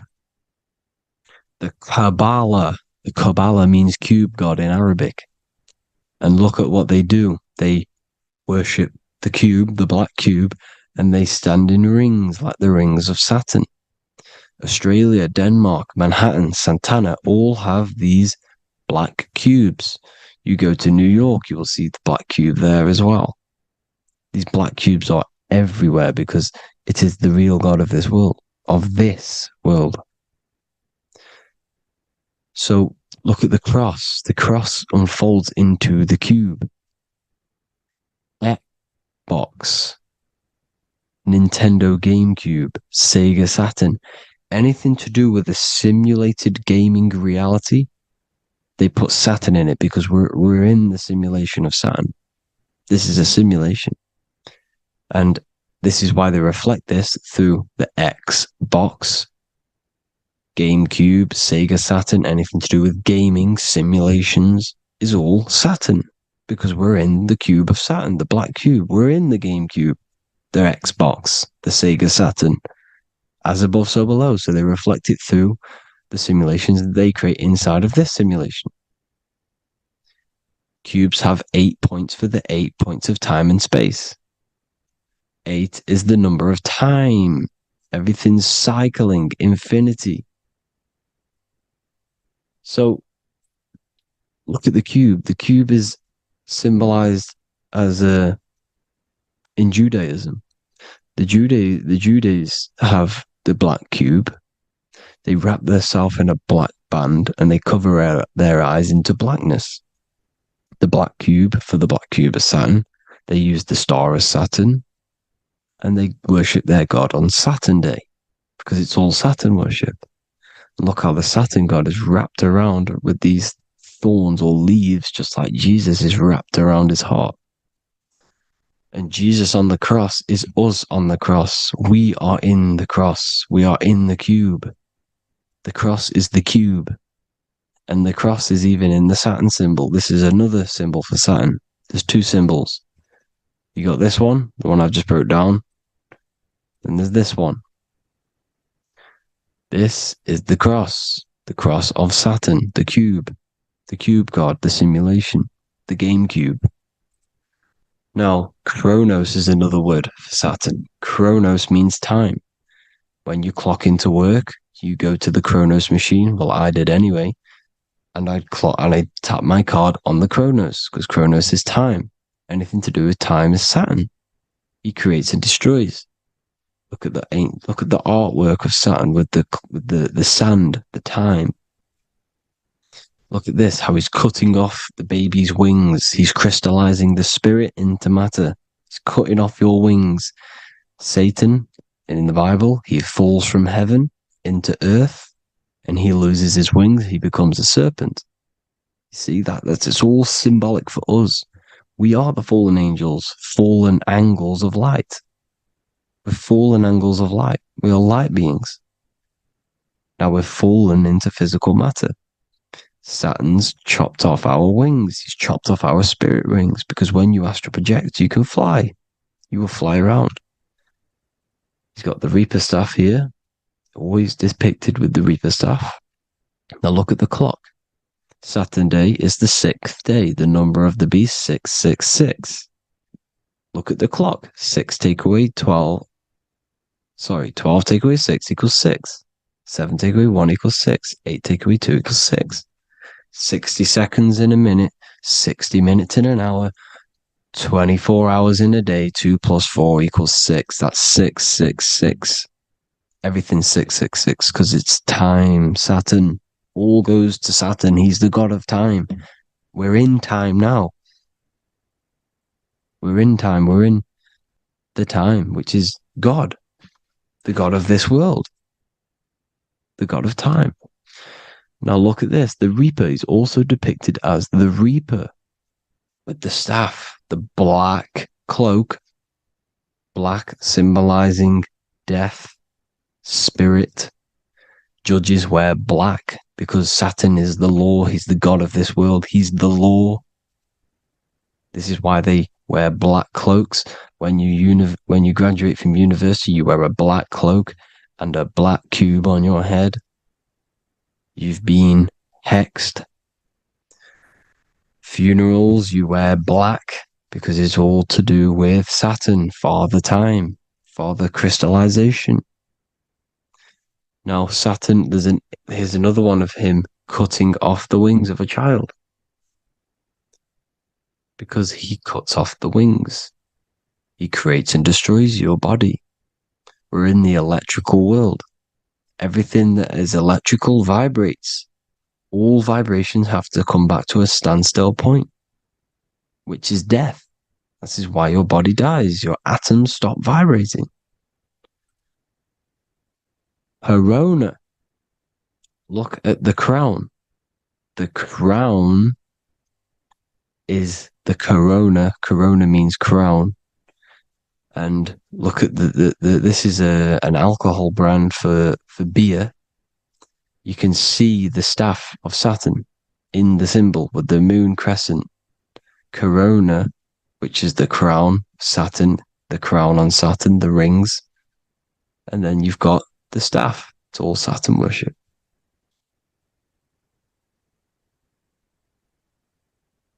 Is the black cubes of 9/11. 2 black cubes. This was a ritual for Saturn. It's all ritualistic. And look at the Star of David, the Star of Saturn. It's not the Star of David. Creates IXXI, the sigil of Saturn. IXXI means 9/11 in Roman numerals. 9/11. It's all a ritual for Saturn, and they have the 2 black cubes of Saturn. Now look, XX, there's more symbolism of Saturn now. We're going deeper. XX is more symbolism for Saturn. The sigil of Saturn is XX, as above, so below. Same with the Star of David. You split it in the middle, as above, so below, as above, so below. XX, this is a Knights Templar, Cross of Lorraine. XX, Knights Templar, High Order of Masonry. They all worship Saturn. Well, Saturn's the real god of this world. X Eon with the XX. XXL magazines, which is all to do with famous rappers and stuff like that. When you die, you put XX on the eyes because it's Saturn. He's the Reaper. Is Jesus with the XX crown with the thorns around his heart, around his soul, with the got the cube on the top, the cross cube. Lucifer with the XX Cross of Lorraine.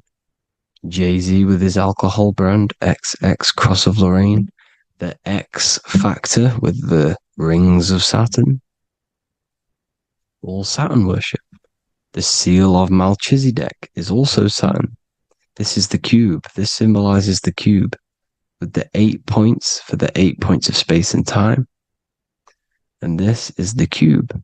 It's another ancient symbol for Saturn. Here you see the star of Saturn with the Melchizedek symbol around it, which is all to do with Saturn. Here you see an altar, the Holy Grail, the Melchizedek symbol on it, and they're worshipping it. This is why we wear rings, wedding rings for the rings of Saturn. It all goes back to Saturn. Earrings. The 8-pointed star of the ancient Sumerians is all Saturn. It's all Saturn. So the ancients, the symbols of Saturn goes on forever. It's in all of the major corporations. You can see it everywhere, the rings of Saturn. Toyota is an obvious one. Internet, Nike, Target, Sega, Saturn. It's all Saturn worship. All Saturn worship. Because he is the real God of this world. Here's Kanye West's album with a Saturn here. Here's Michael Jackson's album saying X, escape. There's the X again. The X, escape. You have to escape this reality. Maybe that's what he's pointing at. Here you see it on the dollar bill. The star of Saturn. Here you see it again on the dollar bill. So that is it for today's people. I hope you all gain some insight on Saturn. Please like, comment, and share if you can. Subscribe if you like the channel. Please have an amazing day. God bless.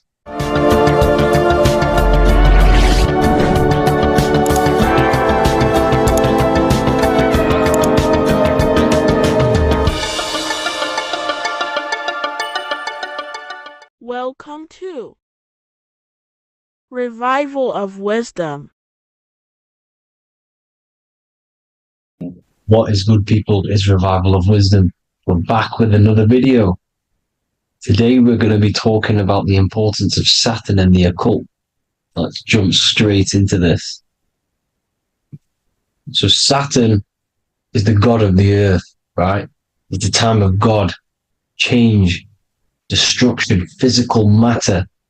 He creates and destroys because the energy of Saturn is the key to crystallization. It wraps things in physical matter, right? He creates everything, all life forms, and he takes things back because the day that you're born, that's the day that your expiry date is coming. The time is ticking until Saturn takes your life. This is why he's known as the Reaper. Okay? As he's personified as eating his child here in this ancient Roman painting. As you can see, he's eating the child. We are all children of Saturn, right? He creates physical matter, our physical bodies, right? He's the god of time because he's the slowest moving celestial body. He's the Lord of the Rings, as you can see here. He's the last one on the ring. He's the slowest one moving, okay? So he is the Lord of time, of destruction and creation, okay? This is why his name is Saturn, Satan. He's the devil. Okay, but I'm not saying Saturn's evil, guys. It's a part of life. Everything lives and dies, right? He's the key to crystallization. Now, as we have the clock here, our god Saturn, or Chronos in Greek, just means time. He's also the god of time, as I've already said. 60 seconds in a minute, 60 minutes in an hour, 24 hours in a day. Add 2 plus 4 equals 6. 60 seconds, 60 minutes, 2 plus 4 equals 6. That's 666. Okay. And as you see on the clock, 6 take away 12 equals 6. 7 take away 1 equals 6. 9 take away 3 equals 6. 6 is the number of Saturn. It's associated with Saturn, right? He's the god of time, of justice. Everything goes back to the Reaper in the end. Everything lives and dies. Now, the artwork of him, he's always got the Reaper staff. You see, it's personifying death. Now, when you see this, the Romans were not saying Saturn was a real person, a real god in human form. No, this is personification. This is what the ancients always did. They personified, just like the Bible. It's all personification. So the personifying Saturn eating its children because it eats, it's the Reaper. No one can escape the Reaper. No one can escape death. Now, Saturn is 666, which is in the Bible, the number of the beast, right? The number of the beast, Satan, 666, right? So on the North Pole of Saturn, you have a hexagon, which makes a cube, right? Now this hexagon, when you join up all the corners, creates the 6-pointed star known as the Star of David, right? In the Jewish religion. Now, as you can see, the 6-pointed star has 6 points, 6 mini triangles, and a 6-sided hexagon. That makes 666. And also, Saturday is named after Saturn, the 6th planet, the 6th day of the week, and has a 6-sided polygon on its North Pole. That's also 666. Now, this Star of David, this symbol goes back thousands of years, and it originates from Saturn. It's not the Star of David, right? It originates from Saturn. It symbolizes the physical and spiritual aspect combined into one, which makes us humans, right? Also symbolizes the male and female combined into one. These two sacred energies create the human. We consist of both male and female energy, also known as the Seal of Solomon. And we all know if Solomon was a real person, he talks about communicating with 72 demons. He could apparently in the text, he could communicate with 72 demons, and this is sorcery. This is black magic. Now, this symbol is associated with hexing people. When you place a hex on someone, that is a form of witchcraft, which a hex is just a curse. When you're cursing someone, this is black magic. Now, the black magician would stand in the middle of the symbol and cast his spells onto other people. Now, this symbol is obviously on the $1 bill, twice on the $1 bill. And it's very, very ancient symbol. And it originates from Saturn. And let's keep going. So the cube.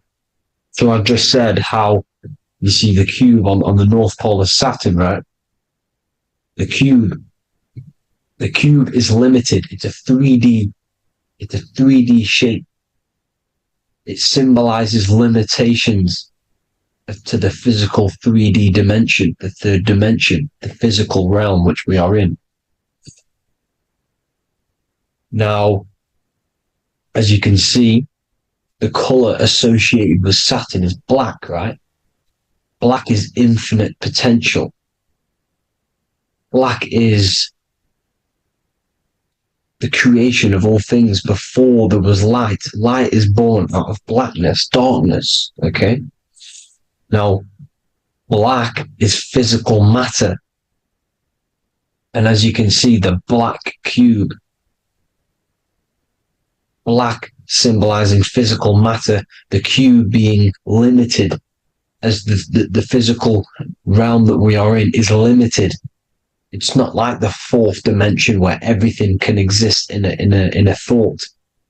The third dimension is limited, right? And this is what Saturn is. It limits you to the 3D 666. Your body limits you to your physical body.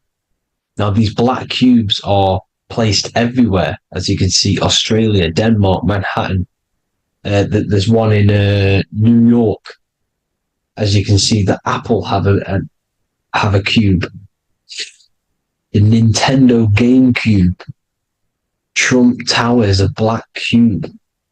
This is worshipping the energy of Saturn, the god Saturn. Okay, it's not a god, it's a celestial energy.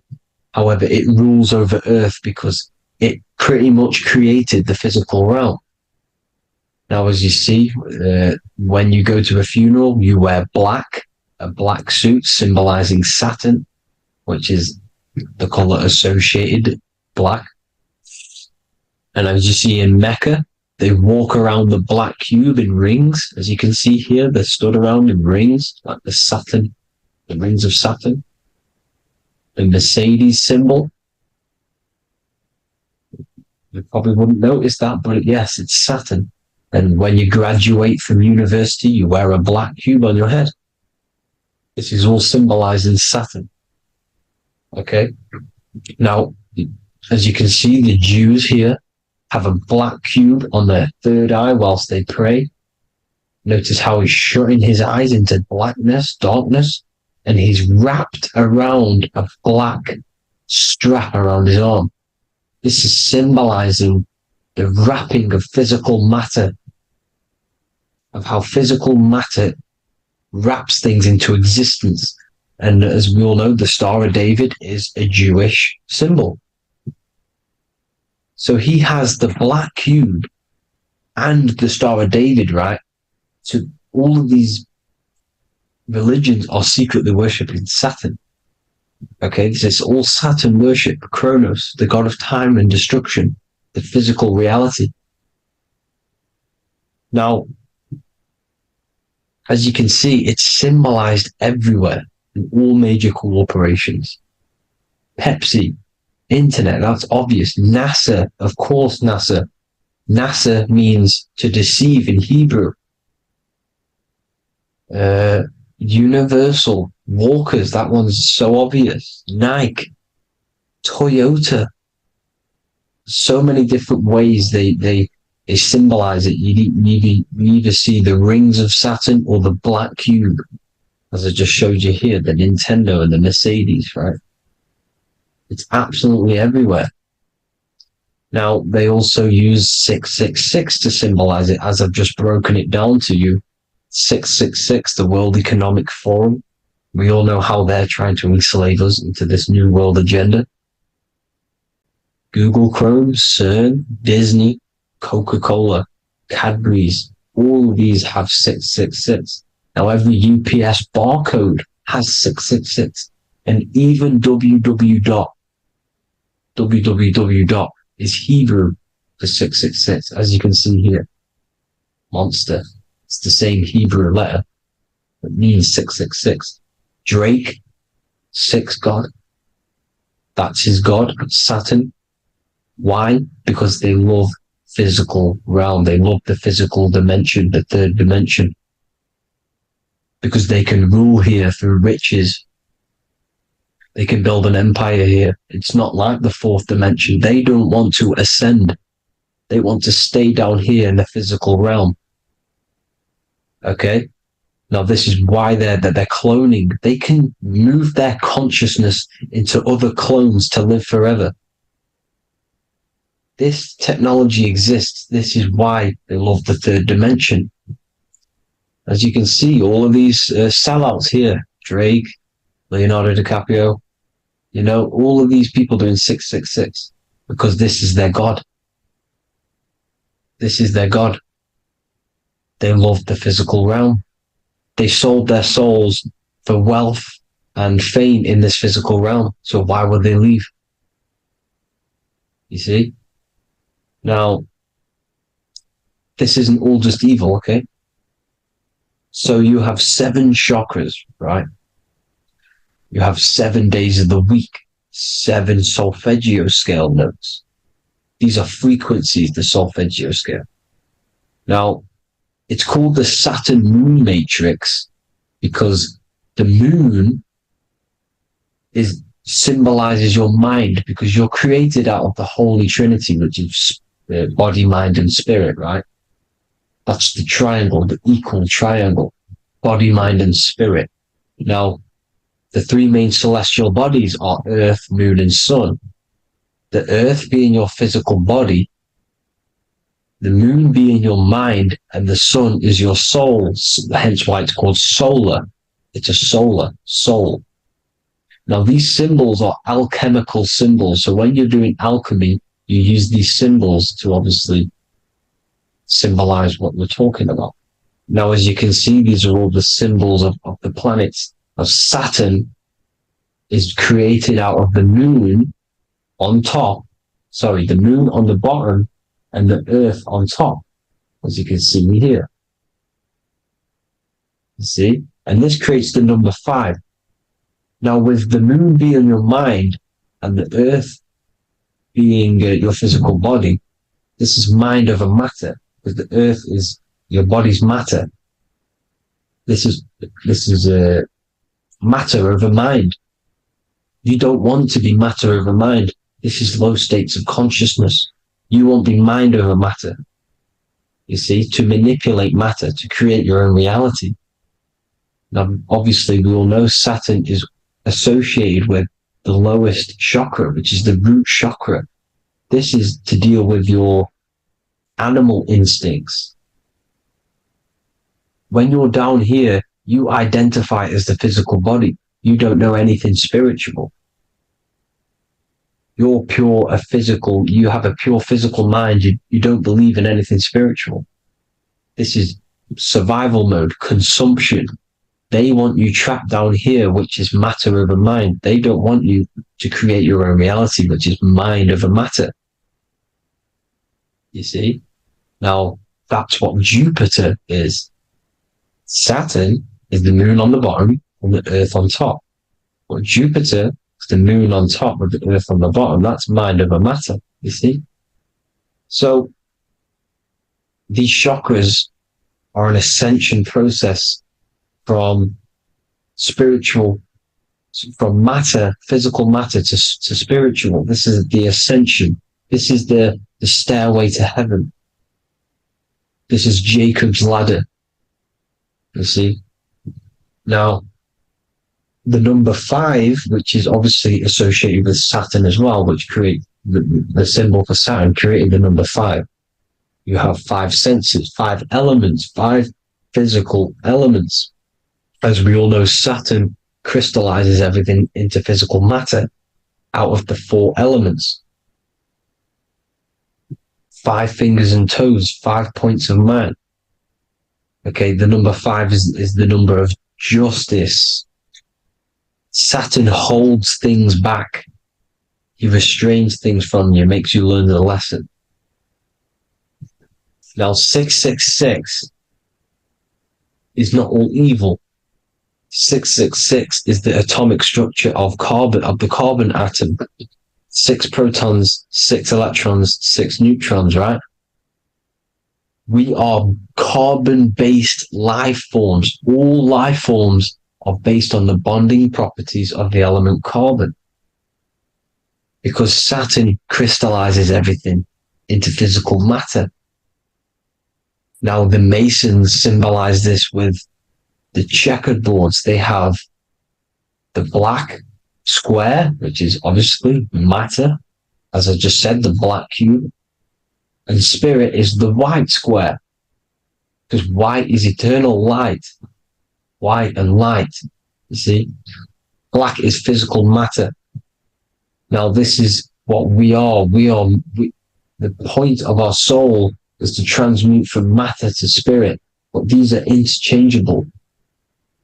This is the constant cycle between spirit and matter, spirit and matter. High vibrational matter turns into spirit. Low vibrational spirit turns into physical matter. You see? Now, We are carbon-based life forms. This is what 666 is, the number of the beast. Well, when I say we, the physical body is the beast. It's the animal. It's the carbon suit to operate in this physical dimension, in this physical realm. See, it's the vehicle used to operate in this physical realm, but your mind isn't from this physical realm, you see. The brain is the physical manifestation of the soul. Okay, so as you can see here, the spine, consciousness, this body is just a physical body. This body is mortal. This body runs out, but your consciousness lives forever. They don't want you knowing this. This is why they keep you down here in your lower chakra. They want you to believe everything is just physical. They don't want you to believe in the spiritual side of reality. Because this way they can manipulate you, right? They want you matter over mind, because they know your mind creates reality. They know your mind is the root cause of reality. You manifest your own reality from the inside out. So this is why they control your perception of reality. They control your information in order to manifest their new world order. You, who are ignorant to knowledge and wisdom, you who are ignorant are manifesting their agenda because you accept their information and their perception of this reality. Now, this is why they tell you the globe model, the heliocentric model, to trap you into physical matter. Now, if you understood about this true form of this realm, you'd understand that there's a spiritual side behind everything. The spiritual side, something has to exist. The root cause of reality is higher planes of existence. It happens in the mind before it happens on the physical plane. You see? They don't want you knowing this. They want you matter over mind, which is the symbol for Saturn. Moon over Earth. The Holy Trinity.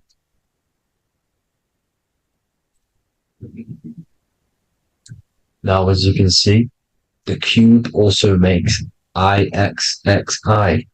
This is Roman numerals. This is Roman numerals, and when it's translated from 9/11. Yes, 9/11. This is the secret code of the one world order. The two twin towers, when the two become one. Okay, when the two become one, this is how you reach the higher states of consciousness, the physical and spiritual. Now, as you can see, the 9/11 memorial are two black cubes. It's two black cubes. This is all Saturn worship. Now, I'm not... Yes, 9/11 was a massive ritual. It's a satanic ritual, okay? Now, we all know Elon Musk. Elon Musk is coming with the mark of the beast. And English gematria, this equals 666, right? 666, as I said, is the number of the beast. You are the beast, your physical body. You see how the Bible twisted things up to make things more confusing, right? But it's there. You just have to have the knowledge to be able to read the Bible properly. As we all know, we had this virus. I'm not going to say the name because I'll get flagged. This virus adds up to 666 because this is all part of the New World Order. It's all part of keeping you in this physical dimension. Okay? Now, as you can see here, Novus Ordo Secularum on the back of his shirt, on Elon Musk's shirt, this is also on the $1 bill, Novus Ordo Secularum. This means New World Order. Yes, New World Order. This is on the back of Elon Musk's shirt. And as you can see here, he owns Neuralink, which is the brain chip which they're going to be putting into implanting this onto your brain. This is the New World Order, to connect you and merge your consciousness with AI. Neuralink and Meta, he owns Meta as well, which is the metaverse. These are going to be linked in, hence why they have the same symbol, but just in a different format. It's the infinity symbol. And the infinity symbol comes from the Taurus field, as you can see here, your electromagnetic field from around your body. Now, the end goal is for this New World Order is to trap your consciousness inside of an alternative reality being projected from the metaverse. Because the metaverse will be the reality. Neuralink will be the brain chip inside of your brain, projecting your consciousness into an alternative reality while they harness your energy of your physical 666 body. Now, this stuff gets real deep, people. Now, this is the end goal of the New World Order, is to connect you with AI. This is why they're trapping you and keeping you in these lower states of consciousness in the Saturn associated root chakra, so you don't find out about the spiritual side of reality. Because if you knew the truth of this reality, you wouldn't connect to AI. You see, you have the power within you to travel to other worlds, the astral plane, for example. You travel to different worlds when you are sleeping. Okay? They want you to know it's just a dream. However, their end goal is to trap your consciousness and feed off your energy, spiritually and physically. Okay? I don't know why these people are just pure evil. As I said, evil love bondage. They love the physical dimension. They don't want to ascend to other realms. These evil love the third dimension. This is why evil spirits will inhabit bodies, exorcisms, because they miss being in the physical realm. They miss it. Evil love bondage. So this is why they're cloning and putting their consciousness in clones to stay in this third dimension, to stay as further away from the source as possible. Okay? This is why they're doing it. And this is how it's all linked in. So I hope you all enjoyed this video. Hope you gained some wisdom. Please feel free to join the Telegram. And please leave a like and a subscribe. Thank you all, people. God bless.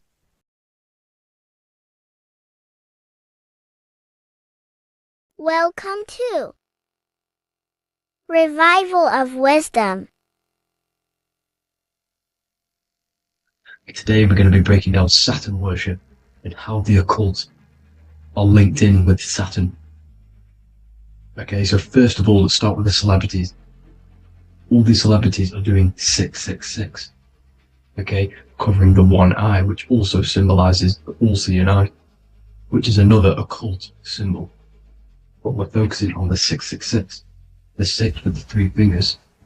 Also, we have CERN with the 666 within their logo. Also Disney, okay, as you can see here, 666 within their logo. Pepsi, Coca-Cola, and even Cadbury's. Monster Energy with the 666 in Hebrew numerals. Unleash the beast. So what is 666 to do with Saturn? Because on Saturn, there is on their north pole of Saturn, there is a 6-sided hexagon, okay? So Saturday is named after Saturn Day, the 6th planet. It is also the 6th day of the week, and has a six-sided polygon on its north pole, 666.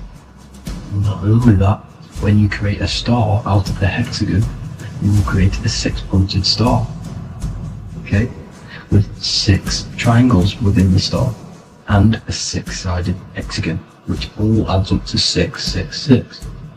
Okay, so this is why all these symbols contain 666. So why do they worship 666? Saturn. Because Saturn is the god of time and death, okay, and order and lessons. Okay, Saturn is a very cold and dry being. That is the 6th planet from the sun. Okay, Saturn represents the winter, which symbolizes death. Okay, because all nature dies within winter because the sun's not there. So it represents darkness and death. It rules the zodiac sign of Capricorn. Okay, so in the celestial cycle, Saturn is always opposite the sun. So it's the opposite of the sun. So they're worshipping this energy which is death-like. Okay, this god which is death and does not bring life. Okay, and also is the god of time. Okay, also in the Roman and in Greek it's called Chronos. Okay, which is just a translation for time. It's also known as the Father Time, aka the Grim Reaper. Okay, the Grim Reaper. Keep that in mind. We'll come back to this. Here are some more logos with Saturn. Okay, NAG, Internet, Wi-Fi. Okay, all these occult logos all worship Saturn.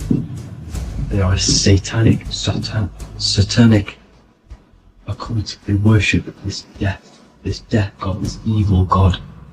Okay, this is where the cube now comes in. Okay, because what colour is associated with Saturn? It's black, because it's the absence of light. It's opposite the sun. So black is the colour associated with Saturn. Each planet has its own colour associated with it. Okay, so when you make the cube, okay, as you can see here, the cube out of the polygon, it creates what? A black cube. Okay, and the Kabbalah, okay, Kabbalah means cube, Allah means the god, the cube god. These religions are secretly worshipping this cube god, the god of death, Saturn, Satan. It's the same entity behind it all. Okay, so also we have these black cubes in Australia, Denmark, all around the world, these black cubes, because this occult is worldwide. It's Saturn, Satan taking over this realm. Okay, also with this black cube, they walk around it like the rings of Saturn. It's around the black cube of Saturn with the rings. They walk around in circles. What are circles? Cycles. What is a cycle? Time. The time god. This is why it has a ring around it, because it represents time, cycles. Okay? And this is another depiction. Saturn, always depicted with this Reaper staff. Okay? Keep in mind this staff, just like we associated with aka the Grim Reaper. The Grim Reaper also wears a black robe, representing Saturn with the same staff. Can you see it? This is where it comes in. Okay? The same thing, look, the same staff with the black robe. Black representing Saturn, the god of death. Okay, the Grim Reaper, Satan. Okay. Also, when you graduate from university, what do? You wear a cube on your head, a black cube with a black robe. This is Saturn worship.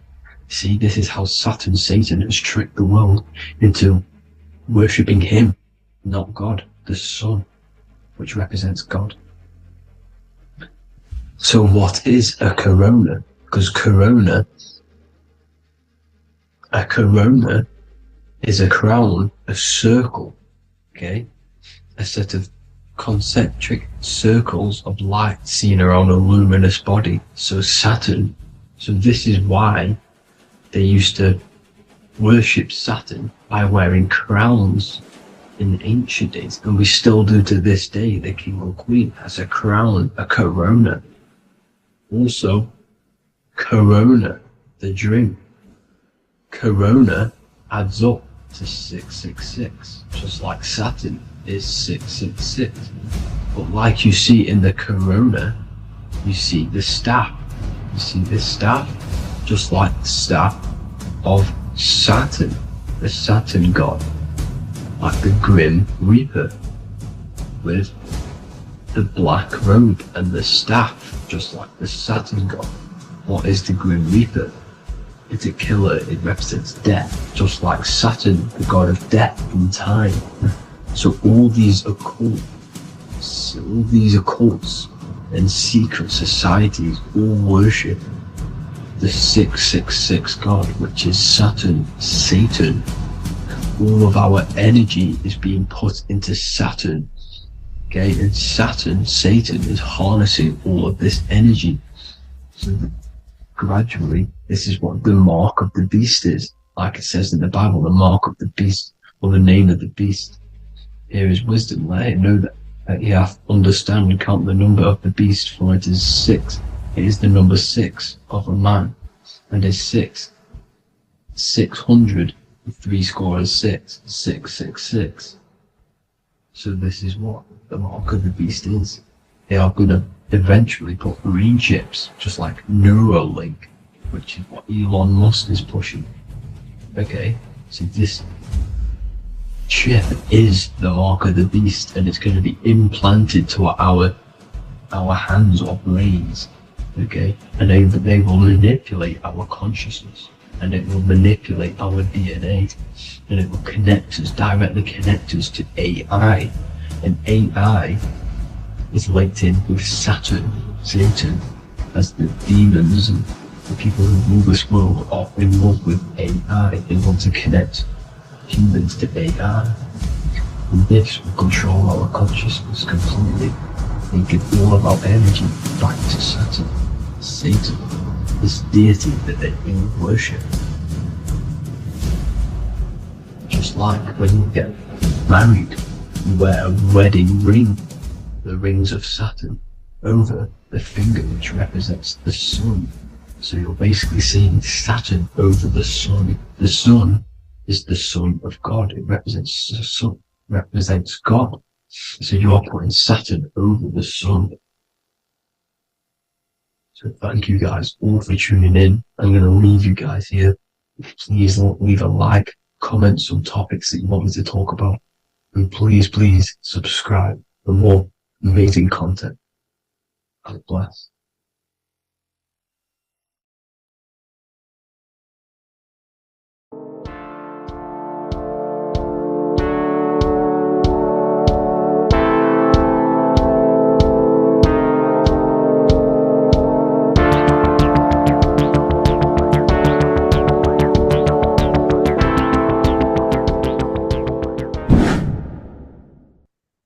Left and right hemisphere, and what are they doing? How does it contribute towards your perception in this world? And this is what we're going to be talking about in today's video. We're going to be breaking down the two hemispheres of the brain and how they function in your life. So first, we have the left hemisphere.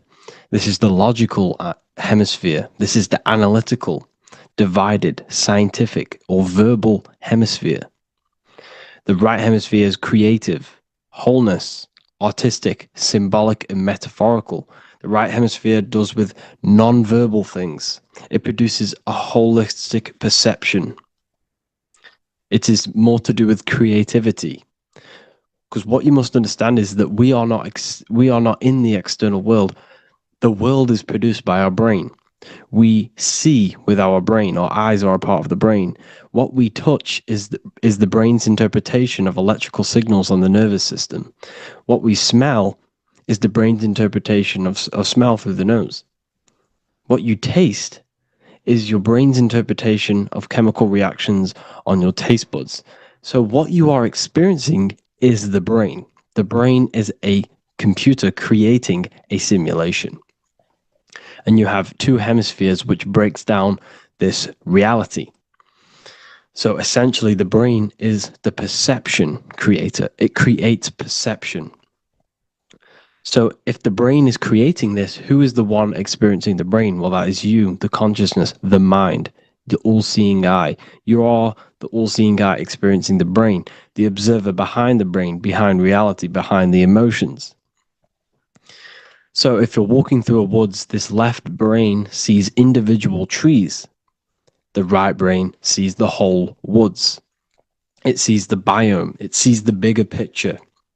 So when you are walking through this woods, the right brain picks up a holistic perception of reality. It creates the woods as one unified woods. The left brain's job is to break this down and analyze it so that we can see individual things. And this is also necessary for humans to have the ability to break things down and manipulate things in this world. So without this left hemisphere, we could not manipulate things and break things down.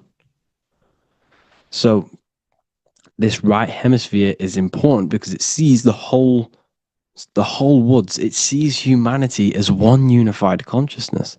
However, the left hemisphere sees individual egos. So the left hemisphere is the place of the ego because it only understands, it sees the world very divided.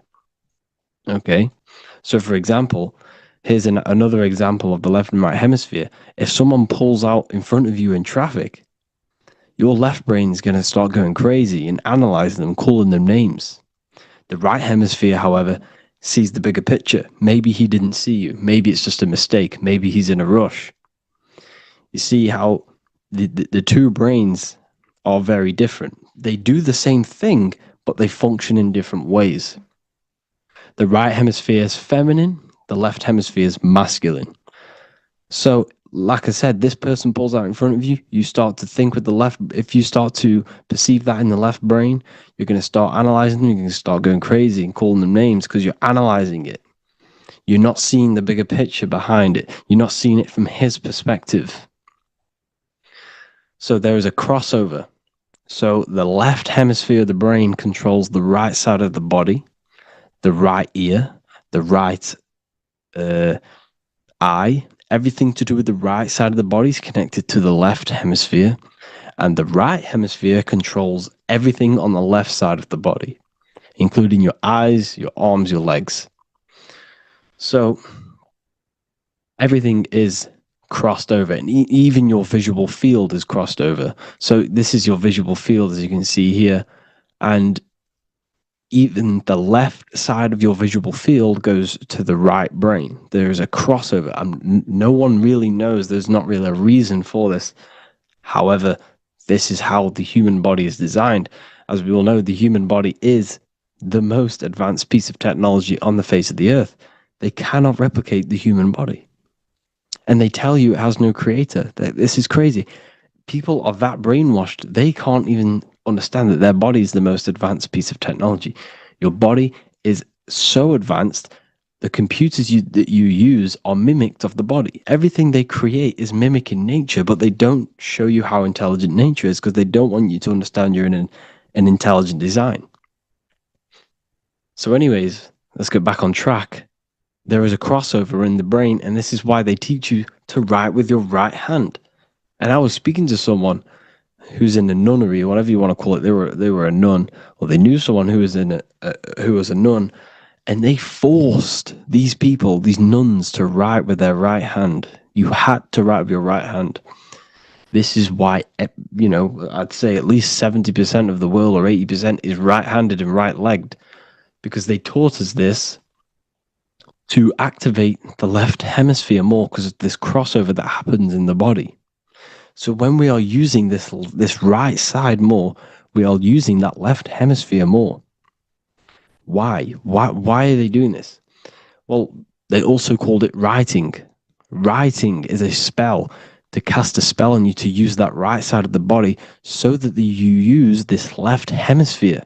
Because they want you to see the world as a divided perception. They don't want you using the right hemisphere, using that left side of the body to activate the right hemisphere to see the bigger picture and see how everything is all one and everything is created.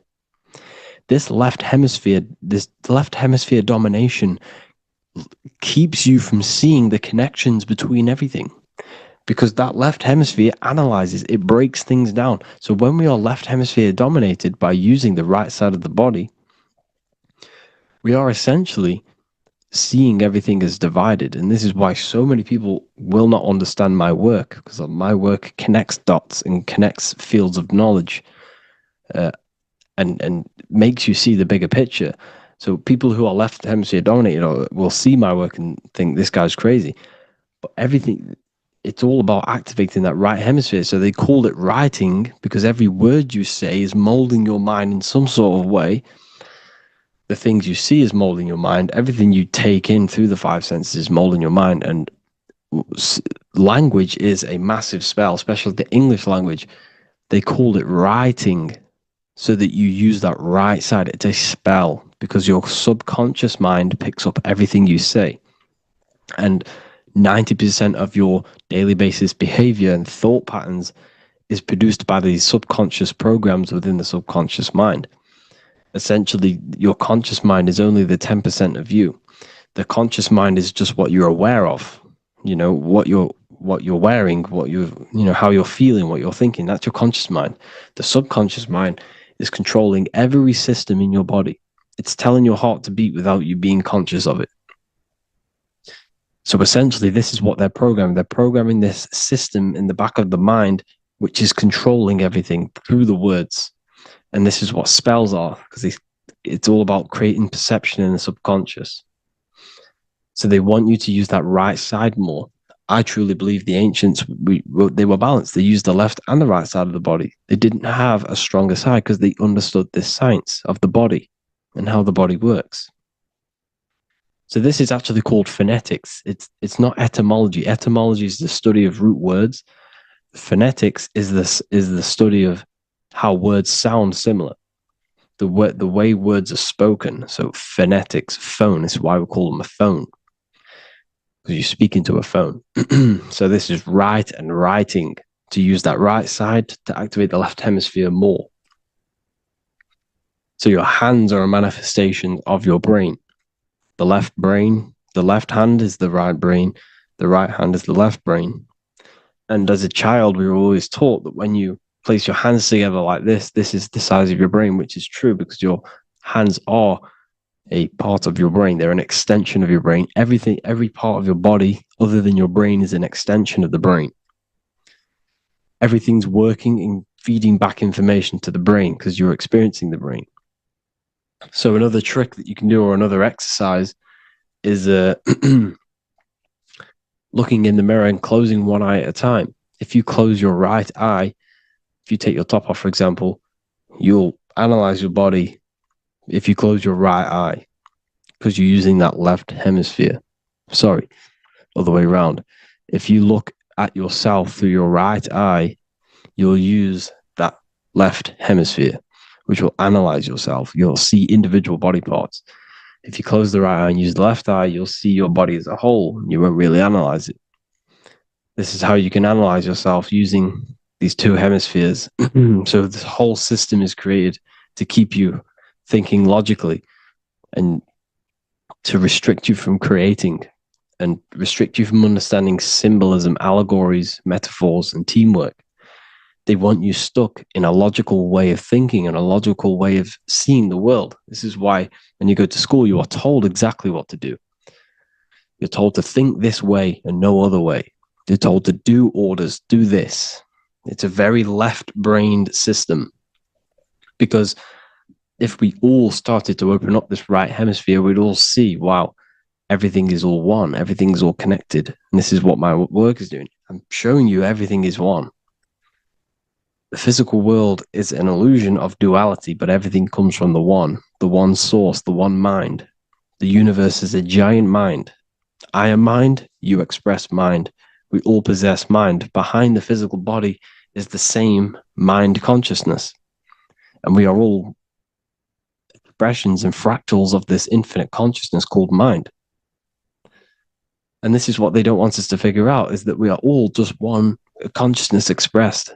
It's an infinite consciousness. It's even in the squirrel, it's in the dog. all of these different animals, they're just different bodies, but behind the bodies is the same consciousness, which is mind. That's what the pineal gland is. The pineal gland is not the mind, and it's not the third eye. The third eye is your mind. If you have a closed third eye, it just means you have a closed mind. If you have an open third eye, it just means your mind has expanded from beyond physical things through astral projection and mystical experiences. This is how you gain an open third eye. It's just an open mind. A mind that has astral travel, that has explored the realities within the mind. So everything they do is to keep us in a divided state. Divide and conquer, right? That's their motto. All to keep you thinking how everything is divided. Everything they've done is division. Postcodes, countries, everything is divided. Like football teams and all this stuff.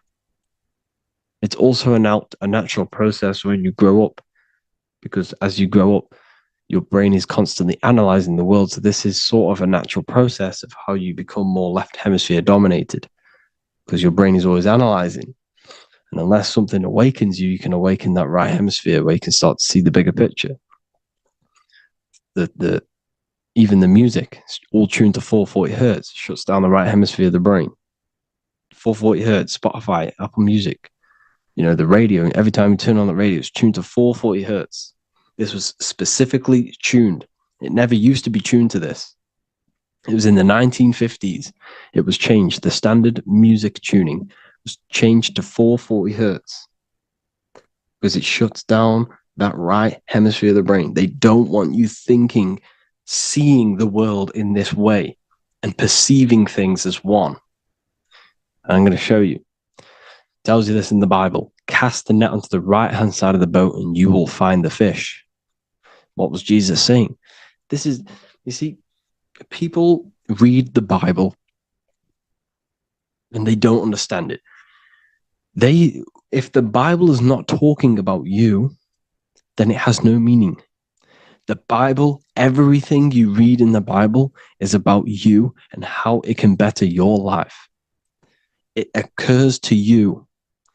So if Jesus says, cast the net onto the right-hand side of the boat, this is an allegory. The boat is your body. Cast the net. It's the awareness, the perception, onto the right hemisphere of the brain, and you will find the fish. What's fish? What do fish do? They swim deep in the ocean. It represents the knowledge. Deep knowledge. Cast the net onto the right-hand side of the boat and you will find fish. You will find the wisdom. You'll gain understanding when you cast that your awareness into that right hemisphere. You will see that I am you and you are me. We are all one consciousness. You will see everything. You'll see that the trees are the same patterns as the nerves in your body. You'll see everything is connected. Everything is a fractal of the one infinite consciousness. And how many fish did they catch? 153. That adds up to 9. This is now numerology. The Bible's filled with numerology. Adds up to 9. What's 9? Human consciousness. It represents consciousness. You're in the womb for 9 months. Feminine. It's all about consciousness. And then Revelation 14. And I looked, and behold, the Lamb standing on Mount Zion. That's the spines, the mountain. With him, 144,000. 144 adds up to 9. It represents consciousness on top of the spine. You see? And he had his name the name of his Father written on the forehead. What's the Father? The higher mind, the higher consciousness within you. Where is that? In the forehead, the pineal gland. The pineal gland is the radio receiver for the higher consciousness. Because every body part of the body has consciousness. Your heart has consciousness. Your gut has consciousness. You are thinking with these different consciousnesses. You think with the gut. You think with your penis. You are thinking with all of these consciousness. And it's about raising your consciousness to the higher consciousness, which is the Father, the mind, in the head. Don't think with the lower parts of the body, because that is your animal nature. Think with the higher parts of the body. It's all representing consciousness. How to activate the right hemisphere of the brain? Well, it's all to do with non-verbal things. So music will activate the right hemisphere. Make sure it's tuned to the right frequency, though. 432 hertz, 528 hertz, Any frequency that adds up to 3, 6, or 9 is good for you. Meditation, turning off the thoughts, and you raise yourself to the higher brain.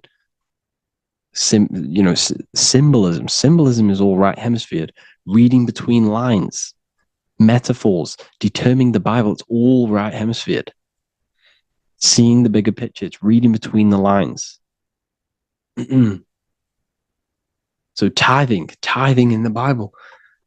These people in the churches are giving 10% of their money to the church. It's nothing but a scam. What these people have done is they have externalized the Bible. They have taken the Bible and literalized it so that they can make a business out of it. So what they're doing is a tenth of the produce of what it says in the Bible, a tenth of the produce of the land, whether grain or fruit, is the Lord's and is holy. So what's that saying? The tenth of, it's basically saying give the 10% to the Lord, to God. What does that mean? Well, what's the land and the fruit? This represents physical things, the physical things that you have. The tenth of the physical things that you have. What's that? That's your ego. All the physical things that you have is all to do with your ego. That's the lower self. The ego, what is the ego? It's the mind's perception of the physical self. You had no ego when you were a child. Okay, when you were a child, you had no ego. As you grew older, you created the ego. But the ego is the full self. It's the echo. Ego, echo. It's the echo of the full self. So it's saying give the ego over. Take away the animal self. In that left hemisphere, that's all to do with the left hemisphere. That left hemisphere sees the ego. It sees individuality. It's divided. So it's saying give that 10%. Give that 10% of you over to the right hemisphere. The 90%. The 90% of you is in that right hemisphere. The higher self. Now, I'm not saying the left hemisphere is bad. Okay, I'm not saying that at all. But it sees it sees things divided. It's like I said, the left, the hands are manifestations of the brain. So when these Christians are praying, they're putting their hands together. What are they doing? They're syncing the brain hemisphere is what you're doing, because everything's an extension of your brain. So if you put your hands together, you're putting the two hemispheres together. And what's happening when you place the hands together? All the electricity in the body is now running in a circuit. So once you connect these two hands, the electrical energy is now running in a circuit. And energy can move around the body quicker and more efficiently. So when you pray, when these people are praying, they don't realize that they're engaging in ancient forms of meditation, of balancing the two hemispheres. So now we're talking about balancing the hemispheres, not the right hemisphere. This is what Israel is. Look at the symbol for Israel, the up triangle and the downward triangle. What's that?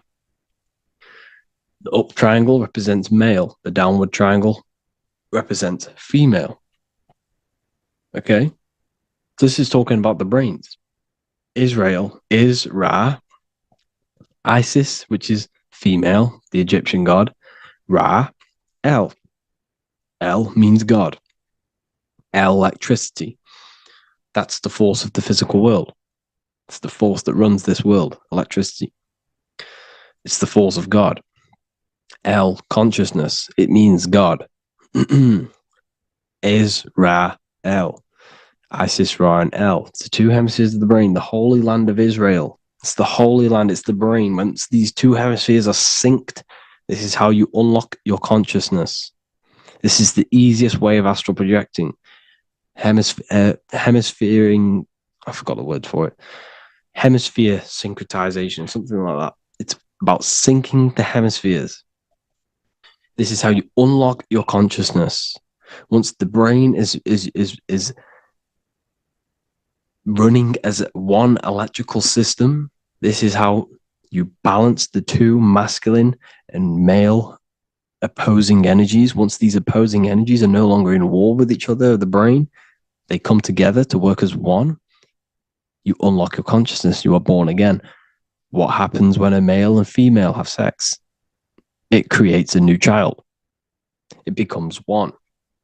You are born again. Once the two hemispheres of the brain, you are born again. You can then have an out-of-body experiences. So this is why the symbol of the Holy Land, Israel, is the up and down triangle back combined together, because it represents unification of the male and female, unification of the hemispheres. You're born again, you unlock consciousness. And you can get this for free. It's called the Gateway Tapes on my website. Basically, it's a audio track from the government, and they did this in the Gateway Experience. It's a CIA document, and what they do is there are different forms of meditations you go through. I think there's about 5 waves of meditations you do, half an hour each one, and it will teach you. It will sync your hemisphere, because what does it do? They understood that playing one frequency into one ear and another frequency into the other, they understood that the right ear is connected to the left hemisphere, the left ear is connected to the right hemisphere.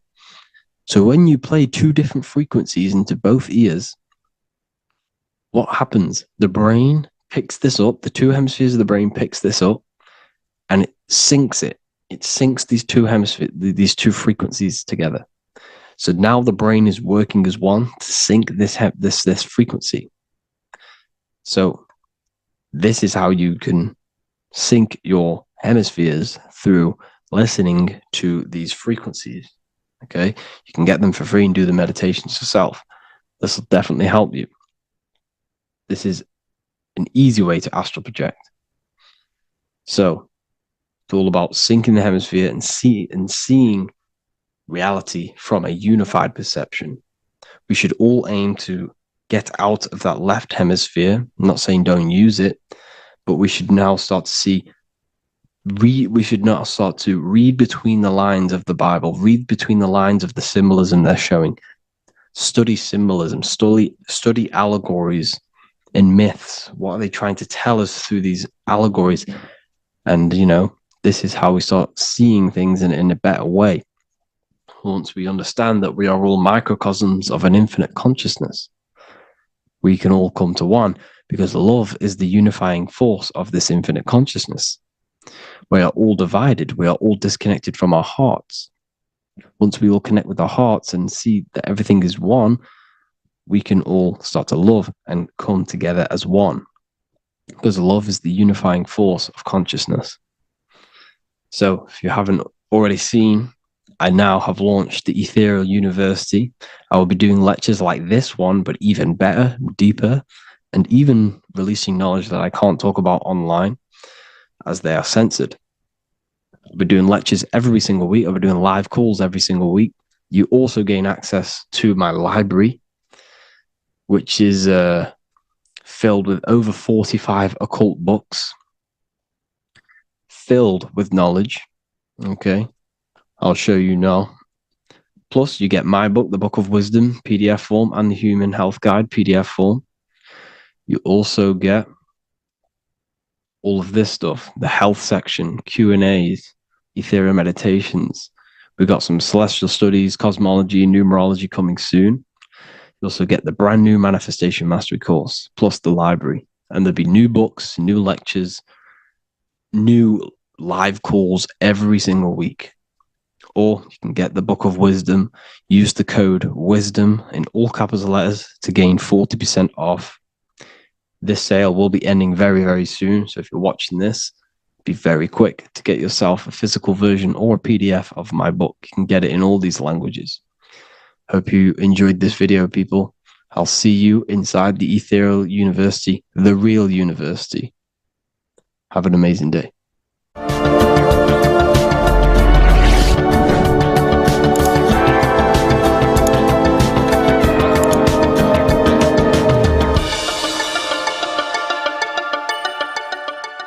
EO is plugged in on the back of the neck, which is the reptilian brainstem. The reptilian brain is all to do with survival mode, survival state. It's always scanning the environment for safety, whether that's physically, emotionally, or mentally. It does not think. It is instant. For example, do I smack the guy or run off? If something happens to you, like a car's coming really quick to you, you do not think about this. The reptilian brain is the animal instinct that will instantly move your body and the instant reactions. Hence why it's the closest brain to the rest of the body. It has instant access to the electrical nervous system to control the body at instant reactions. Now, Neo is plugged in on the back of the neck, which is the reptilian brain. Therefore, the matrix is the body itself. It is the lowest state of consciousness. This is what it represents. The word matrix means womb. It translates to womb because your body is a womb. Your body is a vessel for universal consciousness, for God consciousness. And the body is also a womb where you can be born again outside of this body by raising your consciousness, by awakening the neocortex. This is why Neo is called Neo, because it represents the neocortex. This is the higher aspect of our brain. This is all to do with new things, higher reasoning, higher thinking, new learning. You see, the brain is a receiver for universal consciousness. Now, what do I mean? It is a radio receiver. Think of it like this. You have a radio tower which emits frequencies. And each little frequency, 00.1, 00.2, 00.3, each 00 point is a different person. We are all the same universal consciousness, encapsulated inside of a different vessel. This is why our body is the temple of God inside of the Bible. Your body is a sacred temple of the divine essence of the universe. However, consciousness is controlling this physical body. And I'll show you this diagram here. Consciousness consists of imagination, emotions, thought, and memory. All of these things are not physical. They're not made out of atoms. You cannot think with atoms. If I split open your brain while you are thinking of a cheesecake, I would not see a cheesecake. It's because these things exist metaphysically within consciousness. They are not physical. The body is physical. It's part of matter. It's part of time. You see the Leonardo da Vinci, the circle and the square. The square represents limitation, beginning and end, because when you draw a square, there is a beginning and end. It represents the body, the mortal self, the ego, the echo. Then you have the spirit raised above, which represents spirit over matter, mind over matter. Invisible forces create physical forces. Everything physical exists in non-physical.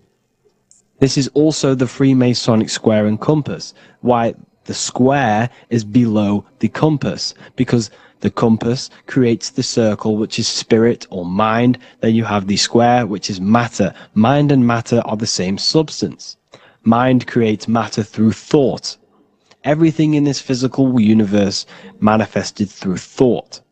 Everything began as thought. So you are spirit and matter. You have a material body and a spiritual body. And you are right in the middle. This is why humans are very, very important. Because we have an animal nature, the reptilian brain, and a higher consciousness, the neocortex. And we must awaken out of the matrix, which means womb, which is the body. And Neo is waken up from the lower self, the reptilian brain, and moves into the neocortex.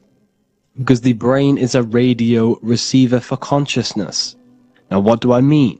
I went over this before. Your consciousness is controlling the brain. The brain is a computer.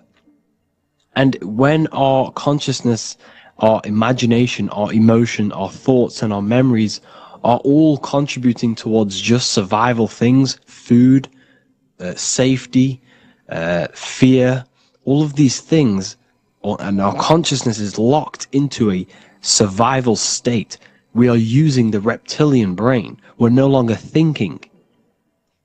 You don't think with the brain, but the consciousness is thinking, which activates the different parts of the brain. When we think For higher reasoning, we use the neocortex. It stimulates the neocortex. When we think about survival, we're using the reptilian brain. So therefore, when Neo wakes up, he wakes up to the higher aspects of consciousness, which is only utilized by the neocortex, by learning new things and expansion of the mind and expansions of consciousness. Okay? So the whole matrix is to keep you designed, well, the whole matrix is designed to keep you in a survival state, in the three-dimensional awareness. They want you constantly scanning for safety, scanning for food, scanning for emotional safety in relationships and other people. You see, they do not want you to think. They want you stuck in that reptile, that animal state, that beastly state that most people are in. Most people, all they do is eat, listen to music, consume, have sex, lust, desire. This is all the reptilian brain. So when we say the world's being ran by reptilians, it's symbolic. There is no physical reptilian humanoid beings controlling, manipulating human consciousness. We are all the same consciousness. However, there is a corrupted state of consciousness running this world. And this consciousness worships the physical plane. And they control the physical plane. So by doing that, they keep you stuck in a reptilian way of thinking, the animal state, to keep you stuck in the lowest state of consciousness. Now this is the god Osiris, which represents the reptilian brain. None of the Egyptian gods ever existed. They are all symbolic for the brain and anatomy of the human body.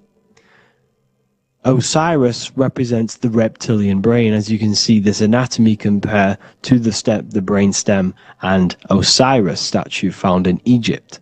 And we also see an ancient artwork of Osiris with green skin and two reptile crocodile alligators next to him, which also symbolizes the reptilian survival state of human consciousness and the activation of the reptilian brain. This is what it symbolizes.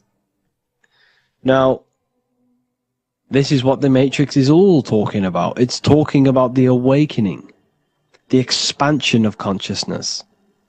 The word divine is dive in because you connect with the divine by diving inward. There is no man in the sky going to save you. You must connect with the self. Know thyself. Truth comes from within.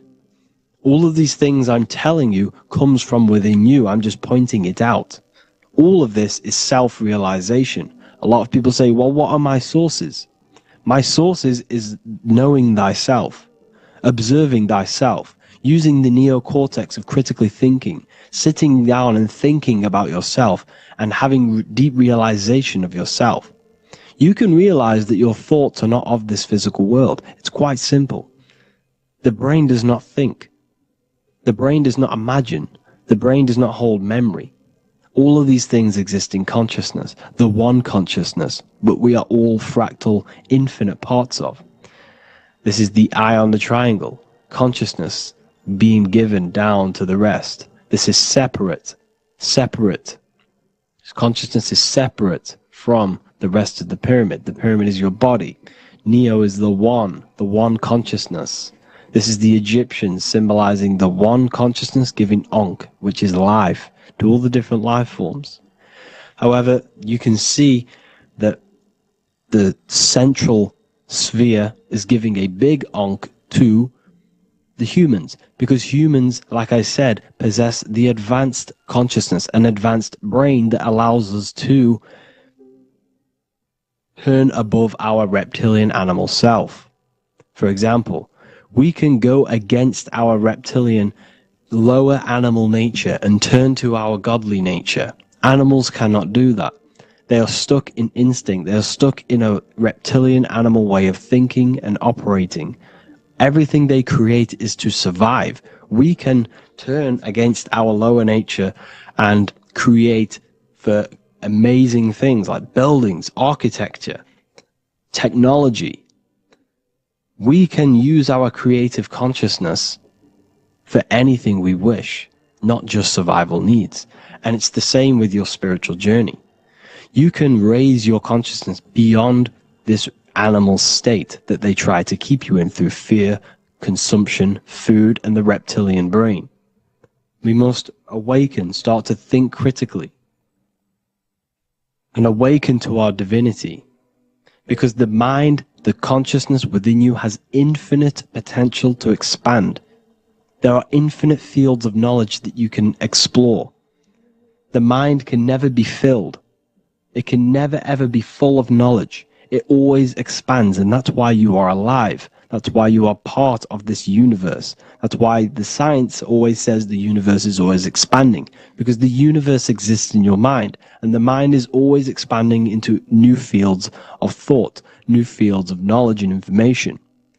And that is your whole sole purpose, of expansion of mind and expansion of consciousness, and the exploration of the mind of God. We are living in the mind of God. You are a thought in the mind of God. You must awaken out of this body. This is why Jesus says you must be born again to see the kingdom of God. You must be born again. You must raise your consciousness beyond physical limitation and awaken to your divinity. And this is pretty much it for this video. I hope you all understand this, that this is all symbolic for consciousness.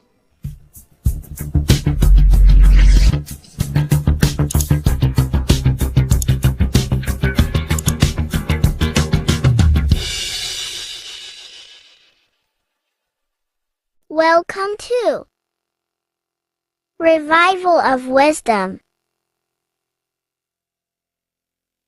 Welcome people, we're back with another video, and this video is about Freemasonry and the connection to the Illuminati. Please, as always, to make sure to hit that like and the subscribe button and turn on the notifications to never miss a video. On May the 1st, 1776, the founder of the Illuminati, Adam Weishaupt, founded this secret organization, and this date can be found in Roman numerals underneath the all-seeing eye pyramid on the $1 bill. This $1 bill also says Anu Coptus Novus Ordo Secularum.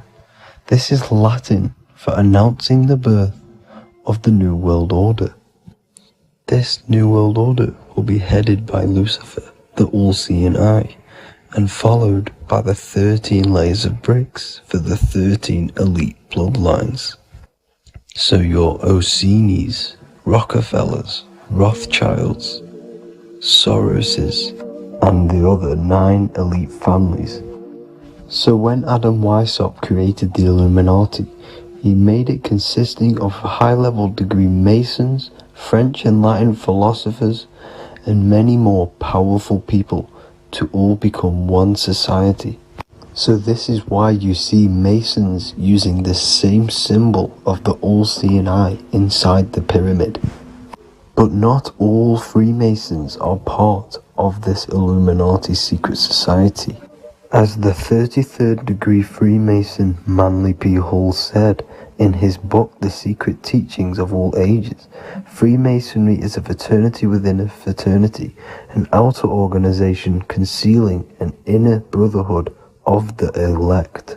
So what he's saying here is that Freemasons have to go up the degrees of Freemasonry, and once they hit the top, they either get elected or not into these secret societies like the Illuminati, Skull and Bones, and Knights Templar. So when you see celebrities doing this one-eye symbolism, either covering one eye, doing the triangle, or doing 666 over one eye, this is showing and reflecting the symbolism of Freemasonry. They have taken the oath to never speak on anything they learn about Freemasonry. Duncan's Ritual of Freemasonry book states the oath they have to take. Quote, I ... of my own free will and accord, that I will hail, ever conceal, or never reveal any of the secrets, arts, points of Master Mason's degree to any person whomsoever. All this most solemnly, sincerely promise and swear. Now, this is what happens when they break the oath, stated in this book, quote, myself severed in two, my bowels taken from thence, and burnt to ashes. So this states that Freemasonry comes first, before any law of the land. It has the right to kill you if you break your oath. This is the hand gesture they have to do every time they enter the ritual room inside the Masonic lodge. This is the cutthroat symbol, showing you and reminding you of the oath and what will happen if you break it. Now in this book, Richardson's Monitor of Freemasonry, it states, if you break your oath, binding myself under no less penalty than to have my throat cut across, my tongue torn out by the roots, and my body buried in the rough sands of the sea. If they do not decide to kill you, this book states this by pointing him out to the world as an unworthy vagabond, by opposing his interest, by dearranging his business. In other words, they have the power to frame you and destroy your reputation to the world, and destroy your business if you break this oath. So yes, they do kill to keep this truth hidden, because this truth of this reality is what keeps them in power. They have the ability to manipulate people, because people do not know what manipulates them. This is why they call themselves the government. They govern the ment, which is the mentality, because the mind is the root cause of reality. They control what you perceive to control what you manifest. By knowing the truth, you are set free, and you no longer need no controller above you. So this is why they are willing to kill and do whatever it takes to keep the truth concealed within these high-level degrees of masonry and these secret societies. However, going back to Manly P. Hall's book, it states, part of the symbols are displayed here to the initiate, but he is intentionally misled by false interpretations. So this is saying even Freemasons are intentionally misled and told lies to conceal the truth, to make sure the truth is hidden in the high degrees of masonry. So that's it for this video, guys. Thank you all for tapping in. Please leave a like and a subscribe. God bless.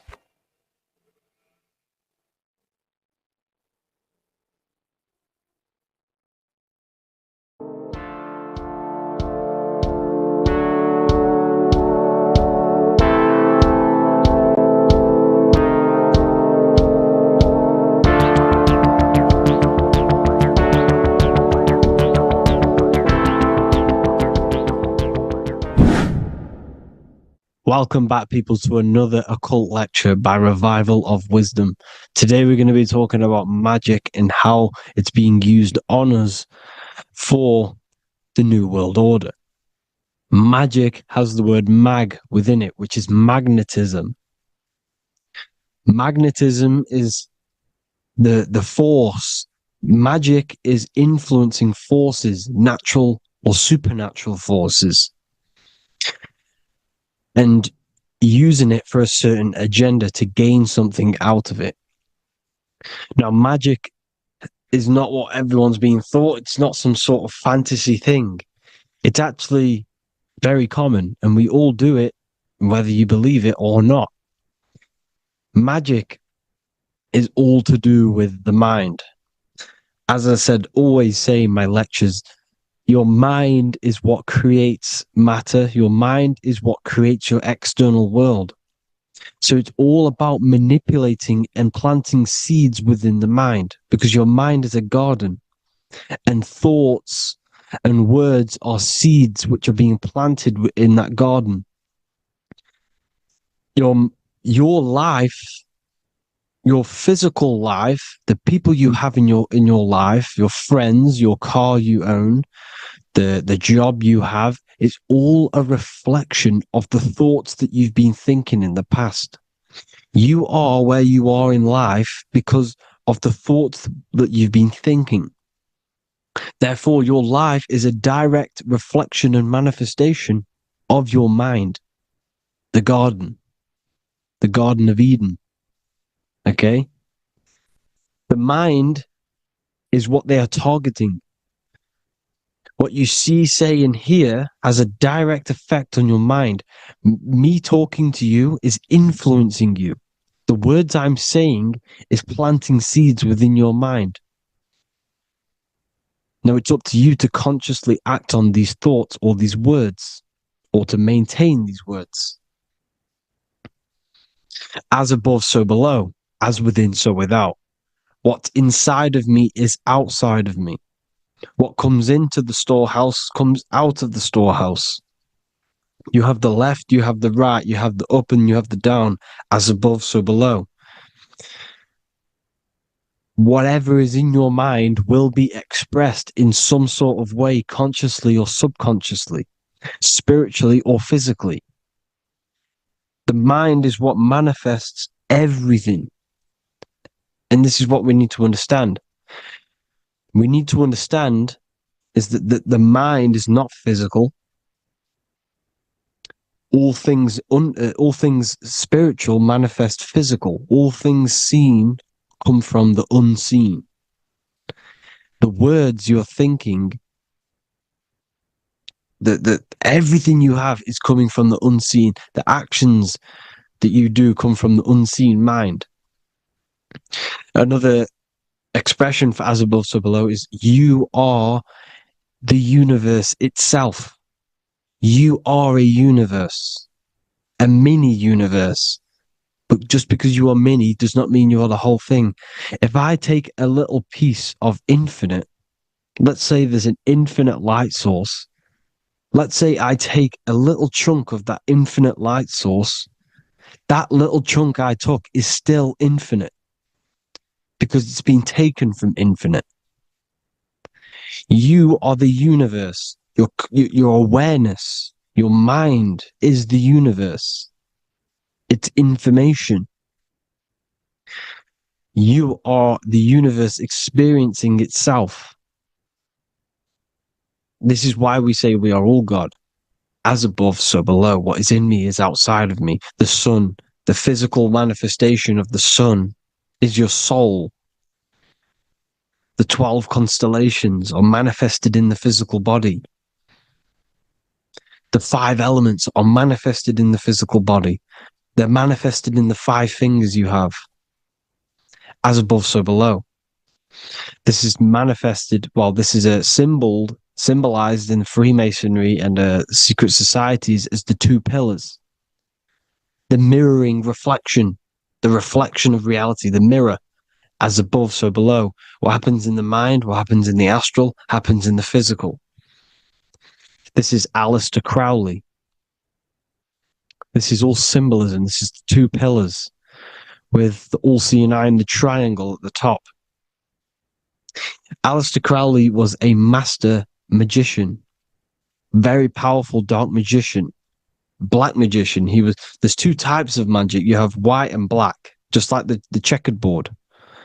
The Masonic checkerboard, you have white and black, you have good and evil. White magic is influencing natural forces to gain something that will help the collective consciousness, help the collective, help the earth, help other people. Black magic is something you manipulate something so you can get something personal out of it. Doesn't matter if it's good or bad. It's still considered as black magic because you're being selfish. Everything you do should be contributing towards the collective consciousness and helping others. And this is why the ancients lived in a system where everything was in unity. We understood that I am you and you are me. What I do to you happens to me because I am you and you are me. We are the same mind substance on the inside. We're all the same mind substance. being expressed in different bodies. So what I do to your mind will have a ripple effect on my mind, because all of our minds are connected within the mental plane. So this is why they know all this knowledge. They know all this knowledge. So yeah, this is the mirroring effect of reality, the two pillars, or symbolizes the number 11. The number 11. We'll go deeper into that. The technology we're using is magic. It's a form of magic. Television is a vision. They're telling a vision into your subconscious mind, into your memory. And when you turn on the television, you get a program, because they're telling a vision to create a program within your subconscious mind. You see, the conscious mind is only 10% of your mind, which is to do with your, what you're aware of, your five senses. What are you consciously aware of? Well, I'm aware I'm here, I'm talking. I'm aware of what I'm wearing, the five senses, what I can hear, taste, smell, hear. What I'm wearing, I'm aware of what I think of. But the subconscious mind is the 90% of your mind. It's the hidden part of the mind, which is telling your heart to beat, telling your body to breathe. It's storing all of your emotions. It's storing everything you see, storing all the belief systems that you have. It has everything. It stores all of the habits you have, the values. It stores everyone's name that you know. All the words that I'm speaking right now is all coming out of the subconscious. Everything is subconscious. And it literally manipulates 90% of your daily basis behavior. Most people don't know this. What you did yesterday is what you will do today, because of these beliefs and mental programs within the subconscious, stored within the subconscious. So the subconscious is what they're aiming at. They're trying to create programs within the subconscious, because the subconscious manifests 90% of your thought patterns, 90% of your actions and words. They know all this stuff. So the subconscious mind is the most powerful part of the mind. Another way the subconscious manifests and influences your life is, let's say you were in a car crash years and years ago, 10 years ago. Let's say you're in this car crash, right? And you really hurt yourself. The emotion you felt in that time when you were injured in that car crash had a great impression on your subconscious mind. You see, the stronger you feel something emotionally, the stronger impact it has on the subconscious. You can remember and recall that moment, and very vividly, because of the impact it had on the subconscious.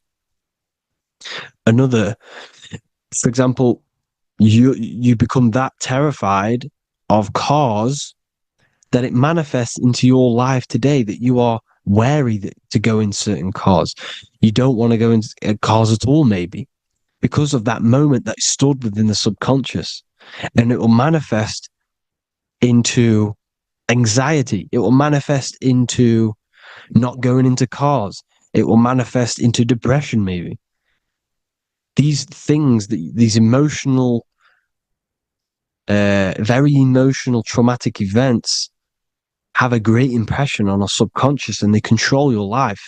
This is why you need to meditate and let go deep within yourself and let go of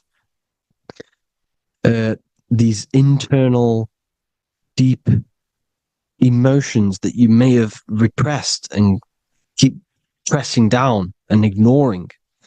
But you need to address it and let go of these subconscious impressions you have, which are controlling your life, like anxiety, depression. All of these things are stemming from things that are stored within your subconscious years and years ago, more than likely. Broadcasting. They're casting spells to a broad audience, to news, north, east, west, and south. They're casting spells. No, if you watch the news, everything's red. breaking news in red writing or the red background. Everything's red. Why? Because red's the root chakra, which is all to do with survival. They want to stimulate this root chakra because they want you down there in survival mode. They want you in survival mode because you're easier to control. They control out of fear. And not only they're casting these spells as if, because most of the things they cast in the news hasn't already happened. They're constantly bombarding you with, there might be a war breaking out, war this, war that, kill here, kill there, murders. It's impressing, it's casting spells on your subconscious mind. So when the event does turn up in real reality, in physical reality, you're less emotional, you're less surprised. You're not as surprised because you've already heard it before. Your subconscious has already heard it all before. If you never heard of a war and then a war broke out, you'd be going crazy. So they subtly program your subconscious mind through the words, because the words they say is impressing your mind. It has an effect on your mind, which will have an effect on your behavior, your words, your conversations you have with people. They're casting spells to north, east, west, and south on the tell a vision. They're telling a vision by broadcasting, by saying spells. This is why we call it spelling. Even the word, listen, the words we say cast spells. Bless. Oh, bless you. That's be less. The subconscious mind only picks up literal things. You see, when I say bless you, your conscious mind picks that up as, oh, thank you, you're blessing me. But your subconscious picks up as be less. You see? Because the subconscious it has no filter. It's just, it is what it is. Everything is factual in the subconscious.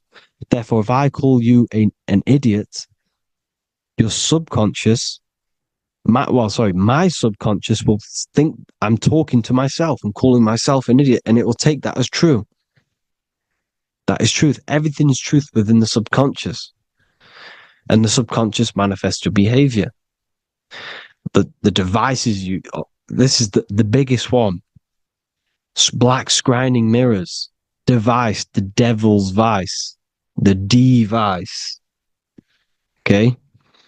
Black scrying mirrors, black screen. Screen is scrying.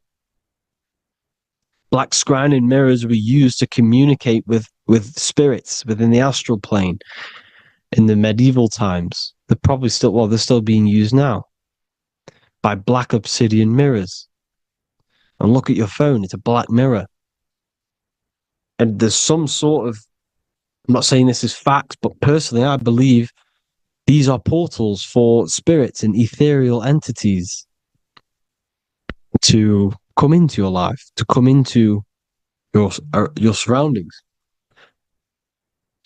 So this is the next big thing. The TVs, your iPhone, your iPod, all black mirrors. And mirrors are very, very powerful. Even just a normal mirror. Mirrors have an effect. Whatever you say into a mirror, what you say is energy. And when you say something into a mirror, you're saying it into yourself. It's an infinite cycle of words of energy because it's being reflected infinite times. When you say something into a mirror, it has a massive effect. You're saying it directly into your eyes, into your mind. So what you say in a mirror should be said with precaution. Never say anything negative into a mirror, because mirrors are very, very powerful ways for you to reprogram your subconscious mind for the good. You can say very positive things into mirrors and it will reprogram your subconscious mind. Okay? Manifesting is all magic. It's all magic. Everything is magic. But consciously doing it is what they're doing. They hid this knowledge. Your phone is magic. It manipulates your mind. The iPhone. Okay? See, magic isn't all of this with wands. See, Harry Potter, okay, that was created to give you this perception of a mystical and amazing form of magic with magic wands and all sorts of stuff like that. Yes, that stuff was true when the collective conscious minds were on a higher level and our belief systems believed in these things, because the universal mind, all of our minds contribute to reality. If the masses don't believe in magic, if the masses don't believe in a certain thing, it's going to have an effect on physical reality. So when the collective minds are higher and have more open minds, things like Harry Potter can come true. See, it's all in the mind. The iPhone, the eye is the symbol for the mind, the invisible intelligence. The triangle is the ethereal plane. Okay? So the eye in the triangle is the eye that sees into beyond the ethereal planes. The square is the physical plane. So the iPhone, your phone, is a black box, just like the Saturn black cube. It's a black mirror. It's taking photos of you every 2 seconds. And it's your mind. Your mind is in that phone. Everything you like, everything you text, everything you type in Google, everything you say to someone, every conversation is all recorded on the phone. Therefore, it is a direct reflection of your mind. Your mind is imprinted into your phone because your mind, everything you think in your mind, you're manifesting into typing, saying, taking pictures into the phone, and it's collecting it and storing it. And what they're doing, and this is for all forms of magic, it's manipulating the mind. It's all manipulating the mind. Reels, Instagram, TikTok, this is all dopamine. It's all controlling the mind. Every like you get, every follow you get, every share that you get is dopamine within your brain. They're literally targeting your brain and mind. It's all manipulating, because what they're pushing through the phones, through the media, through the news, through the televisions is visions and programs. You are the one manifesting the New World Order. They're not manifesting the New World Order. They're giving you the information so you can manifest the New World Order. Everything they say is contributing to your mind. For example, digital money and all the information they put out for you to see is contributing to your enslavement. Your mind is manifesting the New World Order. They know this. They don't manifest it. There's billions of us. We could easily run over them physically. But on a mental level, these people have the knowledge and they hide it from us, and they let us manifest reality because we are the collective. They give us the information which manifests their agenda. It's all magic through the phones, the media, the television. So your phone is a manifestation of your mind. It's a record of your mind. Hollywood, holly tree, holy tree. They used to make wands out of holy trees, because it was the most holiest wood, the best for casting and transmitting energy. So they used holly trees to cast spells. That's what Hollywood is. And in Hollywood, they have the red tear, the blood drop.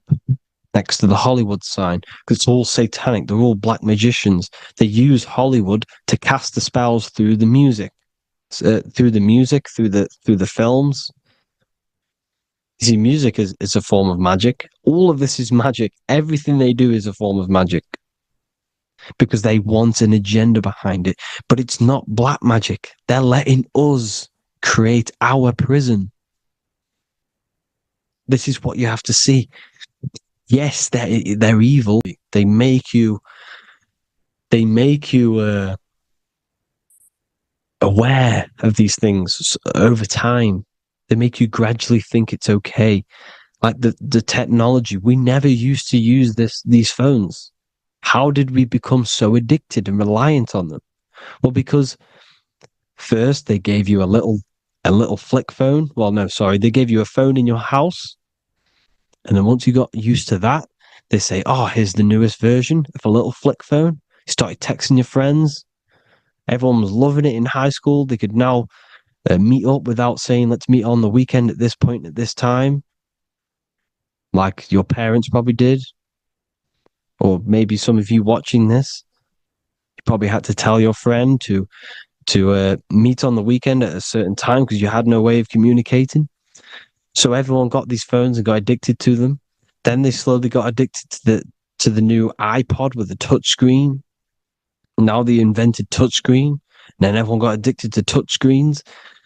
Then because all of this is producing dopamine in the brain, which creates you to become mentally addicted to things and physically addicted, chemically addicted. Because dopamine's a chemical. Your subconscious becomes a program within your subconscious, and your body becomes chemically addicted to these phones. And these phones are the enslavement of humanity, technology. Without this, we wouldn't be in this mess, without technology. Because they're creating a hive mind. We're creating a hive mind. So back on track anyways, they program you. Look at the films, 9/11, all produced by Hollywood. Here's the 11, like I said at the beginning, the two pillars which reflect reality. What happens in the mind happens in the physical. What happens in the astral happens in the physical. Okay, what happens in the physical happens in the mind. It's the two pillars, the mirrors. 9/11. 9 + 1 + 1 is 11. Flight 11 was hijacked. New York is the 11th state. New York adds up to 111. This is not a coincidence. It's all a form of magic. It's a ritual, energy harvesting ritual, because your mind produces energy. Your mental attention produces energy, and they're feeding off this energy in the astral plane, these demons. Music is the most powerful. Personally, I think the music is one of the most powerful forms of magic they're using. Okay? Music is hypnosis. It puts your brain in a hypnotic state. It influences your electromagnetic field through vibrational energy. It reprograms your subconscious mind. Why do you think you remember the lyrics? You see, your subconscious stores all of the memories. Remember, the subconscious manifests 90% of your behavior. So therefore, the music you're listening to is manifesting your behavior. You wondered why some people wonder why they have drug addictions and they can't get out of violence and they can't get out of all this negative mind space. It's because the music they're listening to is creating a negative mind space. The words you listen to plant seeds within your mind. So the reason you remember the lyrics is because that song created a program within your subconscious. Yes, that is what happens. You can use magic to reprogram your mind, but you can use music to reprogram your mind because it's all forms of magic. It's using natural mental energy forces to manipulate the physical reality. You manipulate your mind, you manipulate reality, physical reality. Okay? So the music, another very, very big one. when you turn on the radio, it's just all talks about alcohol, drugs, and sex, because they want you down in the lower three chakras. They want your mind attached to matter when it's mind over matter. Your mind's not physical.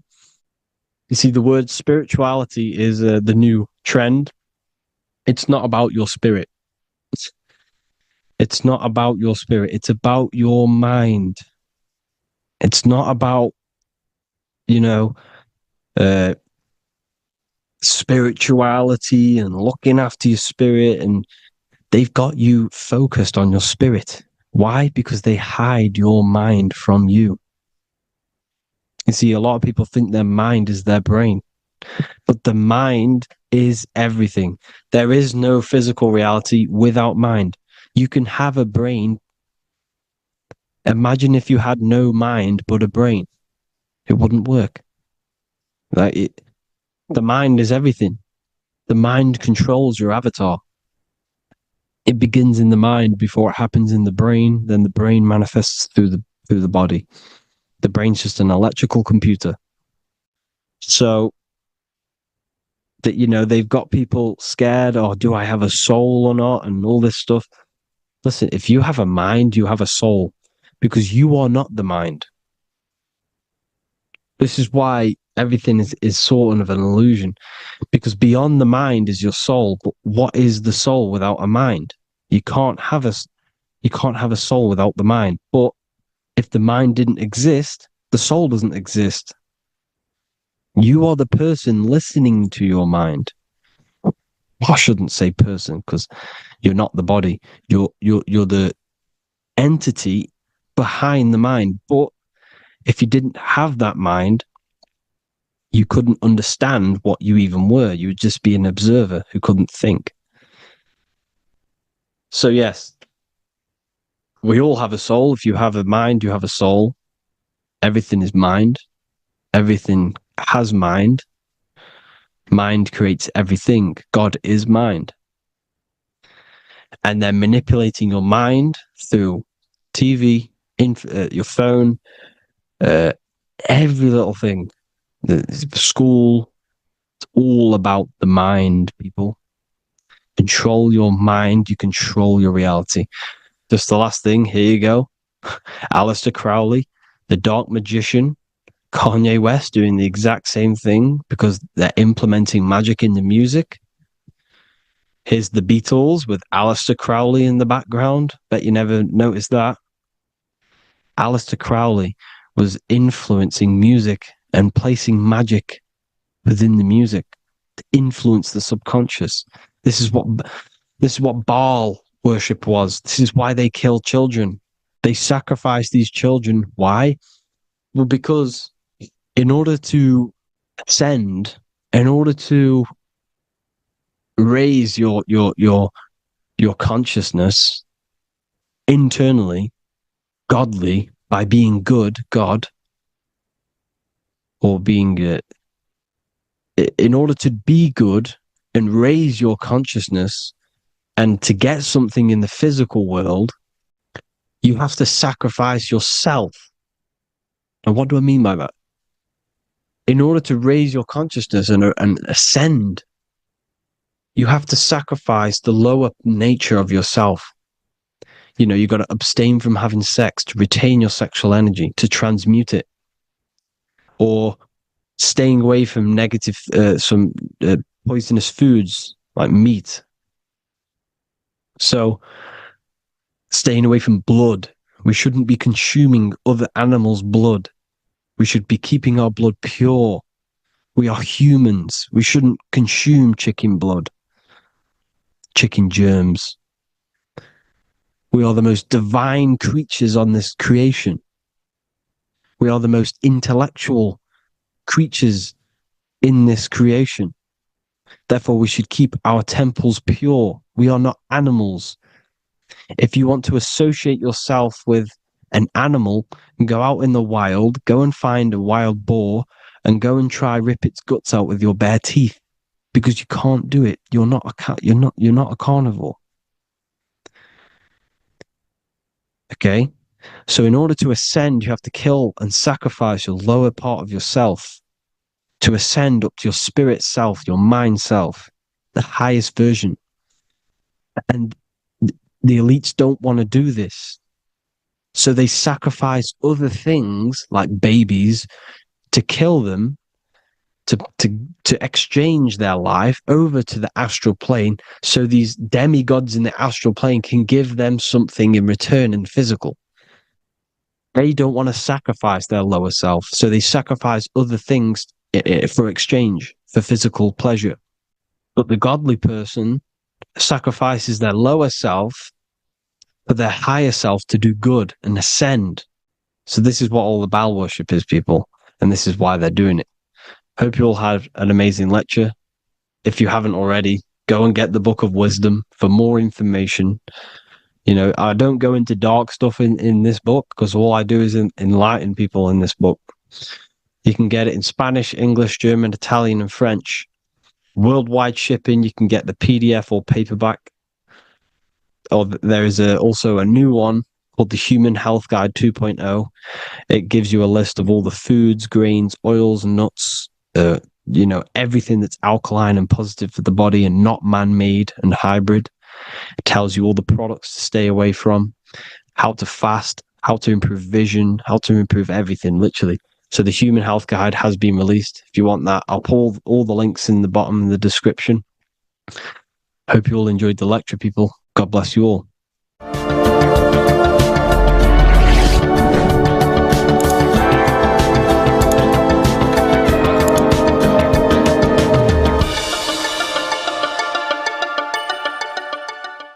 In this video, we're going to be talking about the evolution of consciousness.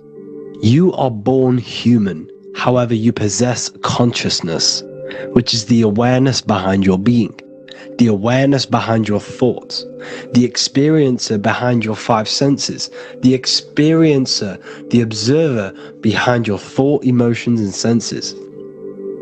You are an eye, an invisible consciousness looking through a lens, which is your body. Your body produces this physical world that you experience. Your brain produces this world. Your brain and body is a technological computer. However, you are an infinite, ever-expanding consciousness behind this physical body. And there is an evolution of consciousness, a cosmic journey of expansion. And this is why we see so much pyramid symbolism in the occult and esoteric world, and especially within Freemasonry. Because the pyramid represents climbing, an evolution, a raising state of consciousness, a journey. Steps symbolize a journey upwards. This is the raising and the evolution of consciousness, our inner world. The transmutation of our inner selves, of our souls and consciousness and our minds. So when we see this pyramid, we're seeing a evolution, a way up to source consciousness. And the eye in the pyramid represents your source consciousness. It represents illumination. It represents divine guidance through this evolution of consciousness. This is why we see the ladder. Consciousness is ever expanding on an infinite journey of evolution. Each individual is a part of this cosmic process, contributing towards the ongoing expansion of both mind and awareness. As we evolve, we collectively explore deeper levels of existence, expanding the boundaries of thought and consciousness. The mind has the ability to expand infinitely into new realms of thought, into new dimensions of mind. The mind cannot be filled up. It is not a physical substance. The body can be filled up because it is a physical thing, but you cannot fill the mind. Therefore, the mind is constantly expanding, ever expanding into new fields of thought. So what we see in Freemasonry, the ladder, is again a journey, an elevation of consciousness.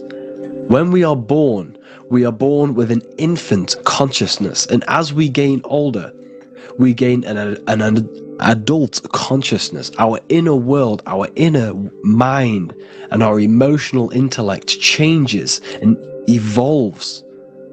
We are significantly different from when we were very young as an infant. It's because our consciousness evolutes, it changes, it alters like water. So, just like this evolution of your own consciousness as growing up, there is consciousness of beings existing in cycles beyond our own.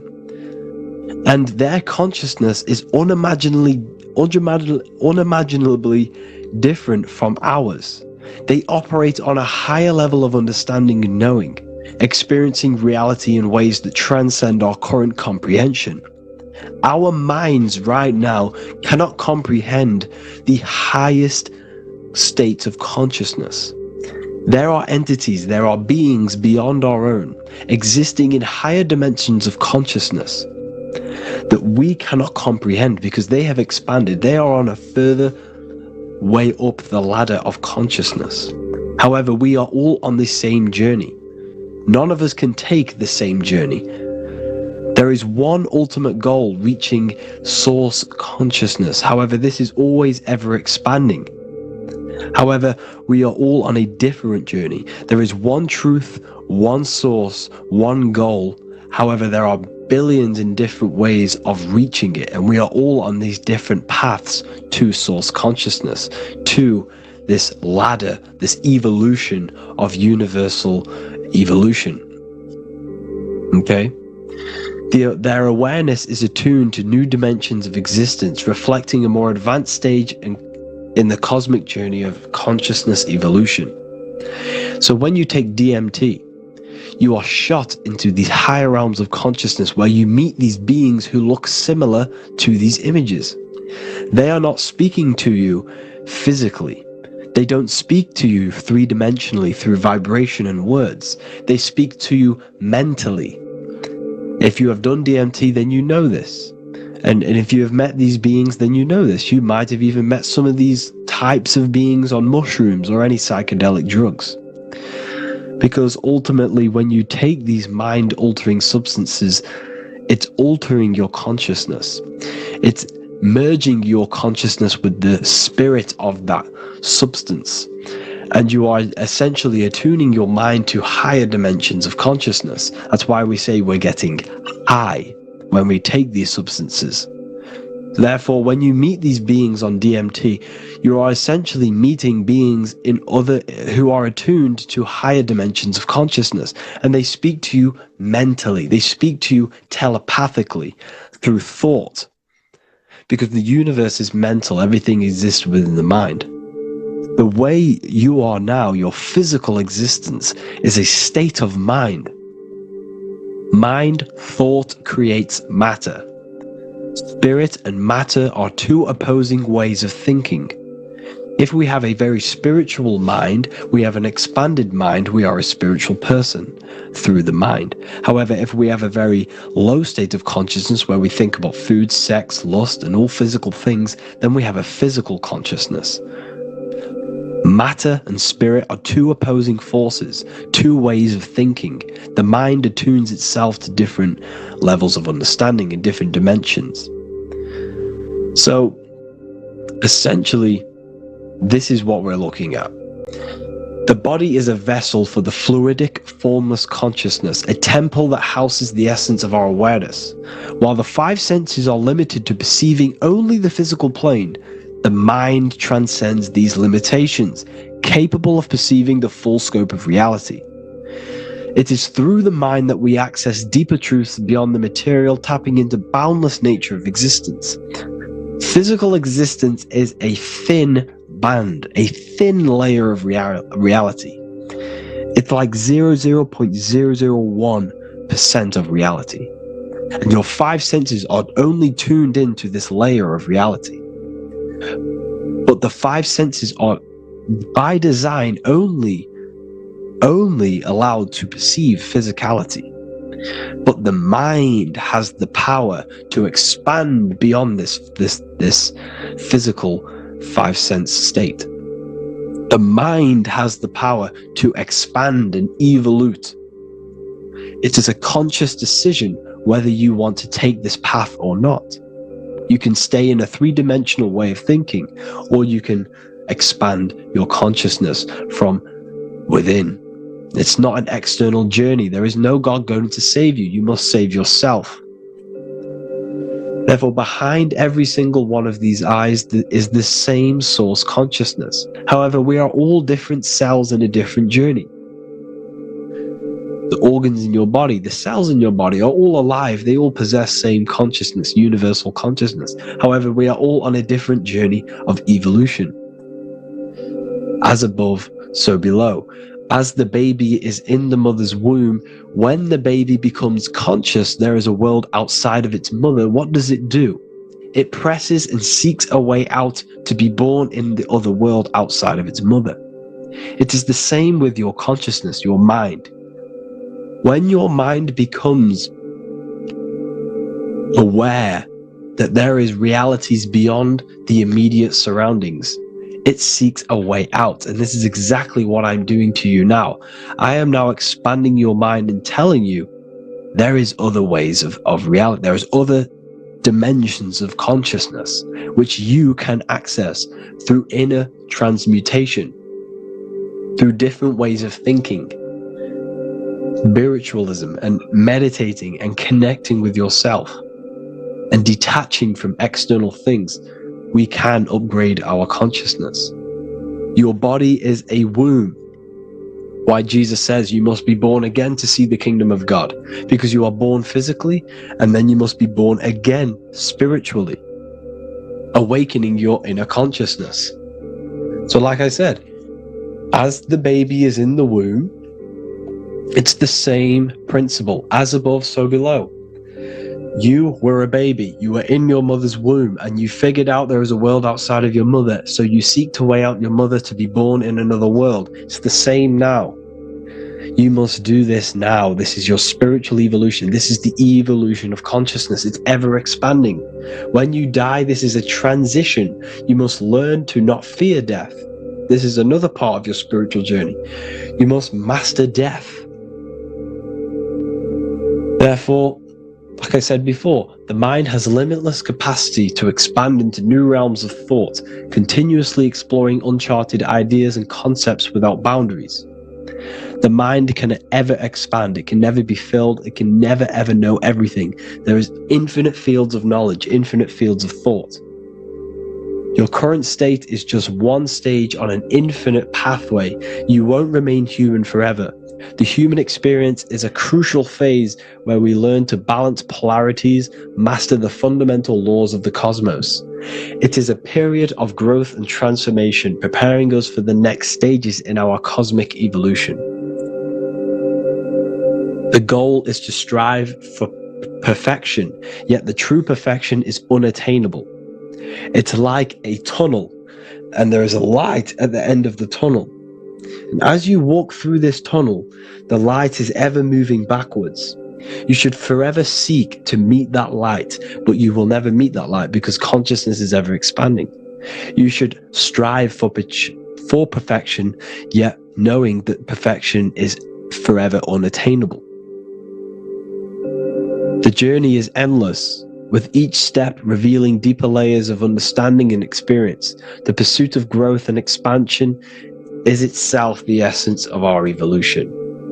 You can find all of this knowledge in the amazing book that I have read for years. I have read this book, The Emerald Tablets of Thoth, the Atlantean, by M. Dorial, translated by M. Dorial. I'm telling you now, this book, now that I've told you this, you have some context on the book. The whole book is about evolution of consciousness. He's talking about higher dimensions beings. He's talking about how you can transcend this physical plane. It is truly the most amazing book you will probably read.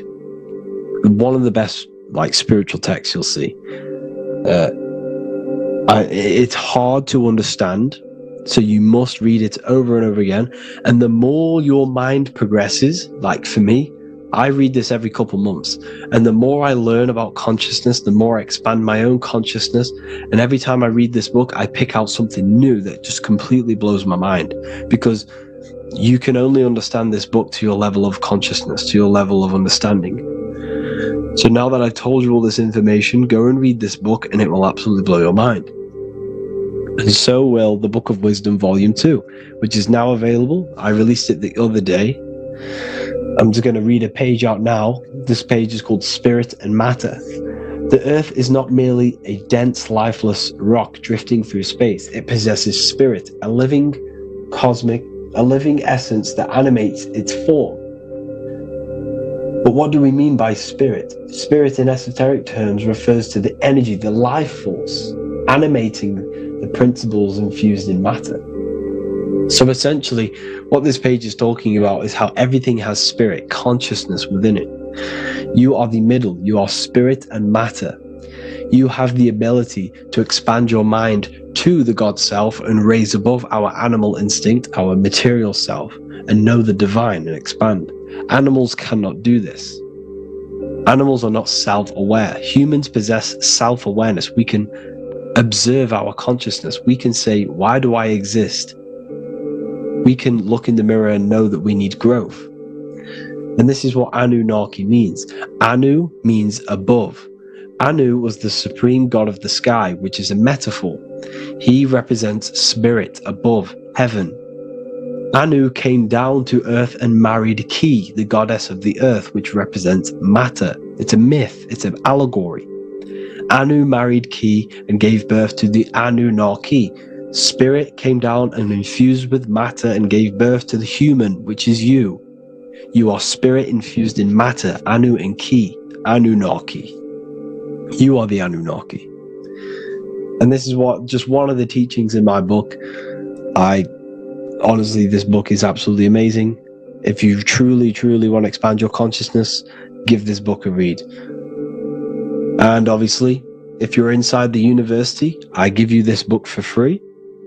A paperback version. If you join the university, follow the steps inside of the general chat, you'll be able to download this book. Sorry, not download it. Order a paperback for free. All you have to do is pay for the shipping. You'll also gain amazing knowledge inside of my library, where your mind will just be overblown with the amount of esoteric books. There's over 45 rare occult books, plus you get a PDF of the Volume 1 and Human Health Guide. You get reoccurring updates where I expand on symbolism, occultism, where you will just feel absolutely amazing once you understand esotericism in yourself. You'll also learn how to create the dream reality that you want with the Manifestation Mastery course, where I teach you how your consciousness creates reality. You'll have a real lectures where I post lectures on symbolism, occultism, esotericism.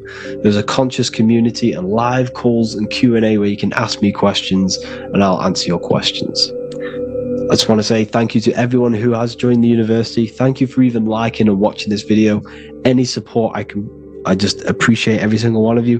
Please, if you can, leave a comment and a like on this video and let me know any videos you want me to make in the future. And I will start uploading a lot more to the YouTube. So yeah, thank you all for tuning in today. Have an amazing day.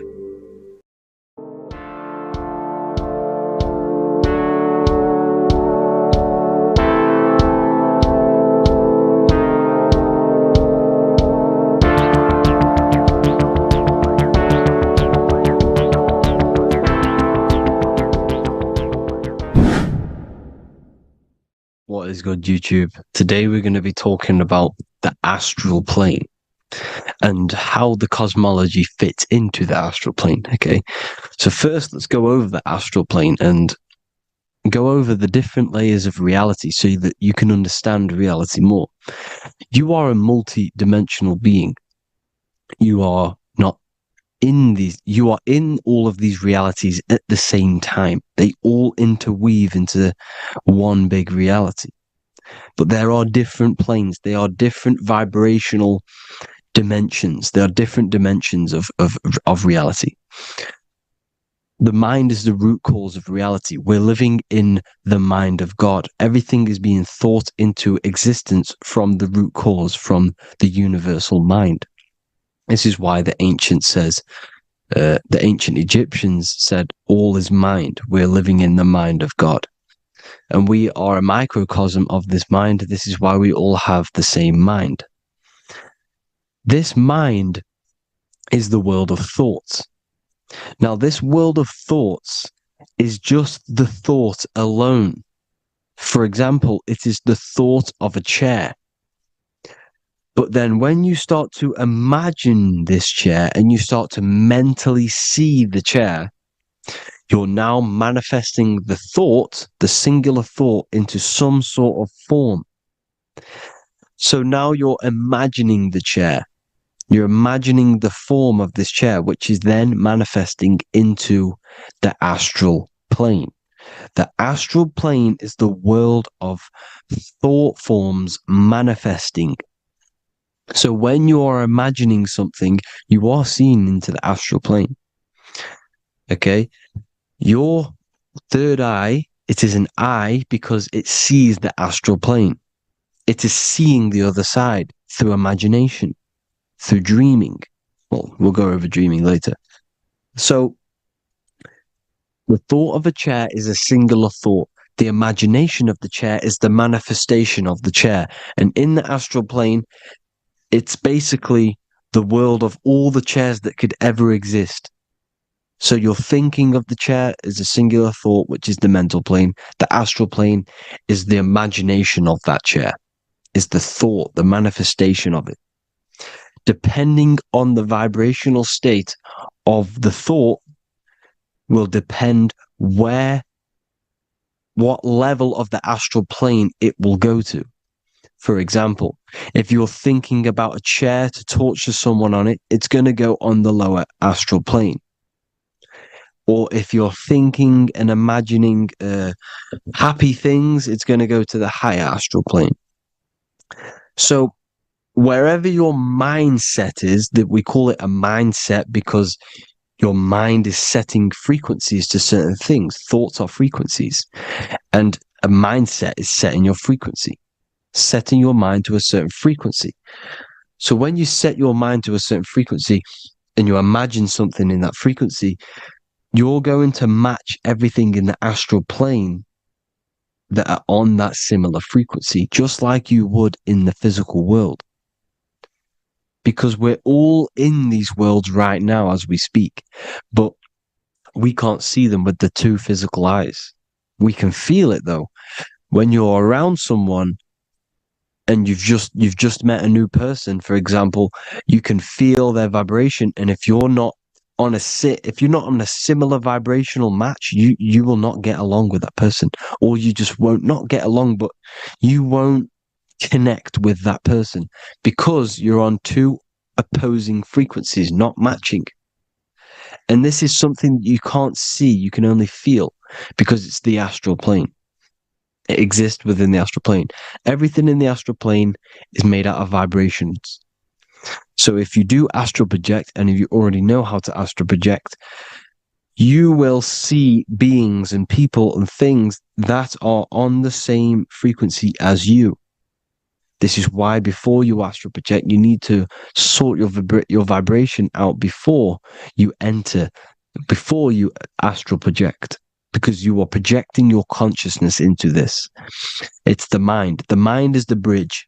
It can move between realities. You are a observer. You are a observing soul which observes different realities.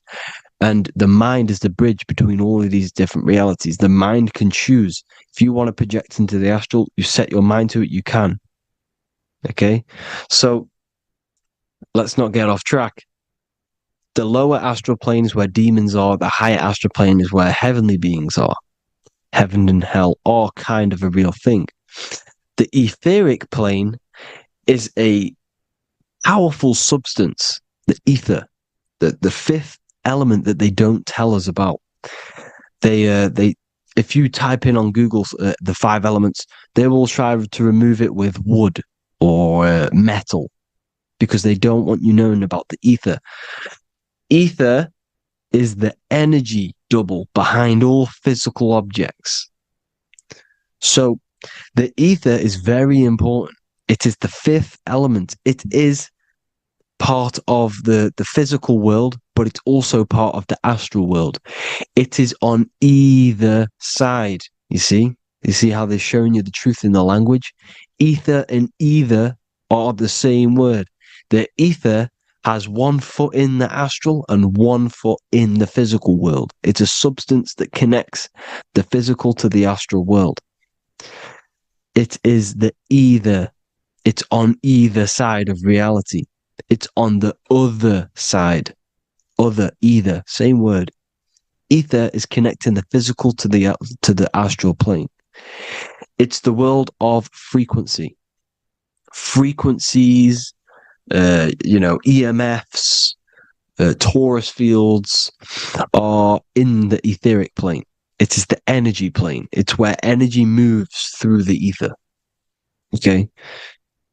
So then you have the physical world, the world of effect. Everything you see in the physical world is the effect of the higher planes. Each plane is a product of the plane above. So, and it melts into each plane. The physical plane is the lowest plane, it's the most densest, and the highest is the most fluid. This is the most fluid, this is the most dense. This is where we get the saying, as above, so below from. As above, so below comes from the different planes of reality. And magicians understand this. This is why magicians always say as above, so below. Because they understand if you manipulate the higher planes of reality, you manipulate the lower planes. Because the astral plane is a direct copy of the physical world, but in the astral plane. It is mirrored. The physical world is mirrored in the astral plane. They are both the same world, but just different vibrational states of the world. Kind of. It's hard to put this in words, people. So just try and understand. The astral plane is the double.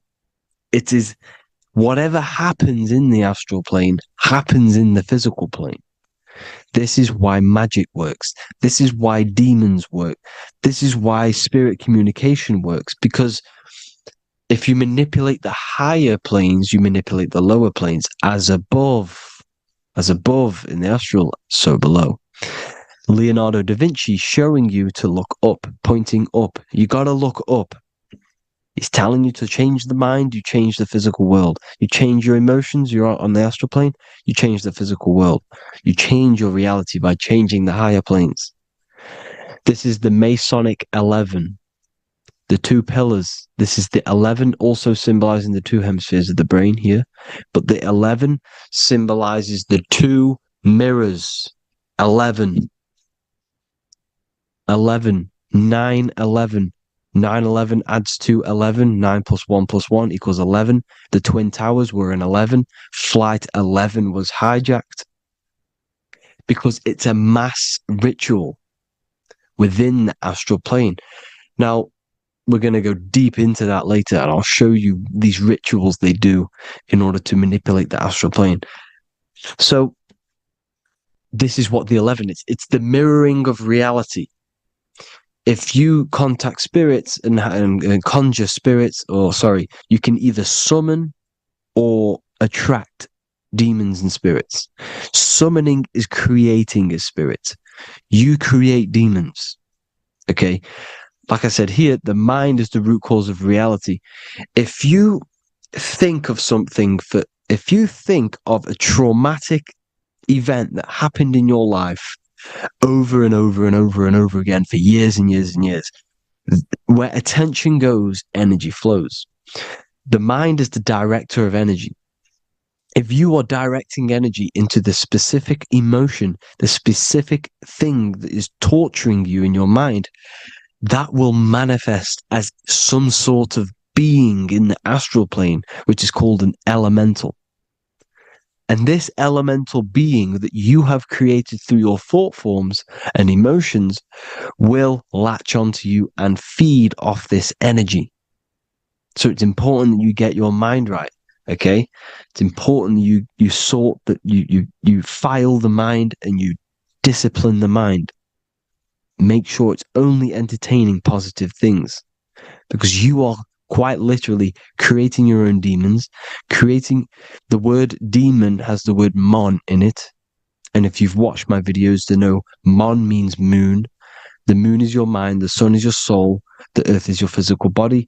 Demon is mon means mind, moon is mind. You create demons with your mind, summoning. Now, this is where the rituals come in. 9/11 was a ritual because everyone was thinking about this big fearing, the death of 9/11. Everyone was thinking about it.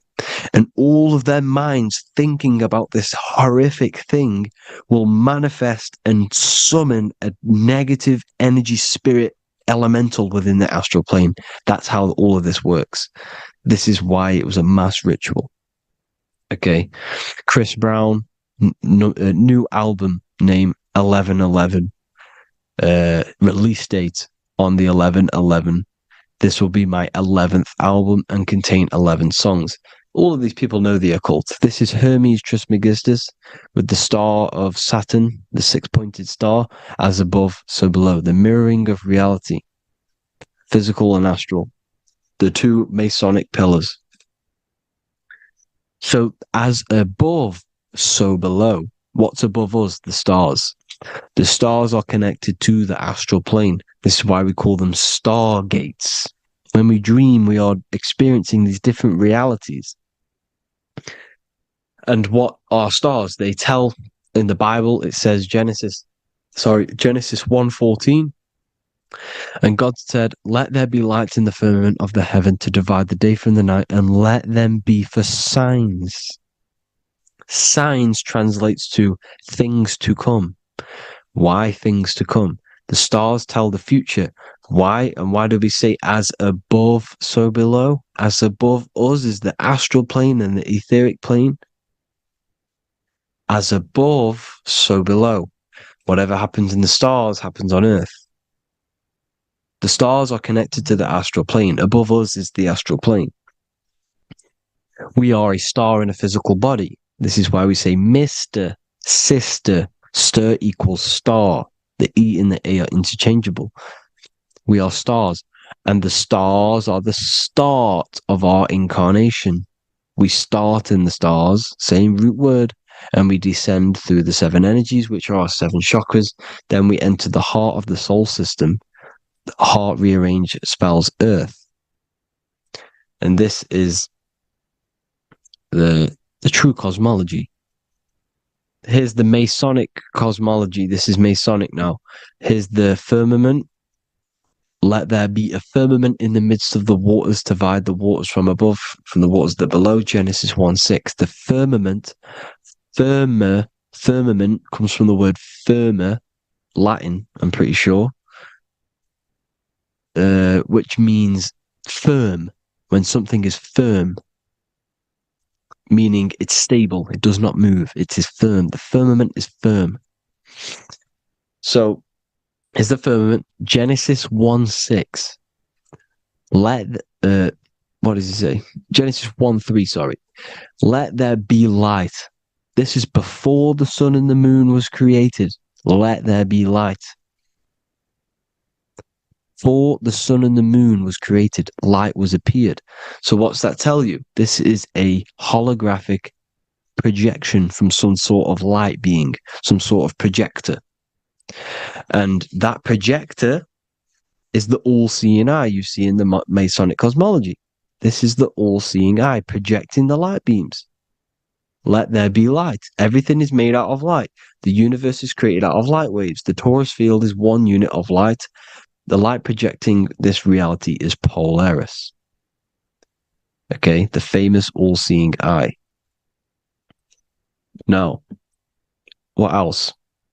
Then we have, after let there be light in Genesis 1:16, And God made the two great lights. This is the sun and the moon, electric, magnetic, male and female. Then we have the Masonic checkerboard, the black and white symbolizing dualities within the dualistic reality we're in, spirit and matter, light and matter, rest and motion, positive and negative, good and evil. Everything's dualistic here. Okay? And it's a dance. The universe is a dance between flickering of white and black light, which is the Taurus field. We're not going to go over that, but this is all connected to the astral plane. This is the true cosmology. The astral plane cannot work on a spinning monkey ball in the middle of space. Does not work. Cannot work. It's impossible. Okay? Impossible. So, even in the Quran, it says, Allah has made the earth for you as a carpet, flat. Quran 15:19. And the earth we have spread out like a carpet, set there on mountains, firm and immovable. It is immovable. In the Quran, it also says 65:12, it is Allah who has created the seven heavens of the earth. The seven heavens, meaning the seven layers of heaven, the seven planets. And Psalms 104:5, he set the earth on its foundations and it can never be moved. Never. So here you see in Isaiah 40:22, he sits enthroned above the circle of the earth and its people are like grasshoppers. He stretches out the heavens like a canopy and spreads them out like a tent to live in. We live in a tent. This is the tent. The projection of light. Here you see an ancient picture here. Here you see the ethereal barrier, meaning the firmament, the etheric barrier. And here you see his head popping out. Why is his head popping out? Because your head is heaven. Your heel is hell. Your head has access to the astral plane. This is why your head is heaven. The pineal gland, when stimulated, has access to project itself, project consciousness into the astral plane. Here you see another ancient picture here with the Masonic Royal Arch, with the zodiac here, the zodiac on the top, arching, because there's a firmament above us. Here's God in the brain. Consciousness is God. Here you see the Masonic Royal Arch, symbolizing the firmament. George Washington above the Masonic Royal Arch. These are the stars. This is Polaris projecting reality. Here's ancient churches with the dome. Polaris projecting reality with Jesus. Disney World is under the dome. The seven layers of heaven, ancient paintings, all depict if you go and look at the ancient paintings, they'll all depict the firmament, the arch above us. This is where we get interesting. The Masonic Royal Arch has the 6-9, which is Cancer. The constellation Cancer, which is 6-9 is associated with portals because CERN is the 6-9. Okay, CERN is opening portals. They're trying to create a portal to the other side. Cancer has the word CERN within it, so there is a link between Cancer and the opening, the firmament opening above us to ascension. Here you see the Masonic art with the Royal Arch and the light and the opening. Here you see the light and the opening. This is the opening of the firmament. Here's the Hebrew cosmology with Sheol, the underworld, and the opening. So Cancer is definitely some sort of portal in and out of this reality. I'm just connecting dots here. Now, we're going to go change a bit now. These celebrities that you are seeing they have not sold their soul to Satan, okay? They have not sold their soul to Satan. Satan is a demonic, low vibrational energy that has been summoned over the thousands and thousands and thousands of years of evil occult arts. So since Babylon was summoning this demonic energy, and this demonic energy in the astral plane will grow and grow and grow. It has no form. It has no physical form. Okay? But you can see it in the rappers.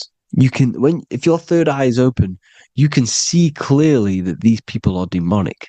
You can sense the energy that they're manifesting. Selling your soul is not what you've been told. It is gaining, because your soul is pure love, okay? Your soul does not want to do anything bad. So when you sell your soul, you're gaining physical gain. You're gaining physical wealth, for example, like for these rappers. They will be given millions of pounds because the people in control of the music industry, which is the dark occultists trying to brainwash the masses, the people in charge, they're dark occultists. They understand Satan and the energy. They are satanic energy, which has been summoned in the astral plane. They see that they have influence over the masses, so they will go to them and say, "I will give you this amount of money forever if you manifest this satanic, demonic energy through the music and through social media to blind the masses, to brainwash the masses into this demonic energy." Because when you listen to music is frequency. Whatever you listen to, you become that frequency. So if you're listening to these people, they're throwing energy, this demonic, satanic energy that they sold out to. Soul, same word. When you sold something, you've got your soul involved. They have exchanged money, physical gain, so that they manifest this satanic energy within the astral plane and through the music, through the videos, through social media, to keep us in this vibrational frequency, in this low state of consciousness. This is what it actually is. It's not, you're not selling your soul to some sort of devil. This satanic energy has no physical form it is formless in the astral plane. It's a summoned energy.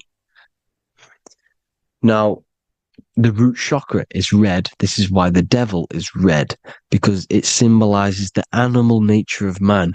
When you are operating off your root chakra, you will kill, you will fight, you will do anything to survive, because it's all about survival mode in the root chakra. They want you keeping in that fighting mode, that surviving mode, so that you are manifesting this low vibrational frequency, this satanic energy, this demonic red energy. This is why the devil is red.